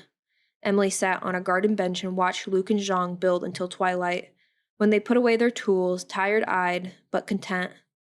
She walked beside the two of them as they returned to the house. Good night, Emilie. Luke gave her a warm touch with his hand on her shoulder. The warmth lingered after he removed it. They stepped up to the veranda, where a few other staff members sat chatting. Emilie did not see Adelaide, nor Alain Leblanc. Good night, Luke and Jean. The two men headed upstairs, as always before bedtime. She checked the kitchen to see if things hadn't been tidied up to Madame Chabon's standards. It was spotless on this night. When she went up to their shared room to get ready for bed, Adelaide was already there. Emilie didn't say a word, hoping her sister wouldn't bring up the topic of Monsieur Luke and either of them fancying the other. She waited, nearly cringing, for the teasing smile and remarks. Instead, Adelaide was quiet as she undid her day garments and stays. She left her white chemise on for the night, draped over her round, buxom figure. She took her hair down and brushed out her chestnut waves. Are you all right? Just tired. Her voice was a whisper. You're hardly ever tired at 8 o'clock. How's Elaine? Courting some girl in the city, Adelaide said in a defeated, sad tone. I didn't know. I feel like a cheap trollop trying to take the lead. Asking him to spend time with me. Maybe I flirt too much. I'm sorry. Emilie knew well the pain of rejection. Even Luke, at first, but now he admired her for who she was on the inside, even if just a friend. She focused on Adelaide's unrequited crush. Look on the bright side. His clothes always smelled like the stables anyway. Adelaide's lips dimpled with just a slight smile. I guess. I like horses, so I didn't mind that. He's not all that charming. There are other men I've liked much more than him, anyway. So it wasn't meant to be. She forced a laugh. My 25th birthday is next week. I'll be an official spinster. No, you won't. We're both still young. You just haven't met the right gentleman yet. Adelaide blew out the candle and settled under her quilt as pitch darkness fell over the room. Well, Elaine isn't the only man I've been fancying. Who? Emilie asked, curious. Someone else here on staff? No, someone in the city. I still don't know his name yet. Oh, never mind. What about you? I love the fact Monsieur Luke likes you. Adelaide. You don't think he does? I've seen flirting, Emilie, and that's what it is. Monsieur Luke thinks the world of you. Addie, you're wishful think. You seem so much happier and more confident lately. I think it's Monsieur Luke's doing. And so does he. And I believe it's because of how he feels about you. He's my friend for now, and he hasn't said a word about such. Once he says it to me for real, you'll be the first to know. Bonne nuit. She tucked the blankets over her layers of clothing to stay warm. Emilie? Does the forest and the memories still bother you? Those two awful men? Sometimes, yes. If you still need to talk about it, you can talk to me. I wish I could have helped Monsieur Luke beat the murder out of that man. Pardon my French, Em. Wish I hadn't been so clumsy. You fought your best, Emilie reassured her. Thank you. From now on, whenever I walk anywhere alone, I'm carrying my pair of very sharp grooming scissors in my right hand. They're small enough to hide, and I won't be afraid of using them. If it makes you feel safe. Emilie found it hard to imagine her sweet-natured sister stabbing anyone with scissors, but then Adelaide tore at that man's eyes and used a tree branch as a sword. It was possible. Adelaide switched to another topic, as Emilie's eyelids grew weary. When I was doing Evangeline's hair today, she was feeling down. She told me, don't tell anyone, that she's not in love with Prince Louis. He's not a bad man, but she's just not, she doesn't fancy him. But the decision is being made, and her unhappiness is going to make life dreadful. Just try to cheer her up. Talk about what a beautiful bride she will be. I did already. So next Sunday, if the weather is good, would you like to join Jean and Clemence and me to ride back into the city? You and Luke missed the Sunday we went back home. We ended up taking a carriage tour in the bargain coach. Adelaide's bright tone suggested she was smiling. Her bit of heartbreak had already healed, it seemed. You mean the bargain coach with the driver you liked? Emilie asked. The same one we arrived here on last winter? Well, yes, Emilie laughed. That was who the man in the city was. I'll go next time, Addie, and perhaps Luke could come as well, and then you can talk to your coachman. Good night. She fluffed her pillow. Her day of work caused her to drift into sleep immediately, until she was awakened by her sister's voice once again. Wait, he has to be. Emilie rolled over. Bleary-eyed and slightly annoyed, she heard her sister squirming. Who has to be? I think he's a prince. Who's a prince? Besides Louis, of course. Addie, I'm very tired and I don't want to talk. I'm sorry. Adelaide shifted beneath her quilt, the bed squeaking. I didn't mean to wake you if you dozed off. I'm just thinking aloud. I'll tell you later. Good night. Good night. Chapter 34. Luke and Jean greeted Monsieur Jacquet, the stonemason who'd been training them. He arrived driving a heavily loaded wagon with a team of 6 strong draft horses. The two surveyed the back of the wagon filled with rough new brownstone from a quarry. Luke took no hesitation, hefting a stack of the stones, eager to move them and get them carved up for more building work. After he hauled a few armfuls, Jean used his tools to break them under the supervision of Jacquet. Storm clouds loomed overhead. The wind picked up, bringing a pleasant pre-rain fragrance. Luke took a deep breath, savoring the refreshing air as he worked.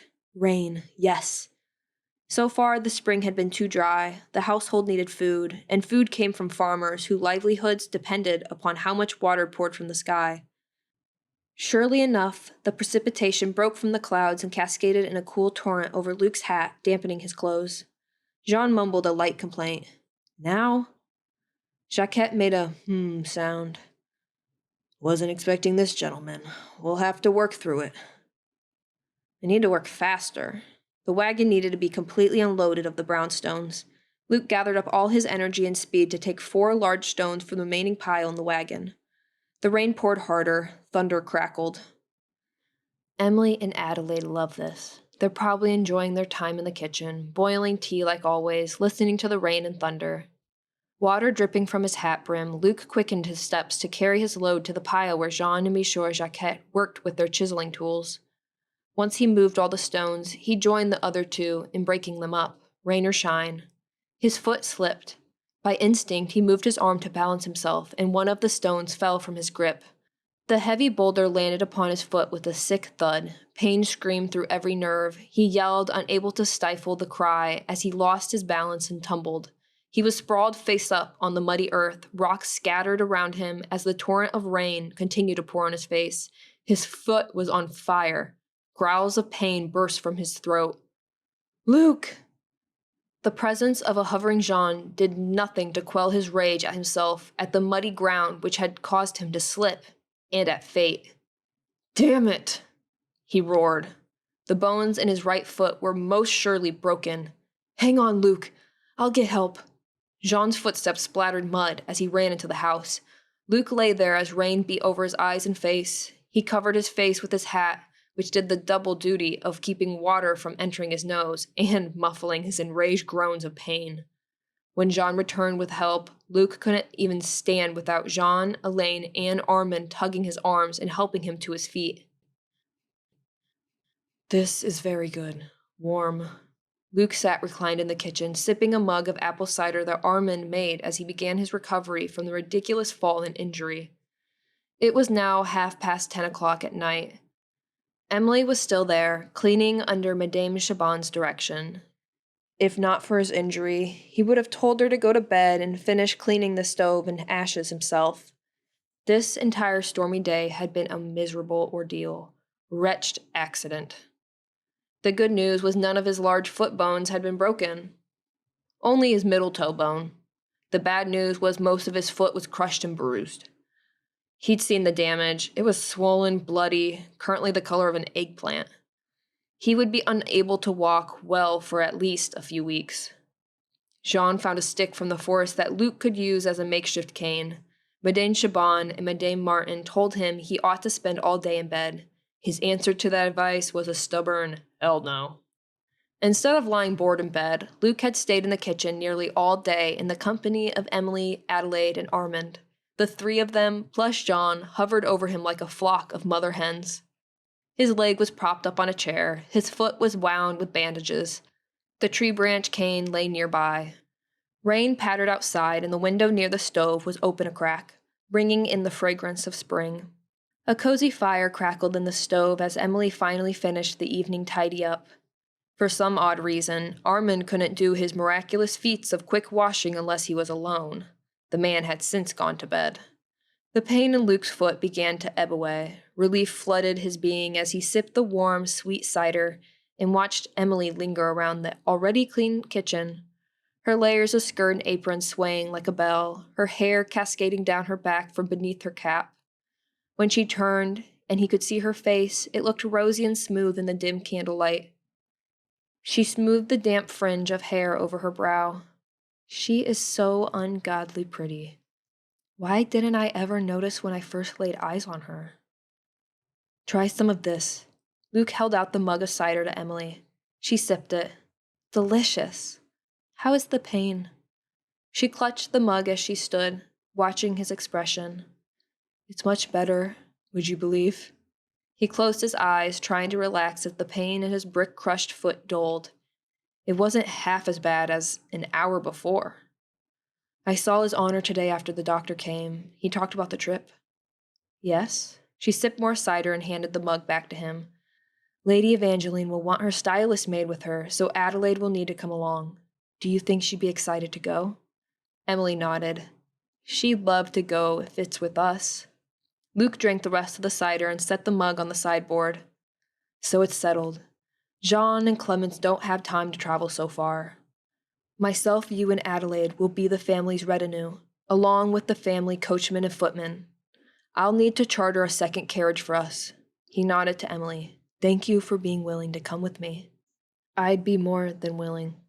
Emilie took another chair from the dining hall and pulled it up close beside Luke's, sitting down. I want to make sure you're all right, traveling with your injury. It's still weeks from now. I'm certain my foot will be healed. Is your foot feeling better? You do seem less in pain now. Her brow knit in concentration, like a nurse in vigil. My foot is feeling better, but why do you care so much? For a woman who disliked him when they met, Emilie's concern and fondness towards him were too much. Why do I deserve this? I care because you've been through many troubles. He looked at her, at the sincerity in her eyes. It's been a kind charity all these months for you to want to know a man so touched in the head as me. Her lips opened in a gasp before she spoke.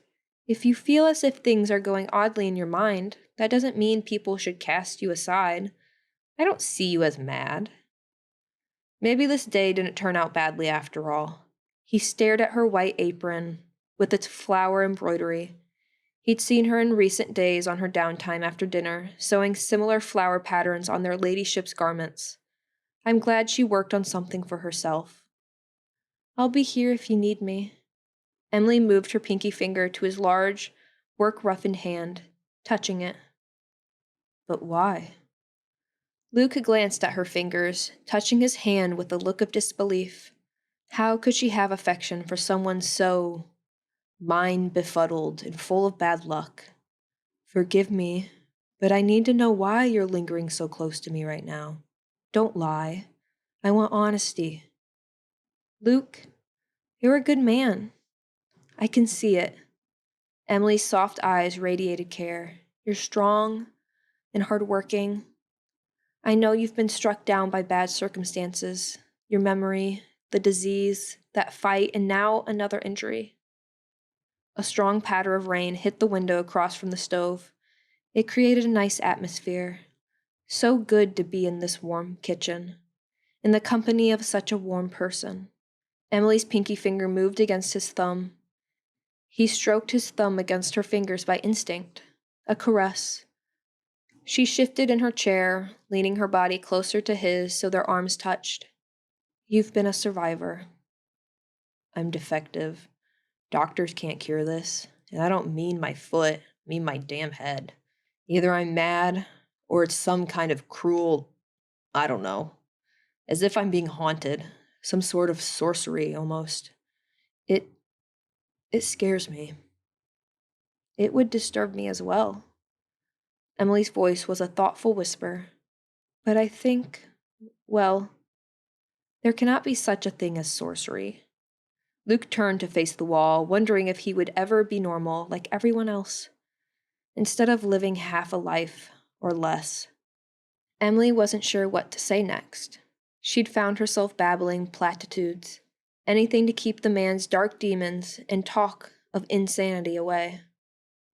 She remembered his concern for his Aunt Mathilde. Armand said your Aunt Mathilde misses you. He came here as a way to keep watch over you, just because she told him to. That's dedication and love. Aunt Mathilde has been out of touch a long time now, and Armand isn't even making it clear to me where she went. His tone sharpened. She may have told Armand not to tell you where she is. I don't understand her. He glanced out the window where the nighttime rain had quieted, closing his eyes for a second. The flames in the oven popped and crackled. The smell of wood burning was a comfort. One of Emilie's favorite fragrances. It meant security. The man next to her, with his slightly moody expression, tendrils of dark hair loosened from its queue, brought forth the same sort of secure, protected feeling, along with an energy like a crackling burst of embers within a stove. A sort of manly, vigorous energy that she wanted to absorb from him, just from being close to him. Her fingers wrapped completely around his work-calloused thumb, not even realizing what she was doing. He looked at their nearly joined hands. I find it so hard to believe. You could feel anything more for me than just working friends. Emilie felt her cheeks warming, like before in the vegetable storeroom. I do feel a fondness for you. But I must be careful with where I allow my heart to go. What do you mean? He reached to massage his bandaged foot with his other hand. Why must you be careful? If you ask me. His lips formed a playful smirk. I think your heart should go anywhere it wishes. I have trouble believing that I am worthy of She blinked back tears and whispered, "Affection from a gentleman." Her eyes and throat burned at the revelation. She was sharing too much. Luke raised his eyebrows and took a deep breath. "What's wrong?" Emilie studied his expression. "I can breathe better. My foot is a lot better." "That's wonderful." "You ought to be a nurse, Emilie, rather than a maid." "Merci, but I couldn't. I normally can't stand the sight of blood." "Emilie?" Luke's voice was soft but husky. You're honestly the only thing I look forward to each day. Even right now. My pain is going away because you're here." "It is?" "Yes, it is." "Then I'll stay around." Emilie said in a matter-of-fact tone, "I'll sit here with you as long as I can." They sat there with a lull in the conversation, hands touching, for several moments. With a jolt of surprise, Emilie felt Luke's large fingers surround her entire hand, until he held it, clasping it. "And now my foot doesn't hurt at all. Would you believe that?" A broad smile spread over his face, his skin flushed red. "I think it's you. You have a magic touch." "Maybe I ought to keep talking to you if that's how you feel." Emilie couldn't control the smile pulling at her lips. "Please do." He loosened his hand from hers to stand to his feet.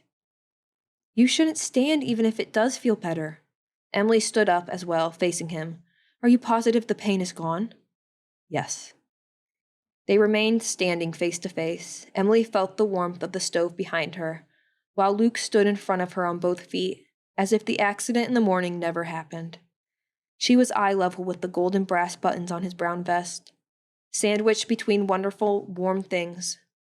"Jean won't believe you." She craned her neck upward to study his face, his black, stubbled chin and mouth that hinted a playful smile. "He told me your foot looked like one of the draft horses stomped on it." Luke moved to bend down, unwound the cloth, and revealed his large bare foot, which appeared red and pink rather than the bruised purple it had been earlier. She gasped. A miracle. "Well, look at that. Barely bleeding. No dark bruises." He straightened back up, one shoe off and one shoe on. "Emilie, what I wish to do is continue our conversation. I'd meant to express something to you earlier, but somehow we were sidetracked. Can we please have that moment back? Your mood keeps changing, even faster than usual. Do you ever have a happy medium?" "Probably not." "I just wish you'd say the thing you wanted to express and be done with it."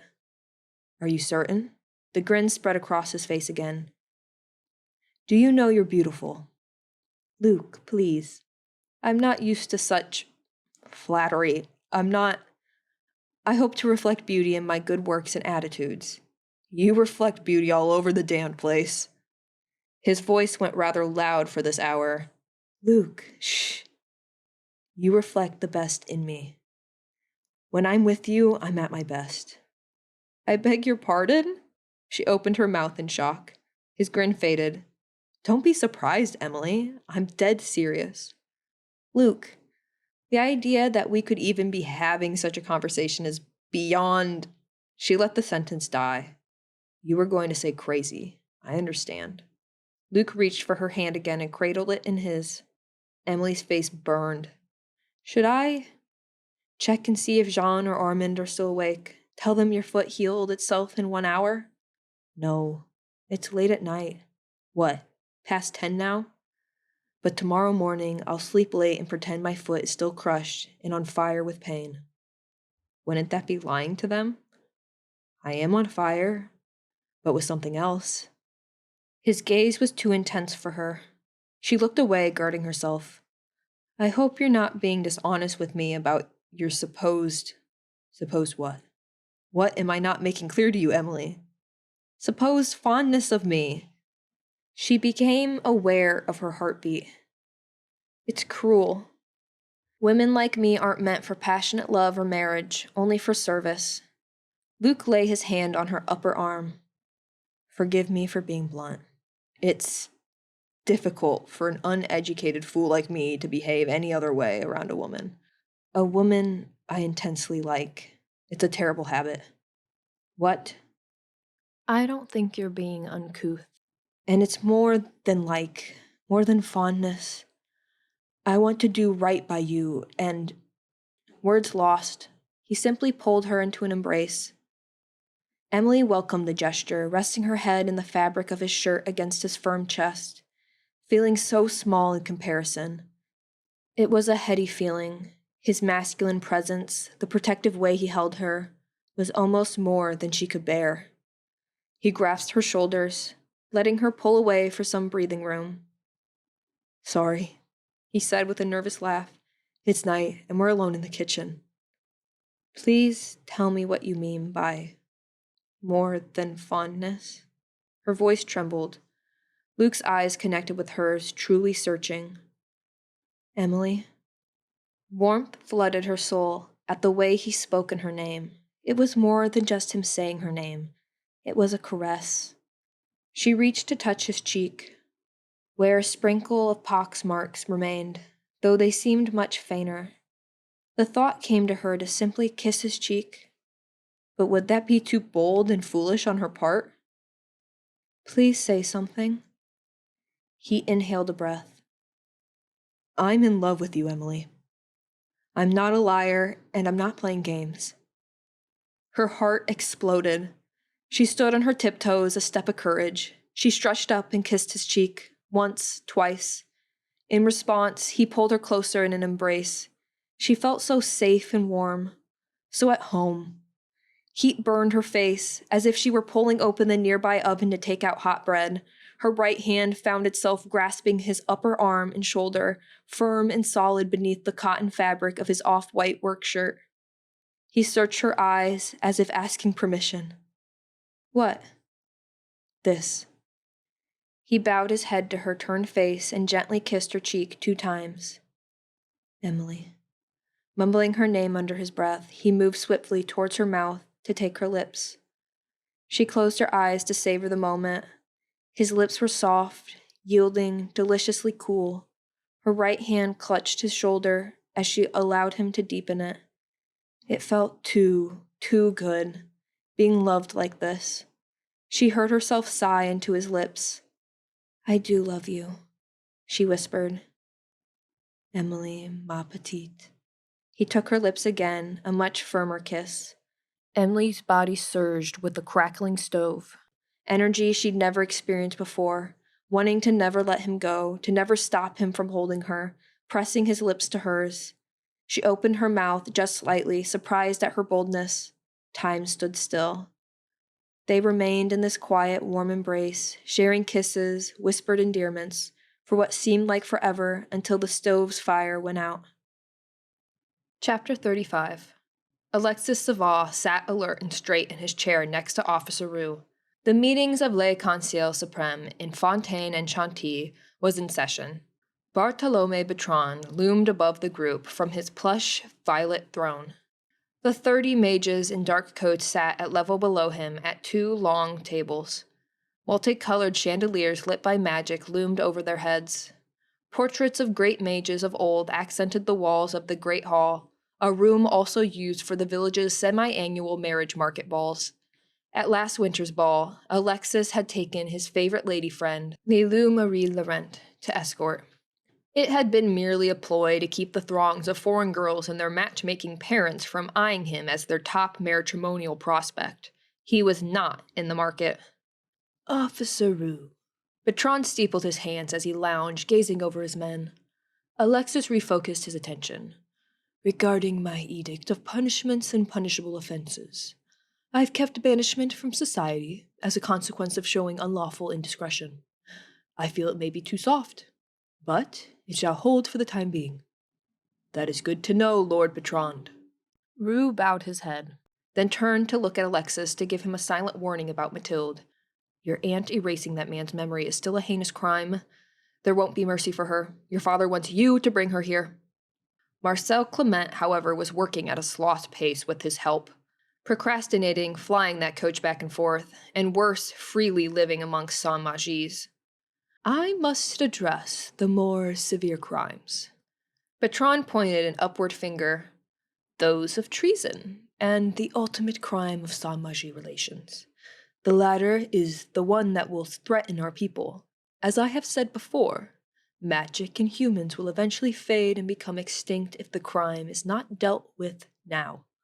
Another officer raised a tentative hand. Alexis frowned, his eyebrow quirking. Volant. Your questions have always made these tedious meetings longer. Officer Volant.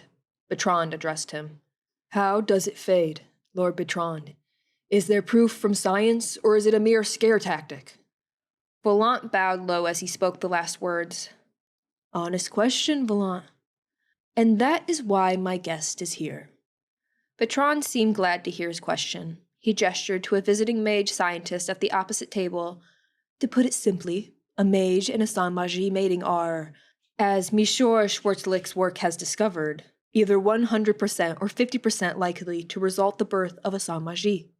The mages who do this deserve to die, of course. To allow this will eliminate magic and enchantment from mankind. Yes, we.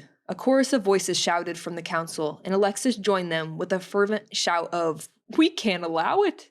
His own heritage and family tree were blessed with the blood of great mages, not only France, but the Norse lands of the Vikings on his mother's side. The thought of magic dying was unthinkable. Bertrand leaned back in his chair. We sometimes have defective children who are born to law-abiding mage couples. We do not know what to do with our defective citizens. If people like this mate with sans-magies who unknowingly have some mage ancestry, what happens, Monsieur Schwartzlich? Bertrand addressed his guests, a scholarly-looking man and one from a neighboring mage nation, from what Alexis could observe. On the table in front of the expert was a spread of books and genealogy scrolls, with diagrams of squares and drawings of animals and plants.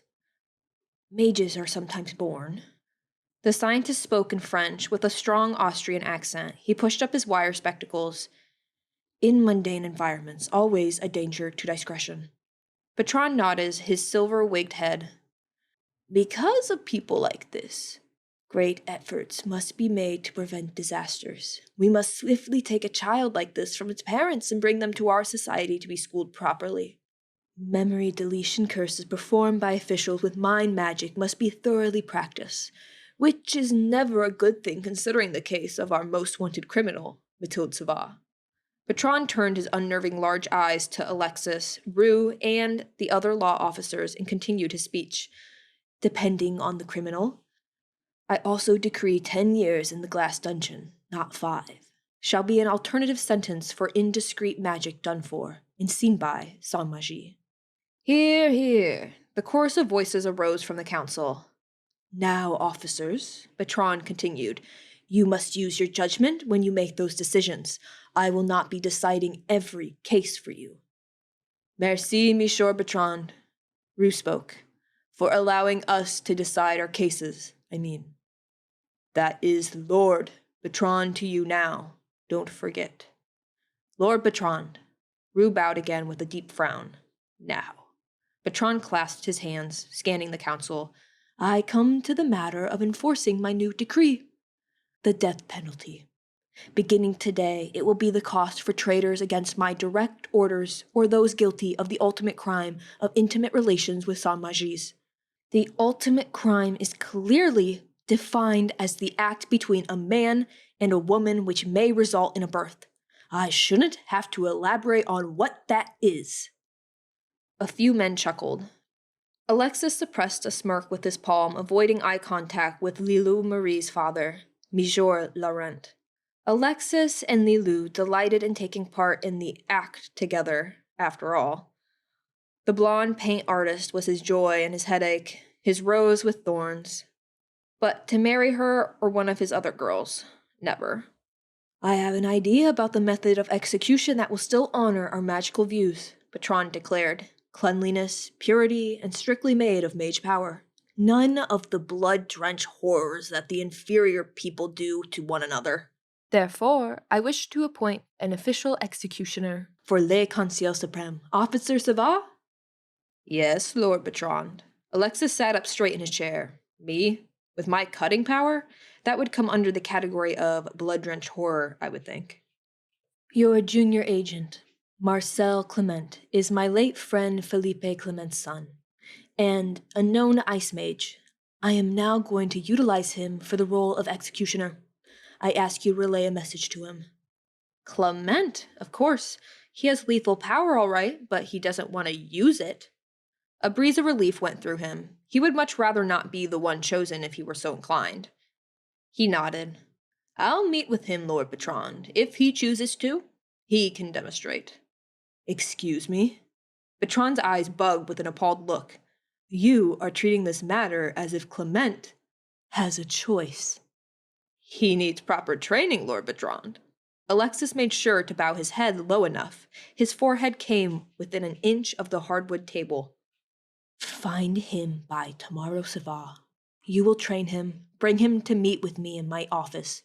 No, not my office, outdoors. I don't want melting ice in our building. Now, Lord Bertrand, he's never used his Sabah and Rue. You will go down into the glass dungeon before the training session with Clement, pick an inmate, one who has committed the ultimate crime. All Clement has to do is cast his ice spell on the test prisoner. It ought to be simple. You don't know Marcel. I will give him your orders.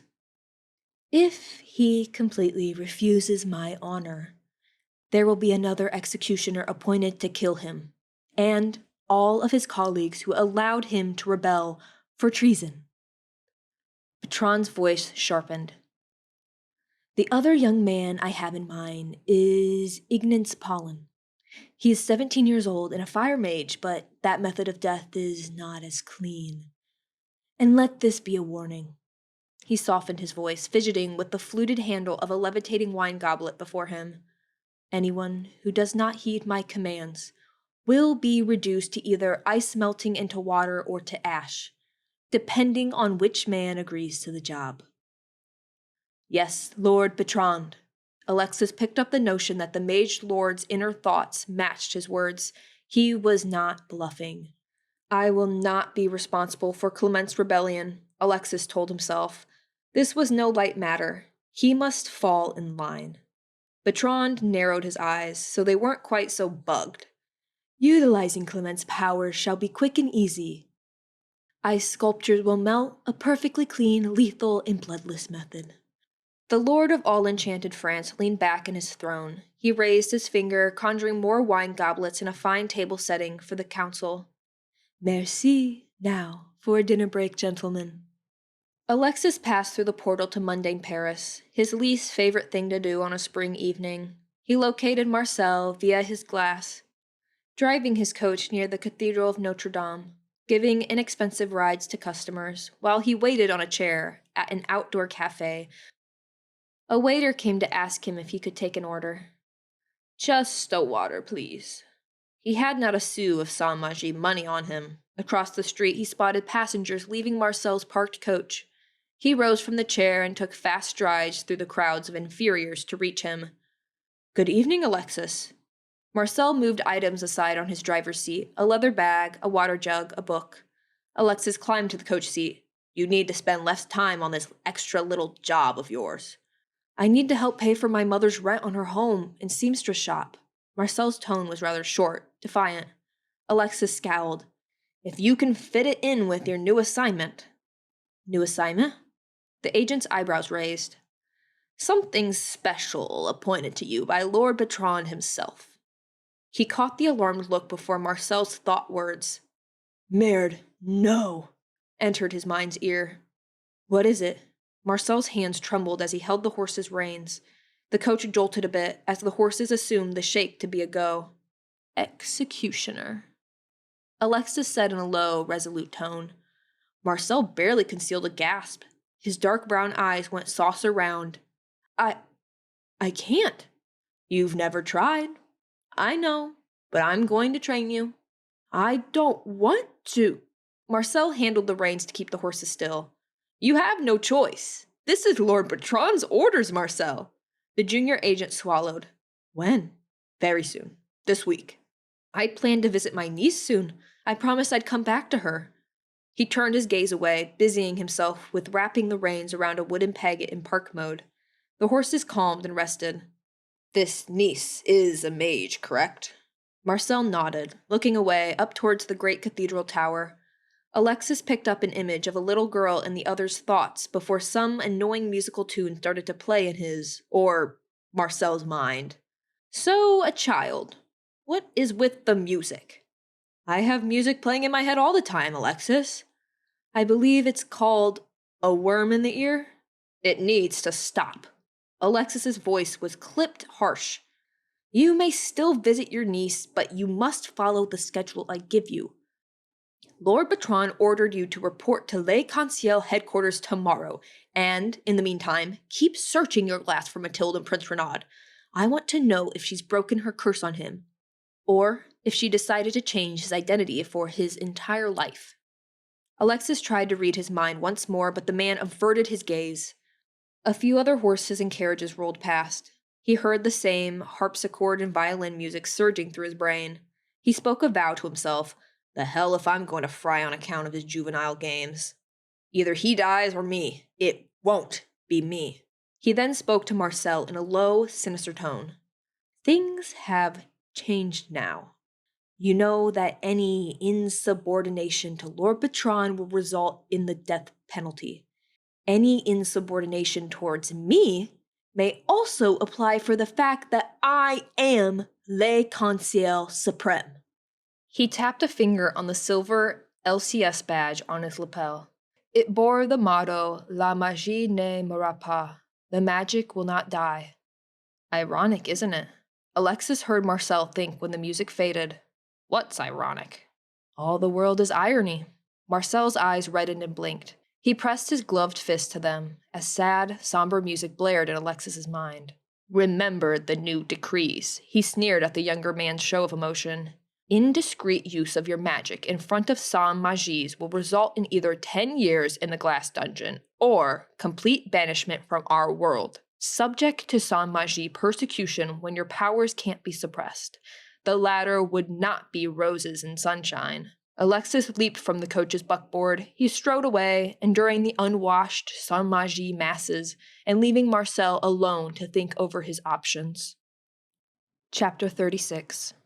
Armand found it difficult to keep his magic discreet and rare as a galley servant. His hands fumbled whenever he tried to wash dishes under the eyes of others. The maids, Emilie and Adelaide in particular, offered to help him finish pots and pans and sweep ashes from stoves. On several occasions, he infused the apple cider Luke and Emilie liked with the elixir he brewed in the storage room. Not only had Luke's crushed foot healed, their growing love caused their pox scars to heal and fade. The effects now hastened after they had shared true love's kiss. Armand wished them to be happy and healthy. There was no crime in that. He took a walk alone to get the magic out of him, performing little spells in the forest. He happened to be multiplying wildflowers when he came upon Luke and Emilie walking hand in hand. He witnessed Luke lower his head and give Emilie a tight embrace and long, deep kiss in the forest path beneath the shade of newly leaved spring foliage. A bittersweet sight from Armand, reminiscent of himself with his long-lost Jean. Leaving them to privacy, he kept his distance. Seeing such love and happiness come to the man who still lived a falsified life created by Mathilde, Armand was in a dilemma. He could no longer consider her breaking of the spell a good idea. Emilie would be affected after all. It would be so much better to let Luke remain as Luke. In his bunk room, he closed the door for privacy and conjured a scroll of paper and a quill pen. Dear Mathilde, I have news for you. Only if you have not been watching Luke through your looking glass. Luke has found true love with Emilie. I no longer believe you should break the spell. There is peace in his life now, and his lady shouldn't be subject to this. It is your decision, dear cousin. After all, you were the one to cast it. I'm only giving my humble opinion. Fondly, Armand. The scroll of paper levitated in the air. Mathilde Savard. Armand waved his hand, and the letter vanished. Inside her tree cottage, Mathilde found a letter on her table after she returned from an afternoon of teaching magic to Celeste. As she read it, her brow furrowed. Armand was right. Luke was a good man now, redeemed from the selfish, murderous, and beastly man he once was in the life he didn't know. earning the love of a good woman. Noble in the real sense of the word. It hadn't all come from her spell. Luke had grown and changed on his own. His good work ethic, his search for purpose and belonging, his strength had all come through for him. Guilt tore at her once more. Armand's accusation of her playing God, Renaud being a puppet with no free will. No matter the outcome, her beloved son's new life was conjured and fabricated. Even Luke's surname, Bissett, had been hastily made up by Mathilde after seeing it on a Paris storefront. The name Luke was truly his. Over 26 years ago, she gave birth in a palace to Renaud Eugene Luc d'Orleans. All of the names chosen by Theo, of course. She sat in her rocking chair and put her head in her hands, her thoughts warring within. Prince Christopher and his wife Rosalind were open, kind people. He and his wife accepted her magic and Celeste without judgment. The couple never spoke of Renaud.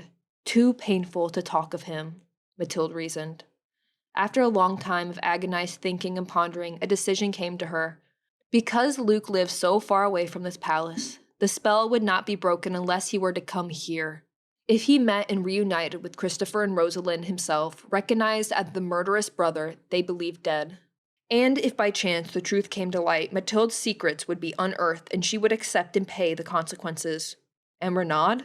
Renaud would need to prove his redemption to his brother if he regained his true self and kept his Luke mindset and emotions.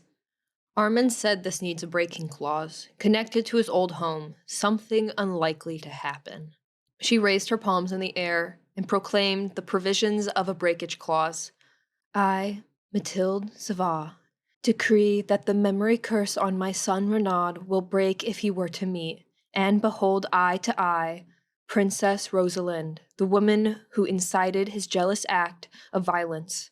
Let the breakage clause commence. She lowered her hands. A soft white glow of magic dancing about her fingers signified the clause was bound and final. The glow faded within seconds. She went to her cupboard adorned with china plates. Celeste had changed them to red and gold when they were supposed to be blue and white. She didn't have the heart to change them back. She took out her looking glass. Renaud, no, Luke. The glass lit and brightened. Instead of a new, clear image of Luke in his new home, with his new love, Emilie, and the good people he worked with, she saw only a swirl of fog and clouds. What? Someone had cast brouillard de raton on her glass, keeping her from observing Luke at his home, playing her own game against her. It couldn't be Armand. He'd wanted her to watch his progress with the potion. She stood and paced back and forth, gripping the glass with pale knuckles. Alexis. She laid the glass face down on her table. How could this have happened? Closing the curtain over the window, she stood trembling. Someone, but not Alexis, cast the fog charm. That mage could be watching her this moment from a glass. She recalled her conversations with Armand. He had talked of an informant, a witness, someone connected with Le Concierge. But who? When the darkness of evening came, Mathilde kept her candles unlit and tried to go to bed. Before she could sleep, her door shook with loud knocks. The pounding increased. Mademoiselle? Mathilde? A little girl's voice, Celeste. What would a 10-year-old want this late at night? Mathilde rose from her bed, threw her shawl over her nightdress, and put on slippers. The pounding rattled the little door. When she opened it, Celeste's eyes were wide as saucers as she stood at the entrance. Her tan complexion seemed to glow in contrast to the night. Mademoiselle Mathilde, someone is hurt. Can you come and heal him, please? Oh, Celeste. She breathed a weary sigh. All right, lead me to him. Mathilde rushed out into the night in her slippers. Celeste cast a glow from her hands to see in the dark. They walked until they came near the palace. The little girl turned around on her heel and faced Mathilde. Her magical light shone blindingly into her face, by accident most likely. Celeste, you're blinding me. I can't see. Will you lead me to him? I can't find him, Celeste said with what clearly sounded like angry irritation. She paced around in circles. I don't understand. Who is hurt? Mathilde's voice went stern. I can't lead if I don't know where this person is. It's naughty to play games. What? This is the middle of nowhere. I don't have time for... Celeste muttered under her breath. Celeste? The girl scowled and cupped her hand over her mouth in a secretive manner. Now you say? Here? All right then, let's get this done. Her tone was impatient, hissing through her teeth, completely uncharacteristic of this child. Celeste, you must either lead me to this hurt person, or I'm going back to bed, and you must go to bed. It's late. Celeste began to grow taller. What? Mathilde gasped. The next moment, the child had transformed into someone else, a man, 6 feet tall with blonde hair, a golden beard, dressed in a long black coat and boots. He held a looking glass. Mathilde drew a deep breath and employed her defensive mind magic to prevent him from reading her thoughts. What are you doing here? I was about to ask the same thing, Aunt Mathilde. Alexis swept his hand out in a spell-casting gesture. Wide cloth ribbons wrapped themselves around her, binding up her arms. He spoke into his glass, his voice hoarse yet enthusiastic. Marcel, Nicholas, you can come out now.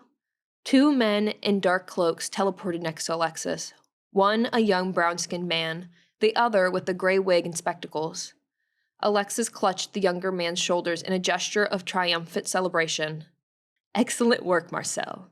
Finding Prince Renaud's new location, finding my Aunt Mathilde for me. Not sure how you managed this, mon garçon, but brilliant nonetheless. Mathilde knew how the agent managed this, Celeste's uncle.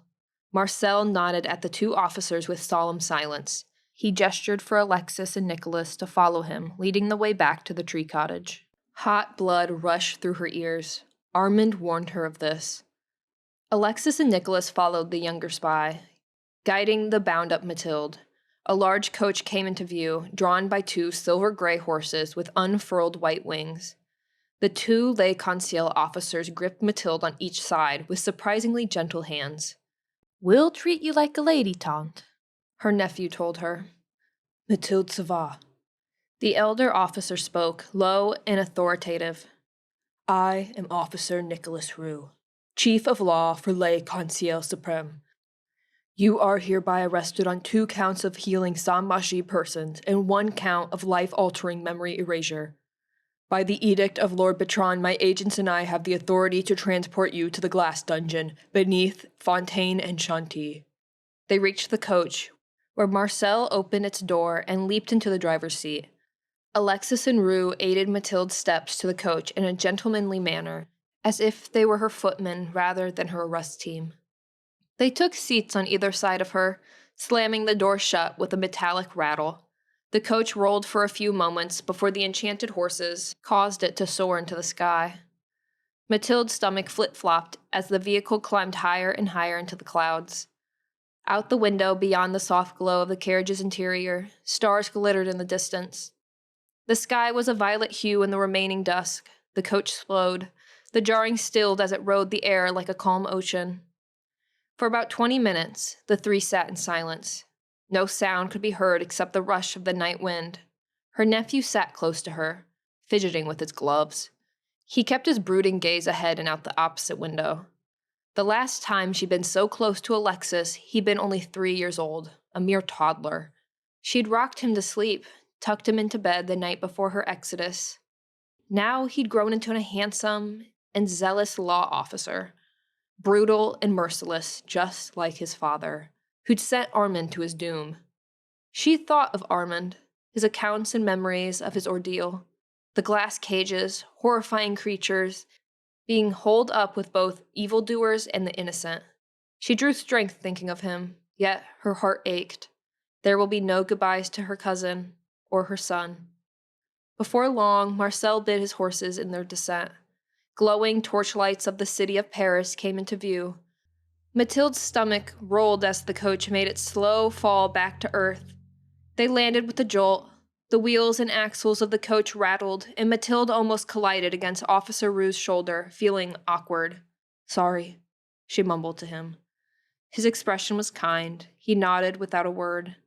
The coach steadied, rolling along a trail like an ordinary carriage. In another 20 minutes, they had arrived in the center of Paris. They continued on this late-night ride between great, majestic buildings. Viewing the beautiful lit-up city from the window, Mathilde envied the sans-magie folk. Their lives were a luxury compared to what she may face in the coming years. The coach slowed. It neared an iron gate lined with blossoming trees lit by the firelight of a street flambeau. They easily passed into the village of Fontaine and Chantilly. The village looked much the same as long ago. Quiet and dark at night, only a few glowing magical torchlights. Marcel halted his coach. Stiff and sore, Mathilde allowed Alexis and Rue to help her climb out. Before the four of them, Le Conseil Supreme headquarters building loomed. The fountain pool, its ripples of water reflecting the glow of the pale marble statue, was a facade of luxury and beauty. "Step ahead, please, Mademoiselle Savard," said Rue. Mathilde, flanked by Alexis and Rue, stepped into the shallow pool. The water chilled her feet and ankles. The men on either side of her stepped in with the protective black leather boots. Their hands gripped her shoulders on either side as they gave her a nudge forward. "Walk, please." Rue's order was a pronouncement of shame. Splashes disturbed the silence as Mathilde and the two officers walked into the very center of the rippling, calf-deep pool. The flowing fountain had been turned off for the night. Officer Rue put his hand in his coat pocket with the sound of jingling coins. He retrieved a large silver coin from his pocket and dropped it into the pool, as if it were a wishing well. The pool churned and changed color from clear to blood red, a signal for its magic to sweep them away in a teleport. Chapter 37. Mathilde found herself indoors in a dank, musty room. She and the two officers stood inside a shallow, circular pool of water, built of copper-like rust and green metal along the walls and floor. In front of them was the entrance to a dim hallway. The surrounding walls appeared to be made of very thick glass. "Step ahead with us." Rue's hand clasped her elbow. They stepped out of the copper-lined pool. Their shoes, feet, and clothing dried instantly. A comfortable warmth came to her feet, a bit of kindness amid her agony. The officers led her down a hallway where dozens of thick glass enclosures stood on each side of her. Within each glass enclosure was a person, most of them asleep on straw cot beds. A few people stirred and watched as they passed. "Down the stairs," commanded Rue. 2 flights of stairs led to the lowest level of the glass dungeon. Horrible-looking creatures crawled and skittered along the glass cell walls. Giant worm-like beasts, like centipedes, with many bristly black legs. At first it appeared as if the giant centipedes were inside the cells, eating the prisoners alive. Mathilde's stomach lurched. 2 of them skittered down a cell wall and onto the hallway. They were only on the outside. Her body stiffened, fearing one of them would creep towards them and devour her feet. Dark 4-legged creatures, resembling large cats, paced back and forth along the hall. Their eyes were gigantic, yellow and black. Their bodies emaciated and twitchy as if someone had crossed a cat with a spider. They growled, low-pitched and menacing. Alexis conjured and wielded a stiff whip. He hit one of them on its ugly head to make it jump out of his way. He spoke to Mathilde in a silky whisper, failing to engage in eye contact with her. "I hope you find your accommodations comfortable. Everyone is fed 3 times a day. Everyone gets warm shower baths within their cell, clean, simple clothing, and beds, as you see. No one is allowed to conjure more furniture. People can see and hear each other. You may speak to your neighbors nearest you. All conversations are monitored by the dungeon staff.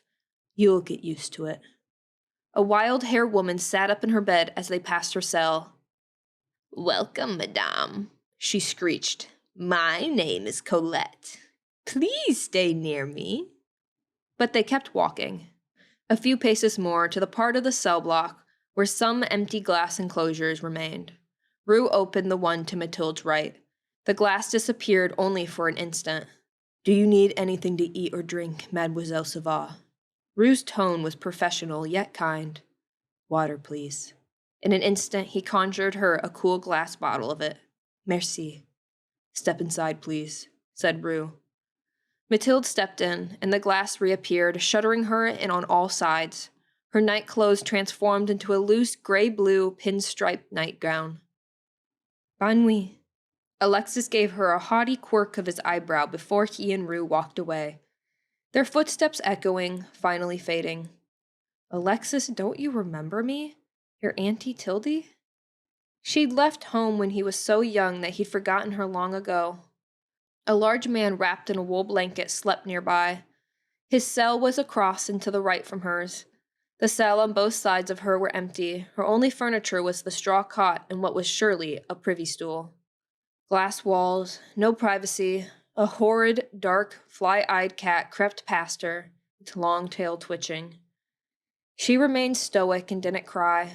All she thought of now was her son. Renaud will be all right. Luc will be all right. He was a good man. He had found someone to love who loved him in return. The enchantment she used to try to redeem him was unlawful and unethical, but some good had come of it. Mathilde felt a peace, a slight soothing of the heartbreak of that crushing day long ago, in Renaud's infancy. Mathilde cradled baby Renaud as Theodore stood over them. As his mistress, she bore him the second son he'd wished for. The young girl felt his pride and basked in the passion he felt for her, if not exactly love. He bent down to kiss both of them, his brown hair brushing against Mathilde's cheek and Renaud's little head. Such beauty in both of you. I missed him being awake again, he told her. When he is awake, he does nothing but fuss and squall. There's nothing to miss, said Mathilde in a teasing way. I wouldn't miss my second son's voice for the world. What would you like to do while he's sleeping? Theodore moved his face to hers and kissed her lips. I hope to join the cook's staff to help bake today while this boy naps. Mathilde told him after they broke their kiss. I enjoy it. I find ways to make their work go faster. Do the cooks obey you? No, I don't tell them what to do, mon cher. I have a few tricks to make the work go faster and easier for everyone. Another vague hint. She hoped to reveal her gifts to Theodore, yet was never sure when it would be the right time or mood. How is that? Theodore grinned, kneeling next to Mathilde's chair, seeming to admire her beauty. He stroked a lock of her raven black hair. Just my special gifts, Mathilde whispered. Would you like me to put Renaud in the cradle? I can set Renaud down in the cradle. I'll do it my way. Watch. A serene smile on her face, Mathilde raised her arms, little Renaud still sleeping in them. He began to rise and levitate until he was suspended in the air. What are you doing? Theodore thundered.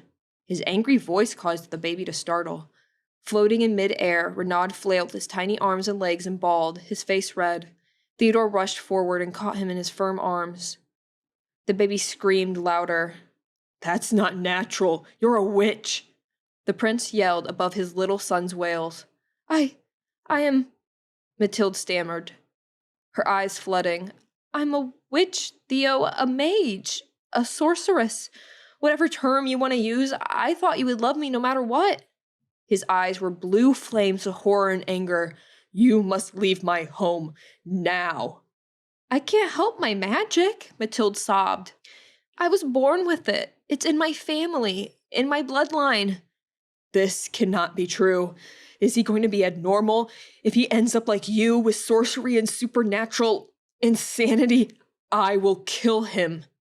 Mathilde stood and tried to take Renaud from her lover's arms, tears streaming down her flushed face, her dressing gown disheveled. No, please, let me take him then. I'll leave with him and you'll never see us again. No, he is my son. Theodore's handsome face was twisted in anger. He looked at his former lover as if she were his vilest enemy. I'm keeping him. My wife is dying, and I need both my sons to comfort me in my grief. The staff and I will raise him to be normal. Leave, now. Ever since the day her baby son was stripped from her and she lost control of his upbringing, Mathilde Savard dedicated her entire life to taking that control back. At long last, she did. Alexis and Rue reappeared in the village fountain. Rue spoke as soon as they stepped out of the pool and dried their boots. Good night, Savard. Excellent work capturing your aunt, he praised. Finally, some recognition. For 3 years she evaded us. About time. He gave Alexis a satisfied nod of approval before he teleported with a quiet whoosh. Alexis took notice of Marcel. The agent sat quietly in the driver's seat of his parked coach, staring ahead at his horses. His booted foot wiggled, tapping on the carriage's step as if he were itching to leave. Wait one moment, Marcel. Yes, Alexis. He fidgeted with his horse's rein straps, averting his eyes from Alexis as he stepped up on the coach seat to sit next to him. Why couldn't we find your niece's actual home when I lured Mathilde out with my impersonation of her? Instead of some forest and wilderness. Well, don't you think Celeste would be terrified too? See someone walking looking just like her? At the place where the real Celeste actually is, of course? Marcel's body tensed as his words tripped over themselves. Alexis caught Marcel's eye. A loud clamor of instrumental music played in his mind, drowning out Marcel's thoughts in thought words. And where is your niece exactly? In her home? The music swelled in volume. How did Mathilde know her? He spoke in a low growl through his teeth. Someone hired her to tutor her before she's old enough for mage school. I kept a stakeout on her for days. Marcel's foot continued to tap and jiggle. Who does this child live with at the moment? With your mother in mundane Paris, or with someone else in that place we just flew off to? He swept his hand in the direction of the portal. Well, Marcel paused, swallowing. She does visit us in Paris. Maman also has a country home. That was it, you see? The place we found Mathilde tonight. Sometimes I even take my niece and my mother, and we fly all the way to Africa to visit our other relatives. Alexis, hearing only music mixed with his rushed words, stabbed an impatient finger into the other man's short black curls. Marcel cringed and ducked away from him in irritation. You don't need to touch me. A shot of ice and bitter cold hit Alexis's finger. Ow! He pulled his ice-glazed finger away. It throbbed with pain. You could join Mathilde for behavior like this, Alexis growled, or death if you defy a direct order from Lord Bertrand. I'm sorry. It happens when I'm disturbed or angry. Here, just warm it up. Never mind, Alexis hissed, refusing Marcel's offer of a handkerchief. He held his frozen finger tight in his palm. Take all your disturbance and your anger and use it on the convicts. Alexis casted aside the matter of the child Celeste's whereabouts for a moment. His voice lowered to a clipped whisper. My job now is to train you to take any anger you hold in and unleash it on the condemned souls placed in front of you with a fatal freezing curse. Lord Bertrand wants an efficient, bloodless killing instrument. You can't only give them frostbite. Marcel's eyes glistened and blinked. As Officer Roux tried to explain, I can't put someone to death by freezing unless... If you can freeze a damn giant tree into solid ice, Clement, you can do the same for a human. Galère dans la glace. Whatever you use for the incantation, you can draw more power if you try. Marcel stared ahead. One of his horses bucked and whinnied. Fifi's getting impatient. Give me your looking glass. I want to see how it's working. Marcel pulled his glass from the bag on his driver's seat and handed it over to his superior. After Alexis mumbled, Show me Clement's niece. It lit an image of fog and clouds. You cast brouillard de raton on your own glass? I always do. Marcel stared at his boots. I leave it sitting in my driver's seat all the time. Do you think I'm foolish enough to let any other mage find it when it's unlocked? But all you do is drive around mundane Paris with sans magies, Alexis snapped. Rage over Marcel's deception roughened his voice. I picked up a distinct feeling from you before. You like them more than you claim. I won't drive them as much as I used to since I'll have the new assignment. Marcel's gaze shifted everywhere else but at him. Do you still want me to keep watching Renaud or not? He's living outside the city, still memory cursed. Mathilde put a breakage clause on him and... Breakage clause? This was news. She cast a breakage clause? Marcel quickened his speech, his voice tight. Listen to me for a minute. I heard her proclaim that breakage clause, and I know what it is. What is it? I heard her say he has to see some woman again and look her eye to eye. If he meets this woman he used to know, the spell will break and he will remember his real identity. That he's Prince Renaud. Then you have yourself a new assignment. Alexis' shoulders relaxed. He pressed a palm to his ear to quiet the music and withdraw from Marcel's mind. Find a way to bring Prince Renaud and the woman together to meet. Fix the damage Mathilde caused. But if he gains his memory, wouldn't her magic be exposed if he witnessed her actions? That's under my control. Alexis pointed to his silver Le Conseil badge. If there are more exposed who learn about us because of that man, consult me. I will come and fix the problem of indiscretion myself. Wouldn't you be doing what Mathilde did? Alexis put an intimidating threat to his voice. This is how things are done. Spelled out by the Edicts of Le Conseil. Memory erasure is done by officers only, those of us equipped with mind magic gifts such as myself. He gave his badge another proud tap. Mathilde's misuse of her gift as a civilian woman was out of line. No comparison. Are you questioning my authority? No. That's a lie. Do you want to see Prince Renaud brought to justice? Well, he murdered my sister. Marcel stared at his horses, visibly swallowing in his throat, his Adam's apple bobbing. So, you want him to face his past. His demeanor softened to a near sympathetic.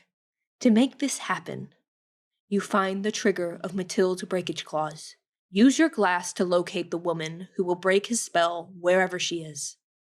Did you hear Mathilde say her name? Yes. Alexis caught Marcel's gaze again as he turned towards him. He tried to pull his thoughts out once more, but the music, a symphony of violins, cellos, and flutes, swelled to an ear-splitting crescendo. He scowled, backing away. Marcel rubbed his eye with his glove. May I go rest my horses now and go home? I thought you lived with your mother. You said she's in her country home at the moment. I'm obviously well grown enough not to need her. Marcel kept a blank stare at his horses. Bon nuit. I'll start the Renaud assignment soon. Remember, the 3rd of June is your first official execution to perform, less than a month. Alexis disembarked from the coach and teleported home to the Savoie family chateau. Marcel hastened his coach out of Fontaine and Chantilly, through the portal and out to mundane Paris. Once he was in the city's silent, dark streets, he let out a despairing sigh. Tears blinded his vision. He blinked them away. I won't do it, he whispered. A clean, efficient killing instrument. Was that all he was valued for? Was his life truly at risk if he refused orders? Exhaustion, fear, and guilt weighed on the coachman like a constant dark cloud. The only pleasant moments in his life of late, besides crashing to sleep at Mama's after long days of driving, came from the Saint-Magis side of things. Passengers, in fact. Since meeting Luc Basset up close, Marcel had driven the members of the domestic staff he associated with again. A man and 2 ladies. One of them was his favorite Saint-Magis girl. He'd seen her sweet smile and pretty eyes up close again. They'd exchanged pleasantries. He still didn't know her name, but he thought about her too often. A dangerous thing. Chapter 38. One warm Sunday in mid-May, Luc readied the supply wagon to pick up items and food from the city. He'd eaten a hearty breakfast in the dining room with Jean, Clemence, and the sisters, all of them in a joyous mood. Armand had been absent from the table and the galley this morning. Luc hoped to find him and check on him later. I need to speak to him after we get back, he thought as he secured the horses' harnesses. He was heading to Paris for the day, taking Emilie and Adelaide with him. The 3 planned to make a stop at the home of Michaud and Madame Fortier. Luc planned to formally introduce himself to them as her suitor, and ask her parents for her hand. Nerves ate at his stomach. For him, this was to prepare for a marriage proposal if the moment was right. He didn't tell Emilie such, but he hoped to propose to her this very day. As he loaded things in the back of the wagon, he spotted Armand pacing around the mansion's veranda, his hands over his face, rubbing his brow. Luc watched him sit down on one of the benches, slumping over. Something wrong? Luc muttered to himself. He strode with determined steps to the veranda, now feeling enough authority over Armand that he had a reason to confront him over the Aunt Mathilde mystery. He planned out the words he would eventually say. If you've known my Aunt Mathilde all these years, could you please tell me about my past, which I've forgotten? He changed his mind when he ran up the stairs and drew closer. The kitchen servant looked as if he were either weeping or about to burst into tears. Armand, what's wrong? His tone was as compassionate as he could muster. Armand raised his head, revealing bloodshot eyes and a pallor to his skin. Monsieur Luke, good morning. Just not feeling well today. Terrible headache. He clutched a handkerchief in his lap. I don't believe you. I think it's more. Luke crossed his arms, leaning against the veranda's pillar. You don't look well, with all respect to you. I was wondering why you didn't join us for breakfast. I wasn't hungry. He rubbed his hand across his wrinkled forehead, staring at the floorboards as if his world were about to end. Time to get to the point. Have you heard from Aunt Mathilde yet? Armin's face crumpled. No. She's... He blinked, pressing the handkerchief to his eyes. Damn it. Is she dead? Please forgive me for the rude question, but I must know. He lowered his voice, scanning for Emilie or Adelaide. The ladies were still in the house, because I'm about to make a big decision in my life today. And I want to share my good news with her when I see her again. She would have been so happy. Armin broke down and wept. He covered his face with the handkerchief, his shoulders trembling. No, she's not dead. He mumbled, almost incoherently. She's gone, Luke. He pulled the cloth away to look at Luke with red, watery eyes. I lost touch with her. We'll never see your Aunt Mathilde ever again. How do you know? Luke grabbed a light chair and pulled it next to Armin's bench, sitting down directly in front of him. Sorrow for him, for Aunt Mathilde, cast a cloud over him on this beautiful day. When was the last time you even saw her? I haven't seen her nor spoken to her for 2 months now. Armin took deep breaths, pulling himself together. But I know she's gone. She's not coming back. He rubbed his face with the cloth. I've lost hope. That's all. Why? Luke pushed down the urge to rage. It wasn't Armin's fault. Why would she leave both of us and not tell us where she went? She's a poor old lady, Armin. His own eyes stung. He pressed a finger into one of them. She could be dead and we'll never know. Mathilde has always done what Mathilde chooses to do. All I know is she's gone somewhere, and I must find a way to find her again, I mean. He sniffled into the cloth. And that's all I can say. Luke slapped his palms on his knees. All right. I just want you to know I'll try to help. When I get back from the trip I'm going on with His Honor, I'll search Paris as much as I can to find her. I'll speak to the law and get His Honor's authority on our side. Armin shook his head. That won't help. And I said, it's hopeless. Luke stood up and put a hand on poor Armin's shoulder. Get some rest today, monsieur. I'll put other maids in charge of tasks. He went inside to speak to the maids and to find Emilie and Adelaide. He'd hoped to leave from Paris at noon. The three rode into the city, bumping along a rough, wheel-trodden cleft in the grass that was barely considered a road. Luke took off his hat and wiped sweat beads off his forehead. Emilie, to tell the truth, I'm nervous. Nervous? Emilie smiled as she retied her bonnet. He may remember me from Jean and Clemence's wedding. Luke put his hat back on and clasped Emilie's hand, as his other controlled the reins of the household's Percheron horses. I was rude back then, selfish and clueless. He might not remember you. Adelaide piped up. She rode on the rear buckboard behind Luke and Emilie. For about the 400th time, she exclaimed, You two are the sweetest couple I've ever known. How could Papa not approve? I agree. Papa will like you. Emilie squeezed his hand. I know your mama will like me. She's a lady. I've always managed to charm the ones I aim for, he added before Emilie shot him an exasperated glance. I mean, merci. He pulled his hand from Emilie's to steer the horses. Are you nervous? A little. They rolled into the city, their wagons surrounded by other horse and carriage traffic, before being swallowed by buildings and narrow streets on all sides. Luke navigated the maze of streets to the neighborhood where Emilie and Adelaide's parents lived. Some of the narrow buildings had been painted in bright colors, like sunny yellow and light blue. Some had decorative metal accent trim on the gables. He parked on the side of the street, hoping to leave room for other passing carriages. The three of them disembarked and walked up the steps of 408 Rue Troisième, a narrow tan house with a rusting iron stair railing. I didn't expect you would bring a gentleman along with you on a surprise visit, girls, Monsieur Fordier said with a furrowed eyebrow, scrutinizing Luke. From the expression on Emily's father's face, Luke thought the man did recognize him as the proud young fellow who appeared haughty and rude at the wedding many months ago. He feared judgment. We came into town on a work trip, Papa. Adelaide took off her blue ribbon bonnet. State your business, Monsieur. The father and the three of them stood together in the small, wood-floored family room. It opened to a kitchen with a large, black cast-iron stove at the far wall, reminiscent of the stove at the Marquis's chateau. The stove appeared to be the finest purchase for the otherwise humble surroundings, reflecting the mother and the two daughters' love for cooking. Good afternoon, Monsieur Fortier. I'm Luc Bisset. Luke stepped forward and extended his hand. The father shook it with a firm grip.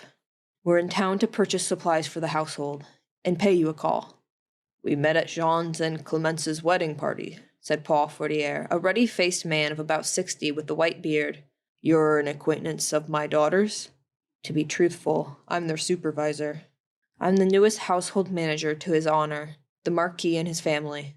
My daughters aren't giving you or their honors any trouble, are they? I know one of them likes to cause mischief sometimes. Monsieur Fortier gave Adelaide a playful, fatherly wink.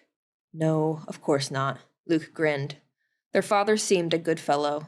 They're both terrific maids. They do their part to keep the household running like a fine oiled grandfather clock. Very good to hear. Come in and sit down. Fortier led them from the front room into the kitchen. Warm from the burning stove, he gestured to it. Adelaide and Emilie pooled their earnings together to buy this cast-iron stove for their mother. Luke's heart warmed as he shared a glance with the sisters. Where is Mama? Emilie took a seat along with Adelaide. Is she well? No worries, ma petite. We're all healthy and well.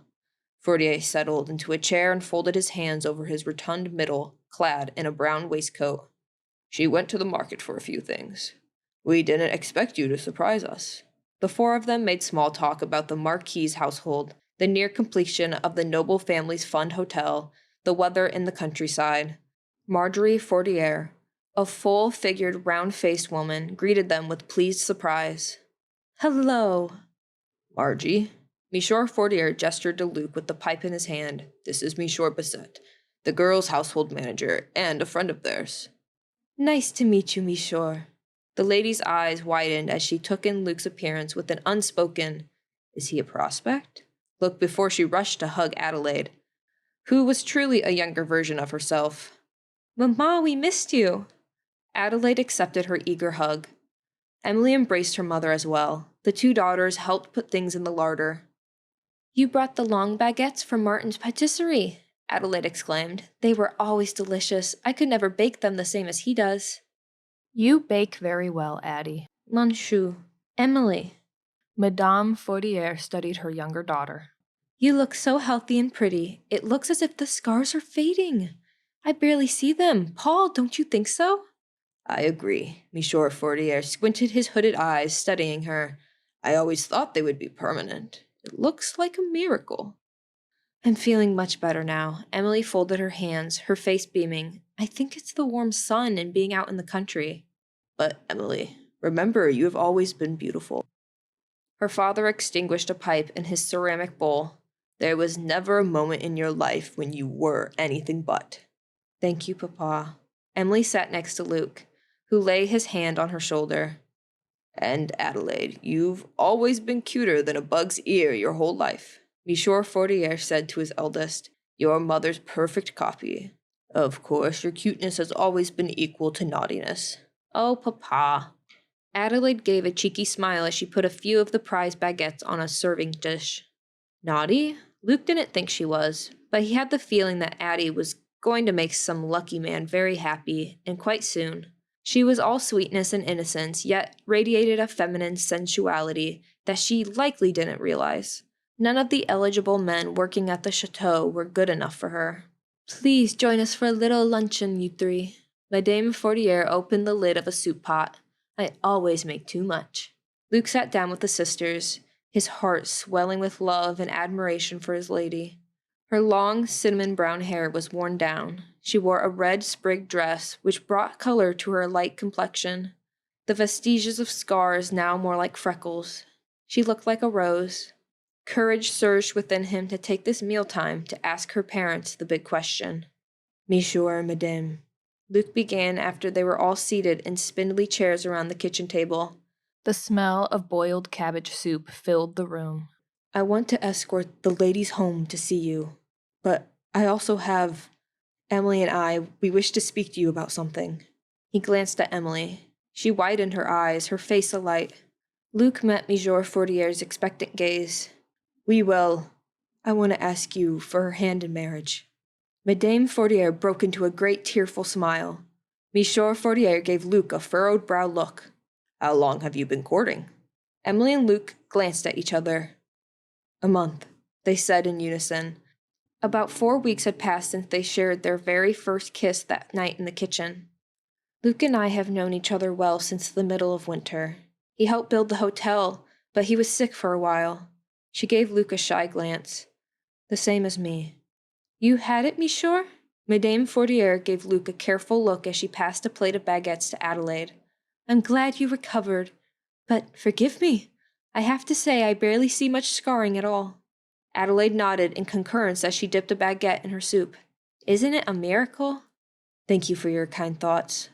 Luke touched his now smoother forehead, brushing a stray hair. Just like Emilie, I think it was the country air and sunshine. He smiled as Adelaide passed him the bread plate, feeling assured what he noticed in the window reflections a few times was not just his imagination. His scars were healing. It seemed as if both his and Emilie's scars had faded little by little. Monsieur Fortier gave Luke a look of inquisition. May I ask you about last fall when you were in such a hurry to leave? You had said your aunt was ill. Is she well now? The morning's upsetting conversation with Armand haunted him. She's well enough to take a journey. He tried to brush off his dark thoughts as he tore off a piece of the baguette and reached for the butter. I'm going to visit the old place, just to be sure. Monsieur Fortier slurped up a spoonful of cabbage soup for a moment. Excuse me. He swallowed and cleared his throat. My first thought of you was that you were a hard-working fellow, and that you had too much pride in yourself. I thought it was an arrogant pride. Maybe I was wrong. You weren't. You were right. Luke set his spoon down. I've had that fault for a long time. But the hard lessons in life caused me to think of my attitude. Instead of feeling like I deserved the world, being angry at those in higher stations, I've tried to work hard instead to raise myself up. What are your plans for the upcoming years? Monsieur Fortier gestured towards him with his mug held aloft, no different from how the Marquis interrogated Prince Louis. This was just on a smaller scale. The work I'm doing now. Luke fiddled with his spoon, stirring soup. A modest living, but I'm happy where I am at the moment. I have dreams of doing other things in the future, I suppose. He looked down at the cabbage in the soup, thinking of Emilie and her enjoyment of growing vegetables. Someday I'd like to own a farm. Emilie gave him a gentle smile. That would be peaceful. Country life, having gardens and animals to raise. I knew she would like that idea. He liked it just as well. That is respectable. Monsieur Fortier stood up and went over to Luke, offering his hand for another shake. You have my blessing. Luke shook his hand and turned to Emilie, whose eyes were bright with tears. Emilie, this makes me very nervous, but we must finalize this. He reached to her hands alongside him and took them in his heart pounding. He'd wondered earlier if he ought to wait until they were alone. But the bright look in her pretty eyes told him she was perfectly eager for what he was about to say. Emilie, I love you with all my heart, and, well, let me get to the point. I want to share my entire life with you. He took a breath. Will you marry me? Emilie's face lit with a rosy glow. Yes. She shot up from the table. Luke stood from his seat, and the two of them collided and embraced in front of her parents and sisters. Thank you, he said, a lump in his throat. Luke, I love you so much. A half-sob colored her words with emotion, muffled in the fabric of his vest as Luke wrapped her in his arms. He held her as close and as tight as a rare treasure. Adelaide clapped her hands in giddy excitement. My future brother-in-law! Madame Fortier rushed to hug Luke.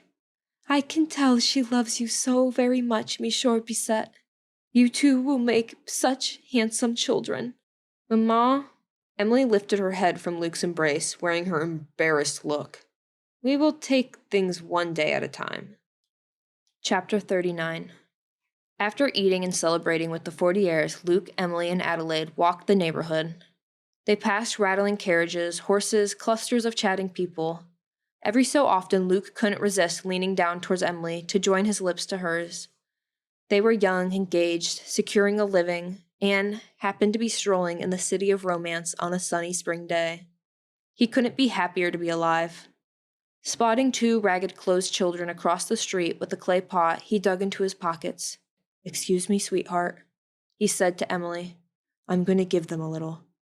"Wait here." Adelaide took coins from her purse. "Add some of mine."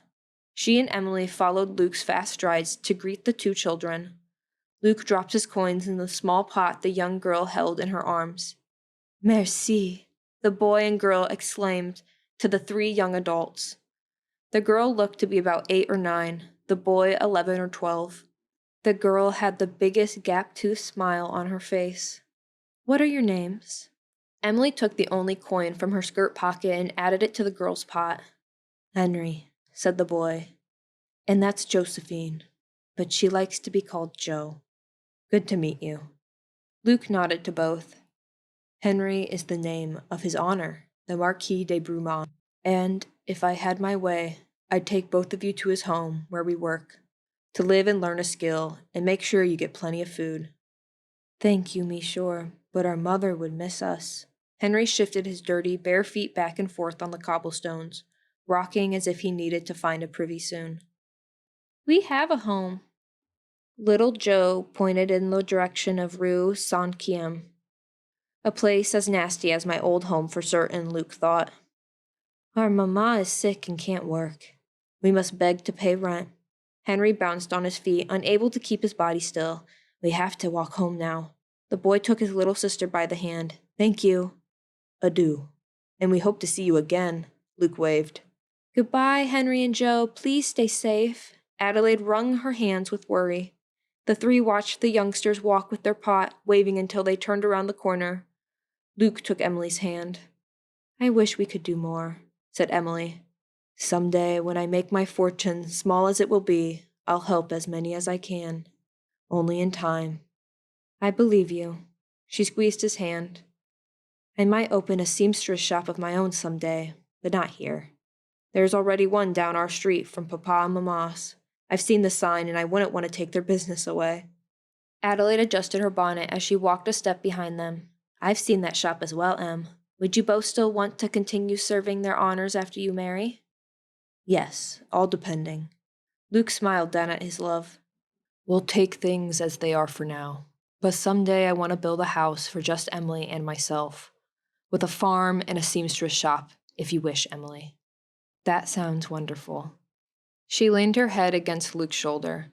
"When I was a little girl, I wanted to live in the countryside with a huge garden to grow vegetables and flowers." "You had a green thumb. I didn't," Adelaide said. "We had a good childhood. I'm thankful." She clutched her coin purse. "We didn't have much, but Emilie and I found ways to amuse ourselves. Remember when we used to play in mud puddles?" "Yes," Emilie laughed. "You always splashed mud on me, on purpose. When the puddles froze in cold weather, you ran around stomping and cracking all the ice in the streets." Luke frowned. "I have no recollection of my own to share." "I loved the ice, that's why." Adelaide slipped her coin bag into her dress pocket. "I thought it looked pretty when it made spiderweb patterns, like art." "True. We were both artists then." Emilie smiled at Adelaide, then turned attention to him. "Luke, you're so quiet now. I'm sorry. We speak about our childhoods. And you never—" "It's all right, Cherie." Luke wrapped his arm around Emilie's waist. "You can speak about your childhoods. That way I can live those happy times and pretend they were my own." It was true. He would join his life with Emilie's any way he could. Amid his joy, disturbing thoughts about Aunt Mathilde and Armand's distress back at the chateau haunted him once more. I ought to go check my old home, over on Rue Septième, to peek inside the rat-infested place to see if Aunt Mathilde might have returned. "Didn't Armand tell you she is faring well?" Emilie gave him a quizzical eye beneath her bonnet brim. Armand didn't share his distress over Aunt Mathilde with the maids. Luke hadn't shared his interaction with Armand either. I asked him again and he said she's gone and he doesn't know.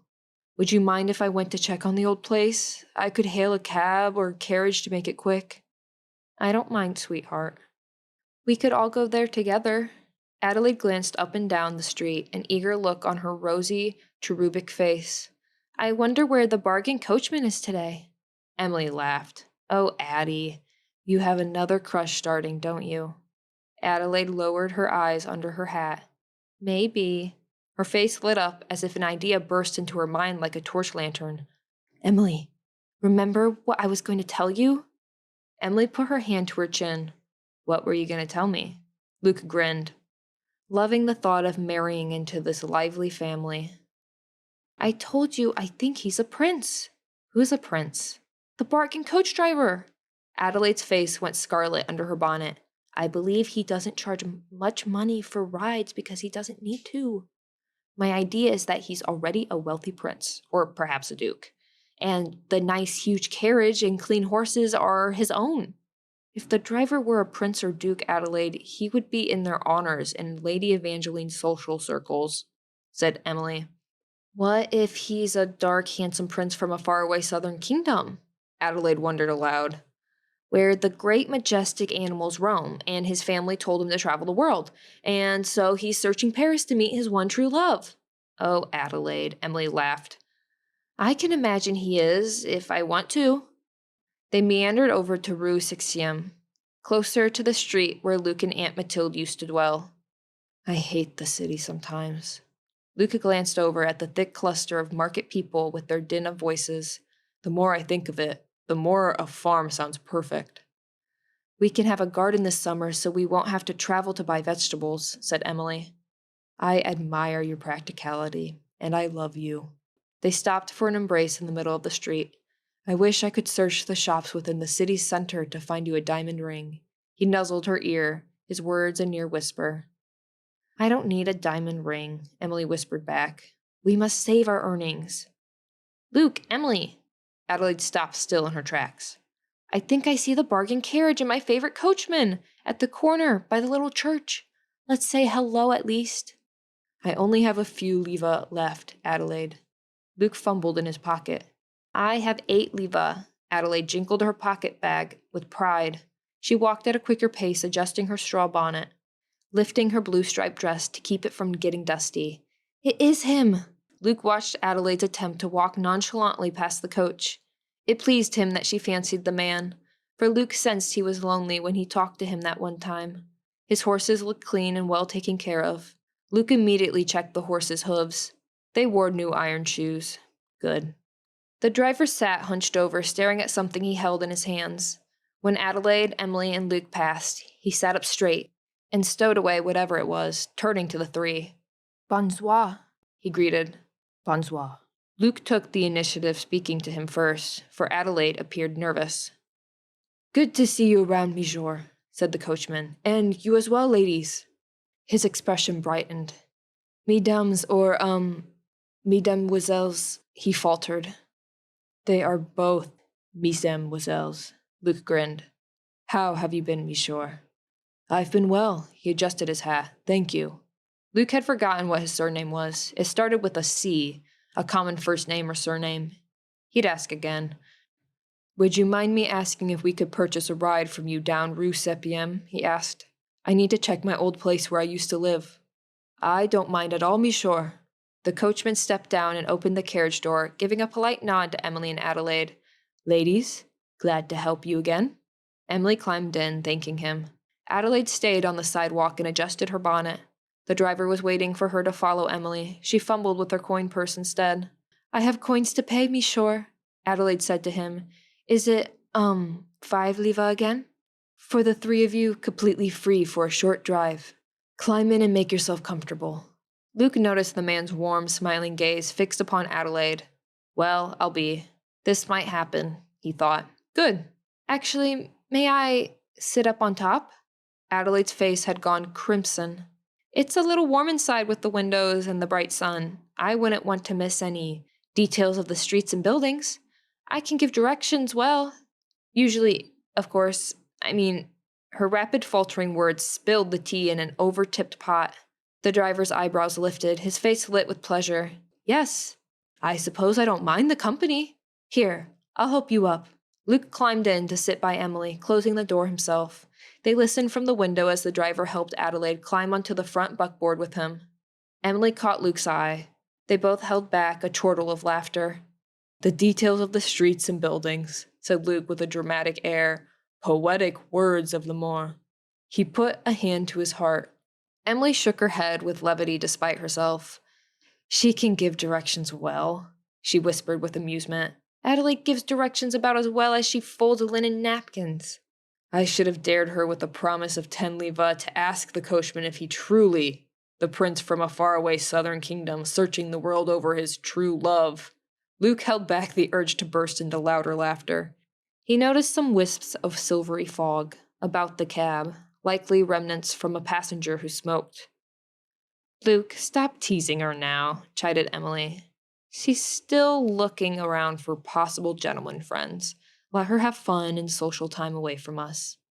You talk of her right now as if you were her mamma, and if she were 15 and not 25. The carriage swayed as they turned the corner. Emilie's petite body was thrown against Luke's. Ah, you're right where I want you, Luke said, grasping her waist with iron-firm hands, pulling her closer. No more of this about your older sister. Luke. Emilie started to argue, but his cheeky laugh was too much. He pulled the velvet curtain closed over the window and joined his lips with Emily's in a lingering kiss. I'm the opposite of your sister. I'd rather enjoy the scenery here than outside, he whispered when they parted. Chapter 40. Adelaide gave the coachman a discreet glance as he gazed ahead, doing his job in silence. Dimples on his brown cheeks revealed a slight smile. She shifted her attention to the jingling reins and the swishing tails of the horses. Do your horses have names, Michaud? She asked. He turned to her, eyes widening. Yes, Felix and Fifi. She adjusted her bonnet ribbons so her double chin wouldn't show and her face would look less dumpling-like. Oh, those are such nice names, she said in a tone of praise. You must take really good care of them. I do try to care for them well, thank you. I keep them stabled at my mother's. She lives near the place you were walking. He gestured with his rein-free hand towards the tall steepled church. Where does she live? Rue Troisième, next to Rue Cremieux. He straightened his posture to maneuver his horses. I grew up on a house on Rue Troisième. Adelaide clutched the side rail as they turned to another street. My parents still live there. Your parents and my mother are practically neighbors. His voice rose with enthusiasm. That's wonderful. She beamed a smile at him. They had more in common than she thought. My name is Mademoiselle Adelaide Fortier. Michaud Marcel Clement. He pronounced his name with pride. It's so nice to meet you, Michaud Clement. It's nice to finally meet you, Mademoiselle Fortier. Marcel pulled the horse's reins to the right, steering around another carriage. How long have you been driving carriages? About 7 or 8 years. Do you like it? She asked. Now that's a rather stupid question. It's pleasant enough. Adelaide smoothed the fabric of her dress, shifting her position to be more comfortable on the buckboard seat. That's nice. I work as a maid for a nobleman. His dark eyebrows rose with piqued interest. It's a noble job. Thank you. My older sister was a maid for a prince's palace. His tone lost its cheer, like a fast, wilting rose. He's not a royal silly. What was more concerning to her was the fact that he said was in the past tense. She didn't know how to reply to that. A solemn lull of quiet between them set in. The steady clip-clop of the horses' hooves was the only sound as they entered the most downtrodden neighborhood. Luke's voice came from inside the coach. Michaud, it's 318 Rue Septième. Yes, Michaud, I know the area well, Marcel called out. We're almost there. It seems you're taking an extra long route, Luke called from out the window. We could have been there 5 minutes ago. I beg your pardon, Michaud. I will get you there fast if time is urgent. It's not urgent, said Luke. My sister Emilie and Luke just got engaged today, Adelaide told Marcel. He asked for our father's blessing.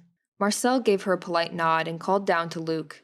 Congratulations on your engagement. Michaud, did you say 318? The horses slowed as he steered them near crumbling old buildings, their windows cracked and dirty. Adelaide had trouble imagining someone as prideful and hardworking as Luke living in a place like this. "Thank you for the good wishes," Luke called from inside. "It's farther down." Marcel drove a bit further until Luke shouted, "Stop here." He halted the horses and glanced to the right, then the left, then right again. "I don't see building 318. I only see 319, 317, 320 on the other. It's here." Luke stepped out with Emilie following him. "Merci. We will be back shortly, unless my aunt is home. If we aren't back in 5 minutes, keep Adelaide good company." Luke took Emilie's hand and they rushed to the building's door. "Mademoiselle," said Marcel, "they're walking into an evergreen tree, not a building. Wait!" He clapped a hand over his brow. "What?" Adelaide squinted at the place they entered. "What evergreen tree?" "Never mind. It's a building. I see it now. Of course. 318. "I'm glad you're able to see it." She gave him an amused smile. "I don't think she returned, Luke," Emilie said as the couple approached the door of the decrepit 318 Rue Septième. Luke took his old key from his pocket to let himself in. Emilie's hand cradled his elbow as they climbed the uneven steps. "It smells worse now than it used to." Luke pushed open the door to the tiny apartment and stuck his head in. "Aunt Mathilde?" A few sticks of furniture were still in the dusty place. The ashy hole where they always cooked potato soup was still there, and to Luke's disgust, a rat crawled out of it. "Aunt Mathilde?" She was long gone. Worry gripped his heart. Someday he hoped she'd find her way back to them. At least let them know she was all right. Damn it. Poor Armand. He turned to Emilie with a sigh. "No sign of her. Let's go." Luke and Emilie flew down the stairs. "I'm talking to Armand again as soon as we get home, Emilie. He might know something about her, I hope." They returned to the coach, where Adelaide and Michaud, what's-his-name, sat gazing at each other on the buckboard. "No sign of my relative, Michaud. I was doing a quick welfare check." Luke interrupted whatever flirtation they were having with a twinge of chagrin. "A charter coach for the trip." He remembered that detail as he gave the man an inquiring look. "By chance, is your schedule free for a long-distance trip between May 25th and June 1st or 2nd? He asked. "I know that's a long stretch. A nobleman would pay you well, and you'll get prime accommodations, I'm certain. Myself, my fiancée Emilie here, and Adelaide are all going." "My schedule is flexible for the most part, Michaud."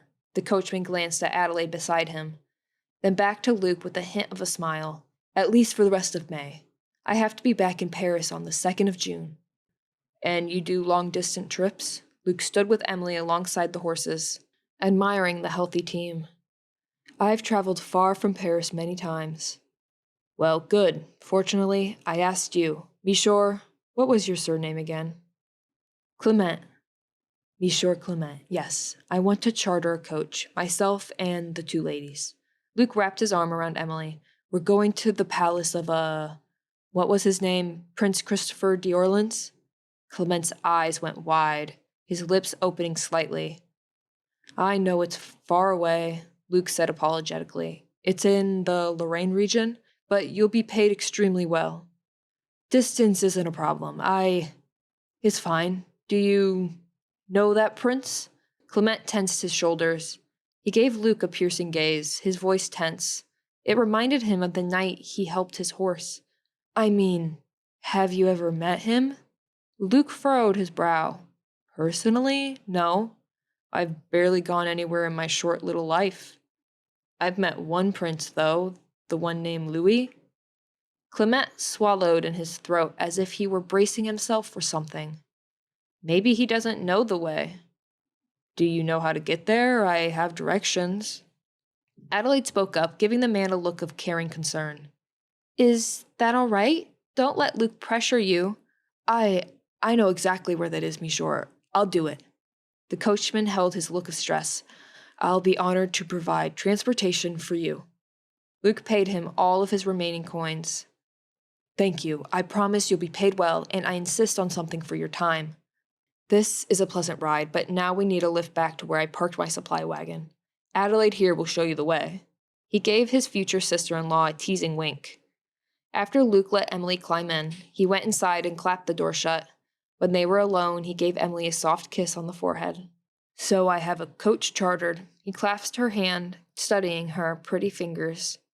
"I still wish I had time to shop for that diamond ring."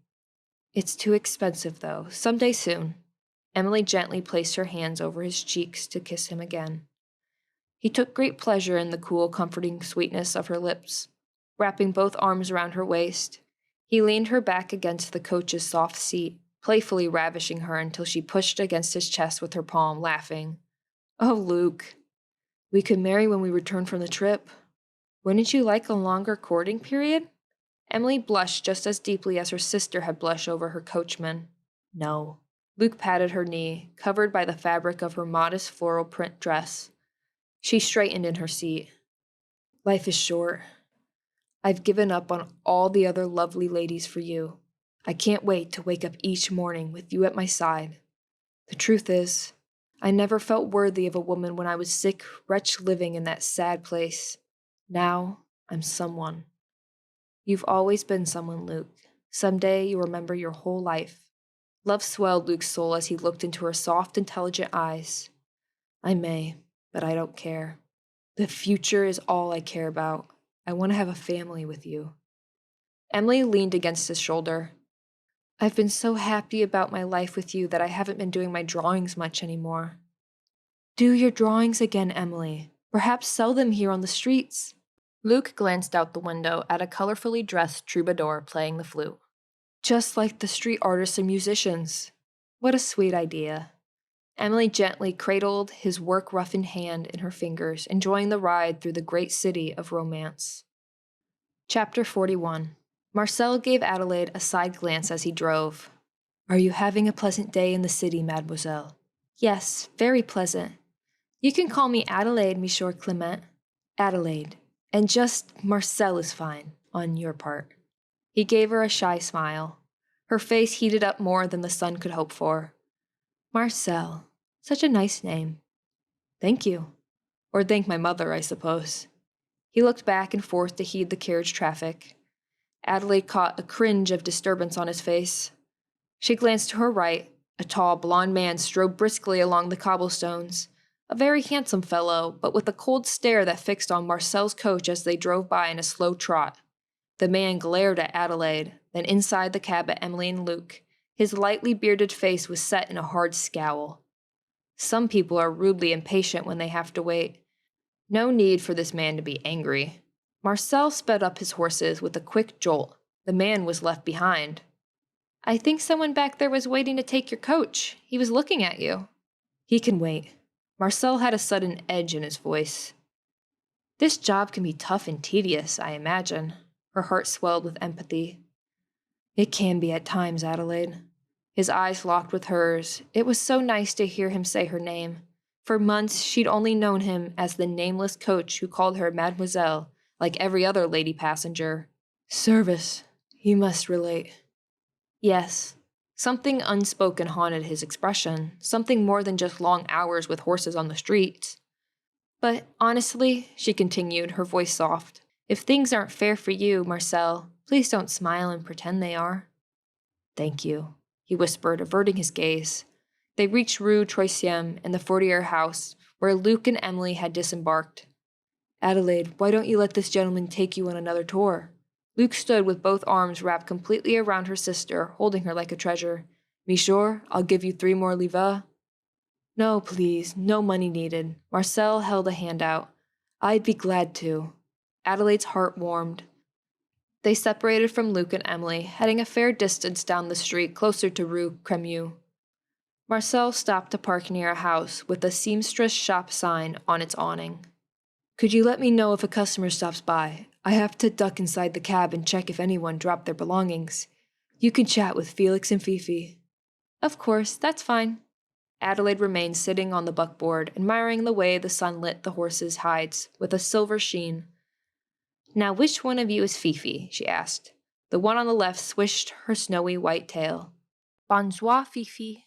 A symphony of string music came from somewhere. She glanced around to see if there were more street musicians besides the flutist.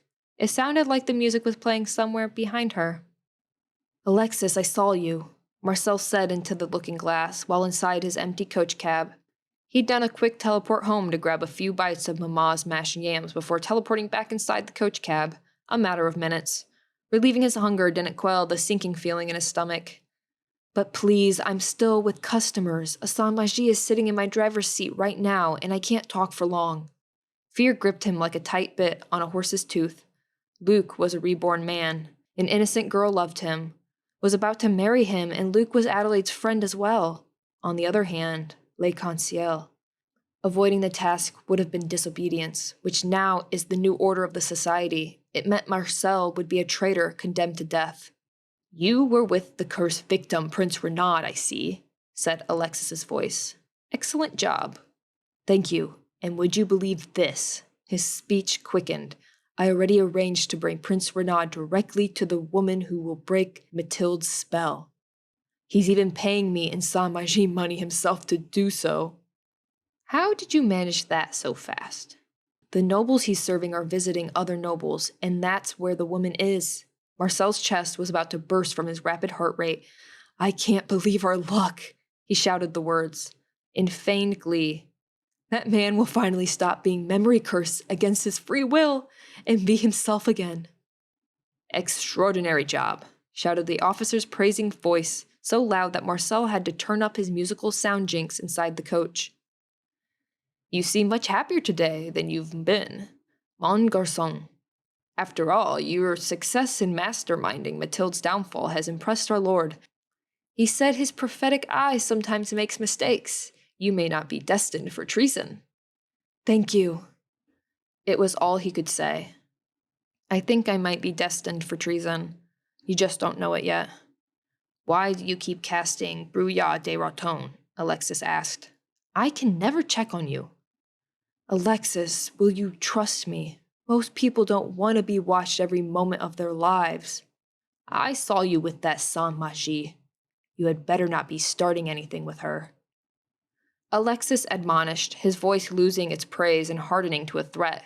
Defilement with such a woman will result in Lord Bertrand ordering you to death. The ultimate crime? Are you in jest? He let out a breezy laugh. Now, if I were to commit it, I would have to freeze my own foolish heart to death, according to Lord Bertrand. Do you think I'd want that? Marcel, I want you to meet me at headquarters soon, and we will have this exact conversation face to face, not through the glass. I'll see when we can meet. I'll have the Prince Renaud assignment taking up over a week of my time, and while I'm there, Saint-Magies will be everywhere like a herd of rats, just so you know. Will you be done getting that spell broken before the 3rd of June? Yes, I assure you. His heart pounding and his chest hurt. A lot. Talk to me when the Saint-Magies are gone. The looking glass's white glow turned off, to Marcel's great relief. He left the cab and climbed back to the driver's seat, rejoining the woman he just befriended. The reason he felt happier today. Adelaide, he finally found out, a beautiful name for a beautiful woman. As soon as he was next to her, his heart calmed and warmed like a child in a heated bath. I'm sorry I took so long, Adelaide. I didn't mean to leave you alone like that. It's all right. I was with Felix and Fifi, she said cheerily. And I'm quite sure they understood what I asked them because they replied to my questions in horse language. He doubled over laughing, feeling as if a bubbly champagne bottle had been uncorked within him. She gave him a gentle smile before she succumbed to giggles herself. After a moment of laughing together for no particular reason, they each caught their breath. I'm glad you knew I was joking. She tucked her hair in her bonnet, since, logically, your horses don't understand French. He straightened his posture to take back control of Felix and Fifi.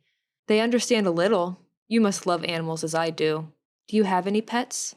I don't have a pet at the moment. When I was growing up, I had a cat named Lucille. After she died, I haven't had another pet since. I'm sorry. I hope you can get another pet. He maneuvered his reins to steer his horses, passing busy carriage traffic. I had a few growing up. I named my first pet Rosé Pierre, and after him was Blue Pierre. What animals were they? Rodents. Adelaide frowned a bit. Any girl would at the thought of a mundane Parisian rat. A special kind of rodent, though, he added. Very furry, More like rabbits, but without long ears. Tiny short limbs, no tails. The pet shop in Fontaine and Chantilly sold boule de peluche rodents in a variety of colors. They were about the size of a kitten. Marcel had Blue Pierre until he or she passed away 5 years before. I'm imagining them pink and blue because of their names. They were bright pink and bright blue. She burst into more lively giggles. That can't be. Only birds or fish are those colors, not rodents or rabbits. You're choking. I could be.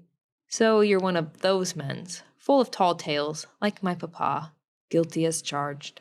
Adelaide laughed again, her cheeks rosy under the straw bonnet. She smoothed out her modest blue dress, draping it over her buxom curves. The image of the Baroque painting of the unclothed, full-hipped garden girl in Alexis's office came to his mind's eye. She surely looked like her. No, she's off limits. His conscience screamed, but since when was talking to a fellow human a crime? Luke waved to the coach as they returned. I have these for you, Michaud. He showed Marcel some papers, the arrangement for chartered carriage service, directions, and a map of the route to Prince Christopher's palace, along with the safety contract the Marquis needed the driver to sign. Thank you. The coachman produced a quill pen in his hand.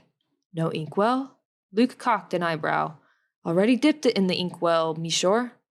I didn't see you dipping a quill in any ink, actually. Adelaide squinted her eyes. You didn't have a quill a moment before, either.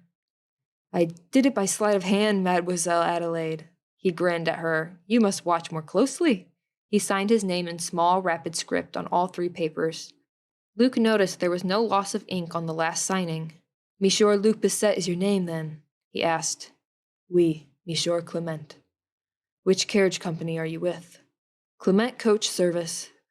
The address is 260 Rue Troisième. You're the owner? Oui. It's a family business. Marcel looked at Adelaide as she hopped off the buckboard. I'll see you on the trip. It was very nice talking to you, Marcel. Adelaide's face radiated cheer as she spoke to him. We must go home now before it gets dark and cold. Yes, we must go. Luke took notice of the lengthening shadows. It was surely past 5 o'clock. Thank you for your offer, Marcel. You're a godsend. You're welcome, Monsieur Bisset. The coachman gave him a pleasant nod before his gaze went to Adelaide. Adelaide, could we, continue our conversation on another day? He wiped his brow with a gloved hand. It helps the time go by when I have someone nice to talk to on a long trip. Of course we can. Adelaide ran her hand through her wind-blown hair, beaming with joy at the bargain coachman. Luke couldn't help but grin. He hoped that one bonus of this upcoming trip was he and Emilie could help get this overworked, lonely coachman and this ever-single Adelaide together. See you then, and have a good evening. Marcel gave his horses reins a shake and drove off. Luke and the sisters boarded the wagon for the hour-long drive back to the country chateau. The sun dipped lower. Shadows cooled the 3 of them as they rode the bumpy wagon. After they escaped the limits of the busy city, Luke drove along a well-trodden road along rich farmland in springtime, always a time of promise and new beginnings. Blossoms of white and lavender colored the countryside. Luke glanced at his lady-love. Her brown hair caught the light breeze. She wrapped her shawl tighter around herself and leaned closer to him. Adelaide sat behind them, munching on an apple and quietly reading a book. Luke took a deep breath of the cooling air. I never had the chance to travel in the country until recently. Maybe I did in my early youth, though I don't recall it. He chuckled, throwing an arm around Emilie, his other hand controlling the reins. She nestled close against him. You're doing it now, sweetheart. You needn't recall any time before. Just enjoy what you're presently doing. He sniffed a little laugh. Someday my brain will work, Emilie, and I will remember it all, he mused. 10, 15, 18, even just 3 years ago. And then I won't feel as if I'm half a man.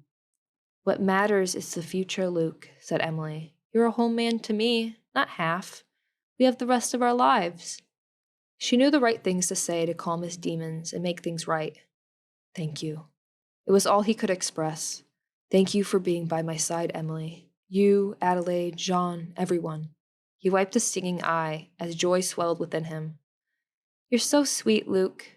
Adelaide's soft voice came from behind him, the pages from her book rustling. You're my brother now, and I cannot wait until your wedding when it becomes official, she gushed. It won't be fancy for certain. Emilie grasped his hand, but it will be perfect. Fierce twin flames of passion and warm affection took over him. He moved to Emilie's face for a kiss.